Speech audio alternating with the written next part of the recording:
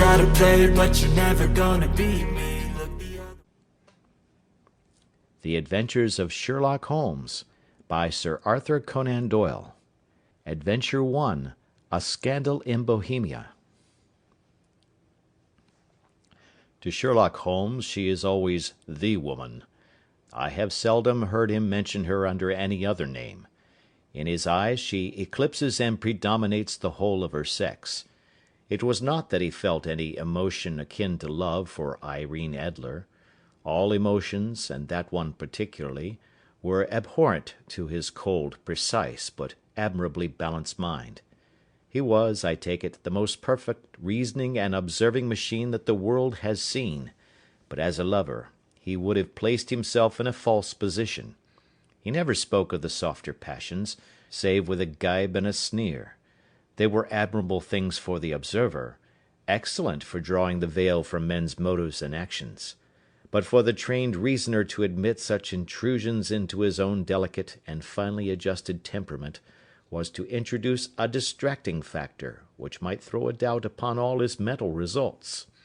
Grit in a sensitive instrument, or a crack in one of his own high-power lenses, would not be more disturbing than a strong emotion in a nature such as his.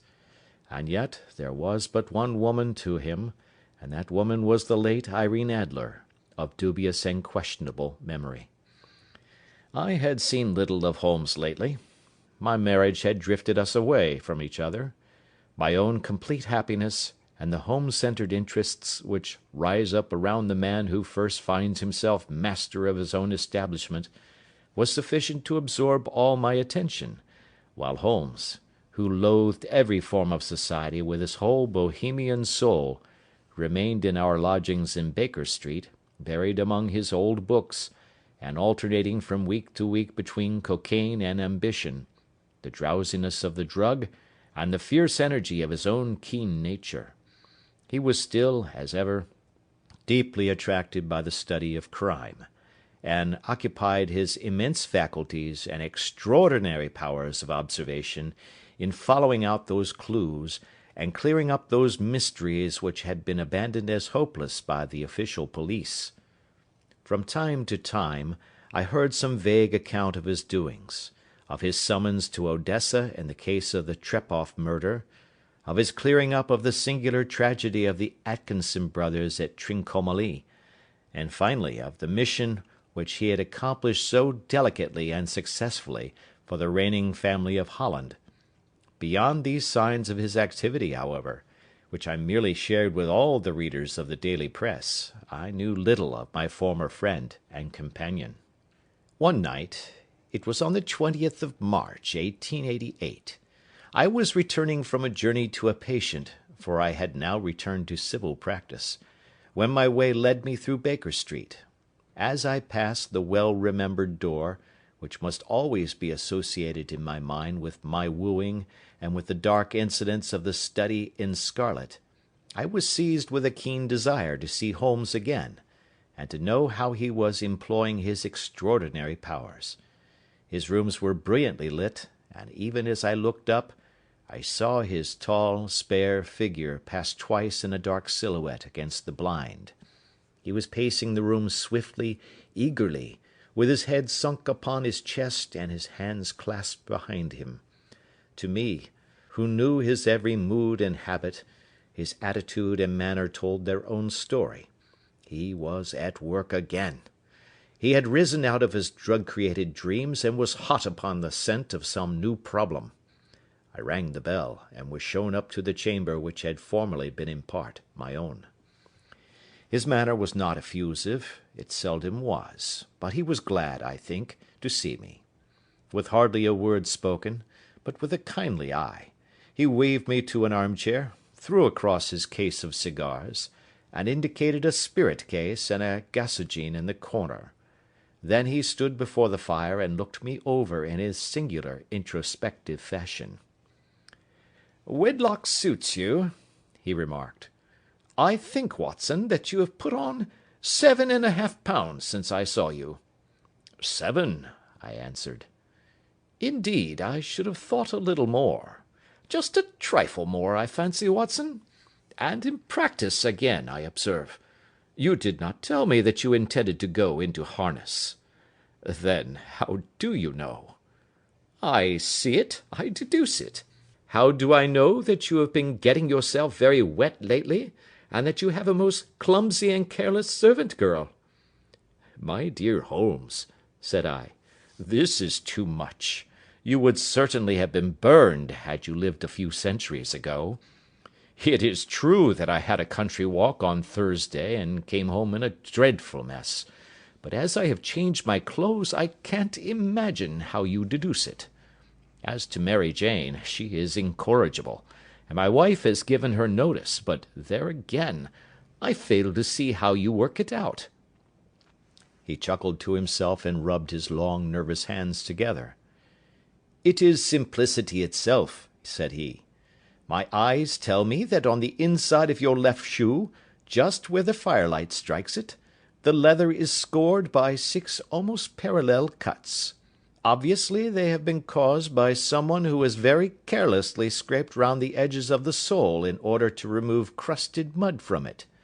Hence, you see, my double deduction that you have been out in vile weather, and that you had a particularly malignant boot-slitting specimen of the London slavey.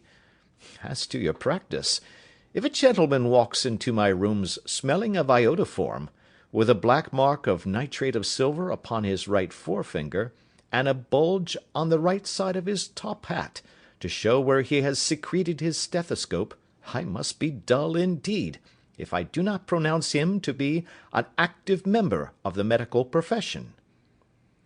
I could not help laughing at the ease with which he explained his process of deduction. When I hear you give your reasons, I remarked, the thing always appears to me to be so ridiculously simple that I could easily do it myself, though at each successive instance of your reasoning I am baffled until you explain your process. And yet I believe that my eyes are as good as yours. Quite so, he answered, lighting a cigarette, and throwing himself down into an armchair. You see, but you do not observe. The distinction is clear. For example, you have frequently seen the steps which lead up from the hall to this room. Frequently. How often? Well, some hundreds of times. Then how many are there? How many? I don't know. Quite so. You have not observed, and yet you have seen. That is just my point. Now, I know that there are 17 steps, because I have both seen and observed. By the way, since you are interested in these little problems, and since you are good enough to chronicle one or two of my trifling experiences, you may be interested in this. He threw over a sheet of thick, pink-tinted notepaper which had been lying open upon the table. It came by the last post, said he. Read it aloud. The note was undated, and without either signature or address. There will call upon you tonight at 7:45, it said, a gentleman who desires to consult you upon a matter of the very deepest moment. Your recent services to one of the royal houses of Europe have shown that you are one who may safely be trusted with matters which are of an importance which can hardly be exaggerated. This account of you we have from all quarters received. Be in your chamber then at that hour, and do not take it amiss if your visitor wear a mask. This is indeed a mystery, I remarked. What do you imagine that it means? I have no data yet. It is a capital mistake to theorize before one has data. Insensibly one begins to twist facts to suit theories, instead of theories to suit facts. But the note itself, what do you deduce from it? I carefully examined the writing, and the paper upon which it was written. The man who wrote it was presumably well-to-do, I remarked, endeavouring to imitate my companion's processes. Such paper could not be bought under 1/2 crown a packet. It is peculiarly strong and stiff. Peculiar, that is the very word, said Holmes. It is not an English paper at all. Hold it up to the light." I did so, and saw a large E with a small g, a capital P, and a large capital G with a small t woven into the texture of the paper. "What do you make of that?" asked Holmes. "The name of the maker, no doubt, or his monogram, rather." "Not at all. The G with a small t stands for Gesellschaft, which is German for company. It is a customary contraction like our CO for company. P, of course, stands for Papier. Now for the EG. Let us glance at our Continental Gazetteer." He took down a heavy brown volume from his shelves. Iglonitz, here we are, Egria. It is in a German-speaking country, in Bohemia, not far from Carlsbad. Remarkable as being the scene of the death of Wallenstein, and for its numerous glass factories and paper mills. Ha, my boy, what do you make of that?"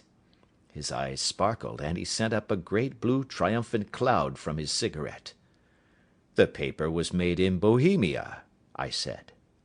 "Precisely, and the man who wrote the note is a German. Do you note the peculiar construction of the sentence? 'This account of you we have from all quarters received'? A Frenchman or Russian could not have written that. It is the German who is so uncourteous to his verbs. It only remains, therefore, to discover what is wanted by this German who writes upon Bohemian paper, and prefers wearing a mask to showing his face. And here he comes, if I am not mistaken, to resolve all our doubts." As he spoke, there was a sharp sound of horses' hoofs and grating wheels against the curb, followed by a sharp pull at the bell. Holmes whistled. "A pair, by the sound," said he. "Yes," he continued, glancing out of the window. "A nice little brougham and a pair of beauties.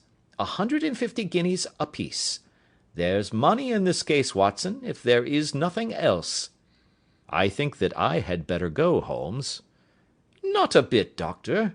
Stay where you are. I am lost without my Boswell, and this promises to be interesting. It would be a pity to miss it." "But your client—" "Never mind him. I may want your help, and so may he. Here he comes. Sit down in that armchair, Doctor, and give us your best attention." A slow and heavy step, which had been heard upon the stairs and in the passage, paused immediately outside the door. Then there was a loud and authoritative tap. "Come in," said Holmes. A man entered, who could hardly have been less than 6 feet 6 inches in height, with the chest and limbs of a Hercules. His dress was rich, with a richness which would, in England, be looked upon as akin to bad taste. Heavy bands of astrakhan were slashed across the sleeves and fronts of his double-breasted coat, while the deep blue cloak which was thrown over his shoulders was lined with flame-coloured silk, and secured at the neck with a brooch, which consisted of a single flaming beryl. Boots, which extended halfway up his calves, and which were trimmed at the tops with rich brown fur, completed the impression of barbaric opulence which was suggested by his whole appearance. He carried a broad-brimmed hat in his hand, while he wore across the upper part of his face, extending down past the cheek-bones, a black vizard mask, which he had apparently adjusted that very moment, for his hand was still raised to it as he entered. From the lower part of the face he appeared to be a man of strong character, with a thick, hanging lip, and a long, straight chin suggestive of resolution pushed to the length of obstinacy. "You had my note?" he asked, with a deep, harsh voice and a strongly marked German accent. "I told you that I would call." He looked from one to the other of us, as if uncertain which to address. "Pray take a seat," said Holmes.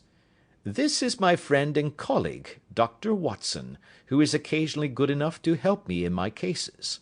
Whom have I the honour to address?" "You may address me as the Count von Kramm, a Bohemian nobleman. I understand that this gentleman, your friend, is a man of honour and discretion. whom I may trust with a matter of the most extreme importance? If not, I should much prefer to communicate with you alone." I rose to go, but Holmes caught me by the wrist and pushed me back into my chair. "It is both or none," said he. "You may say before this gentleman anything which you may say to me." The Count shrugged his broad shoulders. "Then I must begin," said he, "by binding you both to absolute secrecy for 2 years. At the end of that time, the matter will be of no importance. At present it is not too much to say that it is of such weight, it may have an influence upon European history." "I promise," said Holmes. "And I." "You will excuse this mask," continued our strange visitor.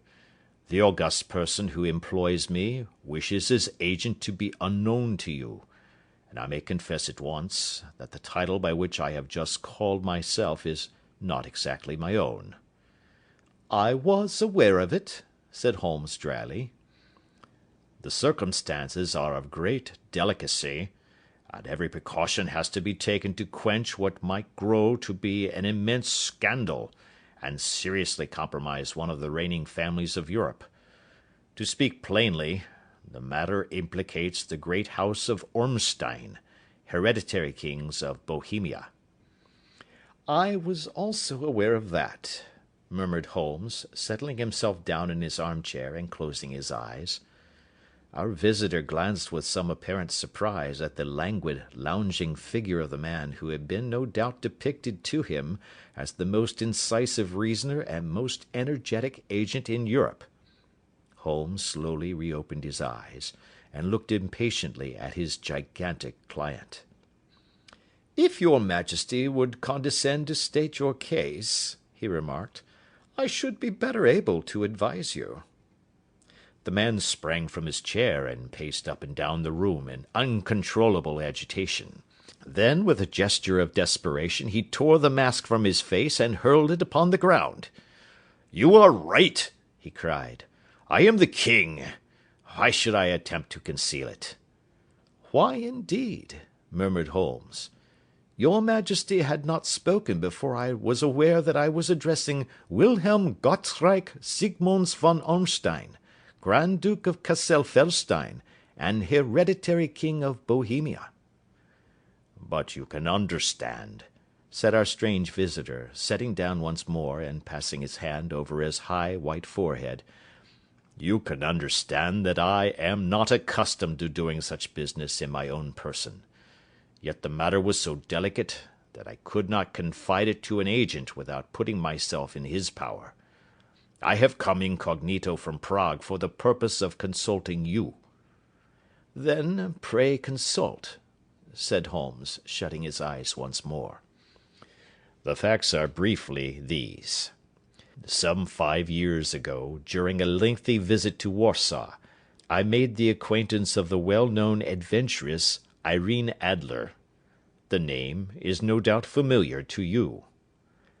"Kindly look her up in my index, Doctor," murmured Holmes, without opening his eyes. For many years he had adopted a system of docketing all paragraphs concerning men and things, so that it was difficult to name a subject or a person on which he could not at once furnish information.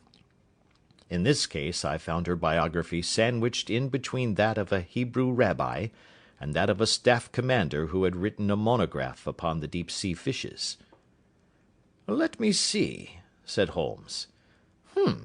Born in New Jersey in the year 1858. Contralto. La Scala. Prima donna Imperial Opera of Warsaw. Yes. Retired from operatic stage. Ha! Living in London. Quite so. Your Majesty, as I understand, became entangled with this young person, wrote her some compromising letters, and is now desirous of getting those letters back." "Precisely so. But how? Was there a secret marriage?" "None." "No legal papers or certificates?" "None." "Then I failed to follow your Majesty. If this young person should produce her letters for blackmailing or other purposes, how is she to prove their authenticity?" "There is the writing." "Pooh, pooh, forgery." "My private notepaper." "Stolen." "My own seal." "Imitated." "My photograph." "Bought." "We were both in the photograph." "Oh, dear, that is very bad. Your Majesty has indeed committed an indiscretion." "I was mad, insane." "You have compromised yourself seriously." "I was only crown prince then. I was young. I am but 30 now." "It must be recovered." "We have tried and failed." "Your Majesty must pay. It must be bought." "She will not sell." "Stolen, then." "5 attempts have been made. Twice burglars in my pay ransacked her house. Once we diverted her luggage when she travelled. Twice she has been waylaid. There has been no result." "No sign of it?" "Absolutely none." Holmes laughed. "It is quite a pretty little problem," said he. "But a very serious one to me," returned the king reproachfully. "Very, indeed. And what does she propose to do with the photograph?" "To ruin me." "But how?" "I am about to be married." "So I have heard." "To Clotilde Lothman von Saxe-Meiningen, second daughter of the King of Scandinavia. You may know the strict principles of her family. She is herself the very soul of delicacy. A shadow of a doubt as to my conduct would bring the matter to an end." "And Irene Adler?" "Threatens to send them the photograph. And she will do it. I know that she will do it. You do not know her, but she has a soul of steel. She has the face of the most beautiful of women, and the mind of the most resolute of men. Rather than I should marry another woman, there are no lengths to which she would not go. None." "You are sure that she has not sent it yet?" "I am sure." "And why?" "Because she has said that she would send it on the day when the betrothal was publicly proclaimed. That will be next Monday." "Oh, then we have 3 days yet," said Holmes with a yawn. "That is very fortunate, as I have 1 or 2 matters of importance to look into just at present. Your Majesty will, of course, stay in London for the present?" "Certainly. You will find me at the Langham under the name of the Count von Cram." "Then I shall drop you a line to let you know how we progress." "Pray do so. I shall be all anxiety." "Then, as to money?" "You have carte blanche." "Absolutely." "I tell you that I would give 1 of the provinces of my kingdom to have that photograph." "And for present expenses?" The king took a heavy chamois leather bag from under his cloak and laid it on the table. "There are £300 in gold and 700 in notes," he said. Holmes scribbled a receipt upon a sheet of his notebook and handed it to him. "And mademoiselle's address?" he asked. "Is Briony Lodge, Serpentine Avenue, St. John's Wood." Holmes took a note of it. "One other question," said he. "Was the photograph a cabinet?" "It was." "Then good night, your Majesty, and I trust that we shall soon have some good news for you. And good night, Watson," he added, as the wheels of the royal brougham rolled down the street.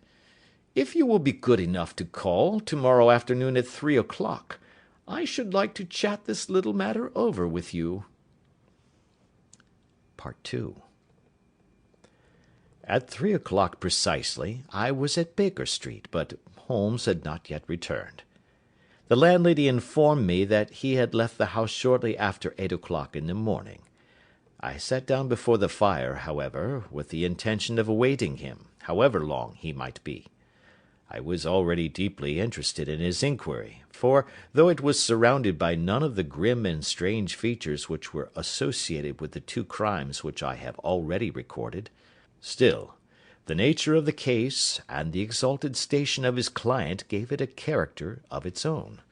Indeed, apart from the nature of the investigation which my friend had on hand, there was something in his masterly grasp of a situation, and his keen, incisive reasoning, which made it a pleasure to me to study his system of work, and to follow the quick, subtle methods by which he disentangled the most inextricable mysteries.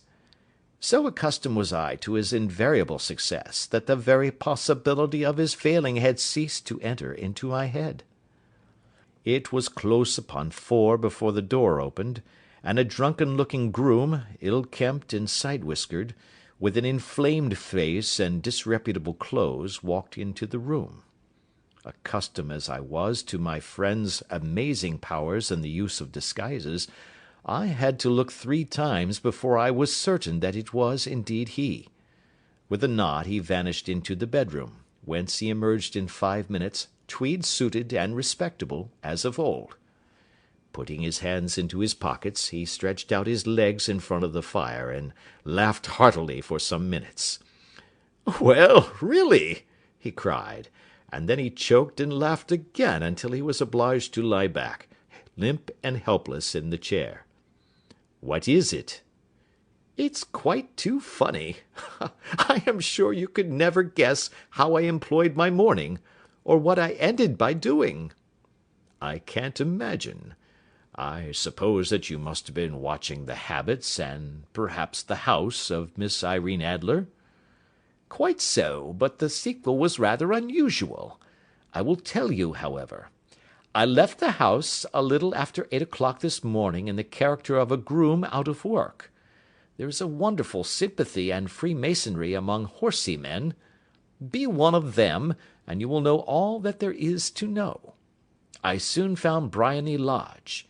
It is a bijou villa, with a garden at the back, but built out in front right up to the road, 2 stories. Chubb lock to the door.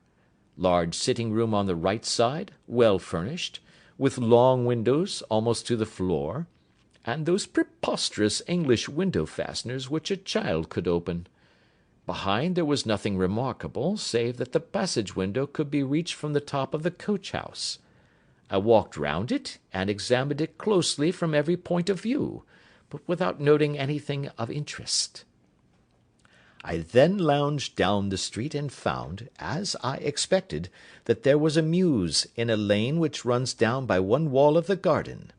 I lent the ostlers a hand in rubbing down their horses, and received in exchange 2d, a glass of half and half, 2 fills of shag tobacco, and as much information as I could desire about Miss Adler, to say nothing of half a dozen other people in the neighbourhood, in whom I was not in the least interested, but whose biographies I was compelled to listen to. "And what of Irene Adler?" I asked. "Oh, she has turned all the men's head down in that part. She is the daintiest thing under a bonnet on this planet. So say the Serpentine Mews to a man. She lives quietly, sings at concerts, drives out at 5 every day, and returns at 7 sharp for dinner. Seldom goes out at other times except when she sings. Has only 1 male visitor, but a good deal of him.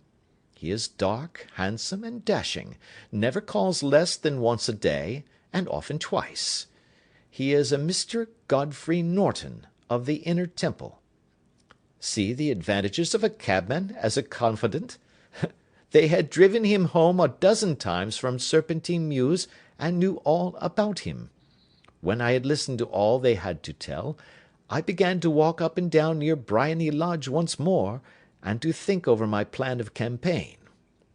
This Godfrey Norton was evidently an important factor in the matter.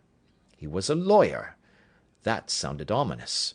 What was the relation between them, and what the object of his repeated visits? Was she his client, his friend, or his mistress? If the former, she had probably transferred the photograph to his keeping. If the latter, it was less likely. On the issue of this question depended whether I should continue my work at Briony Lodge, or turn my attention to the gentlemen's chambers in the Temple. It was a delicate point, and it widened the field of my inquiry. I fear that I bore you with these details, but I have to let you see my little difficulties, if you are to understand the situation. I am following you closely, I answered. I was still balancing the matter in my mind when a hansom cab drove up to Briony Lodge, and a gentleman sprang out. He was a remarkably handsome man, dark, aquiline, and moustached, evidently the man of whom I had heard. He appeared to be in a great hurry, shouted to the cabman to wait, and brushed past the maid who opened the door with the air of a man who was thoroughly at home. He was in the house about half an hour, and I could catch glimpses of him in the windows of the sitting-room, pacing up and down, talking excitedly, and waving his arms. Of her I could see nothing. Presently he emerged, looking even more flurried than before. As he stepped up to the cab, he pulled a gold watch from his pocket and looked at it earnestly. "Drive like the devil!" he shouted. "First to Gross and Hankey's in Regent Street, and then to the Church of St. Monica in the Edgware Road. Half a guinea if you do it in 20 minutes. Away they went, and I was just wondering whether I should not do well to follow them, when up the lane comes a neat little landau, the coachman with his coat only half buttoned, and his tie under his ear, while all the tags of his harness were sticking out of the buckles. It hadn't pulled up before she shot out of the hall door and into it. I only caught a glimpse of her at the moment, but she was a lovely woman, with a face that a man might die for. "The Church of St. Monica, John," she cried, "and half a sovereign if you reach it in 20 minutes." This was quite too good to lose, Watson. I was just balancing whether I should run for it, or whether I should perch behind her landau, when a cab came through the street. The driver looked twice at such a shabby fare, but I jumped in before he could object. "The Church of St. Monica," said I, "and half a sovereign if you reach it in 20 minutes. It was 25 minutes to 12, and of course it was clear enough what was in the wind. My cabby drove fast. I don't think I ever drove faster, but the others were there before us. The cab and the landau with their steaming horses were in front of the door when I arrived. I paid the man and hurried into the church. There was not a soul there save the two whom I had followed, and a surpliced clergyman, who seemed to be expostulating with them. They were all three standing in a knot in front of the altar. I lounged up the side aisle like any other idler who has dropped into a church. Suddenly, to my surprise, the three at the altar faced round to me, and Godfrey Norton came running as hard as he could towards me. "Thank God!" he cried. "You'll do. Come, come." "What then?" I asked. "Come, man, come. Only 3 minutes, or it won't be legal." I was half dragged up to the altar, and before I knew where I was, I found myself mumbling responses which were whispered in my ear, and vouching for things of which I knew nothing, and generally assisting in the secure tying up of Irene Adler, spinster, to Godfrey Norton, bachelor. It was all done in an instant, and there was the gentleman thanking me on the one side, and the lady on the other, while the clergyman beamed on me in front. It was the most preposterous position in which I ever found myself in my life, and it was the thought of it that started me laughing just now. It seems that there had been some informality about their licence, that the clergyman absolutely refused to marry them without a witness of some sort, and that my lucky appearance saved the bridegroom from having to sally out into the streets in search of a best man. The bride gave me a sovereign, and I mean to wear it on my watch chain in memory of the occasion." "This is a very unexpected turn of affairs," said I. "And what then?" Well, I found my plans very seriously menaced. It looked as if the pair might take an immediate departure, and so necessitate very prompt and energetic measures on my part. At the church door, however, they separated, he driving back to the Temple, and she to her own house. "I shall drive out in the park at 5 as usual," she said as she left him. I heard no more. They drove away in different directions, and I went off to make my own arrangements. "Which are?" "Some cold beef and a glass of beer," he answered, ringing the bell. "I have been too busy to think of food, and I am likely to be busier still this evening. By the way, Doctor, I shall want your co-operation." "I shall be delighted."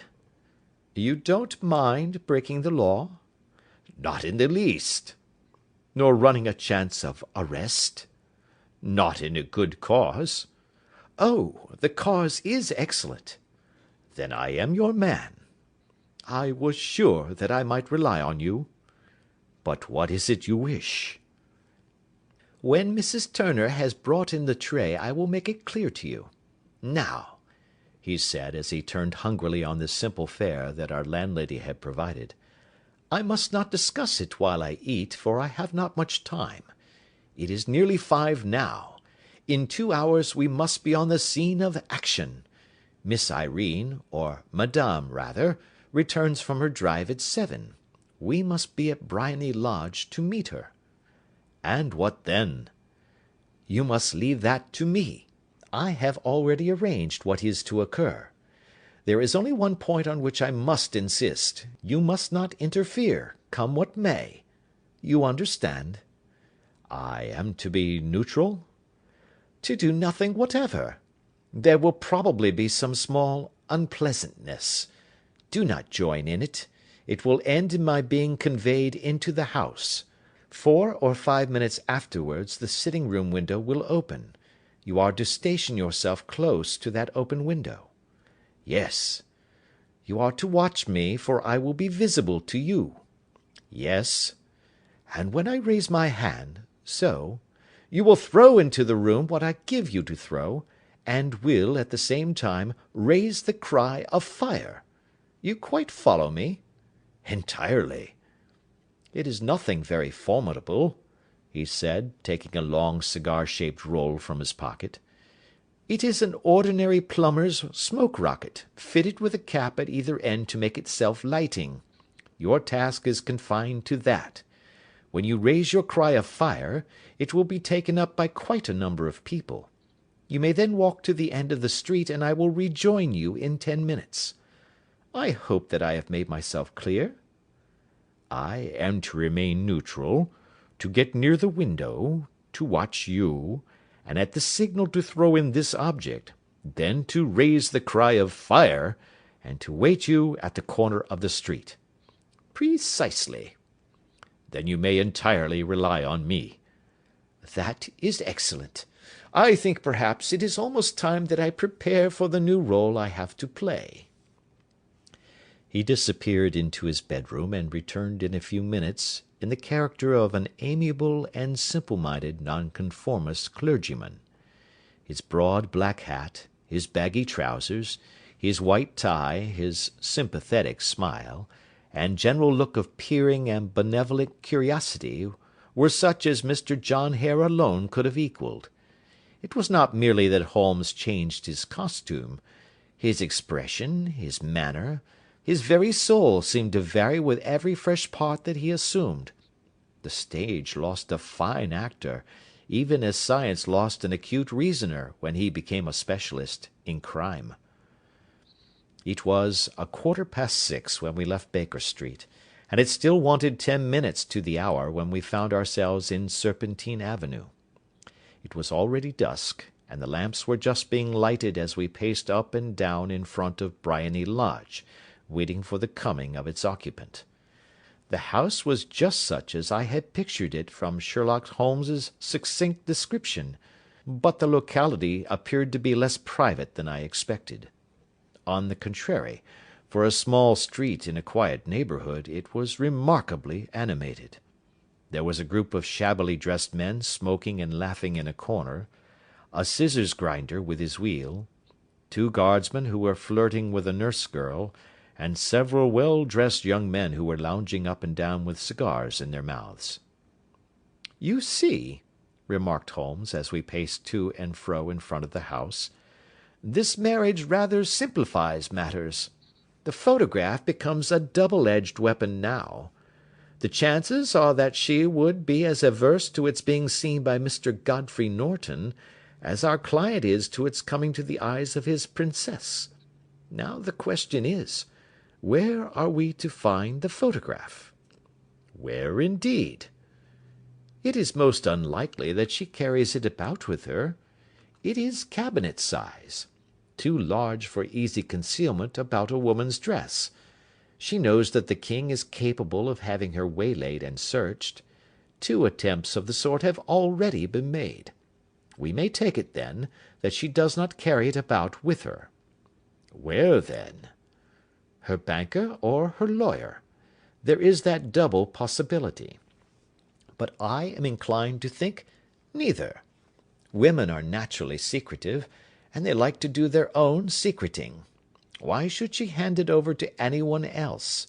She could trust her own guardianship, but she could not tell what indirect or political influence might be brought to bear upon a business man.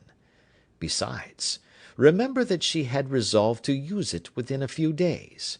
It must be where she can lay her hands upon it. It must be in her own house. But it has twice been burgled. Pshaw! They did not know how to look. But how will you look? I will not look. What then? I will get her to show me. But she will refuse. She will not be able to. But I hear the rumble of wheels. It is her carriage. Now, carry out my orders to the letter. As he spoke, the gleam of the side-lights of a carriage came round the curve of the avenue. It was a smart little landau which rattled up to the door of Briony Lodge. As he pulled up, one of the loafing men at the corner dashed forward to open the door in the hope of earning a copper, but was elbowed away by another loafer, who had rushed up with the same intention.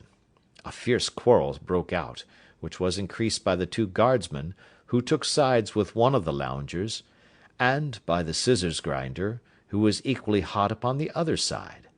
A blow was struck, and in an instant the lady, who had stepped from her carriage, was the centre of a little knot of flushed and struggling men, who struck savagely at each other with their fists and sticks. Holmes dashed into the crowd to protect the lady, but, just as he reached her, he gave a cry and dropped to the ground, with the blood running freely down his face. At his fall the guardsmen took to their heels in one direction, and the loungers in the other, while a number of better-dressed people, who had watched the scuffle without taking part in it, crowded in to help the lady and to attend to the injured man. Irene Adler, as I will still call her, had hurried up the steps, but she stood at the top with her superb figure outlined against the lights of the hall, looking back into the street. "Is the poor gentleman much hurt?" she asked. "He is dead," cried several voices. "No, no, there's life in him," shouted another, "but he'll be gone before you can get him to hospital." "He's a brave fellow," said a woman. "They would have had the lady's purse and watch if it hadn't been for him. They were a gang, and a rough one too. Ah, he's breathing now." "He can't lie in the street. May we bring him in, marm?" "Surely. Bring him into the sitting-room. There is a comfortable sofa. This way, please." Slowly and solemnly he was borne into Briony Lodge and laid out in the principal room, while I still observed the proceedings from my post by the window. The lamps had been lit, but the blinds had not been drawn, so that I could see Holmes as he lay upon the couch.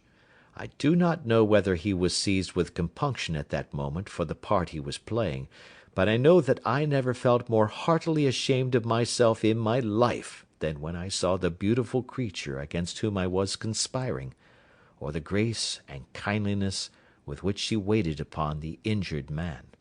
And yet it would be the blackest treachery to Holmes to draw back now from the part which he had entrusted to me. I hardened my heart, and took the smoke rocket from under my ulster. After all, I thought, we are not injuring her. we are but preventing her from injuring another." Holmes had sat up upon the couch, and I saw him motion like a man who is in need of air. A maid rushed across and threw open the window. At the same instant I saw him raise his hand, and at the signal I tossed my rocket into the room with a cry of "Fire!" The word was no sooner out of my mouth than the whole crowd of spectators, well dressed and ill, gentlemen, ostlers, and servant maids, joined in a general shriek of "Fire!" Thick clouds of smoke curled through the room and out at the open window. I caught a glimpse of rushing figures, and a moment later the voice of Holmes from within, assuring them that it was a false alarm.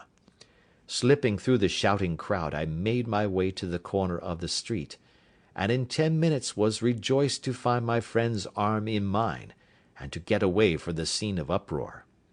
He walked swiftly and in silence for some minutes until we had turned down one of the quiet streets which lead towards the Edgware Road. "You did it very nicely, Doctor," he remarked. "Nothing could have been better. It is all right." "You have the photograph?"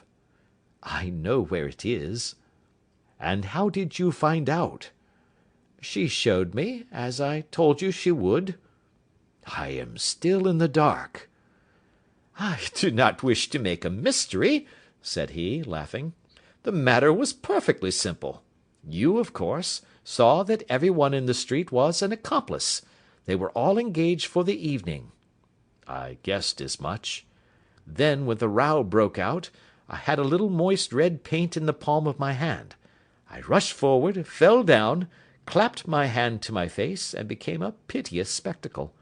It is an old trick." "That also I could fathom." "Then they carried me in. She was bound to have me in. What else could she do? And into her sitting room, which was the very room which I suspected. It lay between that and her bedroom, and I was determined to see which. They laid me on a couch. I motioned for air. They were compelled to open the window, and you had your chance." "How did that help you?" "It was all important. When a woman thinks that her house is on fire, her instinct is at once to rush to the thing which she values most. It is a perfectly overpowering impulse, and I have more than once taken advantage of it. In the case of the Darlington substitution scandal it was of use to me, and also in the Arnsworth Castle business. A married woman grabs at her baby, an unmarried one reaches for her jewel box.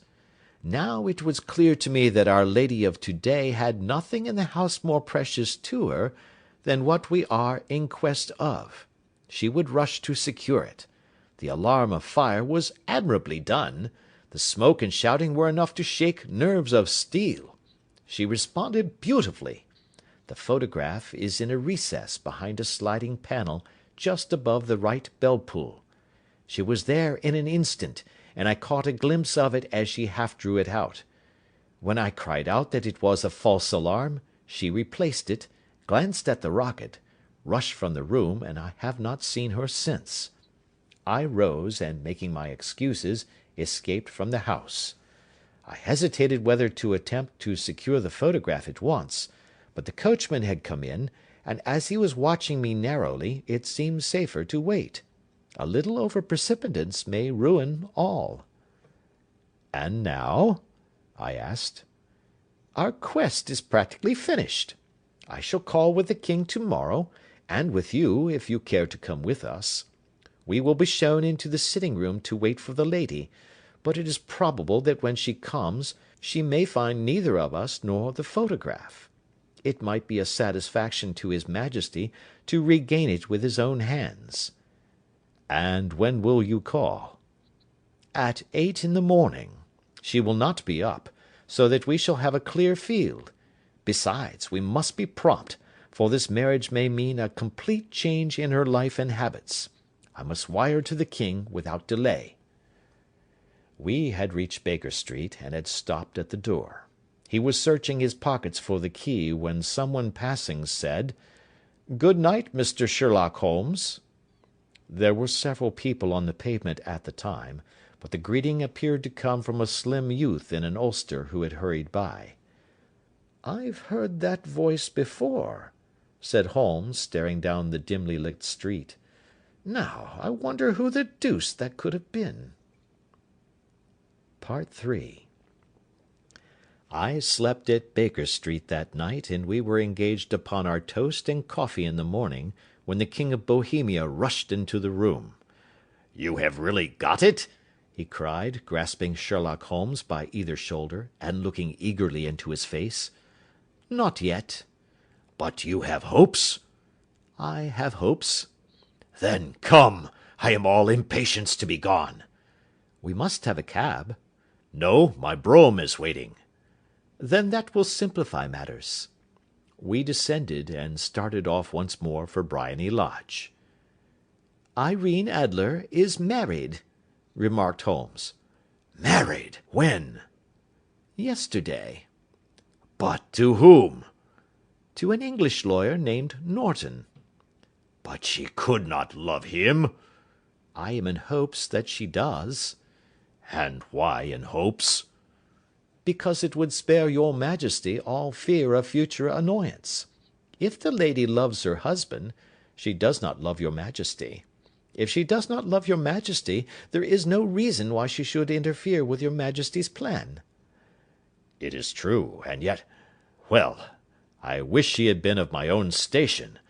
What a queen she would have made!" He relapsed into a moody silence, which was not broken until we drew up in Serpentine Avenue. The door of Briony Lodge was open, and an elderly woman stood upon the steps. She watched us with a sardonic eye as we stepped from the brougham. "Mr. Sherlock Holmes, I believe?" said she. "I am Mr. Holmes," answered my companion, looking at her with a questioning and rather startled gaze. "Indeed! My mistress told me that you were likely to call. She left this morning with her husband by the 5:15 train from Charing Cross for the Continent." "What!" Sherlock Holmes staggered back, white with chagrin and surprise. "Do you mean that she has left England?" "Never to return." "And the papers?" asked the king hoarsely. "All is lost." "We shall see." He pushed past the servant, and rushed into the drawing-room, followed by the king and myself. The furniture was scattered about in every direction, with dismantled shelves and open drawers, as if the lady had hurriedly ransacked them before her flight.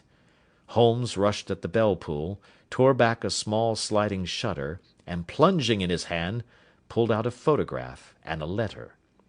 The photograph was of Irene Adler herself in evening dress. The letter was superscribed to Sherlock Holmes, Esquire, to be left till called for. My friend tore it open, and we all three read it together. It was dated at midnight of the preceding night, and ran in this way: "My dear Mr. Sherlock Holmes, you really did it very well. You took me in completely. Until after the alarm of fire I had not a suspicion, but then when I found how I had betrayed myself, I began to think. I had been warned against you months ago. I had been told that, if the king employed an agent, it would certainly be you. And your address had been given me. Yet, with all this, you made me reveal what you wanted to know. Even after I became suspicious, I found it hard to think evil of such a dear, kind old clergyman. But, you know, I have been trained as an actress myself. Male costume is nothing new to me. I often take advantage of the freedom which it gives.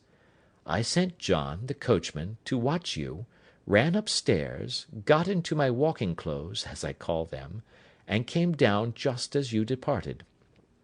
Well, I followed you to your door, and so made sure that I was really an object of interest to the celebrated Mr. Sherlock Holmes. Then I, rather imprudently, wished you good night, and started for the Temple to see my husband. We both thought the best resource was flight, when pursued by so formidable an antagonist. So you will find the nest empty when you call to-morrow. As to the photograph, your client may rest in peace. I love and am loved by a better man than he. The king may do what he will without hindrance from one whom he has cruelly wronged. I keep it only to safeguard myself, and to preserve a weapon which will always secure me from any steps which he might take in the future. I leave a photograph which he might care to possess, and I remain, dear Mr. Sherlock Holmes, very truly yours, Irene Norton, née Adler. What a woman! Oh, what a woman! cried the King of Bohemia, when we had all three read this epistle. Did I not tell you how quick and resolute she was? Would she not have made an admirable queen? Is it not a pity that she was not on my level? From what I have seen of the lady, she seems indeed to be on a very different level to your majesty, said Holmes coldly. I am sorry that I have not been able to bring your majesty's business to a more successful conclusion. On the contrary, my dear sir, cried the king, nothing could be more successful. I know that her word is inviolate. The photograph is now as safe as if it were in the fire. I am glad to hear your majesty say so. I am immensely indebted to you. Pray tell me in what way I can reward you. This ring—" He slipped an emerald snake ring from his finger, and held it out upon the palm of his hand. "Your majesty has something which I should value even more highly," said Holmes. "You have but to name it." "This photograph." The king stared in amazement. "Irene's photograph!" he cried. "Certainly, if you wish it." "I thank your majesty. Then there is no more to be done in the matter. I have the honour to wish you a very good morning." He bowed, and turning away without observing the hand which the king had stretched out to him, he set off in my company for his chambers. And that was how a great scandal threatened to affect the kingdom of Bohemia, and how the best plans of Mr. Sherlock Holmes were beaten by a woman's wit. He used to make merry over the cleverness of woman, but I have not heard him do it of late, and when he speaks of Irene Adler, or when he refers to her photograph, it is always under the honourable title of the woman. End of Chapter 1. The Adventures of Sherlock Holmes, by Sir Arthur Conan Doyle. Adventure 2. The Red-Headed League. I had called upon my friend, Mr. Sherlock Holmes, one day in the autumn of last year, and found him in deep conversation with a very stout, florid-faced, elderly gentleman with fiery red hair. With an apology for my intrusion I was about to withdraw, when Holmes pulled me abruptly into the room and closed the door behind me. "You could not possibly have come at a better time, my dear Watson," he said cordially. "I was afraid that you were engaged." "So I am, very much so." "Then I can wait in the next room." "Not at all. This gentleman, Mr. Wilson, has been my partner and helper in many of my most successful cases, and I have no doubt that he will be of the utmost use to me and yours also."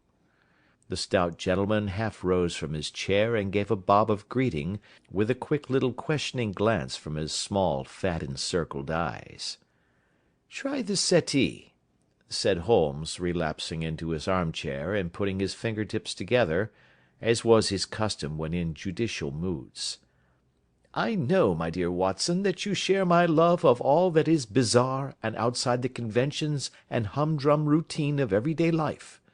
You have shown your relish for it by the enthusiasm which has prompted you to chronicle, and, if you will excuse my saying so, somewhat to embellish so many of my own little adventures." "Your cases have indeed been of the greatest interest to me," I observed. "You will remember that I remarked the other day, just before we went into the very simple problem presented by Miss Mary Sutherland, that for strange effects and extraordinary combinations we must go to life itself, which is always far more daring than any effort of the imagination." "A proposition which I took the liberty of doubting." "You did, doctor, but none the less you must come round to my view, for otherwise I shall keep on piling fact upon fact on you until your reason breaks down under them and acknowledges me to be right. Now, Mr. Jabez Wilson here has been good enough to call upon me this morning, and to begin a narrative which promises to be one of the most singular which I have listened to for some time. You have heard me remark that the strangest and most unique things are very often connected not with the larger but with the smaller crimes, and occasionally, indeed, where there is room for doubt whether any positive crime has been committed. As far as I have heard, it is impossible for me to say whether the present case is an instance of crime or not, but the course of events is certainly among the most singular that I have ever listened to. Perhaps, Mr. Wilson, you would have the great kindness to recommence your narrative. I ask you not merely because my friend Dr. Watson has not heard the opening part, but also because the peculiar nature of the story makes me anxious to have every possible detail from your lips. As a rule, when I have heard some slight indication of the course of events, I am able to guide myself by thousands of other similar cases which occur to my memory. In the present instance, I am forced to admit that the facts are, to the best of my belief, unique." The portly client puffed out his chest with an appearance of some little pride, and pulled a dirty and wrinkled newspaper from the inside pocket of his greatcoat. As he glanced down the advertisement column, with his head thrust forward and the paper flattened out upon his knee, I took a good look at the man and endeavoured, after the fashion of my companion, to read the indications which might be presented by his dress or appearance. I did not gain very much, however, by my inspection. Our visitor bore every mark of being an average commonplace British tradesman, obese, pompous, and slow. He wore rather baggy grey shepherd's check trousers, a not over-clean black frock-coat, unbuttoned in the front, and a drab waistcoat with a heavy brassy Albert chain, and a square pierced bit of metal dangling down as an ornament. A frayed top hat and a faded brown overcoat with a wrinkled velvet collar lay upon a chair beside him. Altogether, look as I would, there was nothing remarkable about the man save his blazing red head, and the expression of extreme chagrin and discontent upon his features. Sherlock Holmes's quick eye took in my occupation, and he shook his head with a smile as he noticed my questioning glances. "Beyond the obvious facts that he has at some time done manual labour, that he takes snuff, that he is a Freemason, that he has been in China, and that he has done a considerable amount of writing lately, I can deduce nothing else." Mr. Jabez Wilson started up in his chair, with his forefinger upon the paper, but his eyes upon my companion. "How, in the name of good fortune, did you know all that, Mr. Holmes?" he asked. "How did you know, for example, that I did manual labour? It's as true as gospel, for I began as a ship's carpenter." "Your hands, my dear sir. Your right hand is quite a size larger than your left.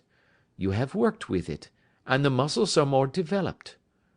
"Well, the snuff, then, and the Freemasonry?" "I won't insult your intelligence by telling you how I read that, especially as, rather against the strict rules of your order, you use an arc and compass breastpin." "Ah, of course, I forgot that. But the writing?" "What else can be indicated by that right cuff so very shiny for 5 inches, and the left one with the smooth patch near the elbow where you rested upon the desk?" "Well, but China?" "The fish that you have tattooed immediately above your right wrist could only have been done in China. I have made a small study of tattoo marks, and have even contributed to the literature of the subject. That trick of staining the fish's scales of a delicate pink is quite peculiar to China. When, in addition, I see a Chinese coin hanging from your watch chain, the matter becomes even more simple." Mr. Jabez Wilson laughed heavily. "Well, I never," said he. I thought at first that you had done something clever, but I see that there was nothing in it after all." "I begin to think, Watson," said Holmes, "that I make a mistake in explaining. Omne ignoratum pro magnifico, you know, and my poor little reputation, such as it is, will suffer shipwreck if I am so candid. Can you not find the advertisement, Mr. Wilson?" "Yes, I have got it now," he answered with his thick red finger planted halfway down the column. "Here it is. This is what began it all. You just read it for yourself, sir." I took the paper from him and read as follows: "To the Red-Headed League. On account of the bequest of the late Ezekiah Hopkins, of Lebanon, Pennsylvania, U.S.A., there is now another vacancy open which entitles a member of the League to a salary of £4 a week for purely nominal services. All red-headed men who are sound in body and mind, and above the age of 21 years, are eligible. Apply in person on Monday at 11 o'clock to Duncan Ross, at the offices of the League, 7 Pope's Court, Fleet Street." "What on earth does this mean?" I ejaculated after I had twice read over the extraordinary announcement. Holmes chuckled and wriggled in his chair, as was his habit when in high spirits. "It is a little off the beaten track, isn't it?" said he. "And now, Mr. Wilson, off you go at scratch and tell us all about yourself, your household, and the effect which this advertisement had upon your fortunes. You will first make a note, Doctor, of the paper and the date." "It is the Morning Chronicle of April 27, 1890, just 2 months ago." "Very good. Now, Mr. Wilson?" "Well, it is just as I have been telling you, Mr. Sherlock Holmes," said Jabez Wilson, mopping his forehead. "I have a small pawnbroker's business at Coburg Square, near the city. It's not a very large affair, and of late years it has not done more than just give me a living. I used to be able to keep 2 assistants, but now I only keep 1, and I would have a job to pay him but that he is willing to come for half wages so as to learn the business." "What is the name of this obliging youth?" asked Sherlock Holmes. "His name is Vincent Spaulding, and he's not such a youth either. It's hard to say his age. I should not wish a smarter assistant, Mr. Holmes, and I know very well that he could better himself and earn twice what I am able to give him. But, after all, if he is satisfied, why should I put ideas in his head?" "Why, indeed? You seem most fortunate in having an employee who comes under the full market price. It is not a common experience among employers in this age. I don't know that your assistant is not as remarkable as your advertisement." "Oh, he has his faults, too," said Mr. Wilson. "Never was such a fellow for photography. Snapping away with a camera when he ought to be improving his mind, and then diving down into the cellar like a rabbit into its hole to develop his pictures. That is his main fault, but on the whole he's a good worker. There's no vice in him." "He is still with you, I presume?" "Yes, sir. He and a girl of 14, who does a bit of simple cooking and keeps the place clean. That's all I have in the house, for I am a widower and never had any family. We live very quietly, sir, the 3 of us, and we keep a roof over our heads and pay our debts, if we do nothing more. The first thing that put us out was that advertisement. Spaulding, he came down into the office just this day 8 weeks, with this very paper in his hand, and he says, 'I wish to the Lord, Mr. Wilson, that I was a red-headed man.' 'Why that?' I asks. 'Why,' says he, 'here's another vacancy on the League of the Red-headed Men. It's worth quite a little fortune to any man that gets it, and I understand that there are more vacancies than there are men, so that the trustees are at their wits' end what to do with the money. If my hair would only change colour, Here's a nice little crib all ready for me to step into." "Why, what is it, then?" I asked. "You see, Mr. Holmes, I am a very stay-at-home man, and as my business come to me instead of my having to go to it, I was often weeks on end without putting my foot over the doormat. In that way, I didn't know much of what was going on outside, and I was always glad of a bit of news. Have you never heard of the League of the Red-Headed Men?" he asked with his eyes open. "Never." "Why, I wonder at that, for you are eligible yourself for one of the vacancies." "And what are they worth?" I asked. "Oh, merely a couple of hundred a year, but the work is slight, and it need not interfere very much with one's other occupations." Well, you can easily think that that made me prick up my ears, for the business has not been over good for some years, and an extra couple of hundred would have been very handy. "Tell me all about it," said I. "Well," said he, showing me the advertisement, "you can see for yourself that the League has a vacancy, and there is the address where you should apply for particulars. As far as I can make out, the League was founded by an American millionaire, Ezekiah Hopkins, who was very peculiar in his ways. He was himself red-headed, and he had a great sympathy for all red-headed men. So, when he died, it was found that he had left his enormous fortune in the hands of trustees, with instructions to apply the interest to the providing of easy berths to men whose hair is of that colour.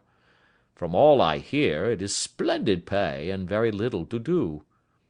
"But," said I, "there would be millions of red-headed men who would apply." "Not so many as you might think," he answered. "You see, it is really confined to Londoners, and to grown men. This American had started from London when he was young, and he wanted to do the old town a good turn. Then, again, I have heard it is no use your applying if your hair is light red, or dark red, or anything but real bright, blazing, fiery red. Now, if you cared to apply, Mr. Wilson, you would just walk in, but perhaps it would hardly be worth your while to put yourself out of the way for the sake of a few £100. Now, it is a fact, gentlemen, as you may see for yourselves, that my hair is of a very full and rich tint, so that it seemed to me that if there was to be any competition in the matter, I stood as good a chance as any man that I had ever met. Vincent Spaulding seemed to know so much about it that I thought he might prove useful, so I just ordered him to put up the shutters for the day, and to come right away with me. He was very willing to have a holiday, so we shut the business up and started off for the address that was given us in the advertisement. I never hope to see such a sight as that again, Mr. Holmes. From north, south, east, and west, every man who had a shade of red in his hair had tramped into the city to answer the advertisement. Fleet Street was choked with red-headed folk, and Pope's Court looked like a coster's orange barrow. I should not have thought there were so many in the whole country as were brought together by that single advertisement. Every shade of colour they were, straw, lemon, orange, brick, Irish setter, liver, clay. But, as Spaulding said, there were not many who had the real vivid flame-coloured tint. When I saw how many were waiting, I would have given it up in despair, but Spaulding would not hear of it. How he did it, I could not imagine, but he pushed and pulled and butted until he got me through the crowd, and right up to the steps which led to the office. There was a double stream upon the stair, some going up in hope, and some coming back dejected, but we wedged in as well as we could, and soon found ourselves in the office. "Your experience has been a most entertaining one," remarked Holmes, as his client paused and refreshed his memory with a huge pinch of snuff. "Pray continue your very interesting statement." "There was nothing in the office but a couple of wooden chairs and a deal table, behind which sat a small man with a head that was even redder than mine. He said a few words to each candidate as he came up, and then he always managed to find some fault in them which would disqualify them. Getting a vacancy did not seem to be such a very easy matter, after all. However, when our turn came, the little man was much more favourable to me than to any of the others, and he closed the door as we entered, so that he might have a private word with us. "This is Mr. Jabez Wilson," said my assistant, "and he is willing to fill a vacancy in the league." "And he is admirably suited for it," the other answered. "He has every requirement. I cannot recall when I have seen anything so fine." He took a step backward, cocked his head on one side, and gazed at my hair until I felt quite bashful. Then suddenly he plunged forward, wrung my hand, and congratulated me warmly on my success. "It would be injustice to hesitate," said he. "You will, however, I am sure, excuse me for taking an obvious precaution." With that he seized my hair in both his hands and tugged until I yelled with the pain. "There is water in your eyes," said he as he released me. "I perceive that all is as it should be. But we have to be careful, for we have twice been deceived by wigs and once by paint. I could tell you tales of cobbler's wax which would disgust you with human nature." He stepped over to the window and shouted through it at the top of his voice that the vacancy was filled. A groan of disappointment came up from below, and the folk all trooped away in different directions until there was not a red head to be seen except my own and that of the manager. "My name," said he, "is Mr. Duncan Ross, and I am myself one of the pensioners upon the fund left by our noble benefactor. Are you a married man, Mr. Wilson? Have you a family?" I answered that I had not. His face fell immediately. "Dear me," he said gravely, "that is very serious indeed. I am sorry to hear you say that. The fund was, of course, for the propagation and spread of the red heads as well as for their maintenance. It is exceedingly unfortunate that you should be a bachelor." My face lengthened at this, Mr. Holmes, for I thought that I was not to have the vacancy after all, but after thinking it over for a few minutes he said that it would be all right. "In the case of another," said he, "the objection might be fatal, but we must stretch a point in favour of a man with such a head of hair as yours. When shall you be able to enter upon your new duties?" "Well, it is a little awkward, for I have a business already," said I. "Oh, never mind about that, Mr. Wilson," said Vincent Spaulding. "I shall be able to look after that for you." "What would be the hours?" I asked. 10 to 2. Now, a pawnbroker's business is mostly done of an evening, Mr. Holmes, especially Thursday and Friday evening, which is just before payday. So it would suit me very well to earn a little in the mornings. Besides, I knew that my assistant was a good man, and that he would see to anything that turned up. "That would suit me very well," said I. "And the pay?" "Is £4 a week." "And the work?" "Is purely nominal." "What do you call purely nominal?" "Well, you have to be in the office, or at least in the building, the whole time. If you leave, you forfeit your whole position forever. The will is very clear upon that point. You don't comply with the conditions if you budge from the office during that time." "It's only 4 hours a day, and I should not think of leaving," said I. "No excuse will avail," said Mr. Duncan Ross. "Neither sickness nor business nor anything else. There you must stay, or you lose your billet." "And the work?" "Is to copy out the Encyclopaedia Britannica.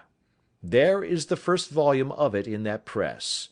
You must find your own ink, pens, and blotting paper, but we provide this table and chair. Will you be ready tomorrow?" "Certainly," I answered. "Then good-bye, Mr. Jabez Wilson, and let me congratulate you once more on the important position which you have been fortunate enough to gain." He bowed me out of the room, and I went home with my assistant, hardly knowing what to say or do, I was so pleased at my own good fortune. Well, I thought over the matter all day, and by evening I was in low spirits again, for I had quite persuaded myself that the whole affair must be some great hoax or fraud, though what its object might be I could not imagine. It seemed altogether past belief that anyone could make such a will, or that they would pay such a sum for doing anything so simple as copying out the Encyclopaedia Britannica. Vincent Spaulding did what he could to cheer me up, but by bedtime I had reasoned myself out of the whole thing. However, in the morning I determined to have a look at it anyhow, so I bought a penny bottle of ink, and with a quill pen and 7 sheets of foolscap paper, I started off for Pope's Court. Well, to my surprise and delight, everything was as right as possible. The table was set out ready for me, and Mr. Duncan Ross was there to see that I got fairly to work. He started me off upon the letter A, and then he left me, but would drop in from time to see that all was right with me. At 2 o'clock he bade me good day, complimented me upon the amount that I had written, and locked the door of the office after me. This went on for day after day, Mr. Holmes, and on Saturday the manager came in and planked down 4 golden sovereigns for my week's work. It was the same next week, and the same the week after. Every morning I was there at 10, and every afternoon I left at 2. By degrees Mr. Duncan Ross took to coming in only once of a morning, and then, after a time, he did not come in at all. Still, of course, I never dared to leave the room for an instant, for I was not sure when he might come, and the billet was such a good one, and suited me so well, that I would not risk the loss of it. 8 weeks passed away like this, and I had written about abbots, and archery, and armour, and architecture in Attica, and hoped with diligence that I might get on to the bees before very long. It cost me something in foolscap, and I had pretty nearly filled a shelf with my writings, and then suddenly the whole business came to an end. To an end? Yes, sir, and no later than this morning. I went to my work as usual at 10 o'clock, but the door was shut and locked, with a little square of cardboard hammered on to the middle of the panel with a tack. Here it is, and you can read for yourself. He held up a piece of white cardboard about the size of a sheet of note-paper. It read in this fashion: "The Red-Headed League is dissolved. October 9, 1890. Sherlock Holmes and I surveyed this curt announcement and the rueful face behind it, until the comical side of the affair so completely overtopped every other consideration that we both burst out into a roar of laughter. "I cannot see that there is anything very funny," cried our client, flushing up to the roots of his flaming head. "If you can do nothing better than laugh at me, I can go elsewhere." "No, no," cried Holmes, shoving him back into the chair from which he had half risen. "I really wouldn't miss your case for the world. It is most refreshingly unusual. But there is, if you will excuse my saying so, something just a little funny about it. Pray, what steps did you take when you found the card upon the door?" "I was staggered, sir. I did not know what to do. Then I called at the offices round, but none of them seemed to know anything about it. Finally, I went to the landlord, who is an accountant living on the ground floor, and I asked him if he could tell me what had become of the Red-Headed League. He said that he had never heard of any such body. Then I asked him who Mr. Duncan Ross was. He answered that the name was new to him. "Well," said I, "the gentleman at number 4. "What, the red-headed man?" "Yes." "Oh," said he, "his name was William Morris. He was a solicitor, and was using my room as a temporary convenience until his new premises were ready. He moved out yesterday." "Where could I find him?" "Oh, at his new offices. He did tell me the address.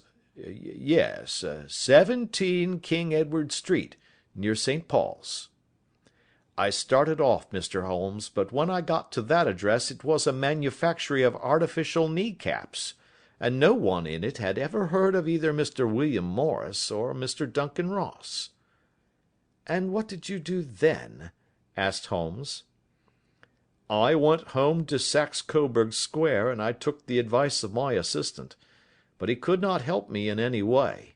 He could only say that if I waited I should hear by post. But that was not quite good enough, Mr. Holmes. I did not wish to lose such a place without a struggle, so, as I have heard that you were good enough to give advice to poor folk who were in need of it, I came right away to you. And you did very wisely, said Holmes. Your case is an exceedingly remarkable one, and I shall be happy to look into it. From what you have told me, I think it is possible that graver issues hang from it than might at first sight appear. Grave enough, said Mr. Jabez Wilson. Why, I have lost £4 a week. As far as you are personally concerned, remarked Holmes, I do not see that you have any grievance against this extraordinary league. On the contrary, you are, as I understand, richer by some £30, to say nothing of the minute knowledge which you have gained on every subject which comes under the letter A. You have lost nothing by them. No, sir, but I want to find out about them, and who they are, and what their object was in playing this prank, if it was a prank, upon me. It was a pretty expensive joke for them, for it cost them £32. We shall endeavour to clear up these points for you. And first, one or two questions, Mr. Wilson. This assistant of yours, who first called your attention to the advertisement, how long has he been with you? About a month, then. How did he come? In answer to an advertisement. Was he the only applicant? No, I had a dozen. Why did you pick him? Because he was handy and would come cheap. At half wages, in fact. Yes. What is he like, this Vincent Spaulding? Small, stout built, very quick in his ways, no hair on his face, though he's not short of 30, has a white splash of acid upon his forehead. Holmes sat up in his chair in considerable excitement. I thought as much, said he. Have you ever observed that his ears are pierced for earrings? Yes, sir. He told me that a gipsy had done it for him when he was a lad. Said Holmes, sinking back in deep thought. He is still with you? Oh, yes, sir. I have only just left him. And has your business been attended to in your absence? Nothing to complain of, sir. There's never very much to do of a morning. That will do, Mr. Wilson. I shall be happy to give you an opinion upon the subject in the course of a day or two. To-day is Saturday, and I hope that by Monday we may come to a conclusion. Well, Watson, said Holmes, when our visitor had left us, what do you make of it all? I make nothing of it, I answered frankly. It is a most mysterious business.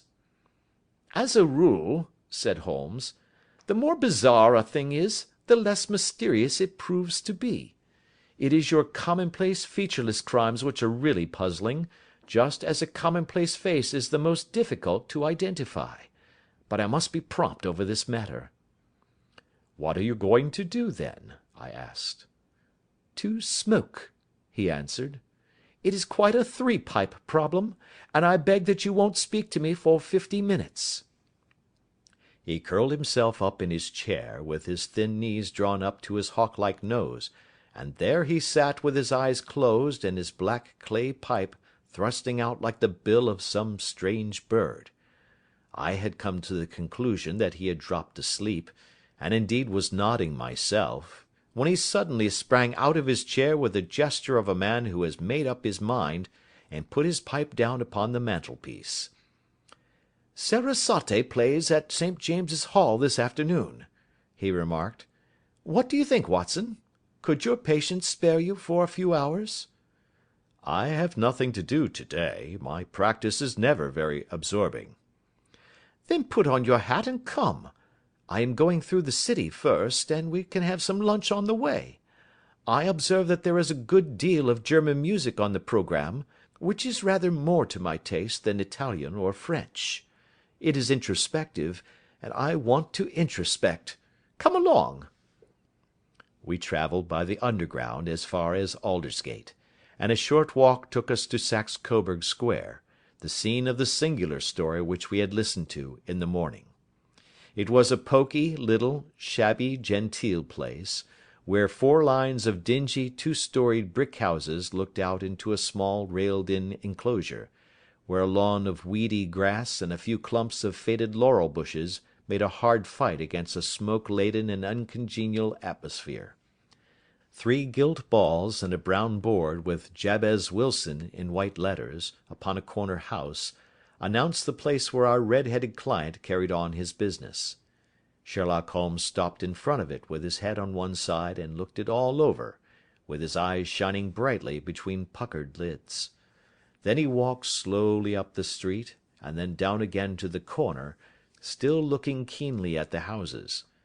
Finally he returned to the pawnbroker's, and, having thumped vigorously upon the pavement with his stick 2 or 3 times, he went up to the door and knocked. It was instantly opened by a bright-looking, clean-shaven young fellow, who asked him to step in. "Thank you," said Holmes. "I only wished to ask you how you would go from here to the Strand." "Third right, fourth left," answered the assistant promptly, closing the door. "Smart fellow, that," observed Holmes as we walked away. "He is, in my judgment, the 4th smartest man in London, and for daring I am not sure that he has not a claim to be 3rd. I have known something of him before." "Evidently," said I, "Mr. Wilson's assistant counts for a good deal in this mystery of the Red-Headed League. I am sure that you inquired your way merely in order that you might see him." "Not him." "What then?" "The knees of his trousers." "And what did you see?" "What I expected to see." "Why did you beat the pavement?" "My dear doctor, this is a time for observation, not for talk. We are spies in an enemy's country. We know something of Saxe Coburg Square. Let us now explore the parts which lie behind it." The road in which we found ourselves, as we turned round the corner from the retired Saxe Coburg Square, presented as great a contrast to it as the front of a picture does to the back. It was one of the main arteries which conveyed the traffic of the city to the north and west. The roadway was blocked with the immense stream of commerce flowing in a double tide inward and outward, while the footpaths were black with the hurrying swarm of pedestrians. It was difficult to realise, as we looked at the line of fine shops and stately business premises, that they really abutted on the other side upon the faded and stagnant square which we had just quitted. "Let me see," said Holmes, standing at the corner and glancing along the line. "I should like just to remember the order of the houses here. It is a hobby of mine to have an exact knowledge of London. There is Mortimer's, the tobacconist, the Coburg branch of the City and Suburban Bank, the Vegetarian Restaurant, and McFarlane's Carriage Building Depot. That carries us right on to the other block. And now, doctor, we've done our work, so it's time we had some play. A sandwich and a cup of coffee, and then off to Violin Land, where all is sweetness and delicacy and harmony, and there are no red-headed clients to vex us with their conundrums." My friend was an enthusiastic musician, being himself not only a very capable performer, but a composer of no ordinary merit. All the afternoon he sat in the stalls, wrapped in the most perfect happiness, gently waving his long thin fingers in time to the music, while his gently smiling face and his languid dreamy eyes were as unlike those of Holmes the sleuth hound, Holmes the relentless, keen-witted, ready-handed criminal agent as it was possible to conceive. In his singular character, the dual nature alternately asserted itself, and his extreme exactness and astuteness represented, as I have often thought, the reaction against the poetic and contemplative mood which occasionally predominated in him. The swing of his nature took him from extreme languor to devouring energy, and as I knew well, he was never so truly formidable as when, for days on end, he had been lounging in his armchair amid his improvisations and his black-letter editions. Then it was that the lust of the chase would suddenly come upon him, and that his brilliant reasoning power would rise to the level of intuition, until those who were unacquainted with his methods would look askance at him as on a man whose knowledge was not that of other mortals. When I saw him that afternoon so enwrapped in the music at St. James's Hall, I felt that an evil time might be coming upon those whom he had set himself to hunt down.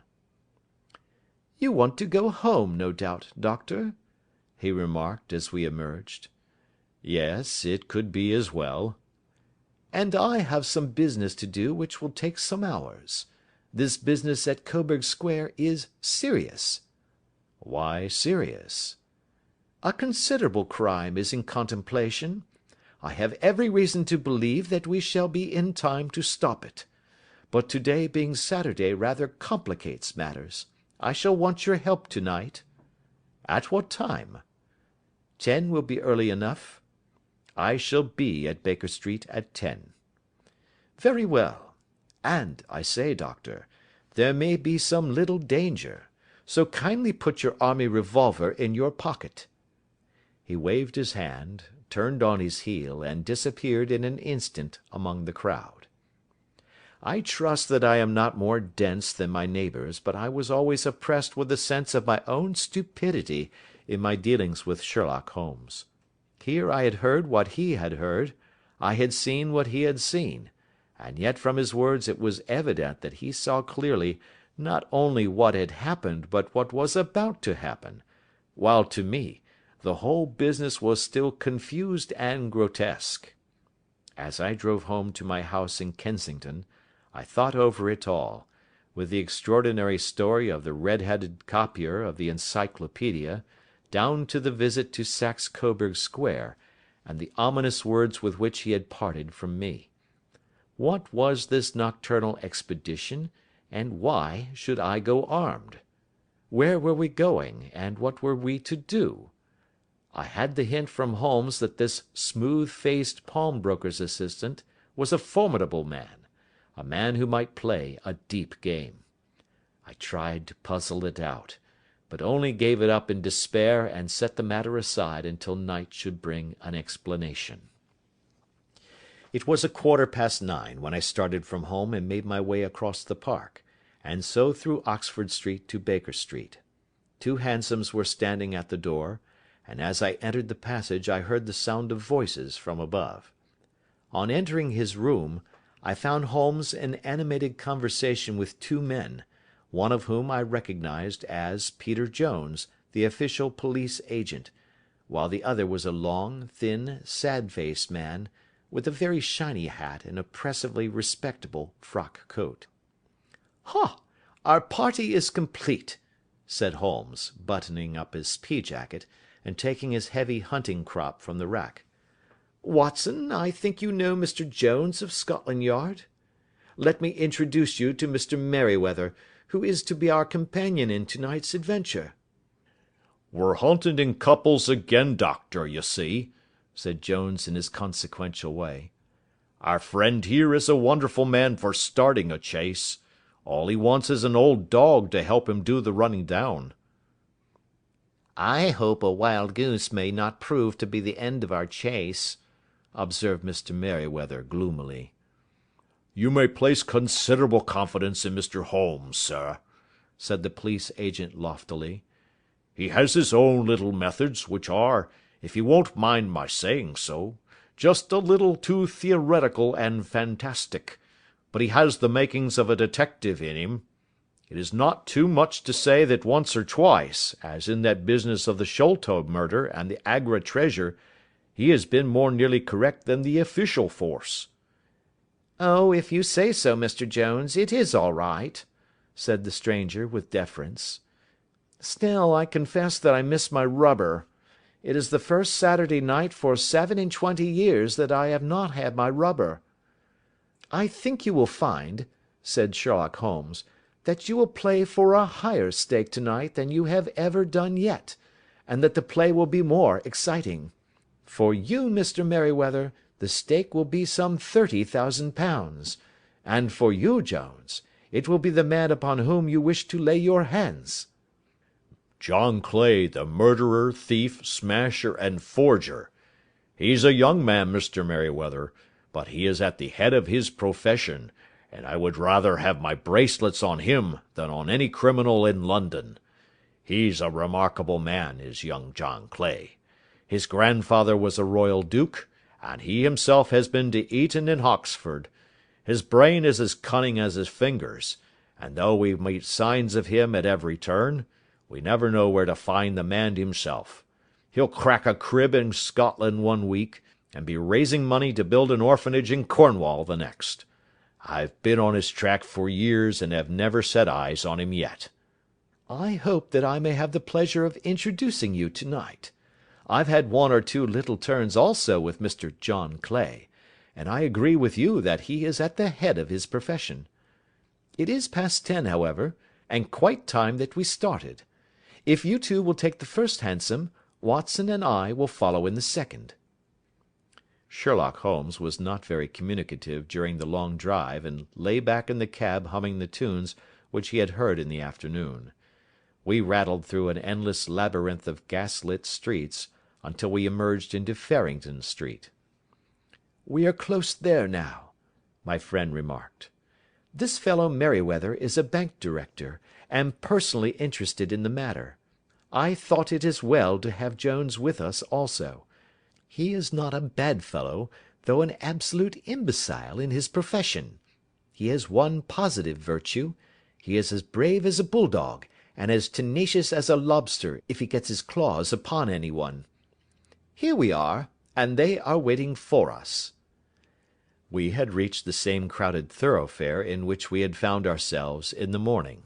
Our cabs were dismissed, and following the guidance of Mr. Merryweather, we passed down a narrow passage and through a side door, which he opened for us. Within there was a small corridor, which ended in a very massive iron gate. This also was opened, and led down a flight of winding stone steps, which terminated at another formidable gate. Mr. Merryweather stopped to light a lantern, and then conducted us down a dark, earth-smelling passage, and so, after opening a third door, into a huge vault or cellar, which was piled all round with crates and massive boxes. "You are not very vulnerable from above," Holmes remarked as he held up the lantern and gazed about him. "Nor from below," said Mr. Merryweather, striking his stick upon the flags which lined the floor. "Why, dear me, it sounds quite hollow," he remarked, looking up in surprise. "I must really ask you to be a little more quiet," said Holmes severely. "You have already imperilled the whole success of our expedition. Might I beg that you would have the goodness to sit down upon one of these boxes, and not to interfere?" The solemn Mr. Merryweather perched himself upon a crate, with a very injured expression upon his face, while Holmes fell upon his knees upon the floor, and, with the lantern and a magnifying lens, began to examine minutely the cracks between the stones. A few seconds sufficed to satisfy him, for he sprang to his feet again, and put his glass in his pocket. "We have at least an hour before us," he remarked, "for they can hardly take any steps until the good pawnbroker is safely in bed. Then they will not lose a minute, for the sooner they do their work the longer time they will have for their escape. We are at present, Doctor, as no doubt you have divined, in the cellar of the City branch of one of the principal London banks. Mr. Merryweather is the chairman of directors, and he will explain to you that there are reasons why the more daring criminals of London should take a considerable interest in this cellar at present." "It is our French gold," whispered the director. "We have had several warnings that an attempt might be made upon it." "Your French gold?" "Yes. We had occasion some months ago to strengthen our resources, and borrowed for that purpose 30,000 napoleons from the Bank of France. It has become known that we have never had occasion to unpack the money, and that it is still lying in our cellar. The crate upon which I sit contains 2,000 napoleons packed between layers of lead foil. Our reserve of bullion is much larger at present than is usually kept in a single branch office, and the directors have had misgivings upon the subject." "Which were very well justified," observed Holmes. "And now it is time that we arranged our little plans. I expect that within an hour matters will come to a head. In the meantime, Mr. Merryweather, we must put the screen over that dark lantern." "And sit in the dark?" "I am afraid so. I had brought a pack of cards in my pocket, and I thought that, as we were a partie carrée, you might have your rubber after all. But I see that the enemy's preparations have gone so far that we cannot risk the presence of a light. And, first of all, we must choose our positions. These are daring men, and though we shall take them at a disadvantage, they may do us some harm unless we are careful. I shall stand behind this crate, and do you conceal yourselves behind those. Then, when I flash a light upon them, close in swiftly. If they fire, Watson, have no compunction about shooting them down." I placed my revolver, cocked, upon the top of the wooden case behind which I crouched.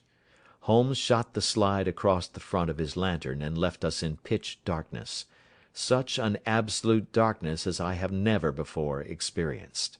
The smell of hot metal remained to assure us that the light was still there, ready to flash out at a moment's notice. To me, with my nerves worked up to a pitch of expectancy, there was something depressing and subduing in the sudden gloom, and in the cold, dank air of the vault. "They have but one retreat," whispered Holmes. "That is back through the house into Saxe Coburg Square. I hope that you have done what I asked you, Jones." "I have an inspector and 2 officers waiting at the front door." "Then we have stopped all the holes, and now we must be silent and wait." What a time it seemed! From comparing notes afterwards it was but an hour and a quarter, yet it appeared to me that the night must have almost gone, and the dawn be breaking above us. My limbs were weary and stiff, for I feared to change my position, yet my nerves were worked up to the highest pitch of tension, and my hearing was so acute that I could not only hear the gentle breathing of my companions, but I could distinguish the deeper, heavier in-breath of the bulky Jones from the thin, sighing note of the bank director. From my position I could look over the case in the direction of the floor. Suddenly my eyes caught the glint of a light.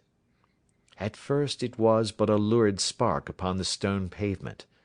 Then it lengthened out until it became a yellow line, and then, without any warning or sound, a gash seemed to open, and a hand appeared, a white, almost womanly hand, which felt about in the centre of the little area of light.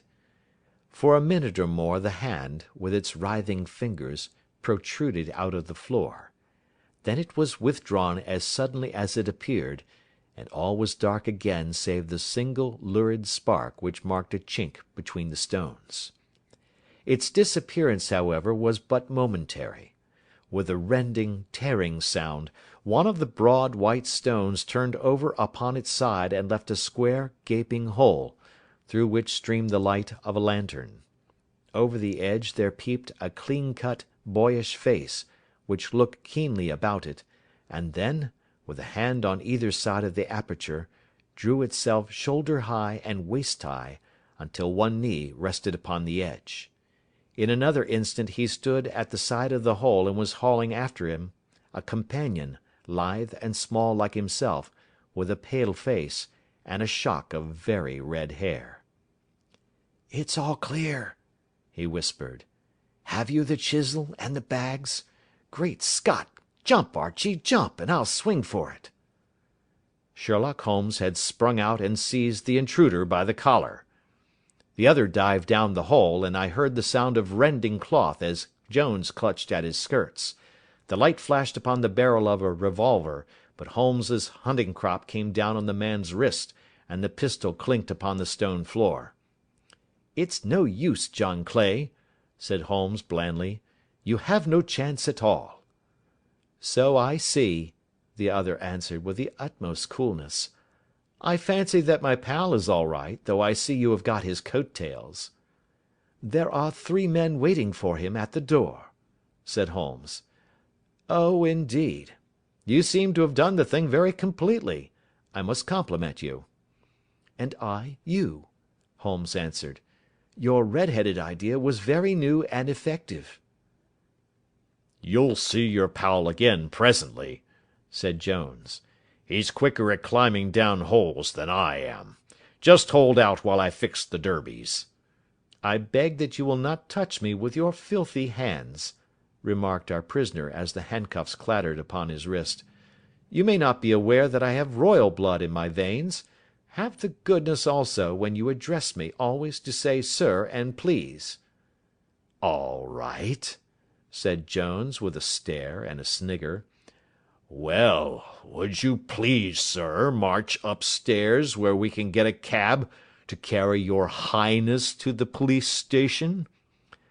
"That is better," said John Clay serenely. He made a sweeping bow to the 3 of us, and walked quietly off in the custody of the detective.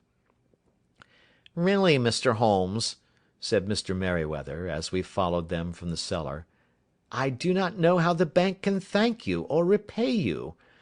There is no doubt that you have detected and defeated in the most complete manner one of the most determined attempts at bank robbery that have ever come within my experience." "I have had 1 or 2 little scores of my own to settle with Mr. John Clay," said Holmes. "I have been at some small expense over this matter, which I shall expect the bank to refund, but beyond that I am amply repaid by having had an experience which is in many ways unique, and by hearing the very remarkable narrative of the Red-headed League. You see, Watson," he explained in the early hours of the morning, as we sat over a glass of whisky and soda in Baker Street, "it was perfectly obvious from the first that the only possible object of this rather fantastic business of the advertisement of the League, and the copying of the Encyclopaedia, must be to get this not over-bright pawnbroker out of the way for a number of hours every day. It was a curious way of managing it, but really it would be difficult to suggest a better. The method was no doubt suggested to Clay's ingenious mind by the colour of his accomplice's hair. The £4 a week was a lure which must draw him, and what was it to them, who were playing for thousands? They put in the advertisement, one rogue has the temporary office, the other rogue incites the man to apply for it, and together they manage to secure his absence every morning in the week. From the time that I heard of the assistant having come for half wages, it was obvious to me that he had some strong motive for securing the situation." "But how could you guess what the motive was?" "Had there been women in the house, I should have suspected a mere vulgar intrigue. That, however, was out of the question. The man's business was a small one, and there was nothing in his house which could account for such elaborate preparations, and such an expenditure as they were at. It must, then, be something out of the house. What could it be? I thought of the assistant's fondness for photography, and his trick of vanishing into the cellar. The cellar! There was the end of this tangled clue. Then I made inquiries as to this mysterious assistant, and found that I had to deal with one of the coolest and most daring criminals in London. He was doing something in the cellar, something which took many hours a day for months on end. What could it be, once more? I could think of nothing save that he was running a tunnel to some other building. So far I had got when we went to visit the scene of action. I surprised you by beating upon the pavement with my stick. I was ascertaining whether the cellar stretched out in front or behind. It was not in front. Then I rang the bell, and, as I hoped, the assistant answered it. We have had some skirmishes, but we had never set eyes upon each other before. I hardly looked at his face. His knees were what I wished to see. You must yourself have remarked how worn, wrinkled, and stained they were. They spoke of those hours of burrowing. The only remaining point was what they were burrowing for. I walked round the corner, saw the City and Suburban Bank abutted on our friend's premises, and felt that I had solved my problem. When you drove home after the concert, I called upon Scotland Yard and upon the chairman of the bank directors, with the result that you have seen." "And how could you tell that they would make their attempt to-night?" I asked. "Well, when they closed their League offices, that was a sign that they cared no longer about Mr. Jabez Wilson's presence. In other words, that they had completed their tunnel. But it was essential that they should use it soon, as it might be discovered, or the bullion might be removed.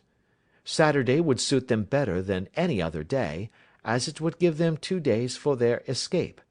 For all these reasons, I expected them to come to-night." "You reasoned it out beautifully," I exclaimed in unfeigned admiration. "It is so long a chain, and yet every link rings true." "It saved me from ennui," he answered, yawning. "Alas! I already feel it closing in upon me. My life is spent in one long effort to escape from the commonplaces of existence. These little problems help me to do so." "And you are a benefactor of the race," said I. He shrugged his shoulders. "Well, perhaps, after all, it is of some little use," he remarked. "L'homme c'est rien, l'œuvre c'est tout," as Gustave Flaubert wrote to George Sand. End of Adventure 2. The Adventures of Sherlock Holmes, by Sir Arthur Conan Doyle. Adventure 3. A Case of Identity. "My dear fellow," said Sherlock Holmes as we sat on either side of the fire in his lodgings at Baker Street, "life is infinitely stranger than anything which the mind of man could invent. We would not dare to conceive the things which are really mere commonplaces of existence. If we could fly out of that window hand in hand, hover over this great city, gently remove the roofs, and peep in at the queer things which are going on, the strange coincidences, the plannings, the cross purposes, the wonderful chains of events, working through generations, and leading to the most outré results, it would make all fiction with its conventionalities and foreseen conclusions most stale and unprofitable." "And yet I am not convinced of it," I answered. "The cases which come to light in the papers are, as a rule, bald enough and vulgar enough. We have in our police reports realism pushed to its extreme limits, and yet the result is, it must be confessed, neither fascinating nor artistic." "A certain selection and discretion must be used in producing a realistic effect," remarked Holmes. "This is wanting in the police report, where more stress is laid, perhaps, upon the platitudes of the magistrate than upon the details, which to an observer contain the vital essence of the whole matter. Depend upon it, there is nothing so unnatural as the commonplace." I smiled and shook my head. "I can quite understand your thinking so," I said. "Of course, in your position of unofficial adviser and helper to everybody who is absolutely puzzled throughout 3 continents, you are brought in contact with all that is strange and bizarre. But here," I picked up the morning paper from the ground, "let us put it to a practical test. Here is the first heading upon which I come: A husband's cruelty to his wife.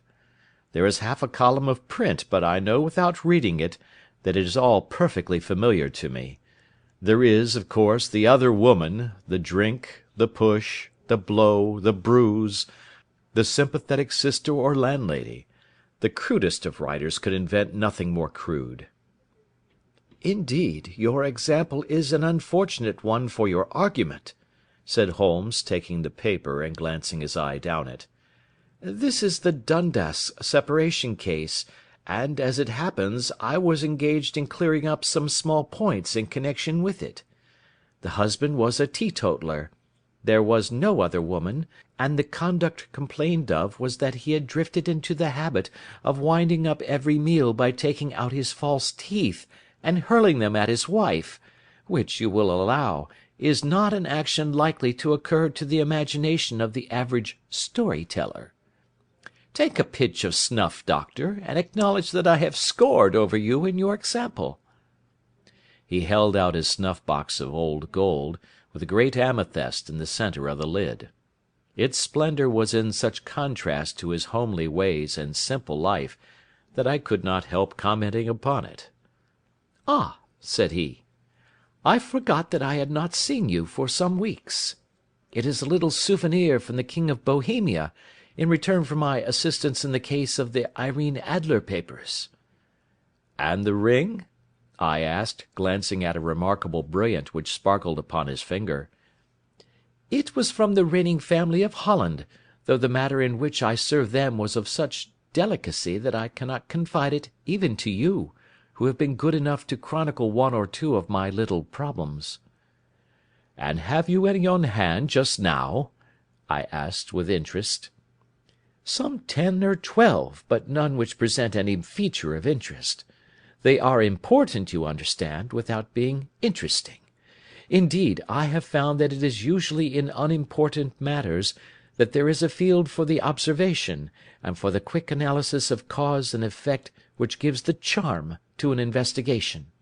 The larger crimes are apt to be the simpler, for the bigger the crime, the more obvious, as a rule, is the motive. In these cases, save for one rather intricate matter which has been referred to me from Marseilles, there is nothing which presents any features of interest. It is possible, however, that I may have something better before very many minutes are over, for this is one of my clients, or I am much mistaken." He had risen from his chair and was standing between the parted blinds, gazing down into the dull, neutral-tinted London street. Looking over his shoulder, I saw that on the pavement opposite there stood a large woman with a heavy fur boa round her neck, and a large curling red feather in a broad-brimmed hat, which was tilted in a coquettish Duchess of Devonshire fashion over her ear. From under this great panoply she peeped up in a nervous, hesitating fashion at our windows, while her body oscillated backward and forward, and her fingers fidgeted with her glove-buttons. Suddenly, with a plunge, as of the swimmer who leaves the bank, she hurried across the road, and we heard the sharp clang of the bell. "I have seen those symptoms before," said Holmes, throwing his cigarette into the fire. "Oscillation upon the pavement always means an affaire à coeur. She would like advice, but it is not sure that the matter is not too delicate for communication. And yet even here we may discriminate. When a woman has been seriously wronged by a man she no longer oscillates, and the usual symptom is a broken bell wire. Here we may take it that there is a love matter, but that the maiden is not so much angry as perplexed or grieved. But here she comes in person to resolve our doubts." As he spoke there was a tap at the door, and the boy in buttons entered to announce Miss Mary Sutherland, while the lady herself loomed behind his small black figure like a full-sailed merchantman behind a tiny pilot-boat. Sherlock Holmes welcomed her with the easy courtesy for which he was remarkable, and having closed the door and bowed her into an arm-chair, he looked her over in the minute yet abstracted fashion which was peculiar to him. "Do you not find," he said, "that with your short sight it is a little trying to do so much typewriting?" "I did at first," she answered, "but now I know where the letters are without looking." Then, suddenly realizing the full purport of his words, she gave a violent start and looked up, with fear and astonishment upon her broad, good-humoured face. "You've heard about me, Mr. Holmes," she cried. "Else how could you know all that?" "Ha! Never mind," said Holmes, laughing. "It is my business to know things. Perhaps I have trained myself to see what others overlook. If not, why should you come to consult me?" "I came to you, sir, because I heard of you from Mrs. Etheridge, whose husband you found so easy when the police and everyone had given him up for dead. Oh, Mr. Holmes, I wish you would do as much for me. I'm not rich, but still I have 100 a year in my own right, besides the little that I make by the machine, and I would give it all to know what has become of Mr. Hosmer Angel." "Why did you come away to consult me in such a hurry?" asked Sherlock Holmes, with his finger-tips together and his eyes to the ceiling. Again a startled look came over the somewhat vacuous face of Miss Mary Sutherland. "Yes, I did bang out of the house," she said, "for it made me angry to see the easy way in which Mr. Winbank, that is, my father, took it all. He would not go to the police, and he would not go to you, and so at last, as he would do nothing, and kept on saying that there was no harm done, it made me mad, and I just on with my things and came right away to you." "Your father?" said Holmes. "Your stepfather, surely, since the name is different." "Yes, my stepfather. I call him father, though it sounds funny, too, for he is only 5 years and 2 months older than myself." "And your mother is alive?" "Oh, yes, mother is alive and well. I wasn't best pleased, Mr. Holmes, when she married again so soon after father's death, and a man who was nearly 15 years younger than herself.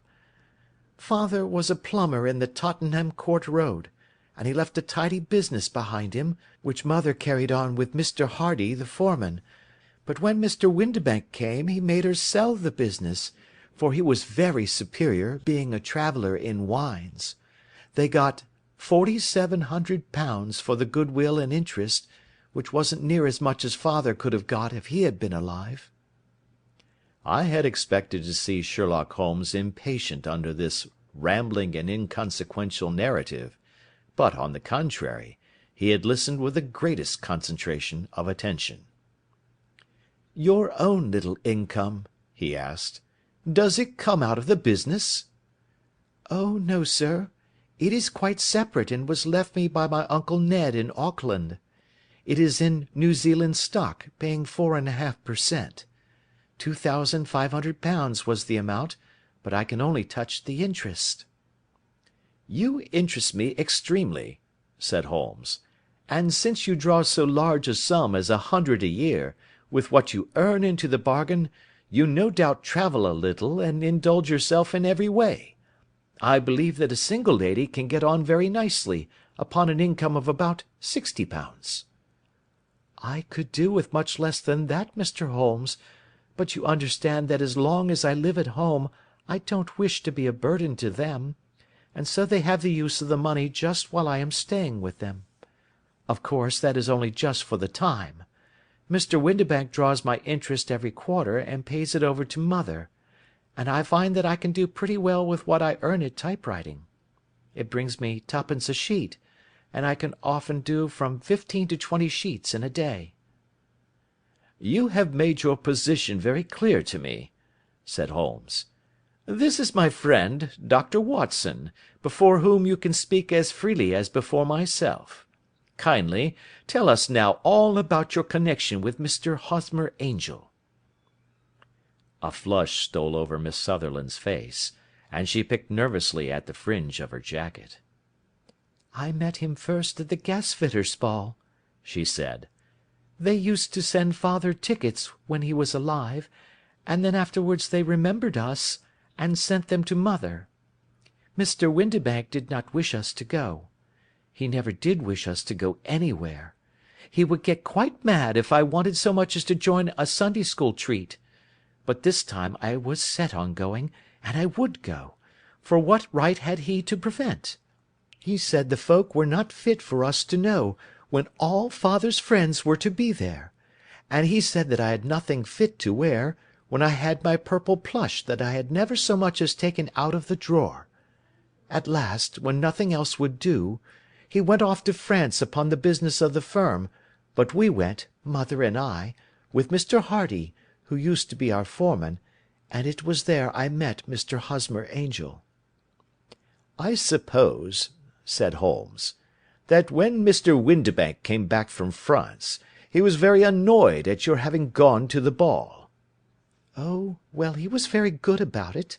He laughed, I remember, and shrugged his shoulders, and said there was no use denying anything to a woman, for she would have her way."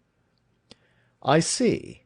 Then at the gasfitters' ball you met, as I understand, a gentleman called Mr. Hosmer Angel." "Yes, sir. I met him that night, and he called next day to ask if we had got home all safe, and after that we met him. That is to say, Mr. Holmes, I met him twice for walks, but after that father came back again, and Mr. Hosmer Angel could not come to the house any more." "No." "Well, you know father didn't like anything of the sort. He wouldn't have any visitors if he could help it, and he used to say that a woman should be happy in her own family circle. But then, as I used to say to mother, a woman wants her own circle to begin with, and I had not got mine yet." "But how about Mr. Hosmer Angel? Did he make no attempt to see you?" "Well, father was going off to France again in a week, and Hosmer wrote and said that it would be safer and better not to see each other until he had gone. We could write in the meantime, and he used to write every day. I took the letters in the morning, so there was no need for father to know." "Were you engaged to the gentleman at this time?" "Oh, yes, Mr. Holmes, we were engaged after the first walk that we took. Hosmer—Mr. Angel—was a cashier in an office in Leadenhall Street, and—" "What office?" "That's the worst of it, Mr. Holmes. I don't know." "Where did he live, then?" "He slept on the premises." "And you don't know his address?" "No, except that it was Leadenhall Street." "Where did you address your letters, then?" "To the Leadenhall Street post office, to be left till called for. He said that if they were sent to the office he would be chaffed by all the other clerks about having letters from a lady, so I offered to typewrite them, like he did his, but he wouldn't have that, for he said that when I wrote them they seemed to come from me, but when they were typewritten he always felt that the machine had come between us. That will just show you how fond he was of me, Mr. Holmes, and the little things that he would think of." "It was most suggestive," said Holmes. "It has long been an axiom of mine that the little things are infinitely the most important. Can you remember any other little things about Mr. Hosmer Angel?" "He was a very shy man, Mr. Holmes. He would rather walk with me in the evening than in the daylight, for he said that he hated to be conspicuous. Very retiring and gentlemanly he was. Even his voice was gentle. He'd had the quinsy and swollen glands when he was young, he told me, and it had left him with a weak throat and a hesitating, whispering fashion of speech. He was always well dressed, very neat and plain, but his eyes were weak just as mine are, and he wore tinted glasses against the glare." "Well, and what happened when Mr. Windibank, your stepfather, returned to France?" "Mr. Hosmer Angel came to the house again, and proposed that we should marry before father came back.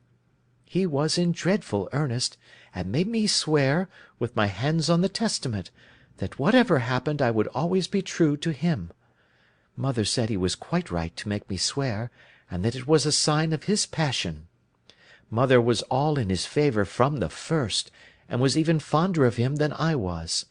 Then, when they talked of marrying within the week, I began to ask about father, but they both said never to mind about father, but just to tell him afterwards, and mother said she would make it all right with him. I didn't quite like that, Mr. Holmes.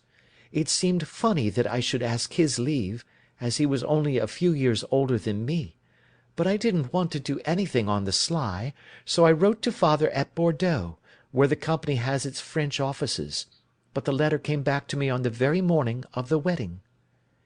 "It missed him, then?" "Yes, sir, for he had started to England just before it arrived." "Ha! That was unfortunate. Your wedding was arranged, then, for the Friday. Was it to be in church?" "Yes, sir, but very quietly. It was to be at St. Saviour's, near King's Cross, and we were to have breakfast afterwards at the St. Pancras Hotel. Hosmer came for us in a hansom, but as there were two of us, he put us both into it and stepped himself into a four-wheeler, which happened to be the only other cab in the street. We got to the church first, and when the four-wheeler drove up we waited for him to step out, but he never did, and when the cabman got down from the box and looked, there was no one there. The cabman said that he could not imagine what had become of him, for he had seen him get in with his own eyes. That was last Friday, Mr. Holmes, and I have neither seen nor heard anything since then to throw any light upon what has become of him." "It seems to me that you have been very shamefully treated," said Holmes. "Oh, no, sir. He was too good and kind to leave me so. Why, all the morning he was saying to me that, whatever happened, I was to be true, and that even if something quite unforeseen occurred to separate us, I was always to remember that I was pledged to him, and that he would claim his pledge sooner or later. It seemed strange talk for a wedding morning, but what has happened since gives a meaning to it." "Most certainly it does. Your own opinion is, then, that some unforeseen catastrophe has occurred to him?" "Yes, sir.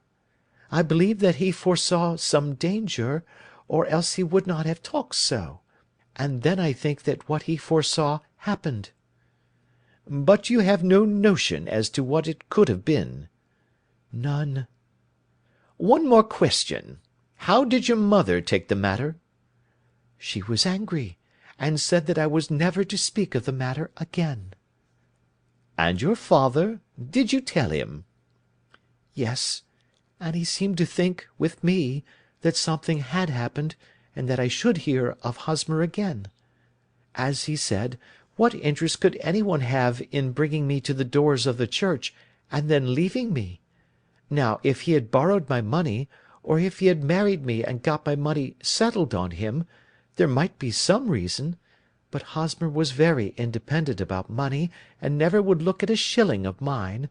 And yet, what could have happened? And why could he not write? Oh, it drives me half mad to think of it, and I can't sleep a wink at night." She pulled a little handkerchief out of her muff, and began to sob heavily into it.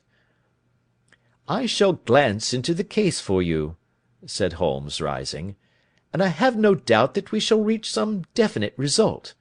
Let the weight of the matter rest upon me now, and do not let your mind dwell upon it further. Above all, try to let Mr. Hosmer Angel vanish from your memory, as he has done from your life." "Then you don't think I'll see him again?" "I fear not." "Then what has happened to him?" "You will leave that question in my hands. I should like an accurate description of him, and any letters of his which you can spare." "I advertised for him in last Saturday's Chronicle," said she. "Here is the slip, and here are 4 letters from him." "Thank you. And your address?"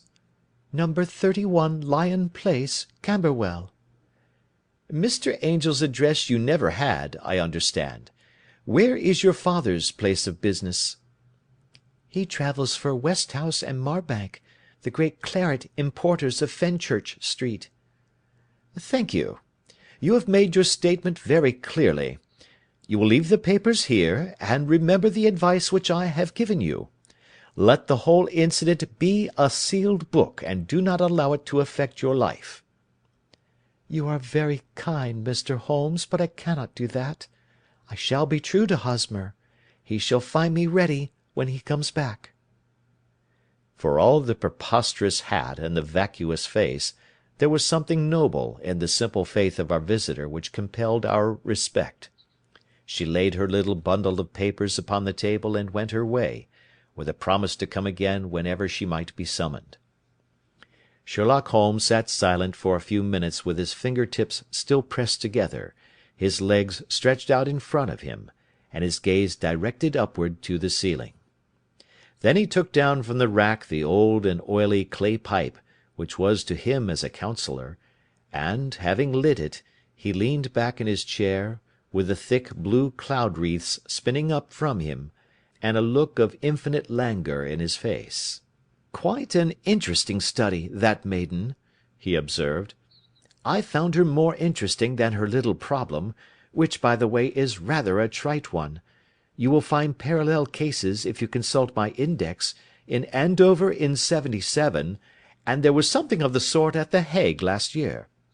Old as is the idea, however, there were one or two details which were new to me, but the maiden herself was most instructive." "You appeared to read a good deal upon her which was quite invisible to me," I remarked. "Not invisible, but unnoticed, Watson. You did not know where to look, and so you missed all that was important. I can never bring you to realise the importance of sleeves, the suggestiveness of thumb-nails, or the great issues that may hang from a bootlace. Now, what did you gather from that woman's appearance? Describe it." "Well, she had a slate-coloured, broad-brimmed straw hat, with a feather of a brickish red. Her jacket was black, with black beads sewn upon it, and a fringe of little black jet ornaments. Her dress was brown, rather darker than coffee colour, with a little purple plush at the neck and sleeves. Her gloves were greyish and were worn through at the right forefinger. Her boots I didn't observe. She had small round hanging gold earrings, and a general air of being fairly well-to-do in a vulgar, comfortable, easy-going way." Sherlock Holmes clapped his hands softly together, and chuckled. "'Pon my word, Watson, you are coming along wonderfully. You have really done very well indeed. It is true that you have missed everything of importance, but you have hit upon the method, and you have a quick eye for colour. Never trust to general impressions, my boy, but concentrate yourself upon details. My first glance is always at a woman's sleeve. In a man it is perhaps better first to take the knee of the trouser. As you observe, this woman had plush upon her sleeves, which is a most useful material for showing traces. The double line a little above the wrist, where the typewriter presses against the table, was beautifully defined. The sewing machine, of the hand type, leaves a similar mark, but only on the left arm, and on the side of it farthest from the thumb, instead of being right across the broadest part, as this was. I then glanced at her face, and, observing the dint of a pince-nez at either side of her nose, I ventured to remark upon short sight in typewriting, which seemed to surprise her." "It surprised me." "But surely it was obvious. I was then much surprised and interested on glancing down to observe that, though the boots which she was wearing were not unlike each other, they were really odd ones, the one having a slightly decorated toe-cap, and the other a plain one. One was buttoned only in the 2 lower buttons out of 5, and the other at the 1st, 3rd, and 5th. Now, when you see that a young lady, otherwise neatly dressed, has come away from home with odd boots, half buttoned, it is no great deduction to say that she came away in a hurry." "And what else?" I asked, keenly interested, as I always was, by my friend's incisive reasoning. "I noted, in passing, that she had written a note before leaving home, but after being fully dressed. You observed that her right glove was torn at the forefinger, but you did not apparently see that both glove and finger were stained with violet ink. She had written in a hurry and dipped her pen too deep. It must have been this morning, or the mark would not remain clear upon the finger. All this is amusing, though rather elementary, but I must go back to business, Watson. Would you mind reading me the advertised description of Mr. Hosmer Angel?" I held the little printed slip to the light.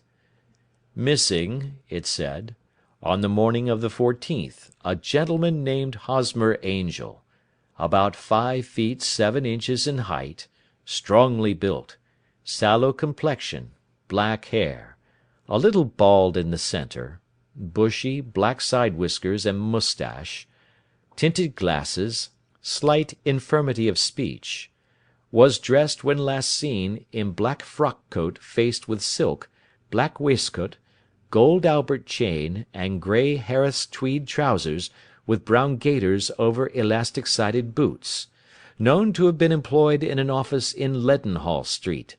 Anybody bringing— "That will do," said Holmes. "As to the letters," he continued, glancing over them, "they are very commonplace. Absolutely no clue in them to Mr. Angel, save that he quotes Balzac once.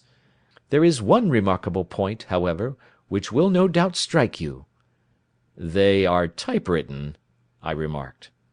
"Not only that, but the signature is typewritten. Look at the neat little Hosmer Angel at the bottom. There is a date, you see, but no superscription except Leadenhall Street, which is rather vague. The point about the signature is very suggestive. In fact, we may call it conclusive." "Of what?" "My dear fellow, is it possible you do not see how strongly it bears upon the case?" "I cannot say that I do, unless it were that he wished to be able to deny his signature if an action for breach of promise were instituted." "No, that was not the point. However, I shall write 2 letters, which should settle the matter. One is to a firm in the City, the other is to the young lady's stepfather, Mr. Windibank, asking him whether he could meet us here at 6 o'clock to-morrow evening. It is just as well that we should do business with the male relatives. And now, Doctor, we can do nothing until the answers to those letters come, so we may put our little problem upon the shelf for the interim." I had had so many reasons to believe in my friend's subtle powers of reasoning and extraordinary energy in action, that I felt that he must have some solid grounds for the assured and easy demeanour with which he treated the singular mystery which he had been called upon to fathom.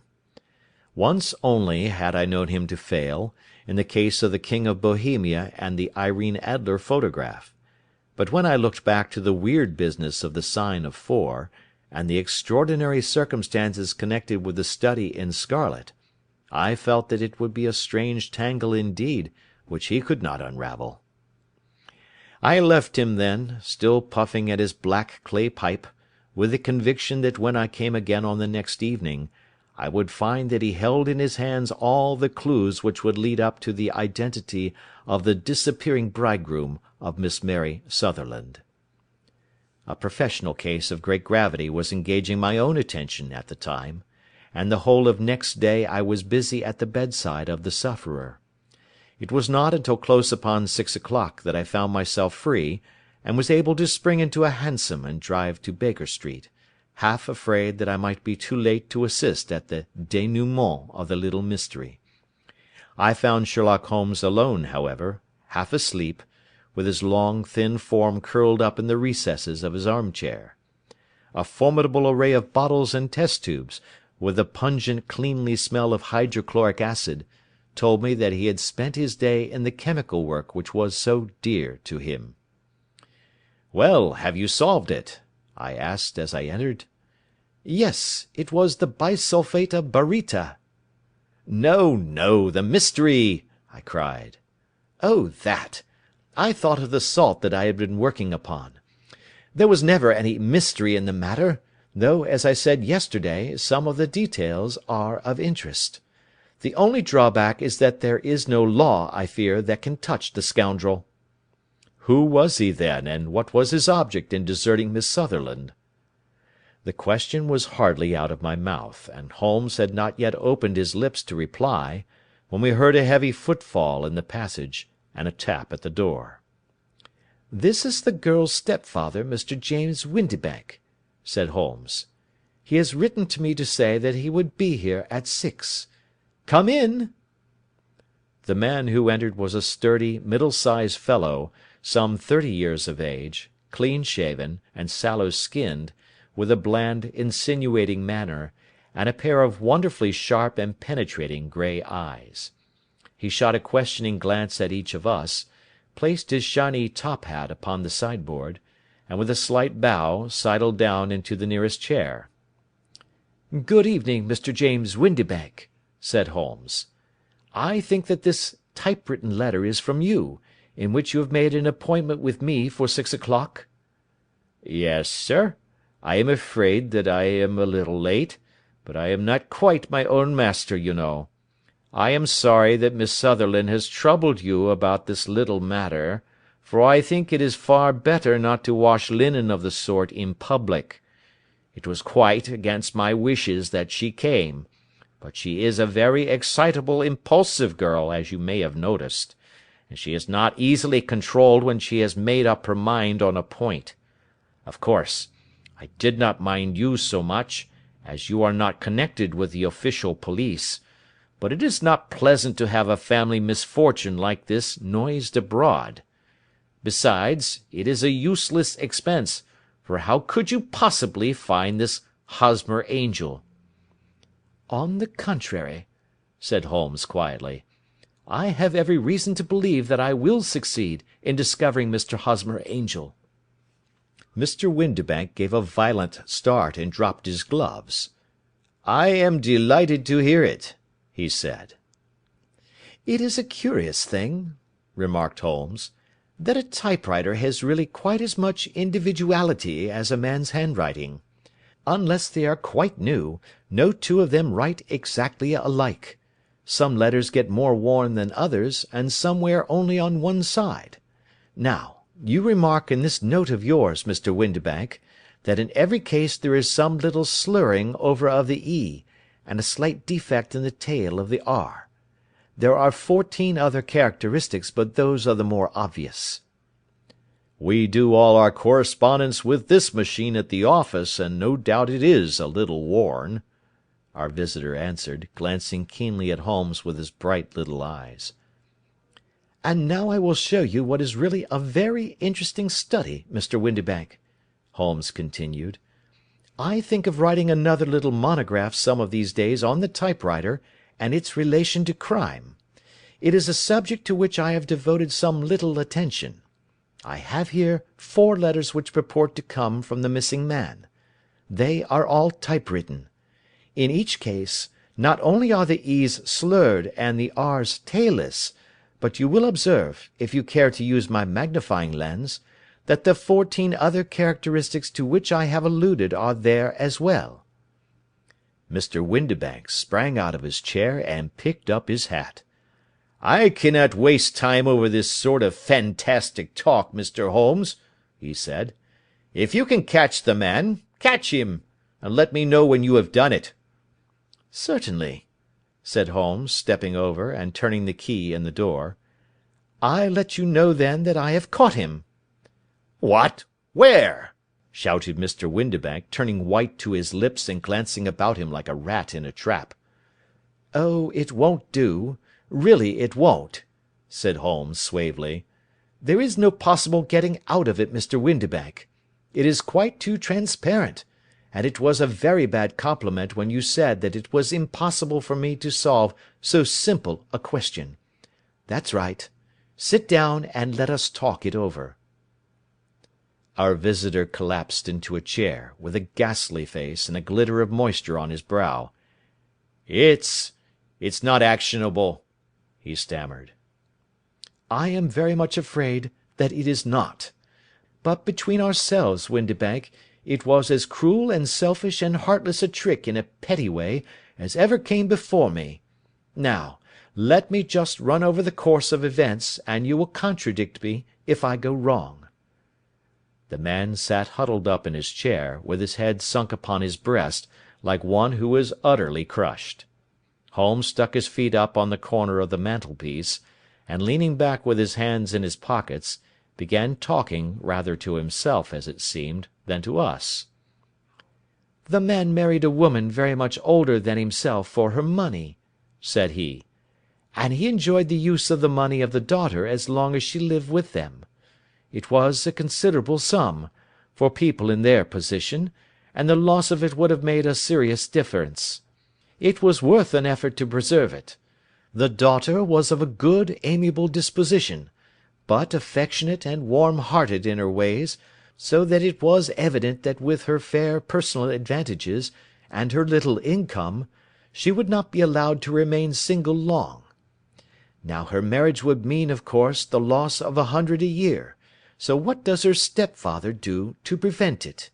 He takes the obvious course of keeping her at home, and forbidding her to seek the company of people of her own age. But soon he found that that would not answer for ever. She became restive, insisted upon her rights, and finally announced her positive intention of going to a certain ball. What does her clever stepfather do then? He conceives an idea more creditable to his head than to his heart. With the connivance and assistance of his wife, he disguised himself, covered those keen eyes with tinted glasses, masked the face with a moustache and a pair of bushy whiskers, sunk that clear voice into an insinuating whisper, and doubly secure on account of the girl's short sight, he appears as Mr. Hosmer Angel, and keeps off other lovers by making love himself." "It was only a joke at first," groaned our visitor. "We never thought that she would have been so carried away." "Very likely not. However that may be, the young lady was very decidedly carried away, and having quite made up her mind that her stepfather was in France, the suspicion of treachery never for an instant entered her mind. She was flattered by the gentleman's attentions, and the effect was increased by the loudly expressed admiration of her mother. Then Mr. Angel began to call, for it was obvious that the matter should be pushed as far as it would go, if a real effect were to be produced. There were meetings, and an engagement, which would finally secure the girl's affections from turning towards any one else. But the deception could not be kept up for ever. These pretended journeys to France were rather cumbrous. The thing to do was clearly to bring the business to an end in such a dramatic manner that it would leave a permanent impression upon the young lady's mind, and prevent her from looking upon any other suitor for some time to come. Hence those vows of fidelity exacted upon a testament, and hence also the allusions to a possibility of something happening on the very morning of the wedding. James Windibank wished Miss Sutherland to be so bound to Hosmer Angel, and so uncertain as to his fate, that for 10 years to come, at any rate, she would not listen to another man. As far as the church door he brought her, and then, as he could go no farther, he conveniently vanished away by the old trick of stepping in at one door of a four-wheeler, and out at the other. I think that was the chain of events, Mr. Windibank." Our visitor had recovered something of his assurance while Holmes had been talking, and he rose from his chair now with a cold sneer upon his pale face. "It may be so, or it may not, Mr. Holmes," said he. "But if you are so very sharp, you ought to be sharp enough to know that it is you who are breaking the law now, and not me. I have done nothing actionable from the first, but as long as you keep that door locked, you lay yourself open to an action for assault and illegal constraint." "The law cannot, as you say, touch you," said Holmes, unlocking and throwing open the door. "Yet there never was a man who deserved punishment more. If the young lady has a brother or a friend, he ought to lay a whip across your shoulders, by Jove!" he continued, flushing up at the sight of the bitter sneer upon the man's face. "It is not part of my duties to my client, but here's a hunting crop handy, and I think I shall just treat myself to—" He took 2 swift steps to the whip, but before he could grasp it there was a wild clatter of steps upon the stairs, the heavy hall door banged, and from the window we could see Mr. James Windibank running at the top of his speed down the road. "There's a cold-blooded scoundrel!" said Holmes, laughing, as he threw himself down into his chair once more. "That fellow will rise from crime to crime until he does something very bad and ends on a gallows. The case has, in some respects, been not entirely devoid of interest." "I cannot now entirely see all the steps of your reasoning," I remarked. "Well, of course it was obvious from the first that this Mr. Hosmer Angel must have some strong object for his curious conduct, and it was equally clear that the only man who really profited by the incident, as far as we could see, was the stepfather. Then the fact that the two men were never together, but that the one always appeared when the other was away, was suggestive. So were the tinted spectacles and the curious voice, which both hinted at a disguise, as did the bushy whiskers. My suspicions were all confirmed by his peculiar action in typewriting his signature, which, of course, inferred that his handwriting was so familiar to her that she would recognise even the smallest sample of it. You see, all these isolated facts, together with many minor ones, all pointed in the same direction." "And how did you verify them?" "Having once spotted my man, it was easy to get corroboration. I knew the firm for which this man worked.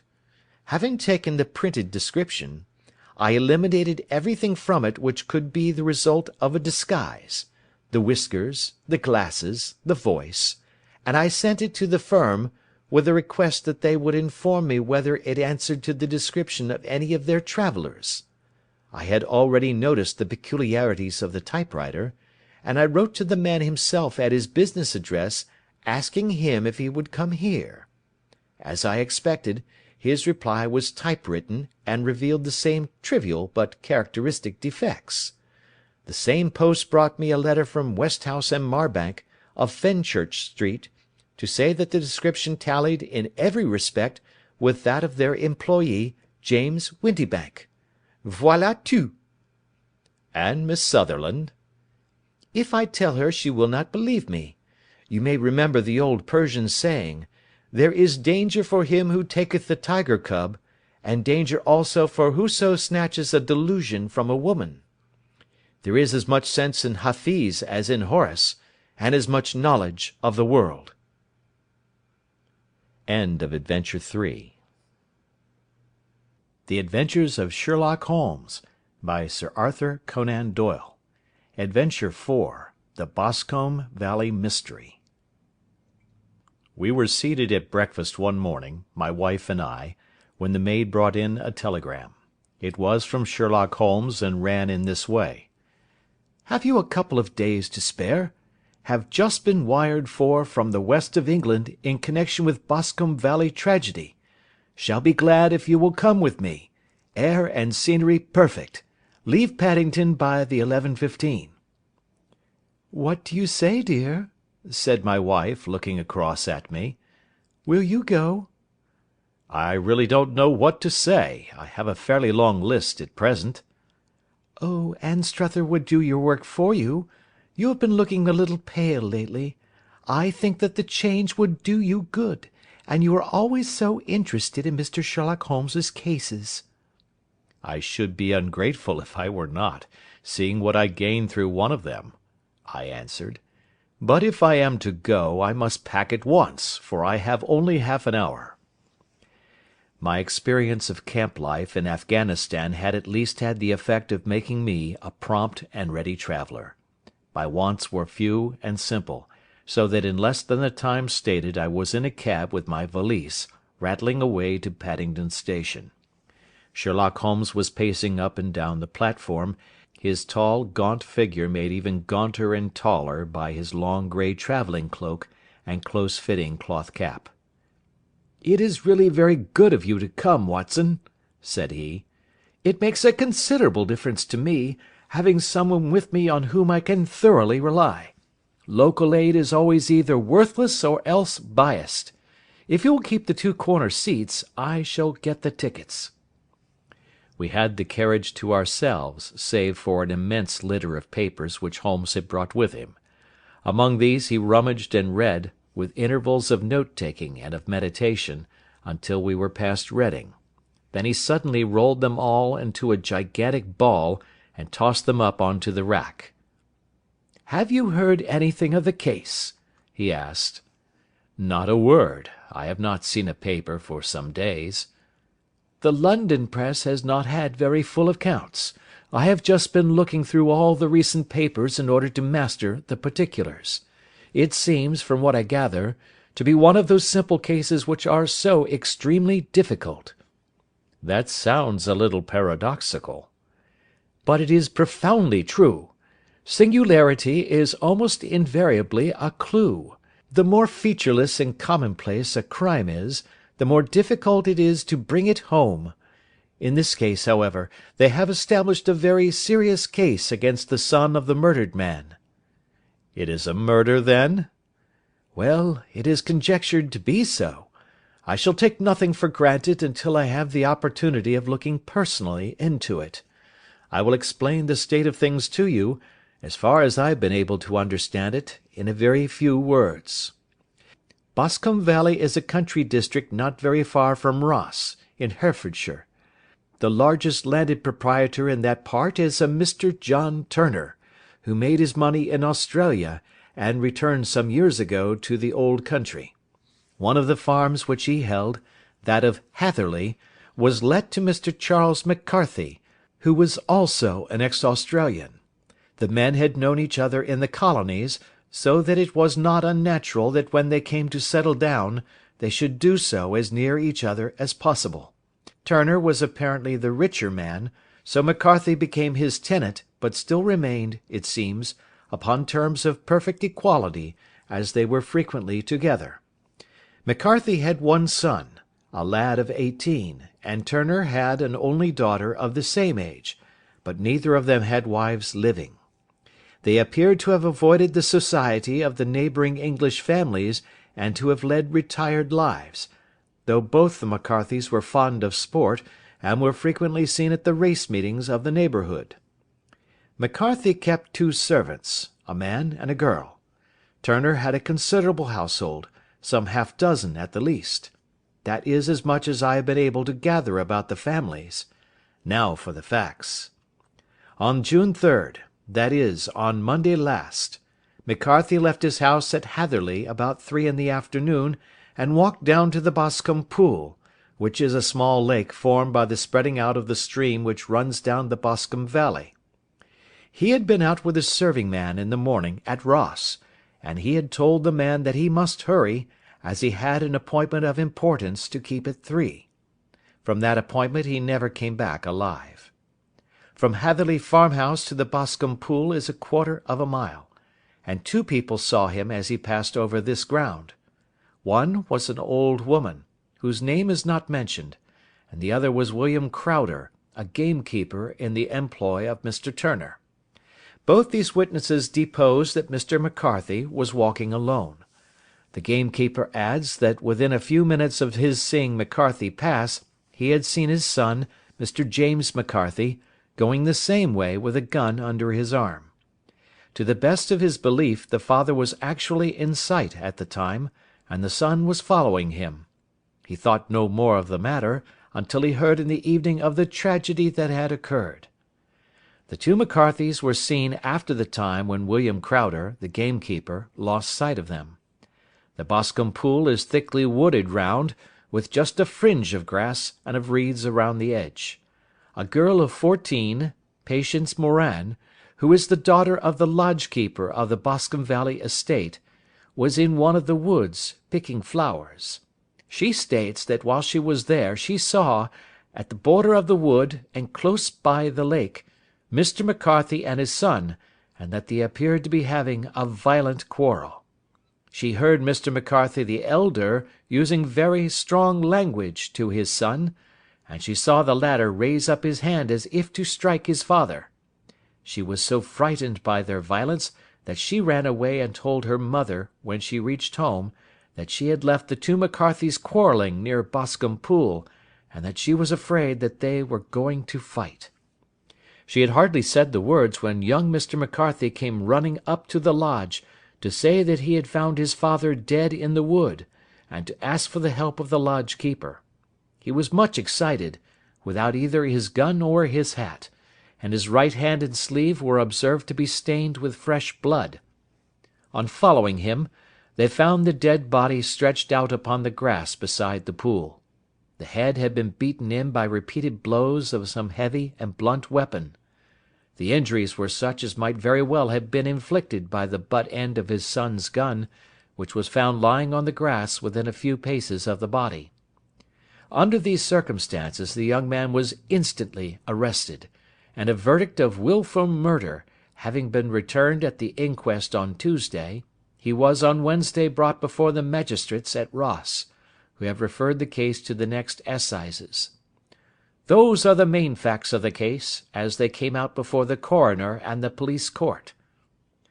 "I could hardly imagine a more damning case," I remarked. "If ever circumstantial evidence pointed to a criminal, it does so here." "Circumstantial evidence is a very tricky thing," answered Holmes thoughtfully.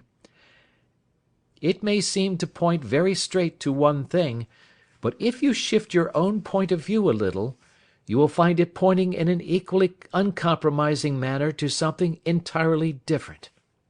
It must be confessed, however, that the case looks exceedingly grave against the young man, and it is very possible that he is indeed the culprit. There are several people in the neighbourhood, however, and among them Miss Turner, the daughter of the neighbouring landowner, who believe in his innocence, and who have retained Lestrade, whom you may recollect in connection with the study in scarlet, to work out the case in his interest. Lestrade, being rather puzzled, has referred the case to me, and hence it is that two middle-aged gentlemen are flying westward at 50 miles an hour, instead of quietly digesting their breakfasts at home." "I am afraid," said I, "that the facts are so obvious that you will find little credit to be gained out of this case." "There is nothing more deceptive than an obvious fact," he answered, laughing. "Besides, we may chance to hit upon some other obvious facts, which may have been by no means obvious to Mr. Lestrade. You know me too well to think that I am boasting when I say that I shall either confirm or destroy his theory by means which he is quite incapable of employing, or even of understanding. To take the first example to hand, I very clearly perceive that in your bedroom the window is upon the right-hand side, and yet I question whether Mr. Lestrade would have noted even so self-evident a thing as that. How on earth, my dear fellow, I know you well. I know the military neatness which characterises you. You shave every morning, and in this season you shave by the sunlight, but since your shaving is less and less complete as we get farther back on the left side, until it becomes positively slovenly as we get round the angle of the jaw, it is surely very clear that that side is less illuminated than the other. I could not imagine a man of your habits looking at himself in an equal light and being satisfied with such a result. I only quote this as a trivial example of observation and inference. Therein lies my métier, and it is just possible that it may be of some service in the investigation which lies before us. There are one or two minor points which were brought out in the inquest, and which are worth considering. What are they? It appears that his arrest did not take place at once, but after the return to Hatherley Farm. On the inspector of constabulary informing him that he was a prisoner, he remarked that he was not surprised to hear it, and that it was no more than his deserts.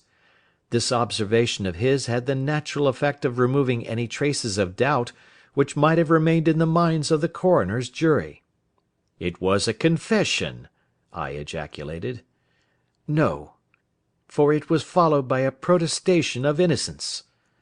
"Coming on the top of such a damning series of events, it was at least a most suspicious remark." "On the contrary," said Holmes, "it is the brightest rift which I can at present see in the clouds. However innocent he might be, he could not be such an absolute imbecile as not to see that the circumstances were very black against him. Had he appeared surprised at his own arrest, or feigned indignation at it, I should have looked upon it as highly suspicious, because such surprise or anger would not be natural under the circumstances, and yet might appear to be the best policy to a scheming man. His frank acceptance of the situation marks him as either an innocent man, or else as a man of considerable self-restraint and firmness. As to his remark about his deserts, it was also not unnatural if you consider that he stood beside the dead body of his father, and that there is no doubt that he had that very day so far forgotten his filial duty as to bandy words with him, and even, according to the little girl whose evidence is so important, to raise his hand as if to strike him. The self-reproach and contrition which are displayed in his remark appear to me to be the signs of a healthy mind rather than of a guilty one. I shook my head. Many men have been hanged on far slighter evidence, I remarked. So they have, and many men have been wrongfully hanged. What is the young man's own account of the matter? It is, I'm afraid, not very encouraging to his supporters, though there are one or two points in it which are suggestive. You will find it here, and may read it for yourself. He picked out from his bundle a copy of the local Herefordshire paper, and having turned down the sheet, he pointed out the paragraph in which the unfortunate young man had given his own statement of what had occurred. I settled myself down in the corner of the carriage, and read it very carefully. It ran in this way: Mr. James McCarthy, the only son of the deceased, was then called and gave evidence as follows. I had been away from home for 3 days at Bristol, and had only just returned upon the morning of last Monday, the 3rd. My father was absent from home at the time of my arrival, and I was informed by the maid that he had driven over to Ross with John Cobb, the groom. Shortly after my return I heard the wheels of his trap in the yard, and looking out of my window, I saw him get out and walk rapidly out of the yard, though I was not aware in which direction he was going. I then took my gun and strolled out in the direction of the Boscombe pool, with the intention of visiting the rabbit warren which is upon the other side. On my way I saw William Crowder, the gamekeeper, as he had stated in his evidence, but he is mistaken in thinking that I was following my father. I had no idea that he was in front of me. When about 100 yards from the pool I heard a cry of "Coo-ee!" which was a usual signal between my father and myself. I then hurried forward, and found him standing by the pool. He appeared to be much surprised at seeing me, and asked me rather roughly what I was doing there. A conversation ensued which led to high words and almost to blows, for my father was a man of a very violent temper. Seeing that his passion was becoming ungovernable, I left him, and returned towards Hatherley Farm. I had not gone more than 150 yards, however, when I heard a hideous outcry behind me, which caused me to run back again. I found my father expiring upon the ground, with his head terribly injured. I dropped my gun and held him in my arms, but he almost instantly expired. I knelt beside him for some minutes, and then made my way to Mr. Turner's lodge-keeper, his house being the nearest, to ask for assistance. I saw no one near my father when I returned, and I have no idea how he came by his injuries. He was not a popular man, being somewhat cold and forbidding in his manners, but he had, as far as I know, no active enemies. I know nothing further of the matter. The Coroner: Did your father make any statement to you before he died? Witness: He mumbled a few words, but I could only catch some allusion to a rat. The Coroner: What did you understand by that? Witness: It conveyed no meaning to me. I thought that he was delirious. The Coroner: What was the point upon which you and your father had this final quarrel? Witness: I should prefer not to answer. The Coroner: I am afraid that I must press it. Witness: It is really impossible for me to tell you. I can assure you that it has nothing to do with the sad tragedy which followed. The Coroner: That is for the court to decide. I need not point out to you that your refusal to answer will prejudice your case considerably in any future proceedings which may arise. Witness: I must still refuse. The coroner. I understand that the cry of "Cooee" was a common signal between you and your father? Witness. It was. The coroner. How was it then that he uttered it before he saw you, and before he even knew that you had returned from Bristol? Witness, with considerable confusion. I do not know. A juryman. Did you see nothing which aroused your suspicions when you returned on hearing the cry, and found your father fatally injured? Witness. Nothing definite. The coroner. What do you mean? Witness. I was so disturbed and excited as I rushed out into the open, that I could think of nothing except of my father. Yet I have a vague impression that as I ran forward something lay upon the ground to the left of me. It seemed to me to be something grey in colour, a coat of some sort, or a plaid perhaps. When I rose from my father I looked round for it, but it was gone. Do you mean that it disappeared before you went for help? Yes, it was gone. You cannot say what it was? No, I had a feeling something was there. How far from the body? A dozen yards or so. And how far from the edge of the wood? About the same. Then if it was removed, it was while you were within a dozen yards of it? Yes, but with my back toward it. This concluded the examination of the witness. I see, said I, as I glanced down the column, that the coroner in his concluding remarks was rather severe upon young McCarthy. He calls attention, and with reason, to the discrepancy about his father having signalled to him before seeing him, also to his refusal to give details of his conversation with his father, and his singular account of his father's dying words. They are all, as he remarks, very much against the son. Holmes laughed softly to himself and stretched himself out upon the cushioned seat. "Both you and the coroner have been at some pains," said he, "to single out the very strongest points in the young man's favour. Don't you see that you alternately give him credit for having too much imagination and too little?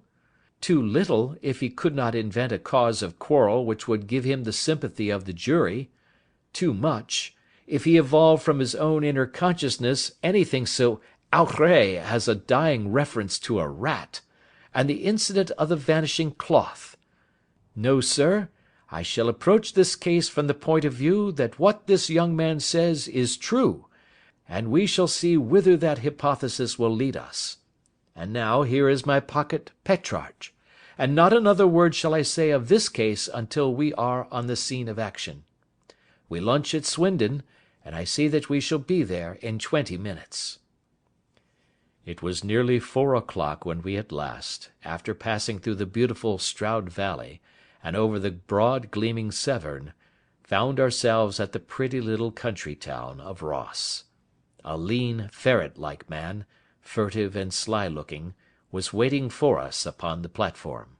In spite of the light brown dust-coat and leather leggings which he wore in deference to his rustic surroundings, I had no difficulty in recognising Lestrade, of Scotland Yard.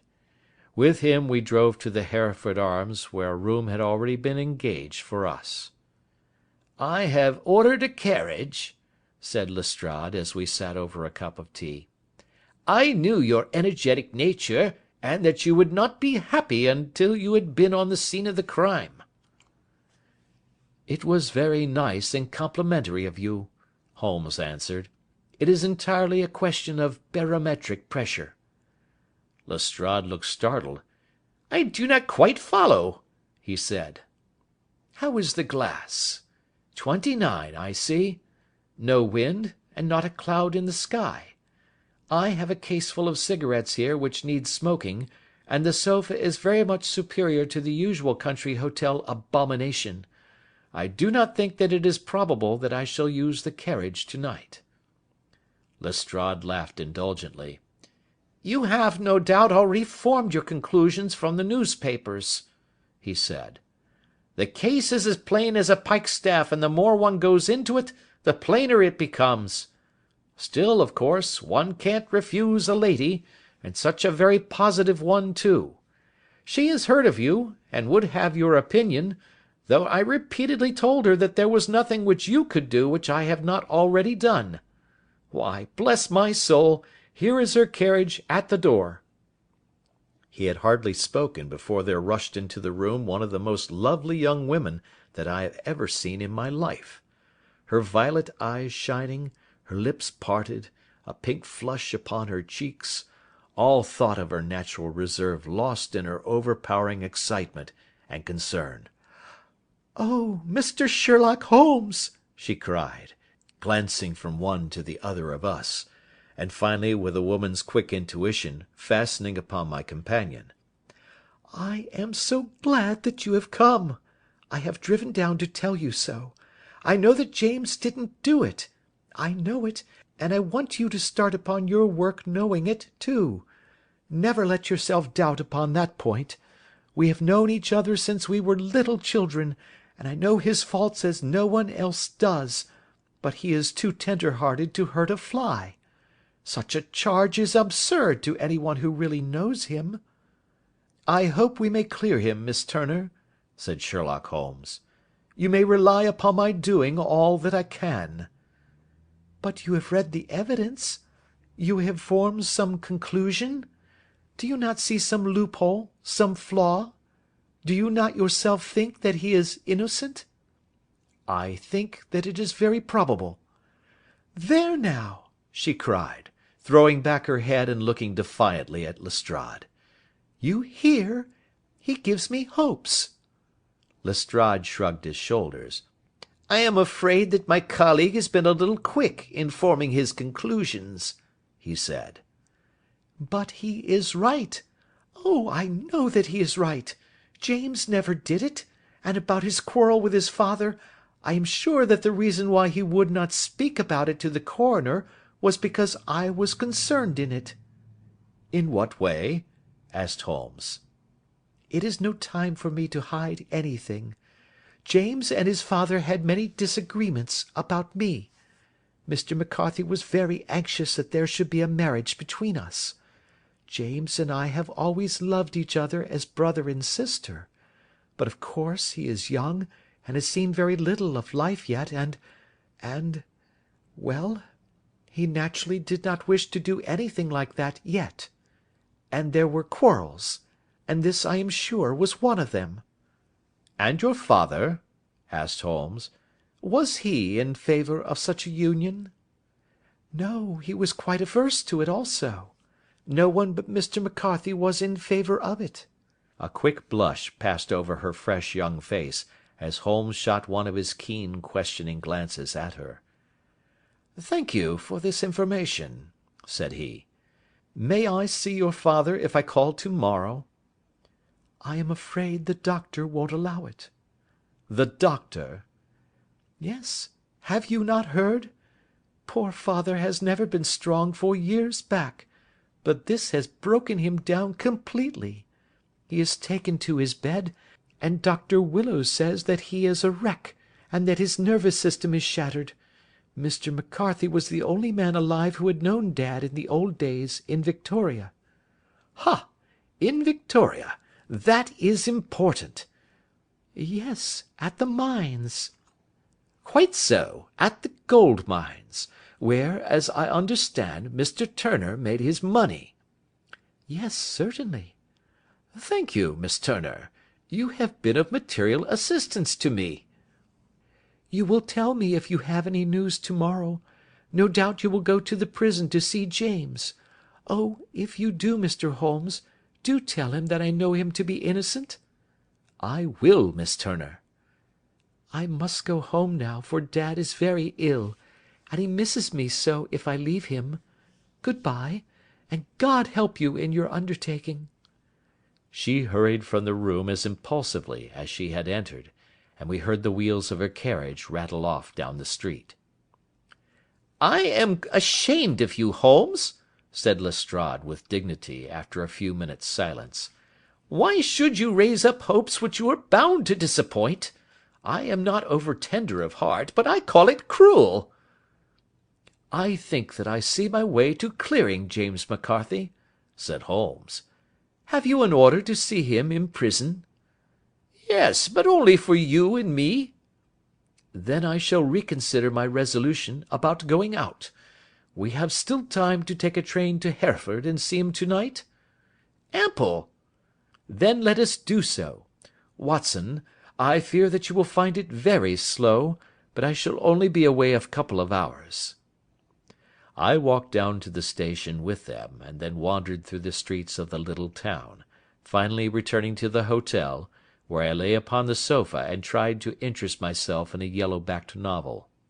The puny plot of the story was so thin, however, when compared to the deep mystery through which we were groping, and I found my attention wander so continually from the action to the fact, that I at last flung it across the room and gave myself up entirely to a consideration of the events of the day.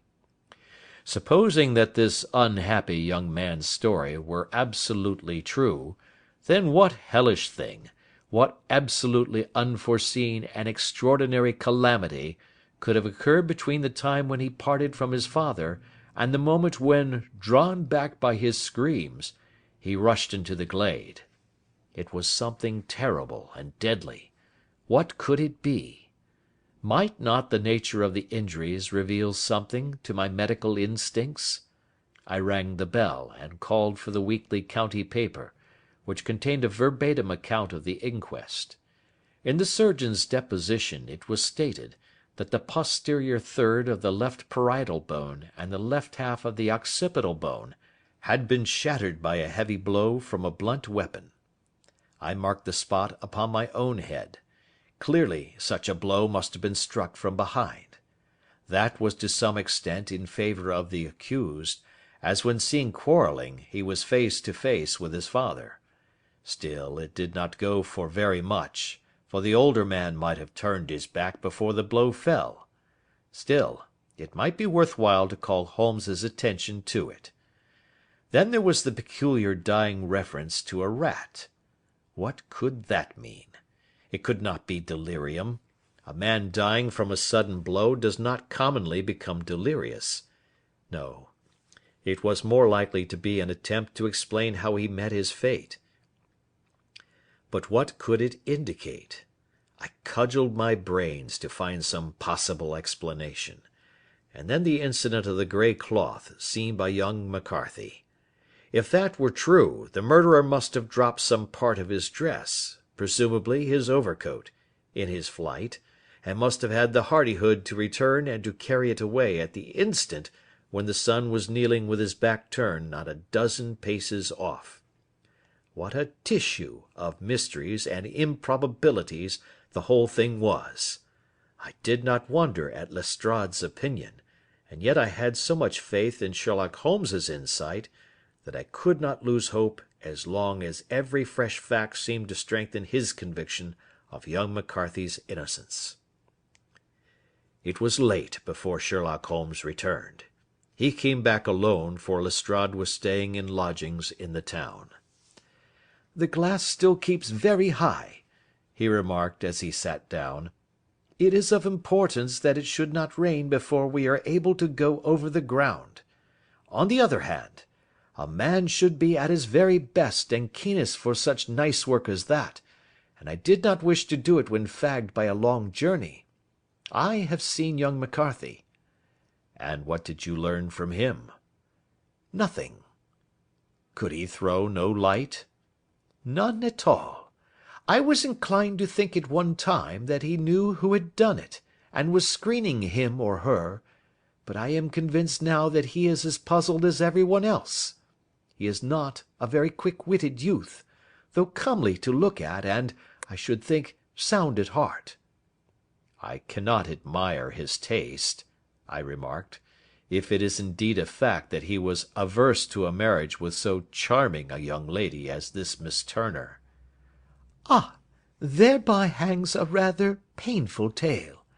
This fellow is madly, insanely in love with her, but some 2 years ago, when he was only a lad, and before he really knew her, for she had been away 5 years at a boarding school, what does the idiot do but get into the clutches of a barmaid in Bristol, and marry her at a registry office?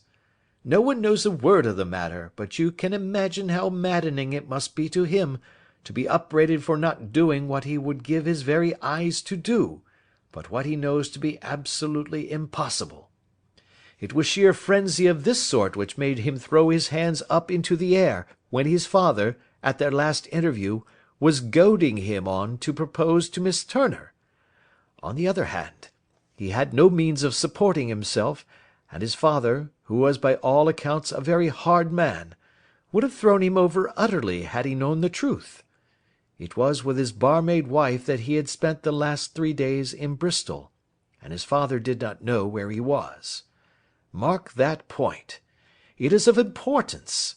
Good has come out of evil, however, for the barmaid, finding from the papers that he is in serious trouble and likely to be hanged, has thrown him over utterly and has written to him to say that she has a husband already in the Bermuda dockyard, so that there is really no tie between them.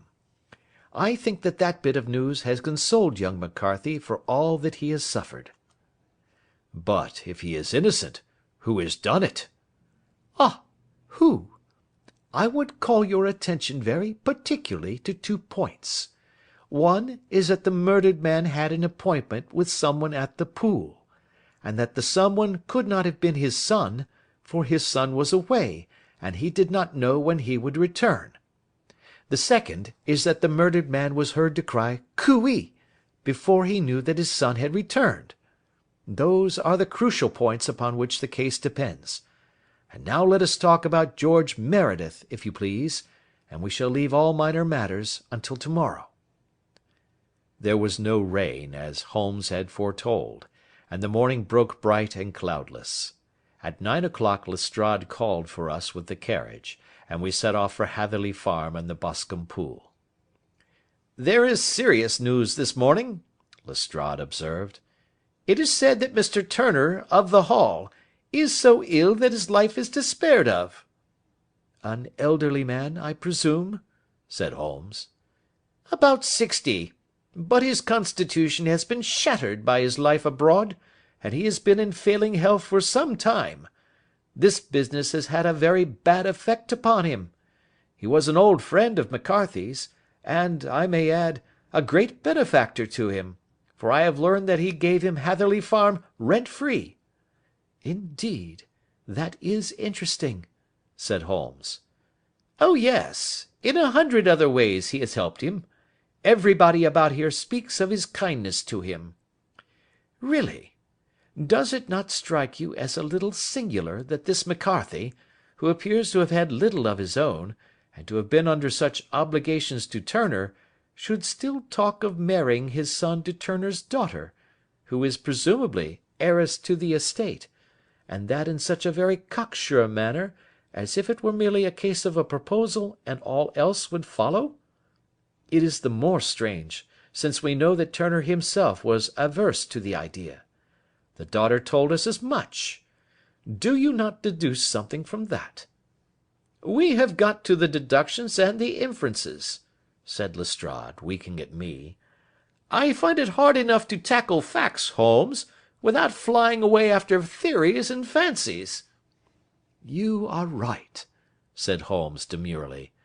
"You do find it very hard to tackle the facts." "Anyhow, I have grasped one fact which you seem to find it difficult to get hold of," replied Lestrade with some warmth. "And that is?"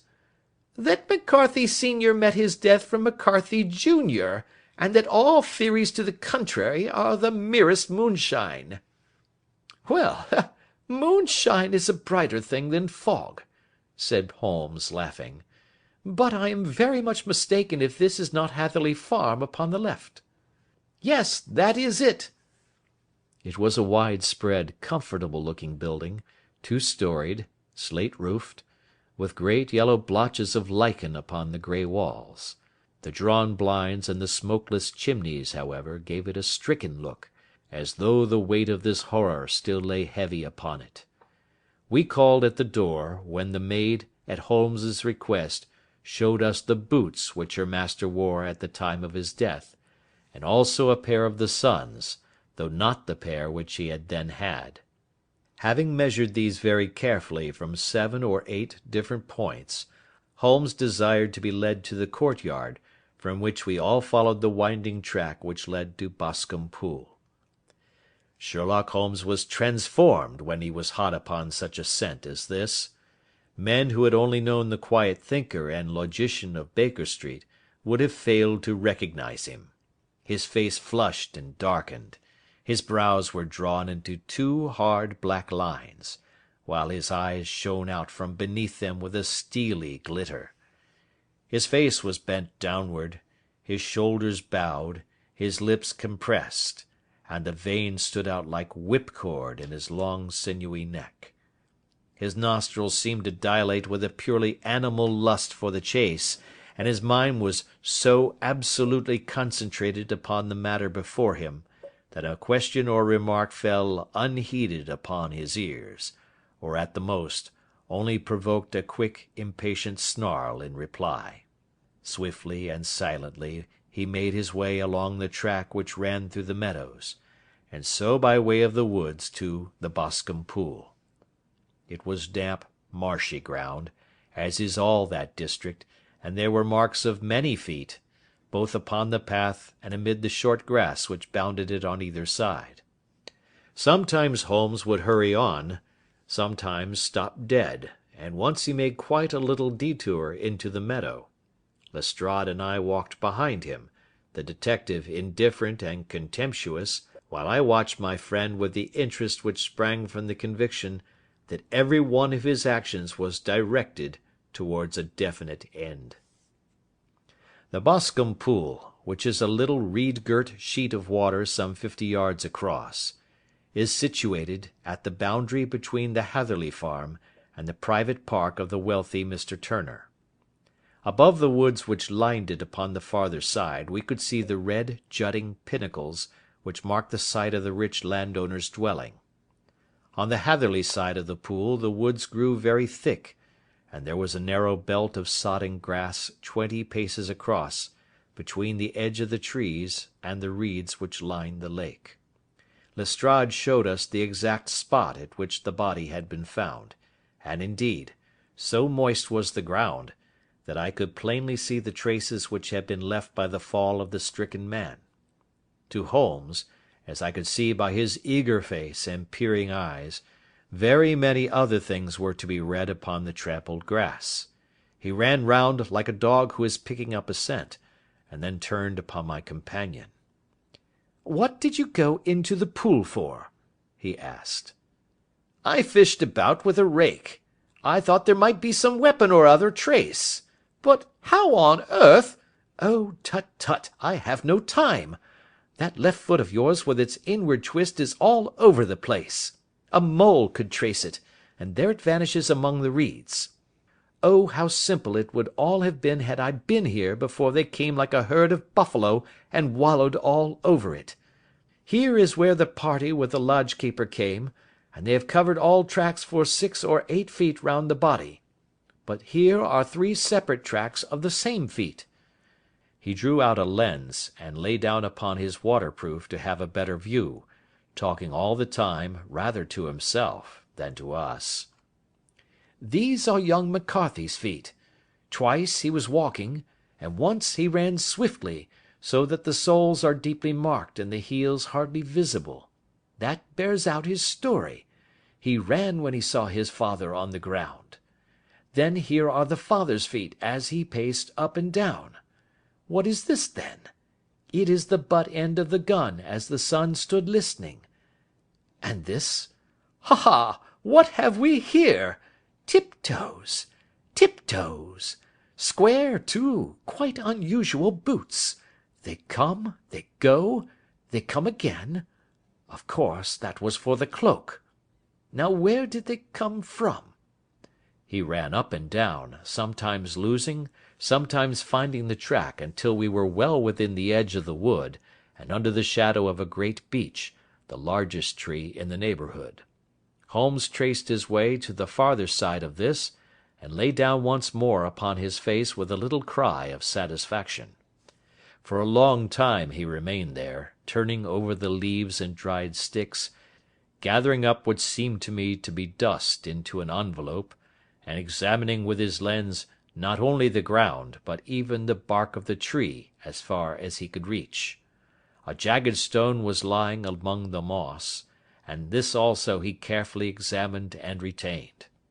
Then he followed a pathway through the wood until he came to the high road, where all traces were lost. "It has been a case of considerable interest," he remarked, returning to his natural manner. "I fancy that this grey house on the right must be the lodge. I think that I will go in and have a word with Morin, and perhaps write a little note. Having done that, we may drive back to our luncheon. You may walk to the cab, and I shall be with you presently." It was about 10 minutes before we regained our cab and drove back into Ross, Holmes still carrying with him the stone which he had picked up in the wood. "This may interest you, Lestrade," he remarked, holding it out. "The murder was done with it." "I see no marks." "There are none." "How do you know, then?" "The grass was growing under it. It had only lain there a few days. There was no sign of a place whence it had been taken. It corresponds with the injuries. There is no sign of any other weapon." "And the murderer?" "Is a tall man, left-handed, limps with the right leg, wears thick-soled shooting boots and a grey cloak, smokes Indian cigars, uses a cigar holder, and carries a blunt penknife in his pocket. There are several other indications, but these may be enough to aid us in our search." Lestrade laughed. "I am afraid that I am still a sceptic," he said. "Theories are all very well, but we have to deal with a hard-headed British jury." "Nous verrons," answered Holmes calmly. "You work your own method, and I shall work mine. I shall be busy this afternoon, and shall probably return to London by the evening train." "And leave your case unfinished?" "No, finished." "But the mystery?" "It is solved." "Who was the criminal, then?" "The gentleman I describe." "But who is he?" "Surely it would not be difficult to find out. This is not such a populous neighbourhood." Lestrade shrugged his shoulders. "I am a practical man," he said, "and I really cannot undertake to go about the country looking for a left-handed gentleman with a game leg. I should become the laughing-stock of Scotland Yard." "All right," said Holmes quietly. "I have given you the chance. Here are your lodgings. Good-bye. I shall drop you a line before I leave." Having left Lestrade at his rooms, we drove to our hotel, where we found lunch upon the table. Holmes was silent and buried in thought, with a pained expression upon his face, as one who finds himself in a perplexing position. "Look here, Watson," he said, when the cloth was cleared. "Just sit down in this chair and let me preach to you for a little. I don't know quite what to do, and I should value your advice. Light a cigar and let me expound." "Pray do so." "Well now, in considering this case there are 2 points about young McCarthy's narrative which struck us both instantly, although they impressed me in his favour and you against him. One was the fact that his father should, according to his account, cry cooee before seeing him. The other was his singular dying reference to a rat. He mumbled several words, you understand, but that was all that caught the son's ear. Now from this double point our research must commence, and we will begin it by presuming that what the lad says is absolutely true." "What of this cooee, then?" "Well, obviously, it could not have been meant for the son. The son, as far as he knew, was in Bristol. It was mere chance that he was within earshot. The cooee was meant to attract the attention of whoever it was that he had the appointment with. but cooee is a distinctly Australian cry, and one which is used between Australians. There is a strong presumption that the person whom McCarthy expected to meet him at Boscombe Pool was someone who had been in Australia." "What of the rat, then?" Sherlock Holmes took a folded paper from his pocket, and flattened it out on the table. "This is a map of the colony of Victoria," he said. "I wired to Bristol for it last night." He put his hand over part of the map. "What do you read?" "A rat," I read. "And now?" He raised his hand. "Ballarat." "Quite so. That was the word the man uttered, and of which his son only caught the last 2 syllables. He was trying to utter the name of his murderer, so and so of Ballarat." "It is wonderful!" I exclaimed. "It is obvious. And now you see I had narrowed the field down considerably. The possession of a grey garment was a third point which, granting the son's statement to be correct, was a certainty. We have come now out of mere vagueness to the definite conception of an Australian from Ballarat with a grey cloak." "Certainly." "And one who was at home in the district, for the pool can only be approached by the farm or by the estate, where strangers could hardly wander." "Quite so." "Then comes our expedition of to-day.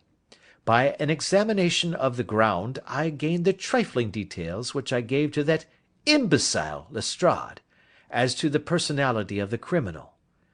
"But how did you gain them?" "You know my method. It is founded upon the observation of trifles." "His height I know that you might roughly judge from the length of his stride. His boots, too, might be told from their traces." "Yes, they were peculiar boots." "But his lameness?" "The impression of his right foot was always less distinct than his left. He put less weight upon it. Why? Because he limped. He was lame." "But his left-handedness?" "You were yourself struck by the nature of the injury as recorded by the surgeon at the inquest. The blow was struck from immediately behind, and yet was upon the left side. Now, how can that be unless it were by a left-handed man? He had stood behind that tree during the interview between the father and the son. He had even smoked there. I found the ash of a cigar, which my special knowledge of tobacco ashes enables me to pronounce as an Indian cigar. I have, as you know, devoted some attention to this, and written a little monograph on the ashes of 140 different varieties of pipe, cigar, and cigarette tobacco. Having found the ash, I then looked round and discovered the stump among the moss where he had tossed it. It was an Indian cigar, of the variety which are rolled in Rotterdam." "And the cigar holder?" "I could see that the end had not been in his mouth. Therefore he used a holder. The tip had been cut off, not bitten off, but the cut was not a clean one, so I deduced a blunt penknife." "Holmes," I said, "you have drawn a net round this man from which he cannot escape, and you have saved an innocent human life as truly as if you had cut the cord which was hanging him. I see the direction in which all this points. The culprit is—" "Mr. John Turner!" cried the hotel waiter, opening the door of our sitting room, and ushering in a visitor. The man who entered was a strange and impressive figure. His slow, limping step and bowed shoulders gave the appearance of decrepitude, and yet his hard, deep-lined, craggy features, and his enormous limbs showed that he was possessed of unusual strength of body and of character. His tangled beard, grizzled hair, and outstanding drooping eyebrows combined to give an air of dignity and power to his appearance, but his face was of an ashen white, while his lips and the corners of his nostrils were tinged with a shade of blue. It was clear to me at a glance that he was in the grip of some deadly and chronic disease. "Pray sit down on the sofa," said Holmes gently. "You had my note?" Yes, the lodge-keeper brought it up. You said that you wished to see me here to avoid scandal. I thought people would talk if I went to the hall. And why did you wish to see me? He looked across at my companion with despair in his weary eyes, as though his question was already answered. Yes, said Holmes, answering the look rather than the words. It is so. I know all about McCarthy. The old man sank his face in his hands. God help me, he cried. But I would not have let the young man come to harm. I give you my word that I would have spoken out if it went against him at the assizes. I am glad to hear you say so, said Holmes gravely. I would have spoken now had it not been for my dear girl. It would break her heart. It will break her heart when she hears that I am arrested. It may not come to that, said Holmes. What? I am no official agent. I understand that it was your daughter who required my presence here, and I am acting in her interests. Young McCarthy must be got off, however. I am a dying man, said old Turner. I have had diabetes for years.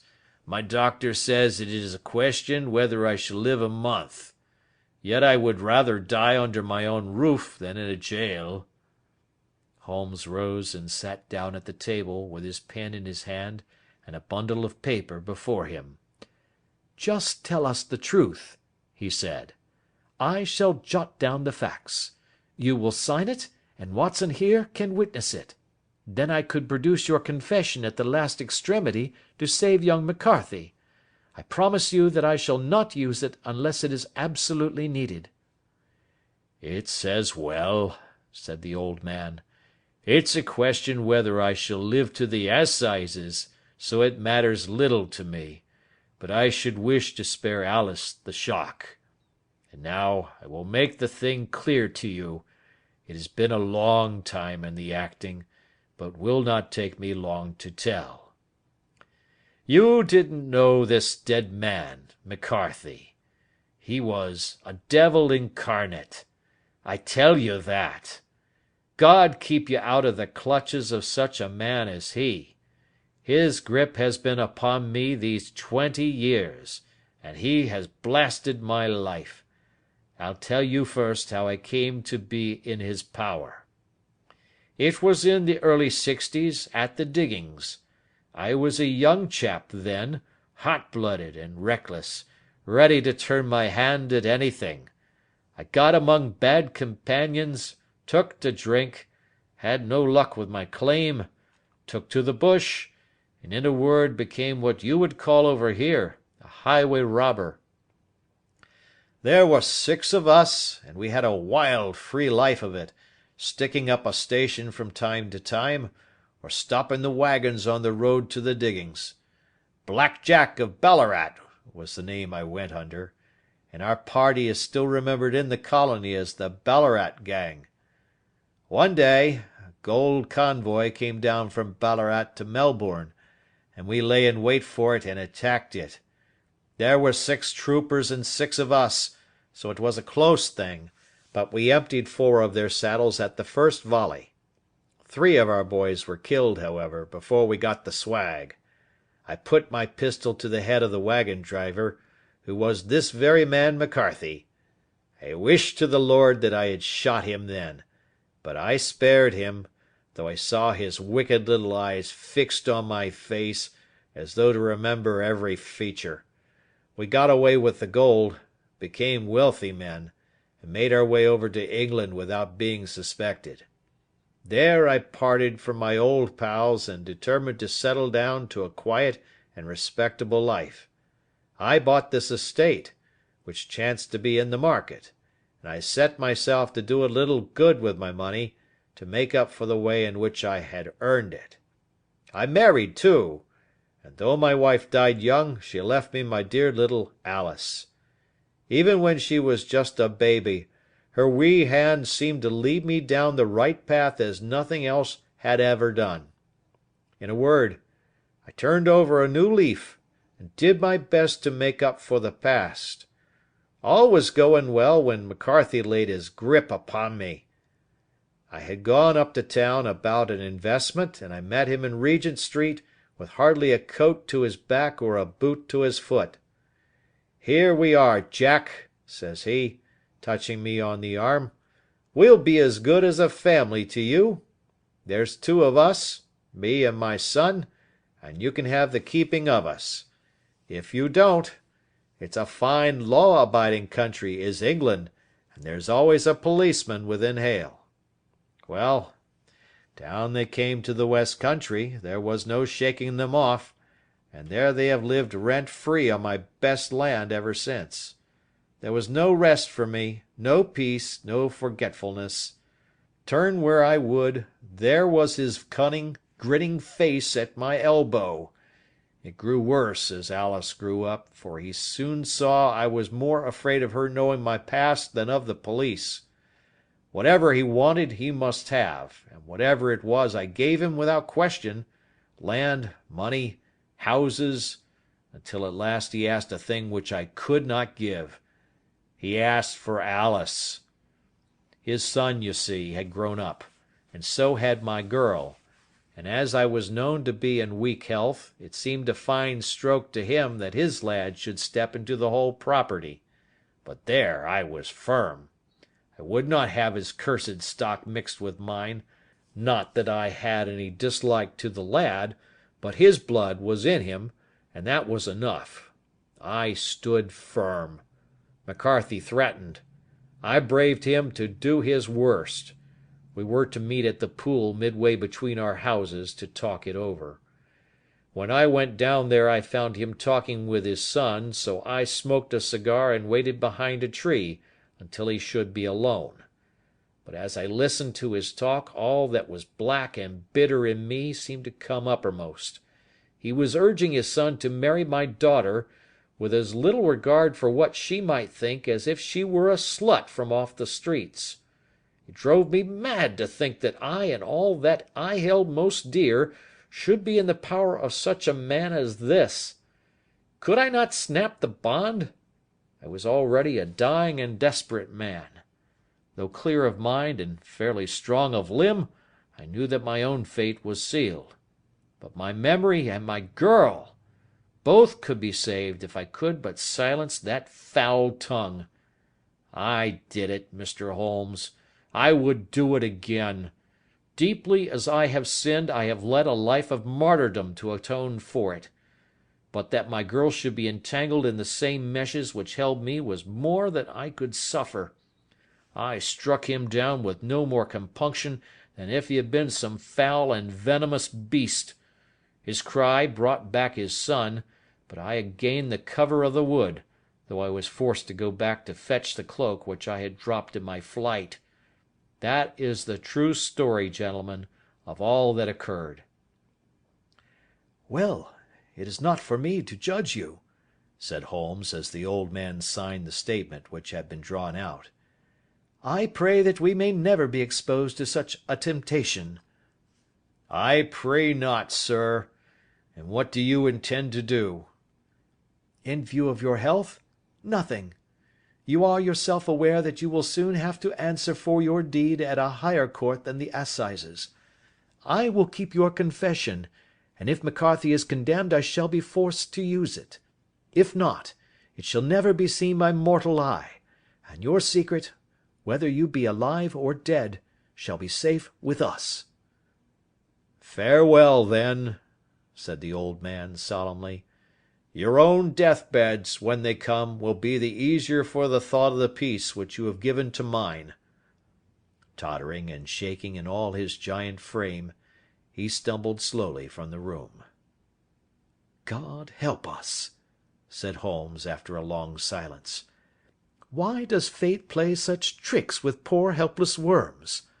I never hear of such a case as this that I do not think of Baxter's words and say, 'There, but for the grace of God, goes Sherlock Holmes.'"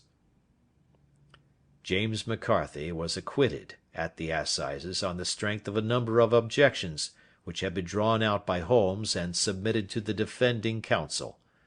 Old Turner lived for 7 months after our interview, but he is now dead, and there is every prospect that the son and daughter may come to live happily together in ignorance of the black cloud which rests upon their past.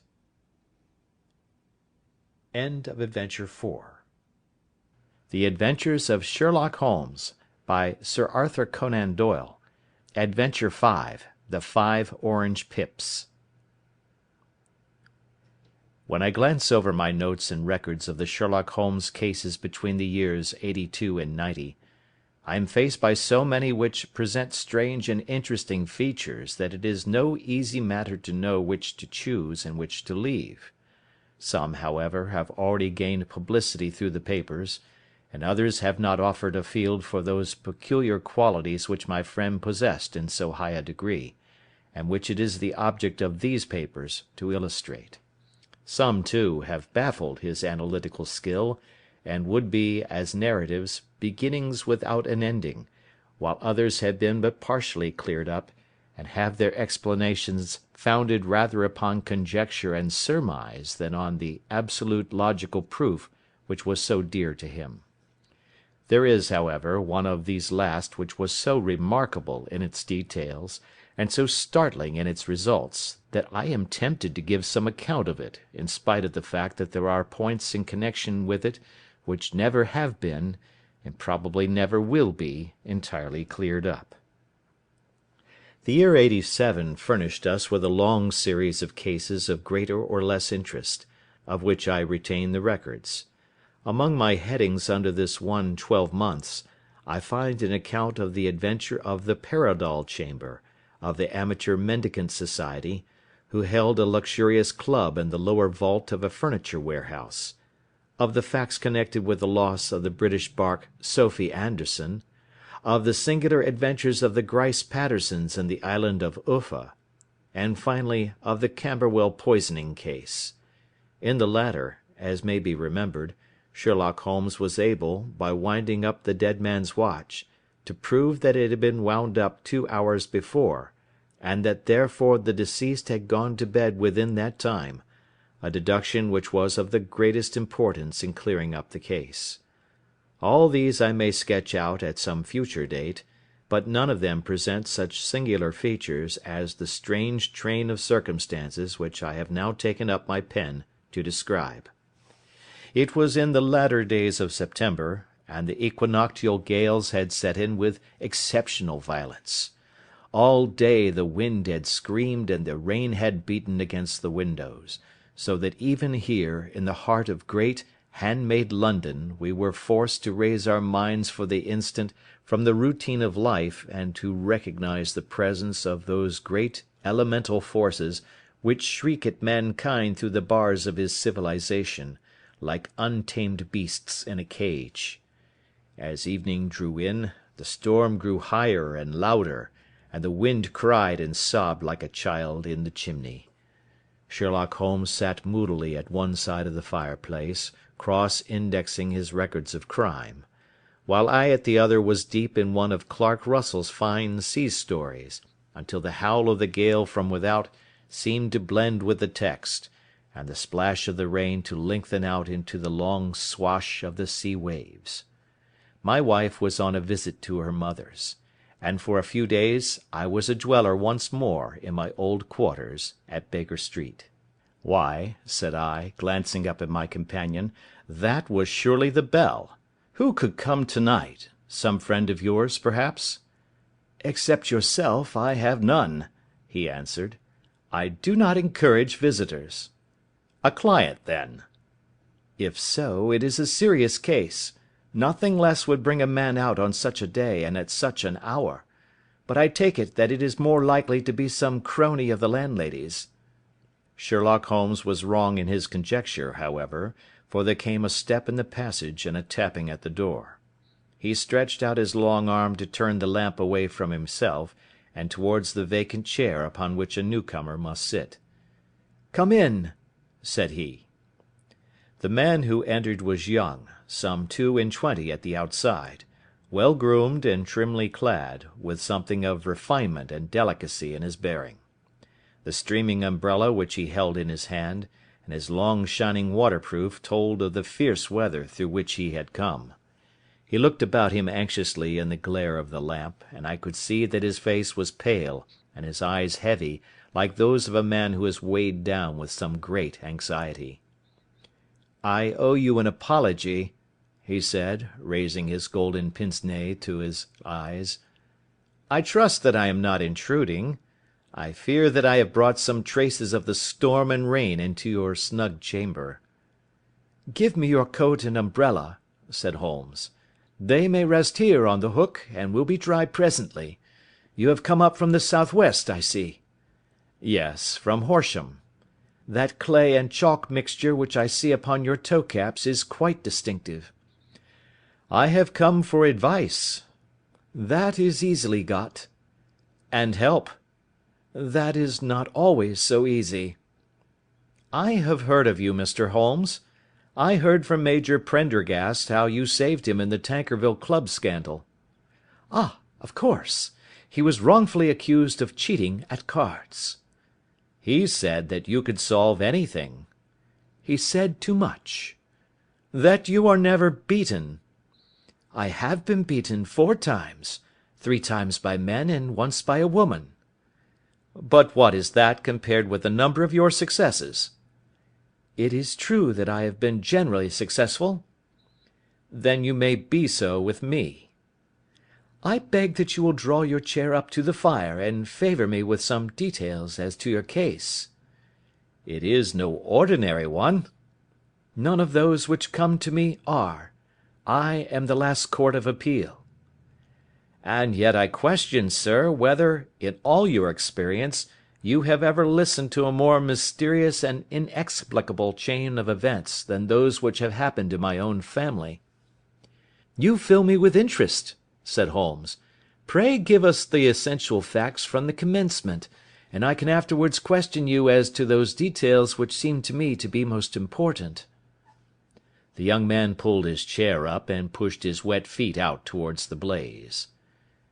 "My name," said he, "is John Openshaw, but my own affairs have, as far as I can understand, little to do with this awful business. It is a hereditary matter, so in order to give you an idea of the facts I must go back to the commencement of the affair. You must know that my grandfather had 2 sons, my uncle Elias and my father Joseph. My father had a small factory at Coventry, which he enlarged at the time of the invention of bicycling. He was a patentee of the Openshaw unbreakable tire, and his business met with such success that he was able to sell it and to retire upon a handsome competence.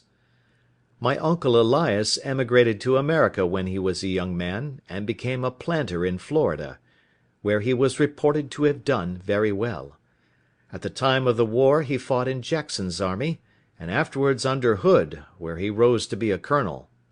When Lee laid down his arms, my uncle returned to his plantation, where he remained for 3 or 4 years. About 1869 or 1870, he came back to Europe and took a small estate in Sussex, near Horsham. He had made a very considerable fortune in the States, and his reason for leaving them was his aversion to the negroes, and his dislike of the Republican policy in extending the franchise to them. He was a singular man, fierce and quick-tempered, very foul-mouthed when he was angry, and of a most retiring disposition. During all the years that he lived at Horsham, I doubt if ever he set foot in the town. He had a garden, and 2 or 3 fields round his house, and there he would take his exercise, though very often for weeks on end he would never leave his room. He drank a great deal of brandy, and smoked very heavily, but he would see no society, and did not want any friends, not even his own brother. He didn't mind me. In fact, he took a fancy to me, for at the time when he saw me first I was a youngster of 12 or so. This would be in the year 1878, after he had been 8 or 9 years in England. He begged my father to let me live with him, and he was very kind to me in his way. When he was sober he used to be fond of playing backgammon and draughts with me, and he would make me his representative both with the servants and with the tradespeople. So that by the time that I was 16 I was quite master of the house. I kept all the keys and could go where I liked and do what I liked, so long that I did not disturb him in his privacy.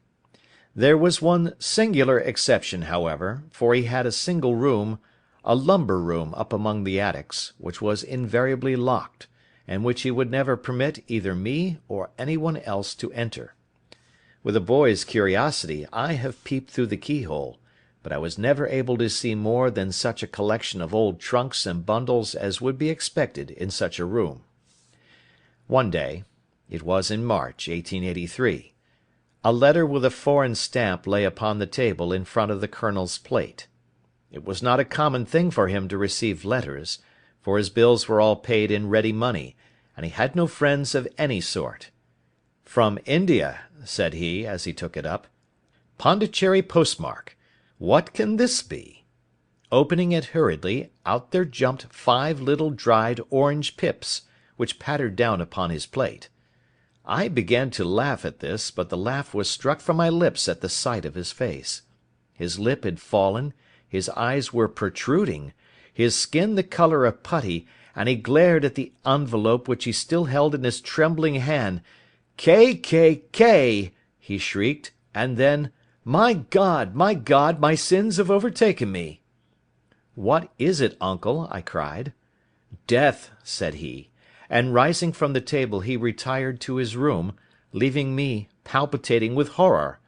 I took up the envelope and saw scrawled in red ink upon the inner flap, just above the gum, the letter K 3 times repeated. There was nothing else save the 5 dried pips. What could be the reason of his overpowering terror? I left the breakfast table, and as I ascended the stair I met him coming down with an old rusty key, which must have belonged to the attic, in one hand, and a small brass box, like a cash box, in the other. "They may do what they like, but I'll checkmate them still," said he with an oath. "Tell Mary that I shall want a fire in my room to-day, and send down to Fordham the Horsham lawyer." I did as he ordered, and when the lawyer arrived I was asked to step up to the room. The fire was burning brightly, and in the grate there was a mass of black fluffy ashes as of burned paper, while the brass box stood open and empty beside it. As I glanced at the box I noticed, with a start, that upon the lid was printed the treble K which I had read in the morning upon the envelope. "I wish you, John," said my uncle, "to witness my will. I leave my estate, with all its advantages and all its disadvantages, to my brother, your father, whence it will, no doubt, descend to you. If you can enjoy it in peace, well and good. If you find you cannot, take my advice, my boy, and leave it to your deadliest enemy. I am sorry to give you such a two-edged thing, but I can't say what turn things are going to take. Kindly sign the paper where Mr. Fordham shows you." I signed the paper as directed, and the lawyer took it away with him. The singular incident made, as you may think, the deepest impression upon me, and I pondered over it and turned it every way in my mind without being able to make anything of it. Yet I could not shake off the vague feeling of dread which it left behind, though the sensation grew less keen as the weeks passed and nothing happened to disturb the usual routine of our lives. I could see a change in my uncle, however. He drank more than ever, and he was less inclined for any sort of society. Most of his time he would spend in his room, with the door locked upon the inside, but sometimes he would emerge in a sort of drunken frenzy, and would burst out of the house, and tear about the garden with a revolver in his hand, screaming out that he was afraid of no man, and that he was not to be cooped up, like a sheep in a pen, by man or devil. When these hot fits were over, however, he would rush tumultuously in at the door and lock and bar it behind him, like a man who can brazen it out no longer against the terror which lies at the roots of his soul. At such times I have seen his face, even on a cold day, glisten with moisture, as though it were new raised from a basin. Well, to come to an end of the matter, Mr. Holmes, and not to abuse your patience, there came a night when he made one of those drunken sallies from which he never came back. We found him, when we went to search for him, face downward in a little green-scummed pool, which lay at the foot of the garden. There was no sign of any violence, and the water was but 2 feet deep, so that the jury, having regard to his known eccentricity, brought in a verdict of suicide. But I, who knew how he winced from the very thought of death, had much ado to persuade myself that he had gone out of his way to meet it. The matter passed, however, and my father entered into possession of the estate, and of some £14,000, which lay to his credit at the bank. "One moment," Holmes interposed. "Your statement is, I foresee, one of the most remarkable to which I have ever listened. Let me have the date of the reception by your uncle of the letter, and the date of his supposed suicide." The letter arrived on March 10, 1883. His death was 7 weeks later, upon the night of May 2nd. "Thank you. Pray proceed." When my father took over the Horsham property, he, at my request, made a careful examination of the attic, which had been always locked up. We found the brass box there, although its contents had been destroyed. On the inside of the cover was a paper label with the initials of K.K.K. repeated upon it, and "Letters, Memoranda, Receipts, and a Register" written beneath. These, we presume, indicated the nature of the papers which had been destroyed by Colonel Openshaw. For the rest, there was nothing of much importance in the attic save a great many scattered papers and notebooks bearing upon my uncle's life in America. Some of them were of the war time, and showed that he had done his duty well, and had borne the repute of a brave soldier. Others were of a date during the reconstruction of the Southern States, and were mostly concerned with politics, for he had evidently taken a strong part in opposing the carpet-bag politicians who had been sent down from the north. Well, it was at the beginning of '84 when my father came to live at Horsham, and all went as well as possible with us until the January of '85. On the 4th day after the New Year, I heard my father give a sharp cry of surprise as we sat together at the breakfast table. There he was, sitting with a newly opened envelope in one hand, and 5 dried orange pips in the outstretched palm of the other one. He had always laughed at what he called my cock and bull story about the colonel, but he looked very scared and puzzled now that the same thing had come upon himself. "Why, what on earth does this mean, John?" he stammered. My heart had turned to lead. "It is K.K.K.," said I. He looked inside the envelope.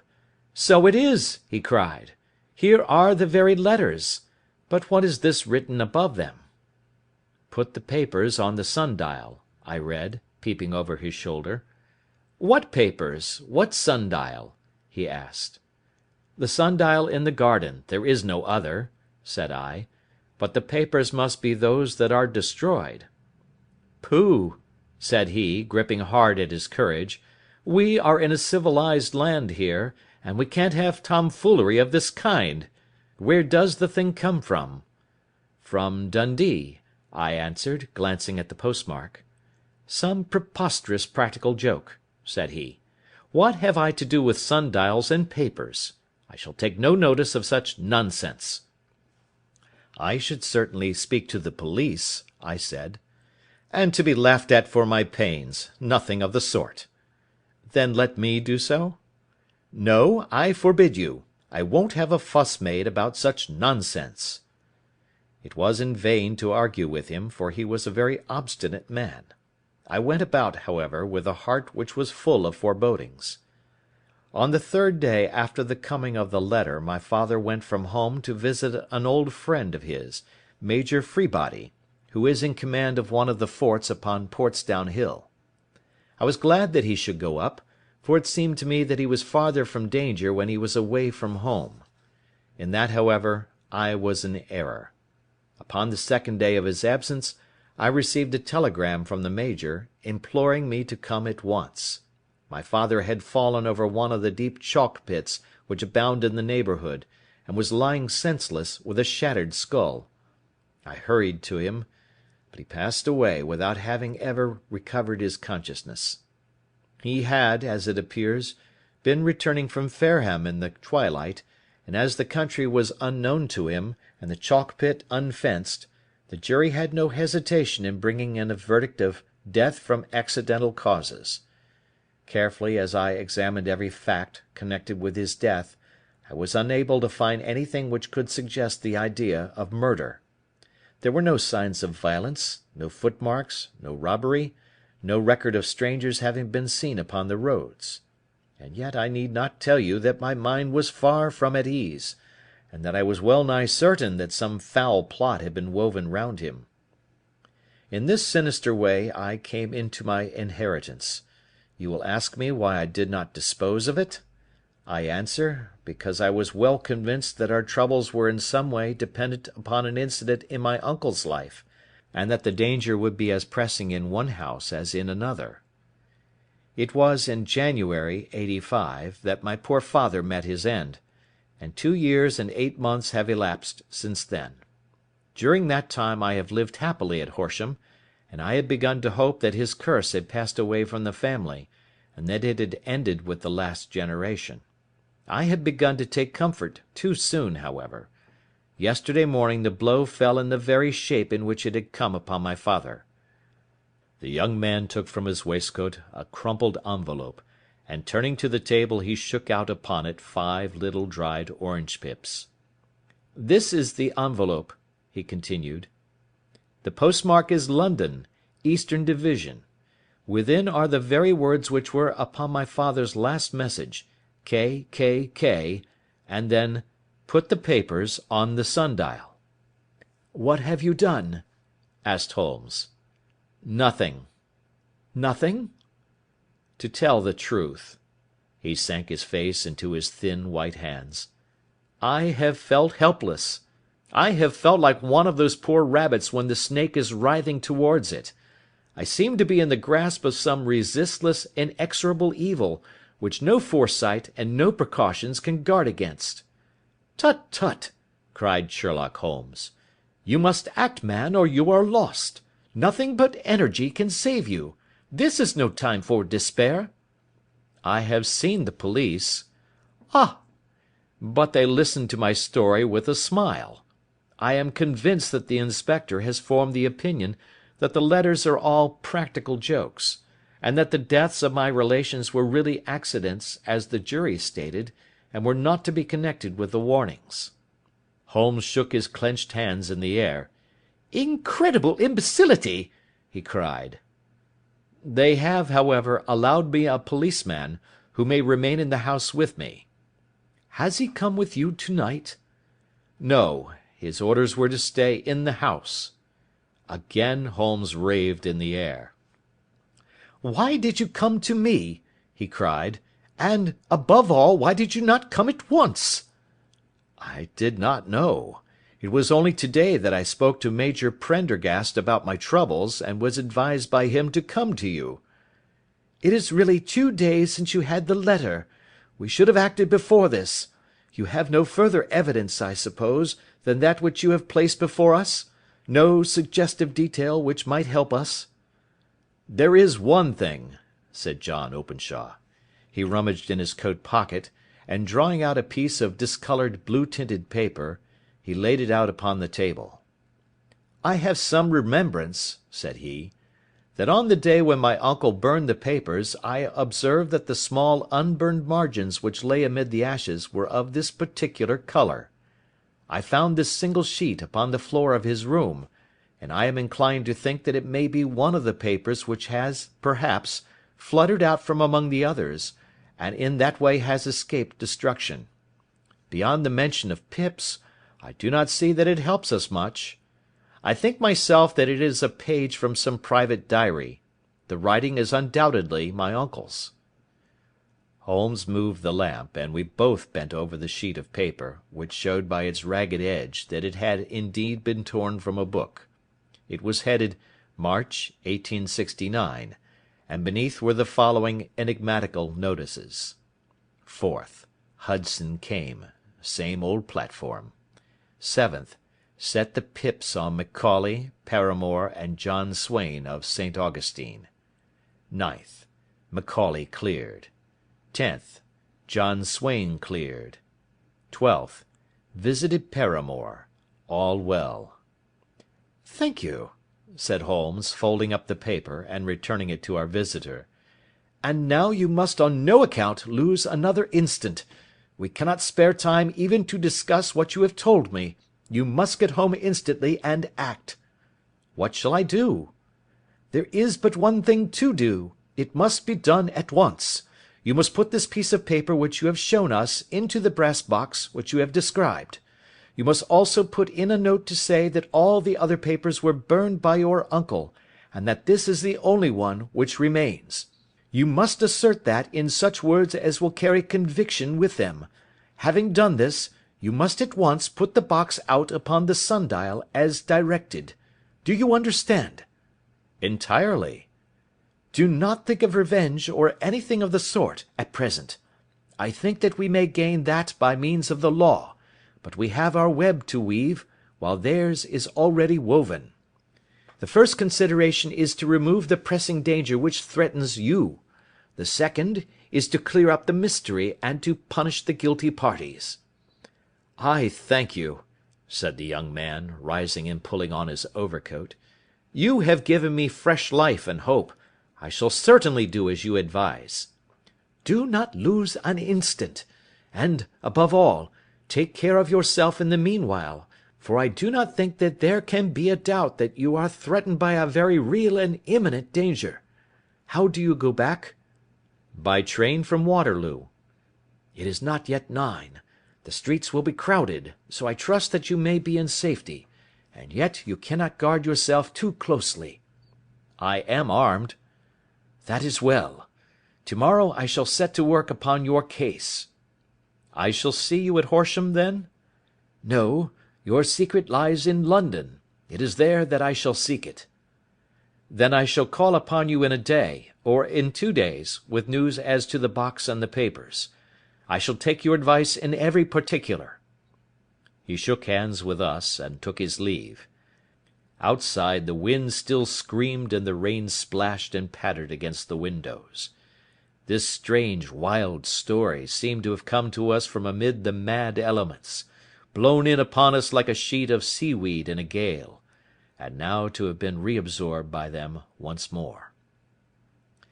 Sherlock Holmes sat for some time in silence, with his head sunk forward and his eyes bent upon the red glow of the fire. Then he lit his pipe, and leaning back in his chair he watched the blue smoke rings as they chased each other up to the ceiling. "I think, Watson," he remarked at last, "that of all our cases we have had none more fantastic than this." "Save, perhaps, the sign of 4. "Well, yes, save, perhaps, that. And yet this John Openshaw seems to me to be walking amid even greater perils than did the Sholtos." "But have you," I asked, "formed any definite conception as to what these perils are?" "There can be no question as to their nature," he answered. "Then what are they? Who is this K., and why does he pursue this unhappy family?" Sherlock Holmes closed his eyes and placed his elbows upon the arms of his chair, with his fingertips together. "The ideal reasoner," he remarked, "would, when he had once been shown a single fact in all its bearings, deduce from it not only all the chain of events which led up to it, but also all the results which would follow from it. As Cuvier could correctly describe a whole animal by the contemplation of a single bone, so the observer who has thoroughly understood one link in a series of incidents should be able to accurately state all the other ones, both before and after. We have not yet grasped the results which the reason alone can attain to. Problems may be solved in the study which have baffled all those who have sought a solution by the aid of their senses. To carry the art, however, to its highest pitch, it is necessary that the reasoner should be able to utilize all the facts which have come to his knowledge. And this in itself implies, as you will readily see, a possession of all knowledge, which, even in these days of free education and encyclopedias, is a somewhat rare accomplishment. It is not so impossible, however, that a man should possess all knowledge which is likely to be useful to him in his work, and this I have endeavoured in my case to do. If I remember rightly, you on one occasion, in the early days of our friendship, defined my limits in a very precise fashion." "Yes," I answered, laughing. "It was a singular document. Philosophy, astronomy, and politics were marked at 0, I remember. Botany variable, geology profound as regards the mud stains from any region within 50 miles of town, chemistry eccentric, anatomy unsystematic, sensational literature and crime records unique, violin player, boxer, swordsman, lawyer, and self-poisoner by cocaine and tobacco. Those, I think, were the main points of my analysis." Holmes grinned at the last item. "Well," he said, "I say now, as I said then, that a man should keep his little brain attic stocked with all the furniture that he is likely to use, and the rest he can put away in the lumber room of his library, where he can get it if he wants it. Now, for such a case as the one which has been submitted to us to-night, we need certainly to muster all our resources. Kindly hand me down the letter K of the American Encyclopedia which stands upon the shelf beside you. Thank you. Now let us consider the situation, and see what may be deduced from it. In the first place, we may start with a strong presumption that Colonel Openshaw had some very strong reason for leaving America. Men at his time of life do not change all their habits and exchange willingly the charming climate of Florida for the lonely life of an English provincial town. His extreme love of solitude in England suggests the idea that he was in fear of someone or something, so we may assume as a working hypothesis that it was fear of someone or something which drove him from America. As to what it was he feared, we can only deduce that by considering the formidable letters which were received by himself and his successors. Did you remark the postmarks of these letters? The first was from Pondicherry, the second from Dundee, and the third from London. From East London. What do you deduce from that? They are all seaports. That the writer was on board of a ship. Excellent. We have already a clue.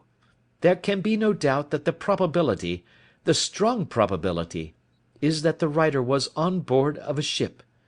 And now let us consider another point. In the case of Pondicherry, 7 weeks elapsed between the threat and its fulfilment.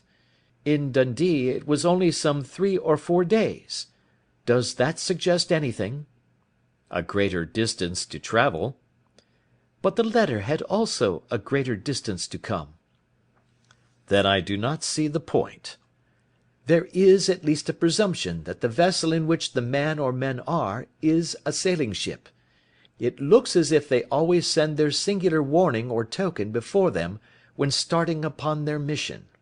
You see how quickly the deed followed the sign when it came from Dundee. If they had come from Pondicherry in a steamer, they would have arrived almost as soon as their letter. But, as a matter of fact, 7 weeks elapsed. I think that those 7 weeks represented the difference between the mail boat which brought the letter and the sailing vessel which brought the writer. It is possible. More than that, it is probable. And now you see the deadly urgency of this new case, and why I urged young Openshaw to caution. The blow has always fallen at the end of the time which it would take the senders to travel the distance. But this one comes from London, and therefore we cannot count upon delay. Good God! I cried. What can it mean, this relentless persecution? The papers which Openshaw carried are obviously of vital importance to the person or persons in the sailing ship. I think that it is quite clear that there must be more than one of them. A single man could not have carried out 2 deaths in such a way as to deceive a coroner's jury. There must have been several in it, and they must have been men of resource and determination. Their papers they mean to have, be the holder of them who it may. In this way you see KKK ceases to be the initials of an individual, and becomes the badge of a society." "But of what society?" "Have you never," said Sherlock Holmes, bending forward and sinking his voice, "have you never heard of the Ku Klux Klan?" "I never have." Holmes turned over the leaves of the book upon his knee. "Here it is," said he presently. "Ku Klux Klan, a name derived from the fanciful resemblance to the sound produced by cocking a rifle. This terrible secret society was formed by some ex-Confederate soldiers in the Southern States after the Civil War, and it rapidly formed local branches in different parts of the country, notably in Tennessee, Louisiana, the Carolinas, Georgia, and Florida. Its power was used for political purposes, principally for the terrorizing of the negro voters and the murdering and driving from the country of those who were opposed to its views. Its outrages were usually preceded by a warning sent to the marked man in some fantastic but generally recognized shape, a sprig of oak leaves in some parts, melon seeds or orange pips in others. On receiving this, the victim might either openly abjure his former ways, or might fly from the country. If he braved the matter out, death would unfailingly come upon him, and usually in some strange and unforeseen manner. So perfect was the organization of the society, and so systematic its methods, that there is hardly a case upon record where any man succeeded in braving it with impunity, or in which any of its outrages were traced home to the perpetrators. For some years the organization flourished in spite of the efforts of the United States government and of the better classes of the community in the South.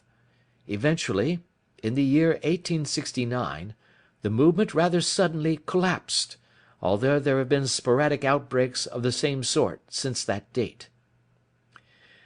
"You will observe," said Holmes, laying down the volume, "that the sudden breaking up of the society was coincident with the disappearance of Openshaw from America with their papers. It may well have been cause and effect. It is no wonder that he and his family have some of the more implacable spirits upon their track. You can understand that this register and diary may implicate some of the first men in the South, and that there may be many who will not sleep easy at night until it is recovered. "Then the page we have seen—" "Is such as we might expect. It ran, if I remember right, 'Sent the pips to A, B, and C'. That is, sent the society's warning to them. Then there are successive entries that A and B cleared, or left the country, and finally that C was visited, with, I fear, a sinister result for C. Well, I think, Doctor, that we may let some light into this dark place, and I believe that the only chance young Openshaw has in the meantime is to do what I have told him. There is nothing more to be said or to be done to-night, so hand me over my violin, and let us try to forget for half an hour the miserable weather and the still more miserable ways of our fellow men." It had cleared in the morning, and the sun was shining with a subdued brightness through the dim veil which hangs over the great city. Sherlock Holmes was already at breakfast when I came down. "You will excuse me for not waiting for you," said he. "I have, I foresee, a very busy day before me in looking into this case of young Openshaw's." "What steps will you take?" I asked. "It will very much depend upon the results of my first inquiries. I may have to go down to Horsham after all." "You will not go there first?" "No, I shall commence with the city. Just ring the bell and the maid will bring up your coffee." As I waited, I lifted the unopened newspaper from the table and glanced my eye over it. It rested upon a heading which sent a chill to my heart. "Holmes!" I cried. "You are too late." "Ah!" said he, laying down his cup. "I feared as much. How was it done?" He spoke calmly, but I could see that he was deeply moved. My eye caught the name of Openshaw, and the heading "Tragedy near Waterloo Bridge." Here is the account. Between 9 and 10 last night, Police Constable Cook, of the H Division, on duty near Waterloo Bridge, heard a cry for help and a splash in the water. The night, however, was extremely dark and stormy, so that, in spite of the help of several passers-by, it was quite impossible to effect a rescue. The alarm, however, was given, and by the aid of the water police the body was eventually recovered. It proved to be that of a young gentleman whose name, as it appears from an envelope which was found in his pocket, was John Openshaw, and whose residence is near Horsham. It is conjectured that he may have been hurrying down to catch the last train from Waterloo Station, and that in his haste and the extreme darkness he missed his path and walked over the edge of one of the small landing places for river steamboats.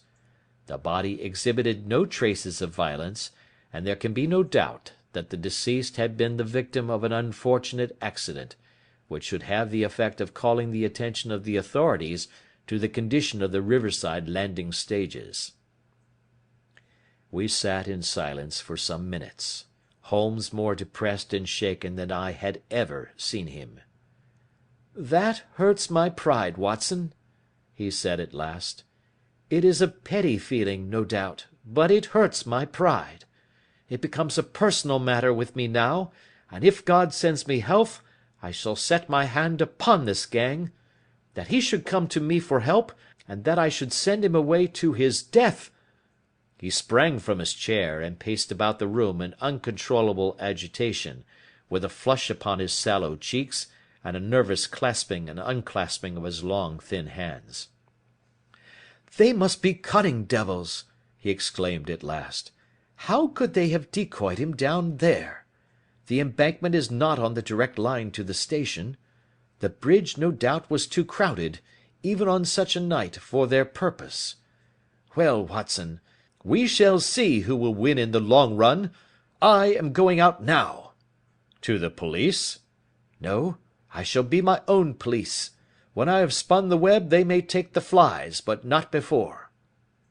All day I was engaged in my professional work, and it was late in the evening before I returned to Baker Street. Sherlock Holmes had not come back yet. It was nearly 10 o'clock before he entered, looking pale and worn.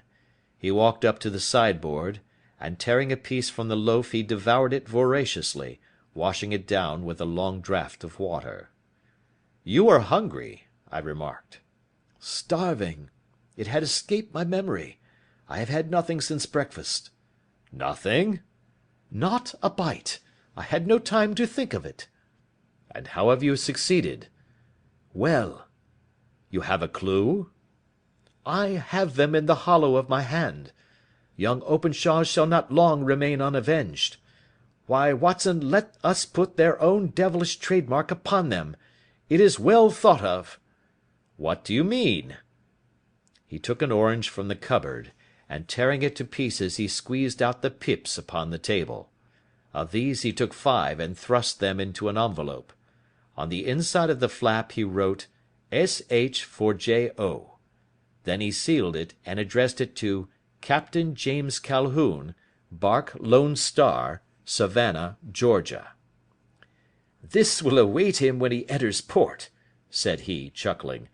"It may give him a sleepless night. He will find it as sure a precursor of his fate as Openshaw did before him." "And who is this Captain Calhoun?" "The leader of the gang. I shall have the others, but he first." "How did you trace it, then?" He took a large sheet of paper from his pocket, all covered with dates and names. "I have spent the whole day," said he, "over Lloyd's registers and files of the old papers, following the future career of every vessel which touched at Pondicherry in January and February in '83. There were 36 ships of fair tonnage which were reported there during those months. Of these, one, the Lone Star, instantly attracted my attention, since, although it was reported as having cleared from London, the name is that which is given to one of the states of the Union." "Texas, I think." "I was not and am not sure which, but I knew that the ship must have an American origin." "What then?" "I searched the Dundee records, and when I found that the bark Lone Star was there in January '85, my suspicion became a certainty. I then inquired as to the vessels which lay at present in the port of London. Yes. The Lone Star had arrived here last week. I went down to the Albert Dock, and found that she had been taken down the river by the early tide this morning, homeward bound to Savannah. I wired to Gravesend, and learned that she had passed some time ago, and as the wind is easterly, I have no doubt that she is now past the Goodwins and not very far from the Isle of Wight. What will you do, then? Oh, I have my hand upon him. He and the 2 mates are, as I learn, the only native-born Americans in the ship. The others are Finns and Germans.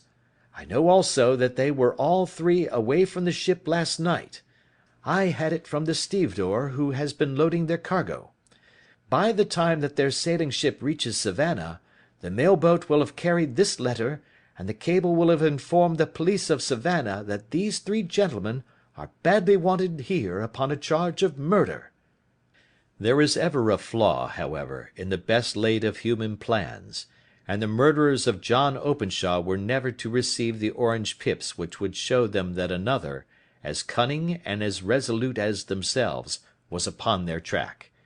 Very long and very severe were the equinoctial gales that year.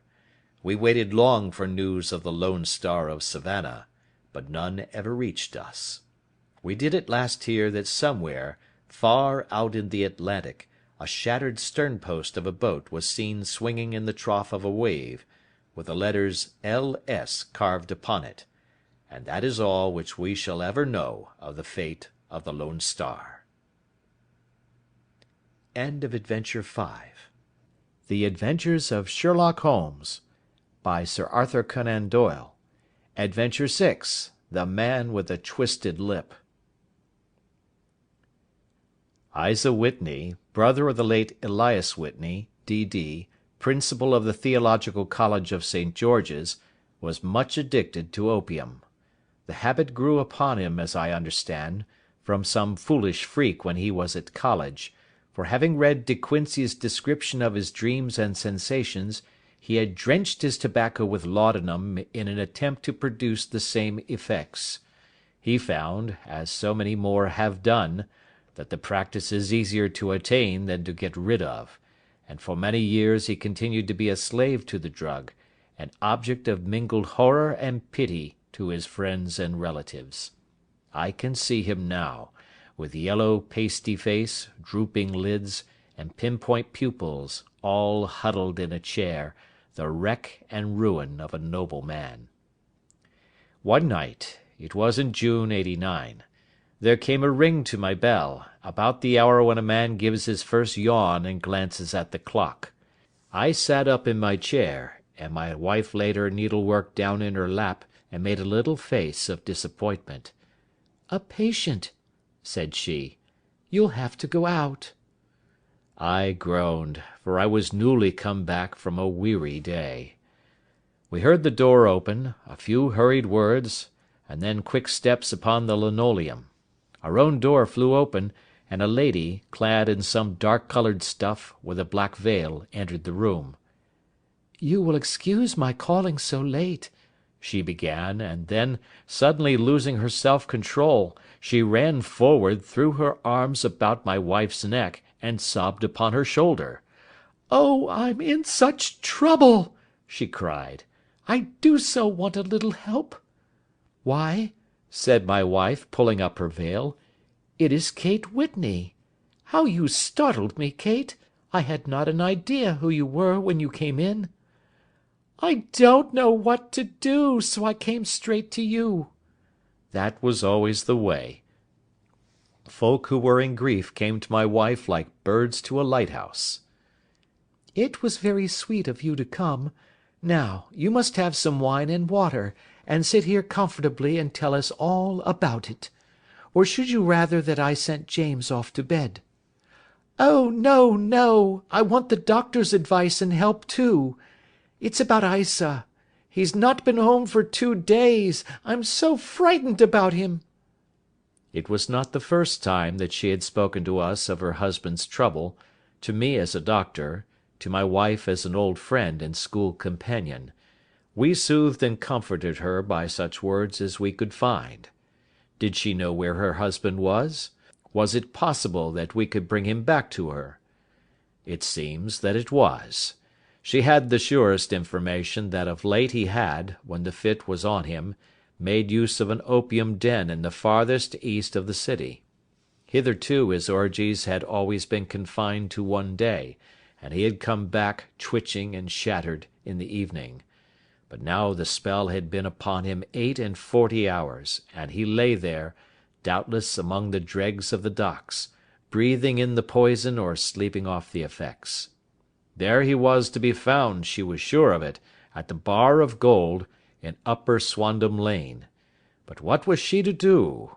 How could she, a young and timid woman, make her way into such a place and pluck her husband out from among the ruffians who surrounded him? There was the case, and of course there was but one way out of it. Might I not escort her to this place?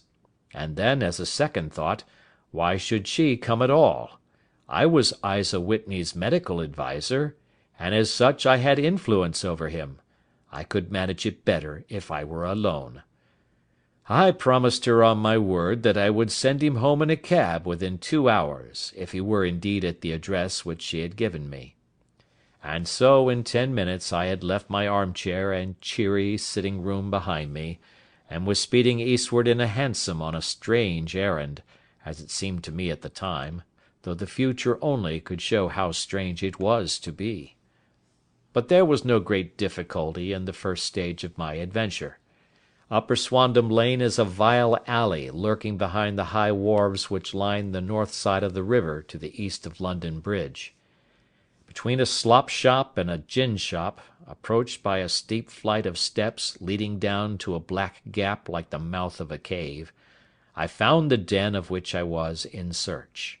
Ordering my cab to wait, I passed down the steps, worn hollow in the centre by the ceaseless tread of drunken feet, and by the light of a flickering oil lamp above the door I found the latch and made my way into a long, low room, thick and heavy with the brown opium smoke, and terraced with wooden berths like the forecastle of an emigrant ship.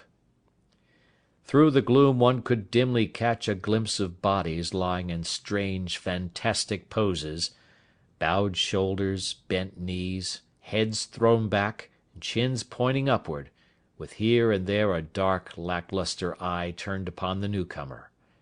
Out of the black shadows there glimmered little red circles of light, now bright, now faint, as the burning poison waxed or waned in the bowls of the metal pipes. The most lay silent, but some muttered to themselves, and others talked together in a strange, low, monotonous voice, their conversation coming in gushes, and then suddenly tailing off into silence, each mumbling out his own thoughts and paying little heed to the words of his neighbour. At the farther end was a small brazier of burning charcoal, beside which on a 3-legged wooden stool there sat a tall, thin old man, with his jaw resting upon his 2 fists, and his elbows upon his knees, staring into the fire. As I entered, a sallow Malay attendant had hurried up with a pipe for me and a supply of the drug, beckoning me to an empty berth. "Thank you, I have not come to stay," said I. "There is a friend of mine here, Mr. Isa Whitney, and I wish to speak with him."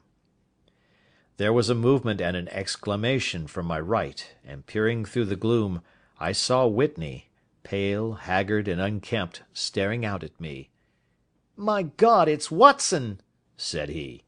He was in a pitiable state of reaction, with every nerve in a twitter. "I say, Watson, what o'clock is it?" "Nearly 11. "Of what day?" "Of Friday, June 19th. "Good heavens, I thought it was Wednesday." "It is Wednesday. What do you want to frighten a chap for?" He sank his face on to his arms and began to sob in a high treble key. "I tell you that it is Friday, man. Your wife has been waiting this 2 days for you. You should be ashamed of yourself." "So I am," But you've got mixed, Watson, for I have only been here a few hours. 3 pipes, 4 pipes, I forget how many. But I'll go home with you.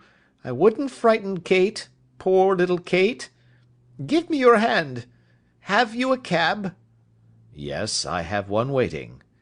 "Then I shall go in it. But I must owe something. Find what I owe, Watson. I am all off colour. I can do nothing for myself." I walked down the narrow passage between the double row of sleepers, holding my breath to keep out the vile, stupefying fumes of the drug, and looking about for the manager. As I passed the tall man who sat by the brazier, I felt a sudden pluck at my skirt, and a low voice whispered, "Walk past me, and then look back at me." The words fell quite distinctly upon my ear. I glanced down. They could only have come from the old man at my side, and yet he sat now as absorbed as ever, very thin, very wrinkled, bent with age, an opium pipe dangling down from between his knees as though it had dropped in sheer lassitude from his fingers. I took 2 steps forward and looked back.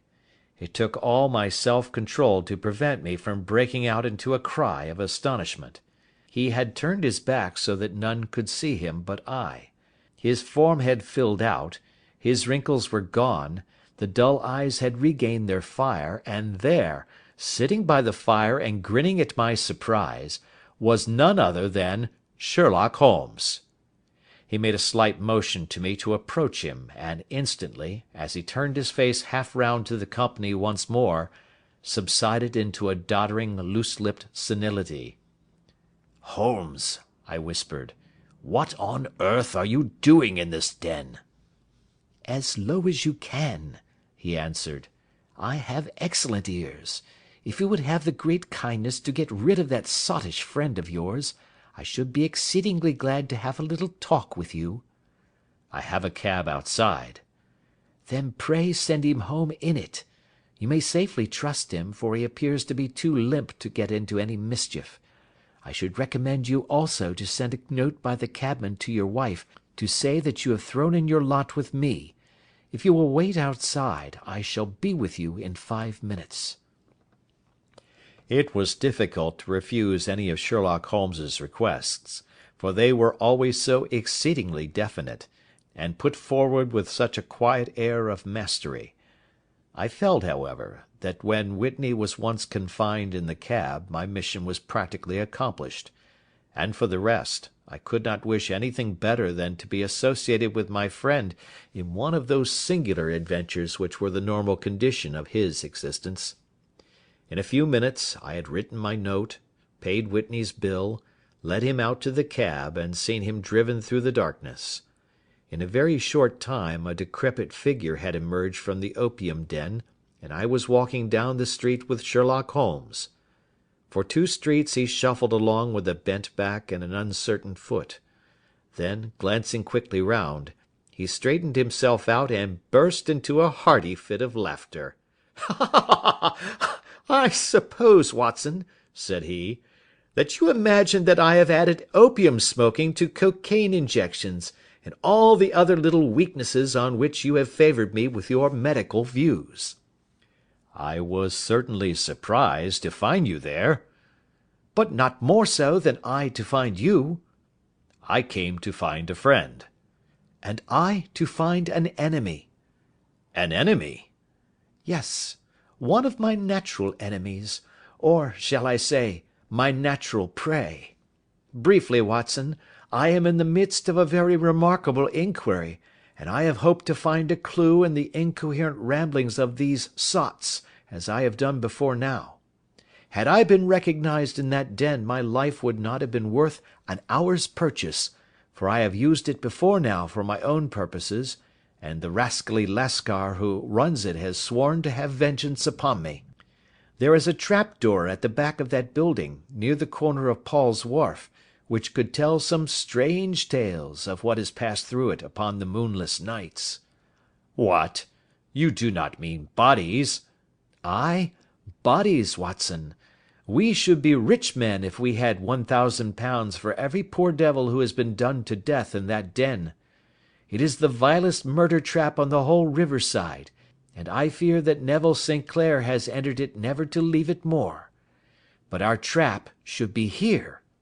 He put his two forefingers between his teeth and whistled shrilly, a signal which was answered by a similar whistle from the distance, followed shortly by the rattle of wheels and the clink of horses' hoofs.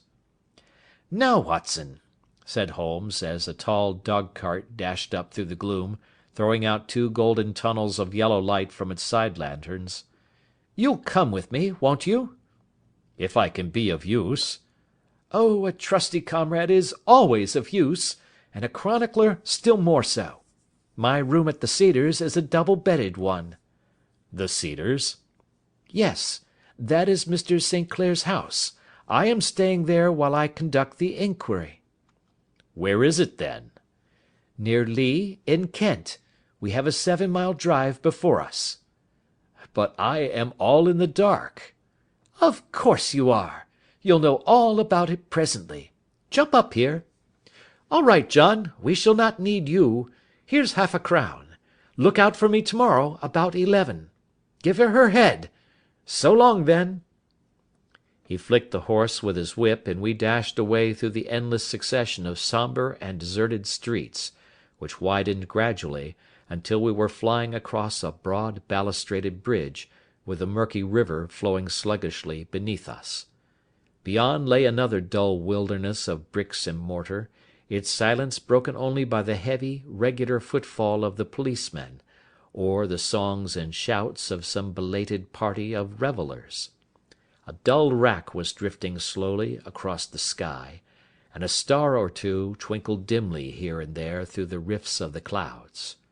Holmes drove in silence, with his head sunk upon his breast, and the air of a man who is lost in thought, while I sat beside him, curious to learn what this new quest might be which seemed to tax his powers so sorely, and yet afraid to break in upon the current of his thoughts. We had driven several miles, and were beginning to get to the fringe of the belt of suburban villas, when he shook himself, shrugged his shoulders, and lit up his pipe with the air of a man who has satisfied himself that he is acting for the best. "You have a grand gift of silence, Watson," said he. "It makes you quite invaluable as a companion. 'Pon my word, it is a great thing for me to have someone to talk to, for my own thoughts are not over pleasant. I was wondering what I should say to this dear little woman to-night when she meets me at the door." "You forget that I know nothing about it." "I shall just have time to tell you the facts of the case before we get to Lee. It seems absurdly simple, and yet, somehow I can get nothing to go upon. There's plenty of thread, no doubt, but I can't get the end of it into my hand. Now, I'll state the case clearly and concisely to you, Watson, and maybe you can see a spark where all is dark to me." "Proceed, then."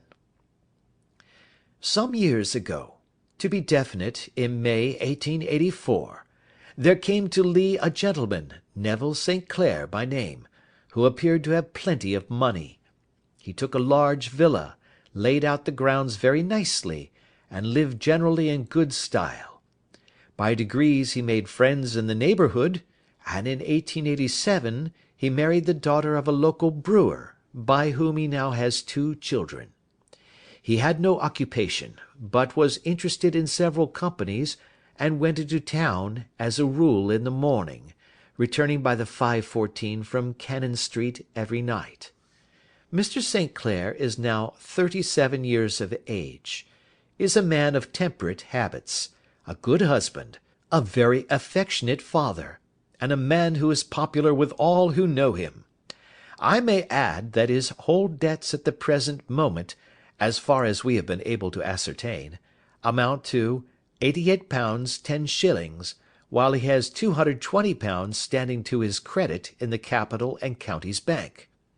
There is no reason, therefore, to think that money troubles have been weighing upon his mind. Last Monday Mr. Neville St. Clair went into town rather earlier than usual, remarking before he started that he had 2 important commissions to perform, and that he would bring his little boy home a box of bricks. Now, by the merest chance, his wife received a telegram upon this same Monday, very shortly after his departure, to the effect that a small parcel of considerable value which she had been expecting was waiting for her at the offices of the Aberdeen Shipping Company. Now, if you are well up in your London, you will know that the office of the company is in Fresno Street, which branches out of Upper Swandam Lane, where you found me to-night. Mrs. St. Clair had her lunch, started for the city, did some shopping, proceeded to the company's office, got her packet, and found herself at exactly 4:35 walking through Swandam Lane on her way back to the station. Have you followed me so far? It is very clear. If you remember, Monday was an exceedingly hot day, and Mrs. St. Clair walked slowly, glancing about in the hope of seeing a cab, as she did not like the neighbourhood in which she found herself. While she was walking in this way down Swandam Lane, she suddenly heard an ejaculation or cry, and was struck cold to see her husband looking down at her and, as it seemed to her, beckoning to her from a second-floor window. The window was open, and she distinctly saw his face, which she describes as being terribly agitated. He waved his hands frantically to her, and then vanished from the window so suddenly that it seemed to her that he had been plucked back by some irresistible force from behind. One singular point, which struck her quick feminine eye, was that although he wore some dark coat, such as he had started to town in, he had on neither collar nor necktie. Convinced that something was amiss with him, she rushed down the steps, for the house was none other than the opium den in which you found me to-night, and running through the front room, she attempted to ascend the stairs which led to the first floor. At the foot of the stairs, however, she met this Lascar scoundrel of whom I have spoken, who thrust her back, and, aided by a Dane, who acts as assistant there, pushed her out into the street. Filled with most maddening doubts and fears, she rushed down the lane, and by rare good fortune, met in Fresno Street a number of constables with an inspector, all on their way to their beat. The inspector and two men accompanied her back, and in spite of the continued resistance of the proprietor, they made their way to the room in which Mr. St. Clair had last been seen. There was no sign of him there. In fact, in the whole of that floor, there was no one to be found save a crippled wretch of hideous aspect, who, it seems, made his home there. Both he and the Lascar stoutly swore that no one else had been in the front room during the afternoon. So determined was their denial, that the inspector was staggered, and had almost come to believe that Mrs. St. Clair had been deluded when, with a cry, she sprang at a small deal box which lay upon the table, and tore the lid from it.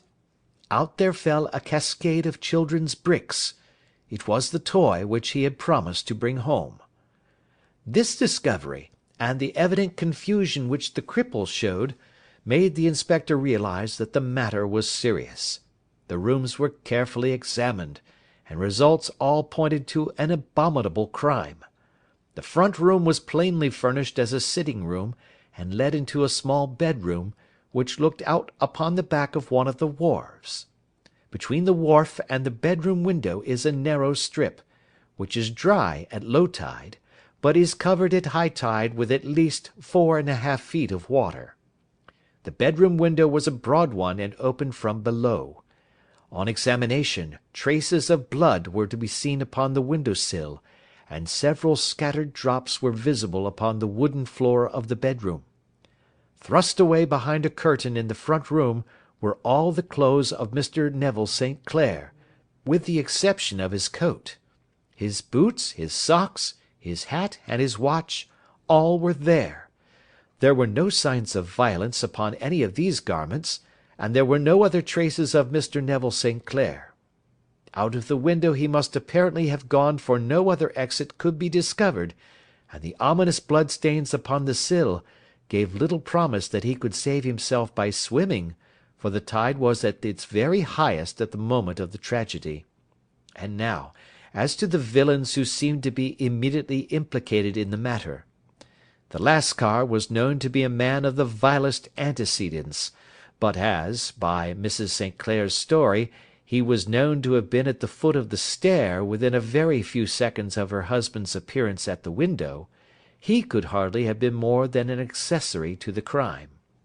His defence was one of absolute ignorance, and he protested that he had no knowledge as to the doings of Hugh Bone, his lodger, and that he could not account in any way for the presence of the missing gentleman's clothes.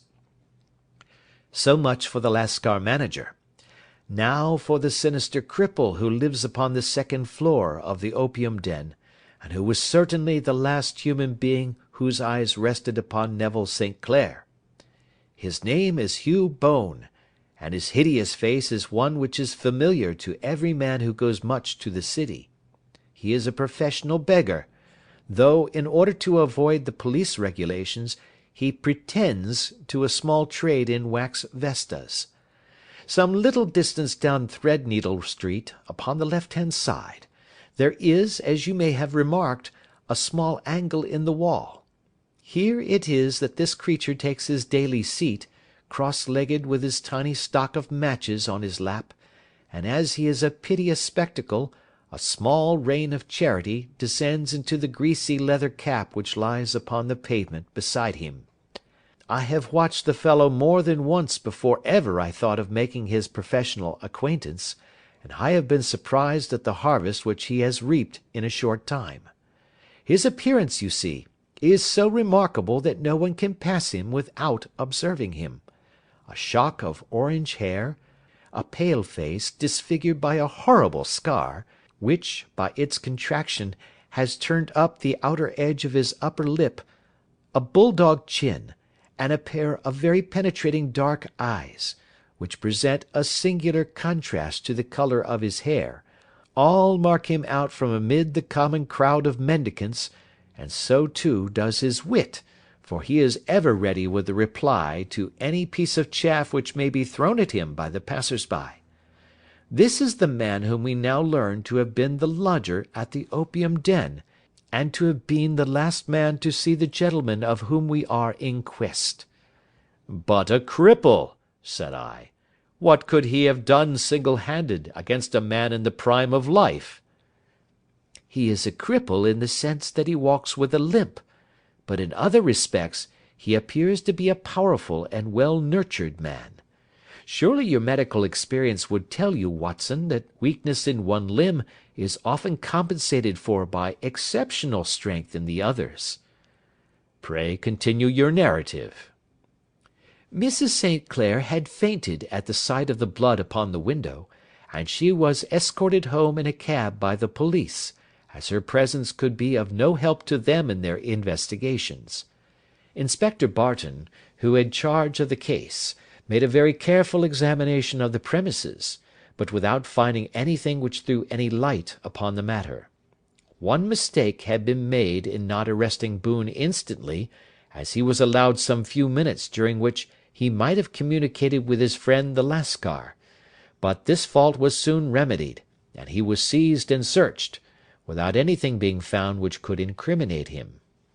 There were, it is true, some blood-stains upon his right shirt-sleeve, but he pointed to his ring-finger, which had been cut near the nail, and explained that the bleeding came from there, adding that he had been to the window not long before, and that the stains which had been observed there came doubtless from the same source. He denied strenuously having ever seen Mr. Neville St. Clair, and swore that the presence of the clothes in his room was as much a mystery to him as to the police. As to Mrs. St. Clair's assertion that she had actually seen her husband at the window, he declared that she must have been either mad or dreaming. He was removed, loudly protesting, to the police station, while the inspector remained upon the premises in the hope that the ebbing tide might afford some fresh clue. And it did, though they hardly found upon the mud-bank what they had feared to find. It was Neville St. Clair's coat, and not Neville St. Clair, which lay uncovered as the tide receded. And what do you think they found in the pockets? I cannot imagine. No, I don't think you would guess. Every pocket stuffed with pennies and halfpennies, 421 pennies and 270 halfpennies. It was no wonder that it had not been swept away by the tide. But a human body is a different matter. There is a fierce eddy between the wharf and the house. It seemed likely enough that the weighted coat had remained when the stripped body had been sucked away into the river. But I understand that all the other clothes were found in the room. Would the body be dressed in a coat alone? No, sir, but the facts must be met speciously enough. Suppose that this man Boone had thrust Neville St. Clair through the window, there is no human eye which could have seen the deed. What would he do then? It would of course instantly strike him that he must get rid of the tell-tale garments. He would seize the coat then, and be in the act of throwing it out, when it would occur to him that it would swim and not sink.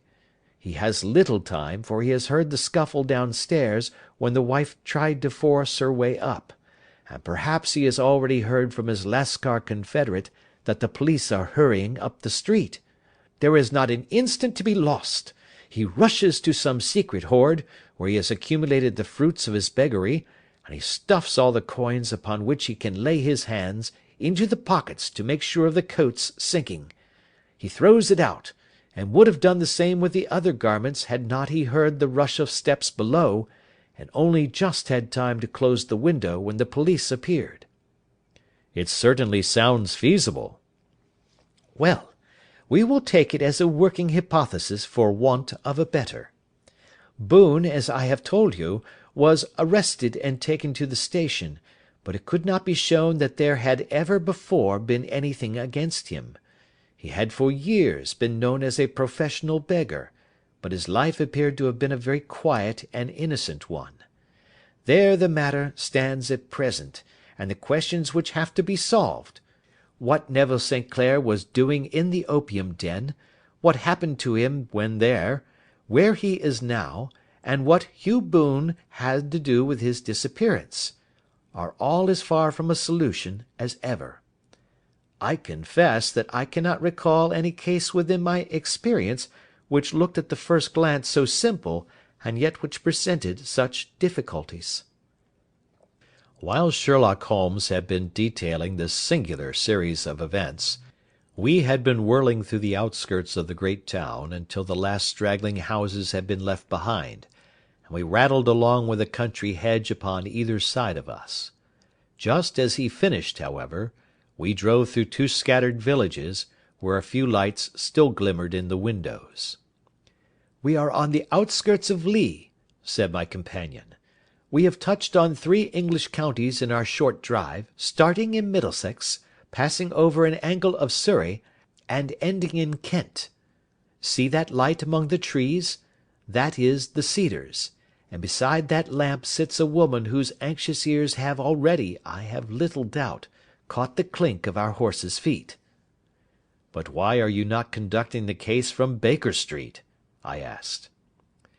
"Because there are many inquiries which must be made out here.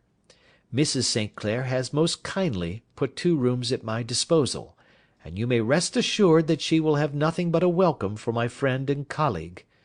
I hate to meet her, Watson, when I have no news of her husband. Here we are. Whoa there, whoa!" We had pulled up in front of a large villa which stood within its own grounds. A stable boy had run out to the horse's head, and springing down, I followed Holmes up the small, winding gravel drive which led to the house. As we approached, the door flew open, and a little blonde woman stood in the opening, clad in some sort of light mousseline de Sole, with a touch of fluffy pink chiffon at her neck and wrists. She stood with her figure outlined against the flood of light, one hand upon the door, one half raised in her eagerness, her body slightly bent, her head and face protruded, with eager eyes and parted lips, a standing question. "Well?" she cried. "Well?" And then, seeing that there were 2 of us, she gave a cry of hope, which sank into a groan as she saw that my companion shook his head and shrugged his shoulders. "No good news?" "None." "No bad?" "No." "Thank God for that. But come in. You must be weary, for you have had a long day. This is my friend Dr. Watson. He has been of most vital use to me in several of my cases, and a lucky chance has made it possible for me to bring him out and associate him with this investigation. I am delighted to see you," said she, pressing my hand warmly. "You will, I am sure, forgive anything that may be wanting in our arrangements, when you consider the blow which has come so suddenly upon us." "My dear madam," said I am an old campaigner, and if I were not, I can very well see that no apology is needed. If I can be of any assistance, either to you or to my friend here, I shall be indeed happy." "Now, Mr. Sherlock Holmes," said the lady, as we entered a well-lit dining-room, upon the table of which a cold supper had been laid out, "I should very much like to ask you one or two plain questions, to which I beg that you will give a plain answer." "Certainly, madam." "Do not trouble about my feelings.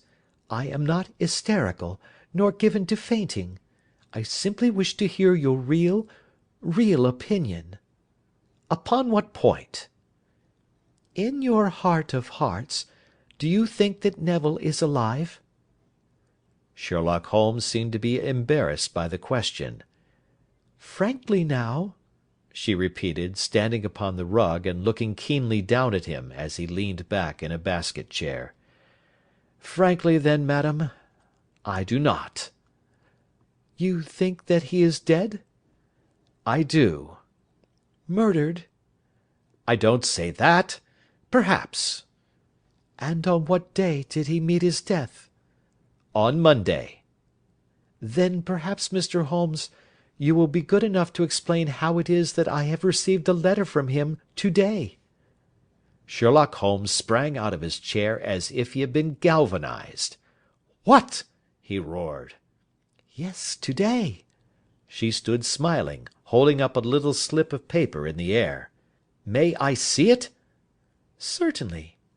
He snatched it from her in his eagerness, and smoothing it out upon the table, he drew over the lamp and examined it intently. I had left my chair, and was gazing at it over his shoulder. The envelope was a very coarse one, and was stamped with the Gravesend postmark, and with the date of that very day, or rather of the day before, for it was considerably after midnight. "Coarse writing," murmured Holmes. "Surely this is not your husband's writing, madam?" "No, but the enclosure is." "I perceive also that whoever addressed the envelope had to go and inquire as to the address." "How can you tell that?" "The name, you see, is in perfectly black ink, which has dried itself. The rest is of a greyish colour, which shows that blotting paper has been used. If it had been written straight off and then blotted, none would be of a deep black shade. This man has written the name, and there has then been a pause before he wrote the address, which can only mean that he was not familiar with it. It is, of course, a trifle, but there is nothing so important as trifles. Now, let us now see the letter. Ha! There has been an enclosure here." "Yes, there was a ring, his signet ring." "And you are sure that this is your husband's hand?" "One of his hands." "One?" "His hand when he wrote hurriedly. It is very unlike his usual writing, and yet I know it well." "Dearest, do not be frightened. All will come well. There is a huge error which it may take some time to rectify. Wait in patience. Neville. Written in pencil upon the flyleaf of a book, octavo size, no watermark. Posted to-day in Gravesend by a fellow with a dirty thumb. Ha! And the flap has been gummed, if I am not very much in error, by a person who has been chewing tobacco. And you have no doubt that it is your husband's hand, madam?" "None. Neville wrote these words." "And they were posted to-day at Gravesend. Well, Mrs. St. Clair, the clouds lighten, though I should not venture to say that the danger is over. But he must be alive, Mr. Holmes. Unless this is a clever forgery to put us on the wrong scent. The ring, after all, proves nothing. It may have been taken from him. No, no, it is. It is his very own writing. Very well. It may, however, have been written on Monday and only posted to-day. That is possible. If so, much may have happened between. Oh, you must not discourage me, Mr. Holmes. I know that all is well with him. There is so keen a sympathy between us that I should know if evil came upon him. On the very day that I saw him last, he cut himself in the bedroom, and yet I in the dining-room rushed upstairs instantly with the utmost certainty that something had happened. Do you think that I would respond to such a trifle, and yet be ignorant of his death? I have seen too much not to know that the impression of a woman may be more valuable than the conclusion of an analytical reasoner. And in this letter you certainly have a very strong piece of evidence to corroborate your view. But if your husband is alive, and able to write letters, why should he remain away from you? I cannot imagine. It is unthinkable. And on Monday he made no remarks before leaving you? No. And you were surprised to see him in Swandam Lane? Very much so. Was the window open? Yes. Then he might have called to you? He might. He only, as I understand, gave an inarticulate cry. Yes. A call for help, you thought? Yes, he waved his hands. But it might have been a cry of surprise.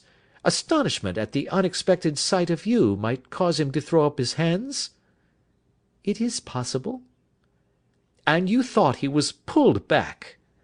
He disappeared so suddenly. He might have leaped back. You did not see any one else in the room?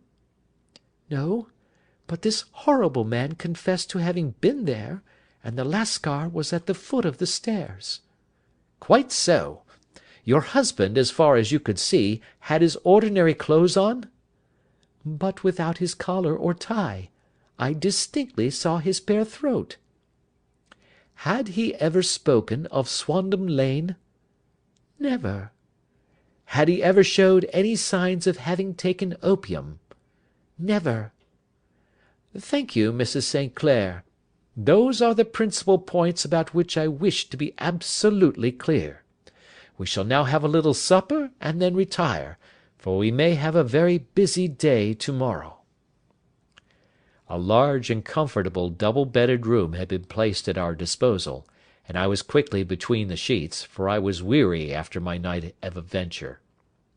Sherlock Holmes was a man, however, who, when he had an unsolved problem upon his mind, would go for days, and even for a week, without rest, turning it over, rearranging his facts, looking at it from every point of view until he had either fathomed it or convinced himself that his data were insufficient.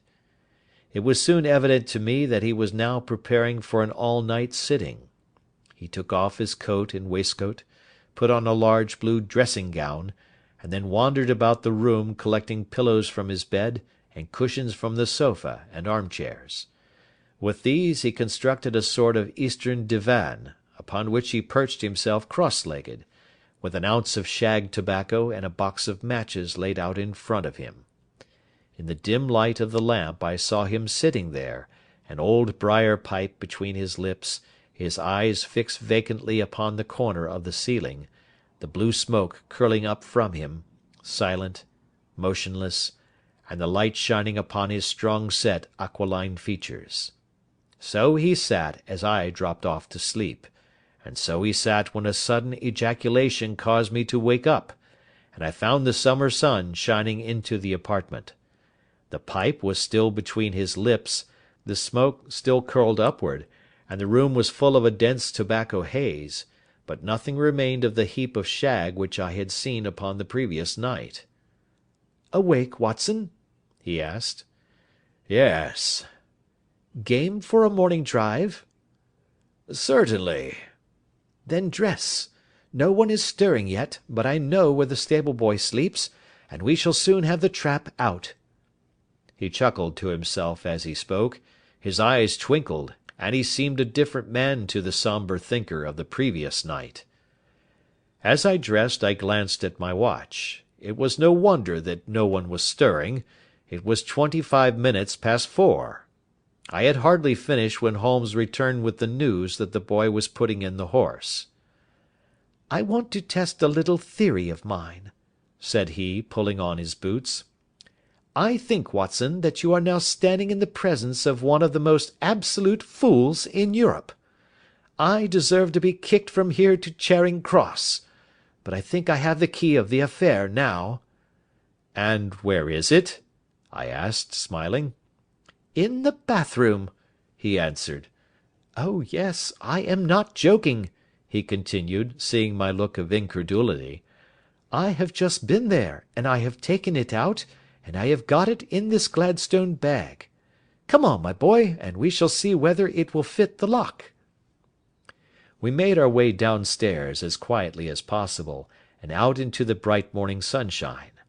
In the road stood our horse and trap, with the half-clad stable-boy waiting at the head. We both sprang in, and away we dashed down the London road. A few country carts were stirring, bearing in vegetables to the metropolis, but the lines of villas on either side were as silent and lifeless as some city in a dream. "It has been in some points a singular case," said Holmes, flicking the horse on into a gallop. "I confess that I have been as blind as a mole, but it is better to learn wisdom late than never to learn it at all." In town the earliest risers were just beginning to look sleepily from their windows as we drove through the streets of the Surrey side. Passing down the Waterloo Bridge Road we crossed over the river, and dashing up Wellington Street, wheeled sharply to the right and found ourselves in Bow Street. Sherlock Holmes was well known to the force, and the two constables at the door saluted him. One of them held the horse's head while the other led us in. "Who is on duty?" asked Holmes. "Inspector Bradstreet, sir." "Ah, Bradstreet, how are you?" A tall, stout official had come down the stone-flagged passage in a peaked cap and frogged jacket. "I wish to have a quiet word with you, Bradstreet." "Certainly, Mr. Holmes. Step into my room here." It was a small office-like room, with a huge ledger upon the table, and a telephone projecting from the wall. The inspector sat down at his desk. "What can I do for you, Mr. Holmes?" "I called about that beggarman, Boone, the one who was charged with being concerned in the disappearance of Mr. Neville St. Clair, of Lee." "Yes, he was brought up and remanded for further inquiries."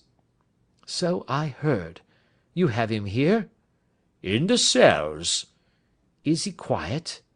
"Oh, he gives no trouble, but he is a dirty scoundrel." "Dirty?"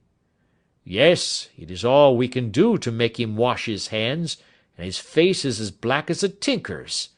Well, when once his case has been settled, he will have a regular prison bath, and I think, if you saw him, you would agree with me that he needed it." "I should like to see him very much." "Would you? That is easily done. Come this way. You can leave your bag." "No, I think that I'll take it." "Very good. Come this way, if you please." He led us down a passage, opened a barred door, passed down a winding stair, and brought us to a whitewashed corridor with a line of doors on each side. "The third on the right is his," said the inspector. "Here it is." He quietly shot back a panel in the upper part of the door and glanced through. "He is asleep," said he. "You can see him very well." We both put our eyes to the grating. The prisoner lay with his face towards us, in a very deep sleep, breathing slowly and heavily. He was a middle-sized man, coarsely clad as became his calling, with a coloured shirt protruding through the rent in his tattered coat. He was, as the inspector had said, extremely dirty, but the grime which covered his face could not conceal its repulsive ugliness. A broad wheal from an old scar ran right across it from eye to chin, and by its contraction had turned up one side of the upper lip, so that 3 teeth were exposed in a perpetual snarl. A shock of very bright red hair grew low over his eyes and forehead. "He's a beauty, isn't he?" said the inspector. "He certainly needs a wash," remarked Holmes. "I had an idea that he might, and I took the liberty of bringing the tools with me." He opened the Gladstone bag as he spoke, and took out, to my astonishment, a very large bath sponge. "Ha! You are a funny one," chuckled the inspector. "Now, if you will have the great goodness to open that door very quietly, we will soon make him cut a much more respectable figure." "Well, I don't know why not," said the inspector. "He doesn't look a credit to the Bow Street cells, does he?"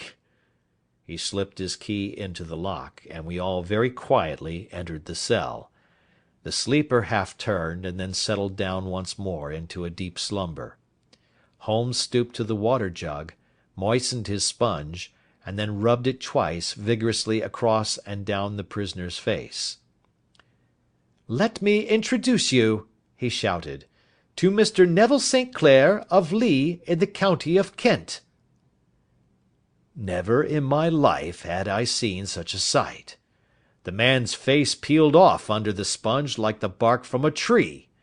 Gone was the coarse brown tint. Gone, too, was the horrid scar which had seamed it across, and the twisted lip which had given the repulsive sneer to the face. A twitch brought away the tangled red hair, and there, sitting up in his bed, was a pale, sad-faced, refined-looking man, black-haired and smooth-skinned, rubbing his eyes and staring about him with sleepy bewilderment. Then suddenly realizing the exposure, he broke into a scream and threw himself down with his face to the pillow. "Good heavens!" cried the inspector. "It is indeed the missing man! I know him from the photograph." The prisoner turned with the reckless air of a man who abandons himself to his destiny. "Be it so," said he. "And pray what am I charged with?" "With making away with Mr. Neville St. Oh, come, you can't be charged with that unless they make a case of attempted suicide of it," said the inspector with a grin. "Well, I've been 27 years in the force, but this takes the cake." "If I am Mr. Neville St. Clair, then it is obvious that no crime has been committed, and that therefore I am illegally detained." "No crime, but a very great error has been committed," said Holmes. "You would have done better to have trusted your wife." "It was not the wife, it was the children," groaned the prisoner. "God help me, I would not have them ashamed of their father. My God, what an exposure! What can I do?" Sherlock Holmes sat down beside him on the couch, and patted him kindly on the shoulder.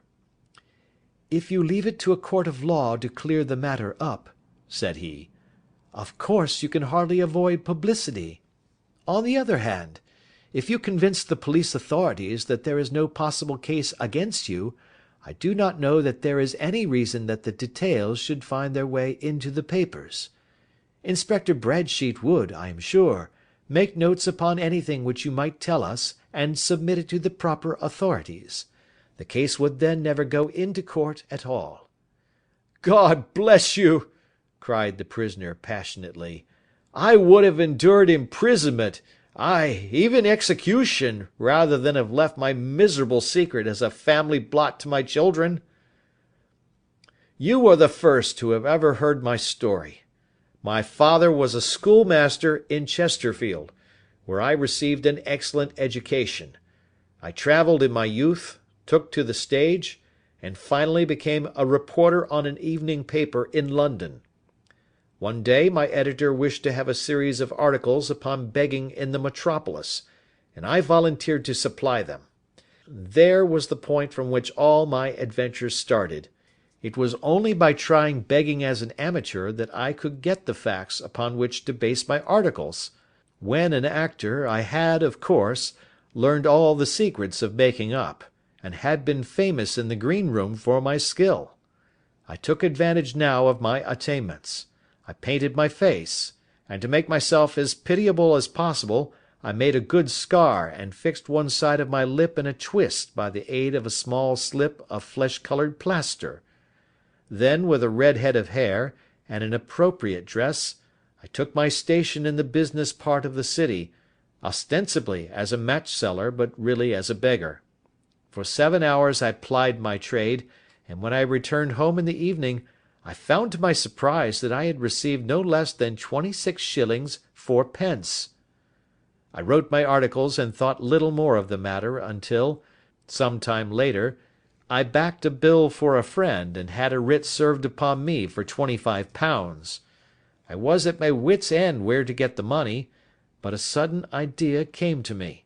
I begged a fortnight's grace from the creditor, asked for a holiday from my employers, and spent the time in begging in the city under my disguise.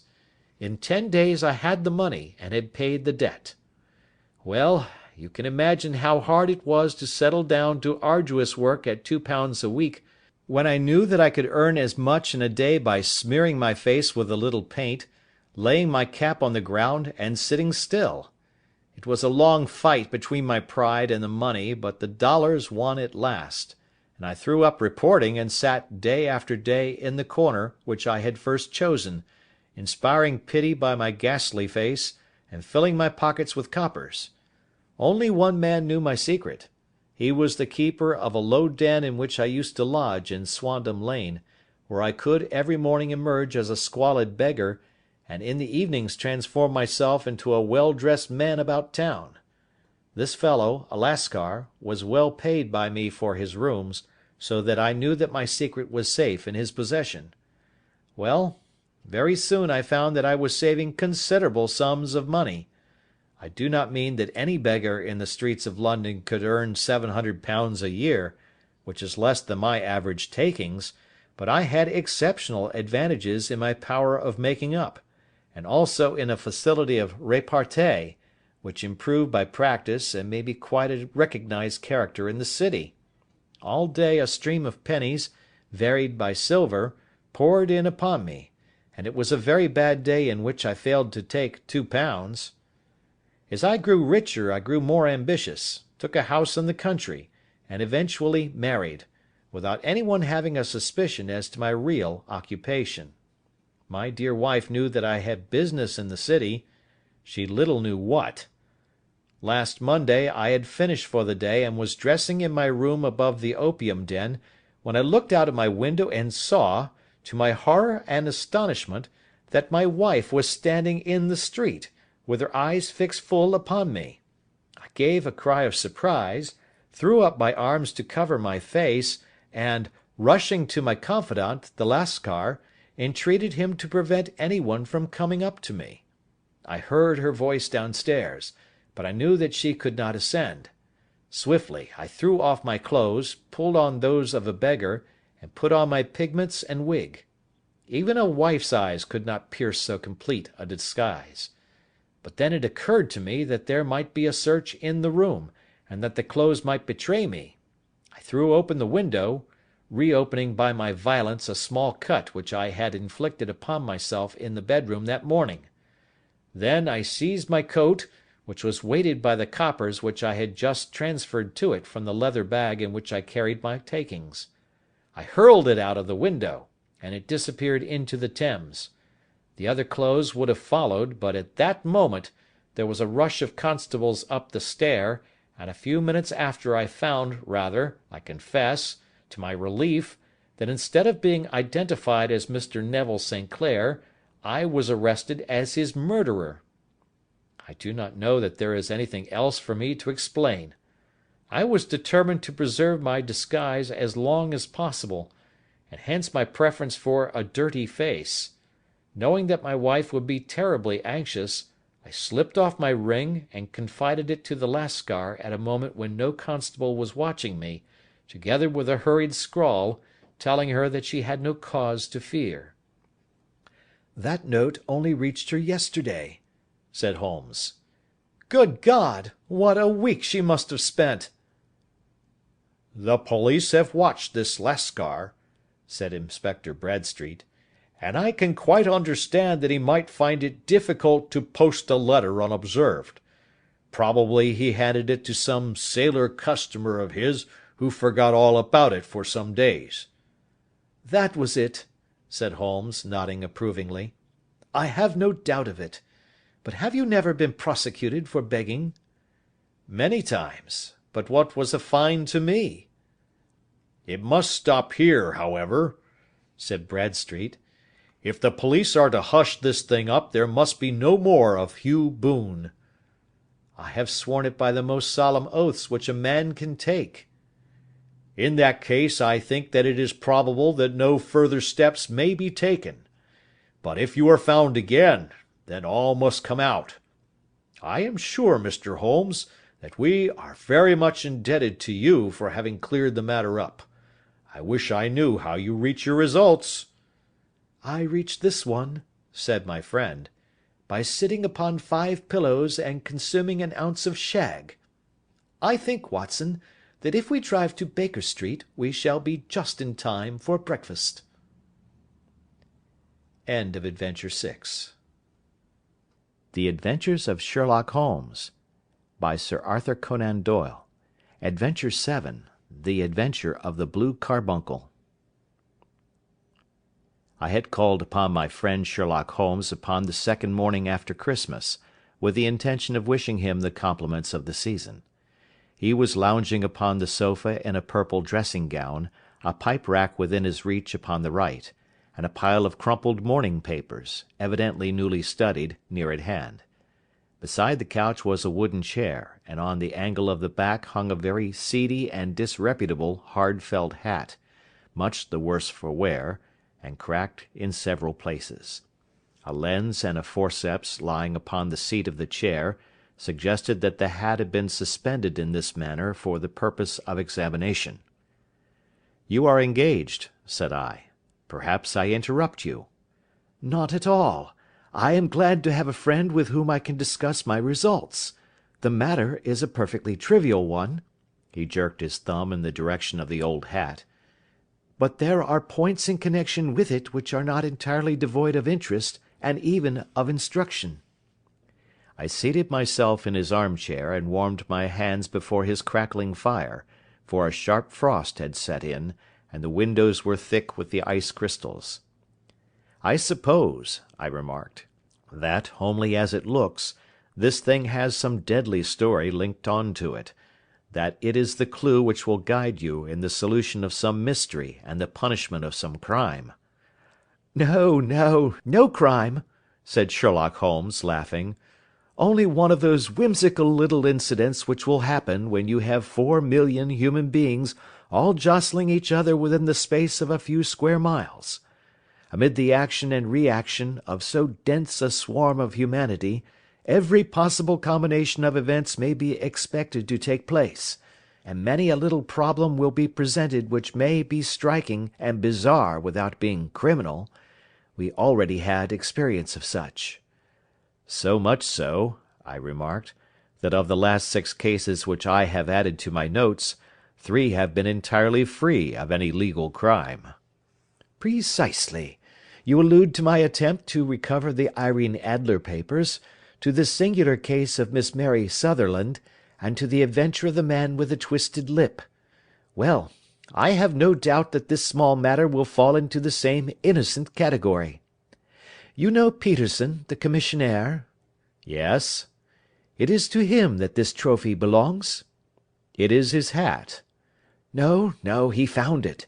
Its owner is unknown. I beg that you will look upon it not as a battered billycock, but as an intellectual problem.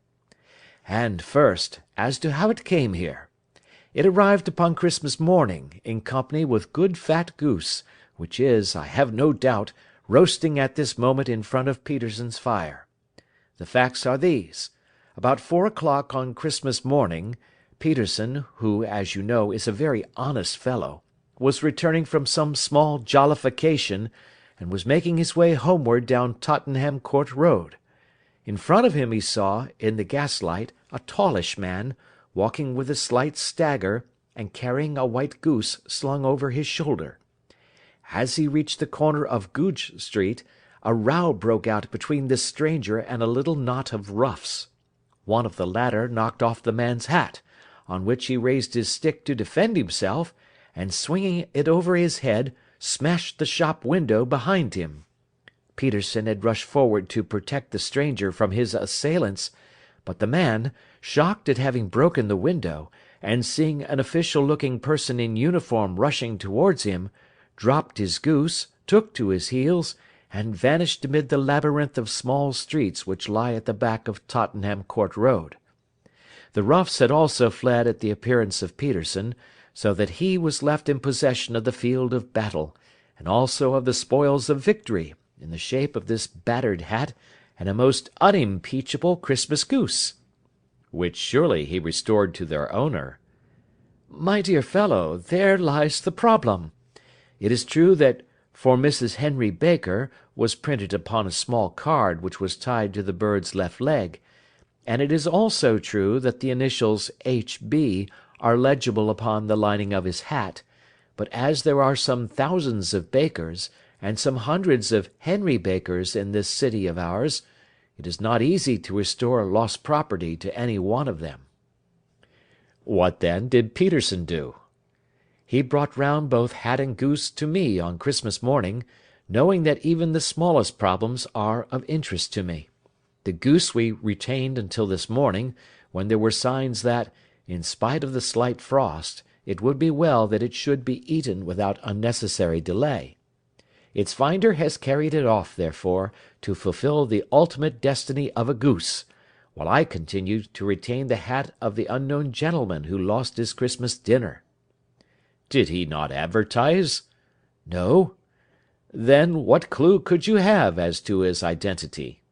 Only as much as we can deduce. From his hat? Precisely. But you are joking. What can you gather from this old battered felt? Here is my lens. You know my methods. What can you gather yourself as to the individuality of the man who has worn this article? I took the tattered object in my hands, and turned it over rather ruefully. It was a very ordinary black hat of the usual round shape, hard and much the worse for wear. The lining had been of red silk, but was a good deal discoloured.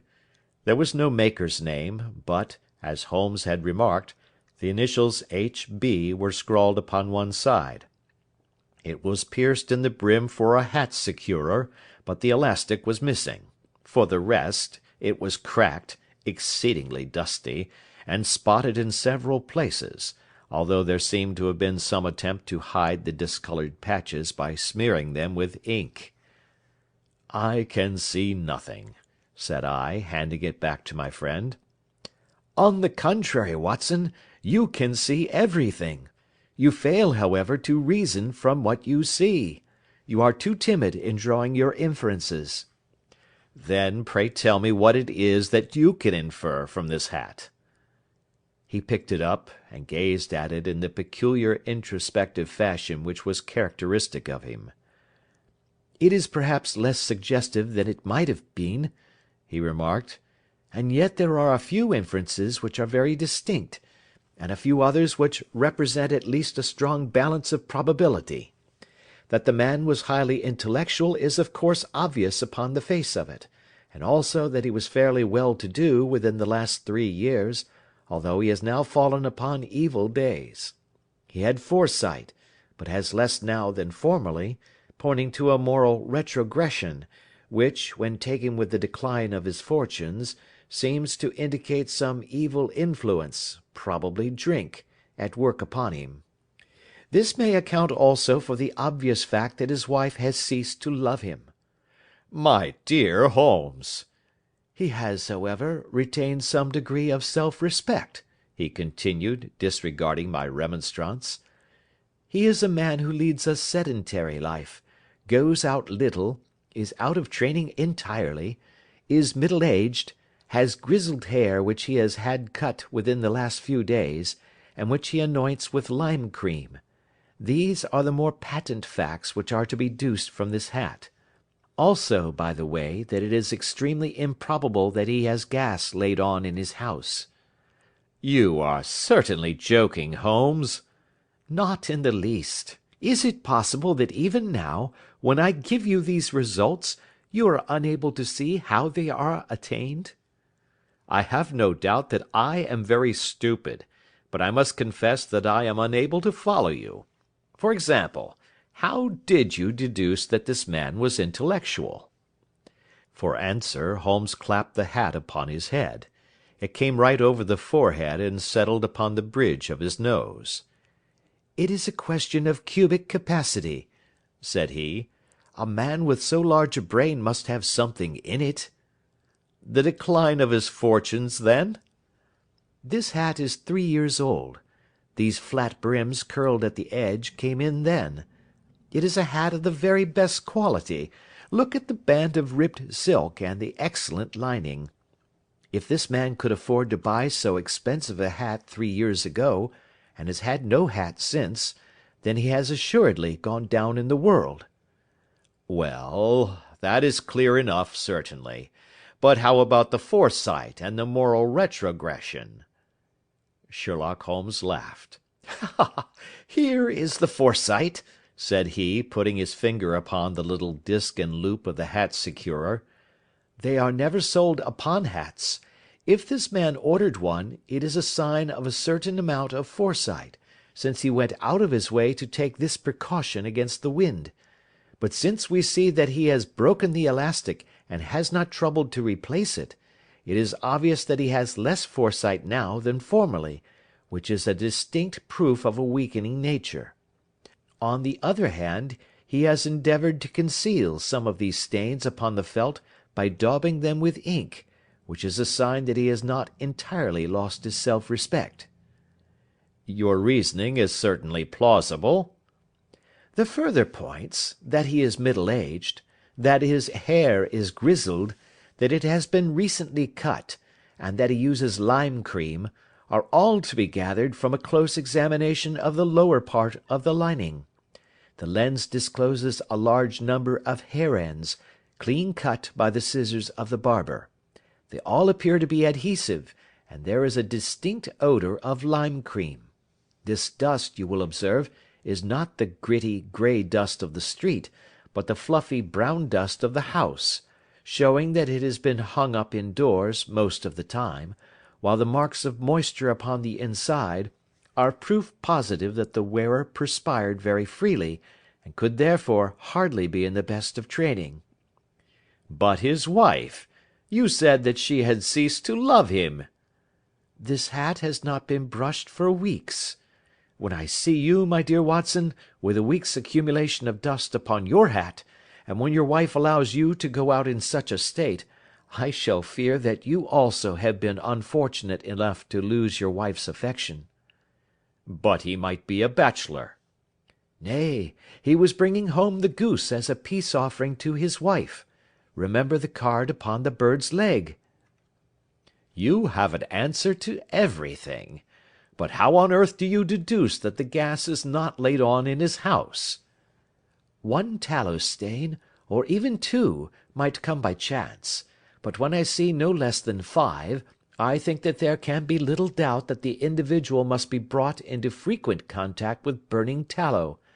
Walks upstairs at night probably, with his hat in one hand and a guttering candle in the other. Anyhow, he never got tallow stains from a gas jet. Are you satisfied?" "Well, it is very ingenious," said I, laughing. "But since, as you said just now, there has been no crime committed, and no harm done save the loss of a goose, all this seems to be rather a waste of energy." Sherlock Holmes had opened his mouth to reply, when the door flew open, and Peterson, the commissionaire, rushed into the apartment with flushed cheeks and the face of a man who is dazed with astonishment. "The goose, Mr. Holmes, the goose, sir," he gasped. "Eh? What of it then?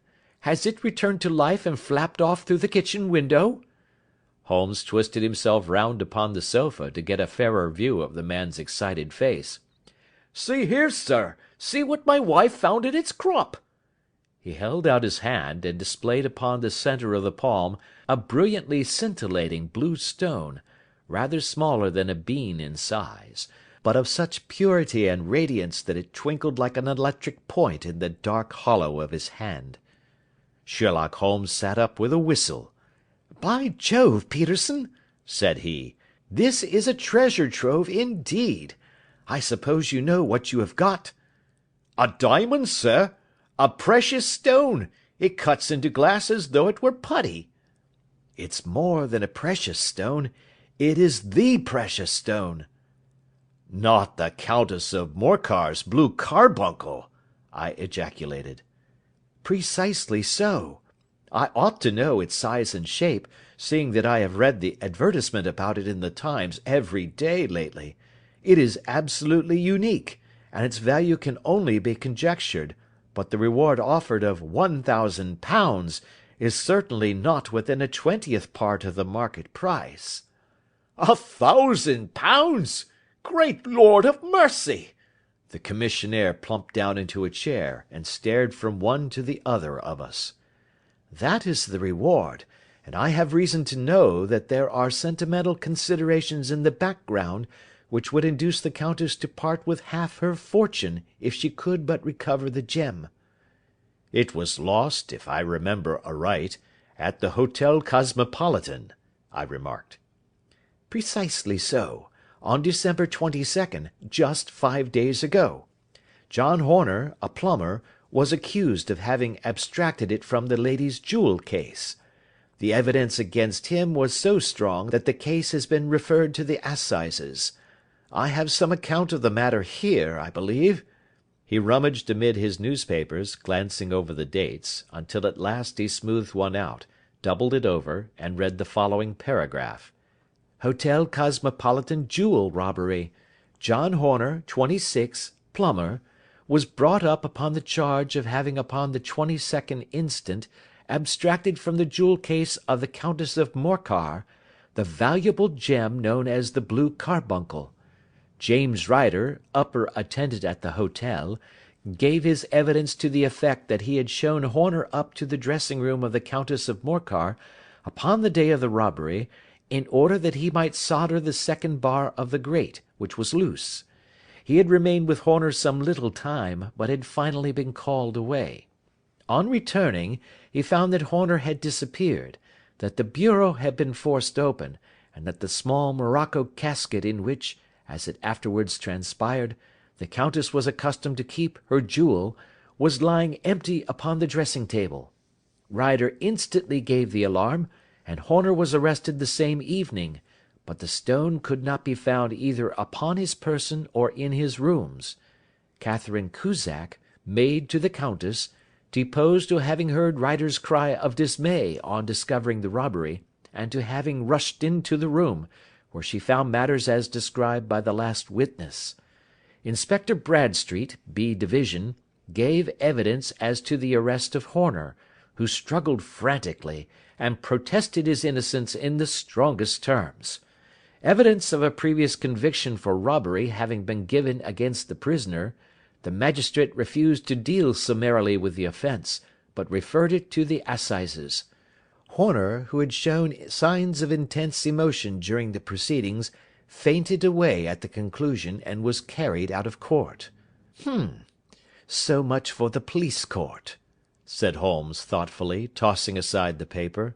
"The question for us now to solve is the sequence of events leading from a rifled jewel case, at one end, to the crop of a goose in Tottenham Court Road, at the other. You see, Watson, our little deductions have suddenly assumed a much more important and less innocent aspect. Here is the stone came from the goose, and the goose came from Mr. Henry Baker, the gentleman with the bad hat, and all the other characteristics with which I have bored you. So now we must set ourselves very seriously to finding this gentleman, and ascertaining what part he has played in this little mystery.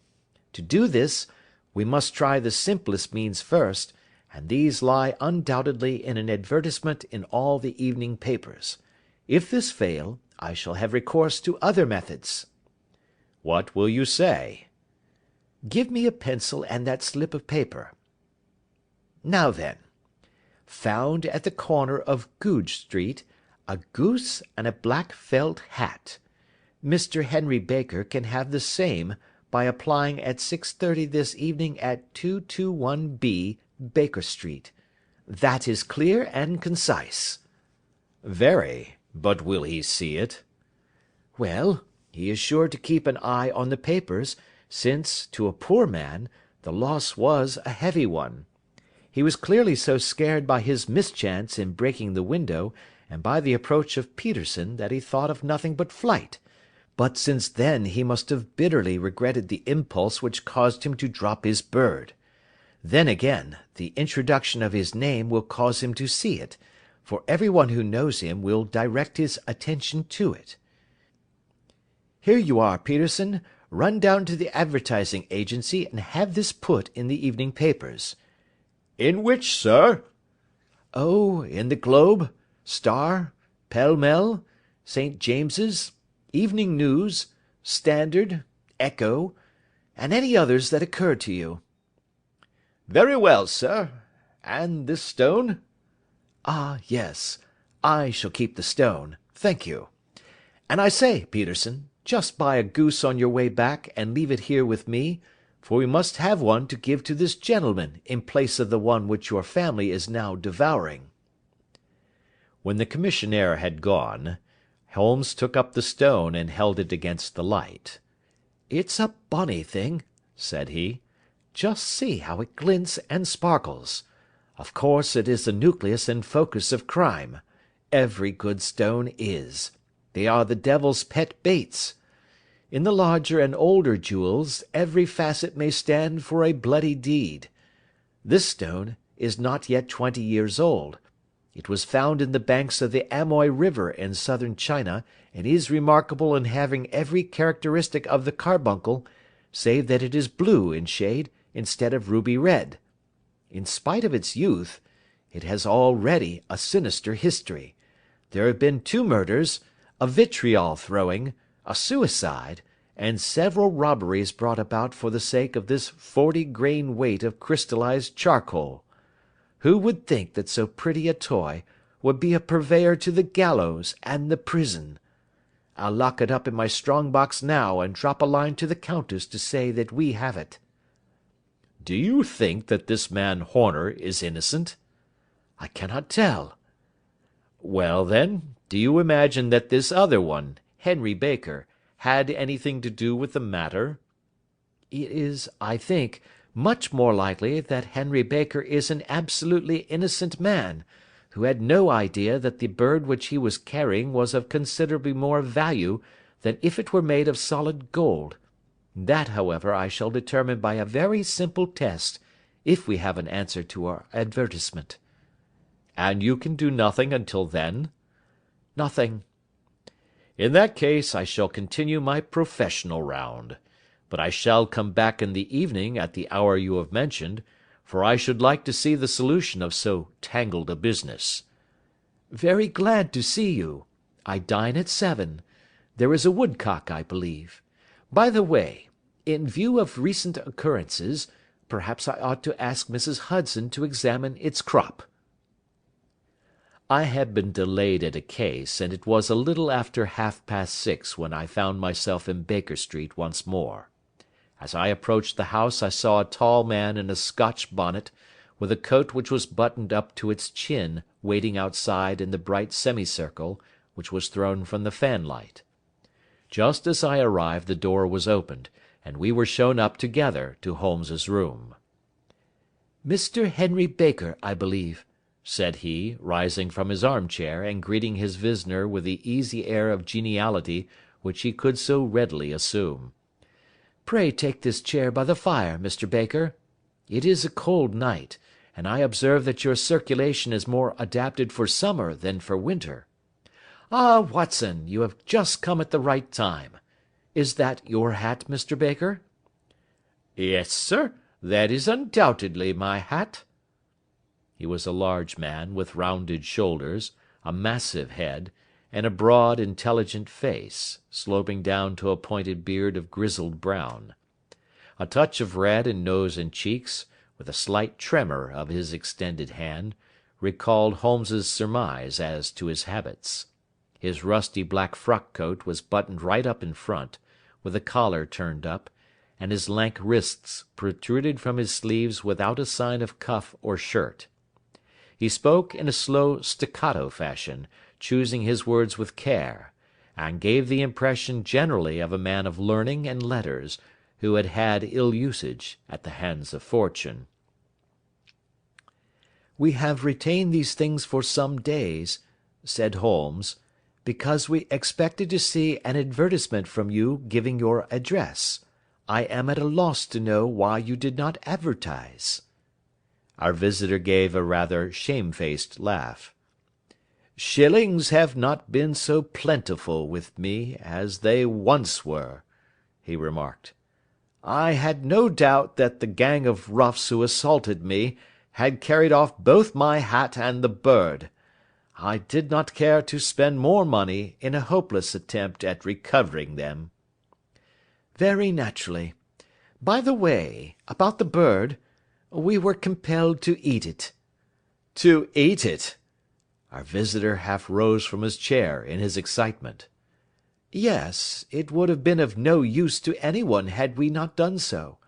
But I presume that this other goose upon the sideboard, which is about the same weight and perfectly fresh, will answer your purpose equally well?" "Oh, certainly, certainly," answered Mr. Baker, with a sigh of relief.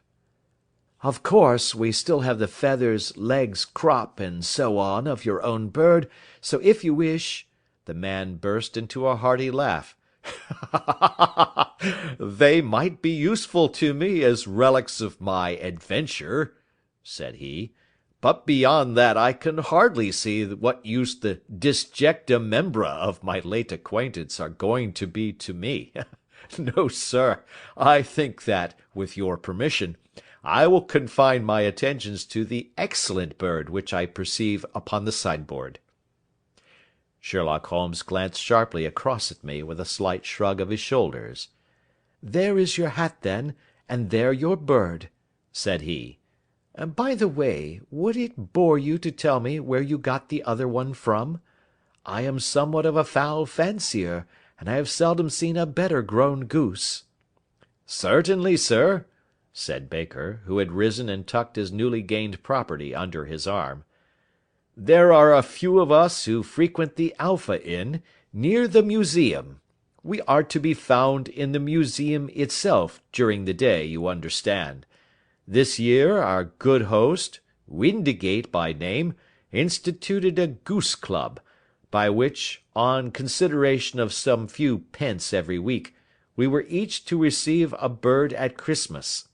My pence were duly paid, and the rest is familiar to you. I am much indebted to you, sir, for a Scotch bonnet is fitted neither to my years nor my gravity." With a comical pomposity of manner, he bowed solemnly to both of us, and strode off upon his way. "So much for Mr. Henry Baker," said Holmes, when he had closed the door behind him.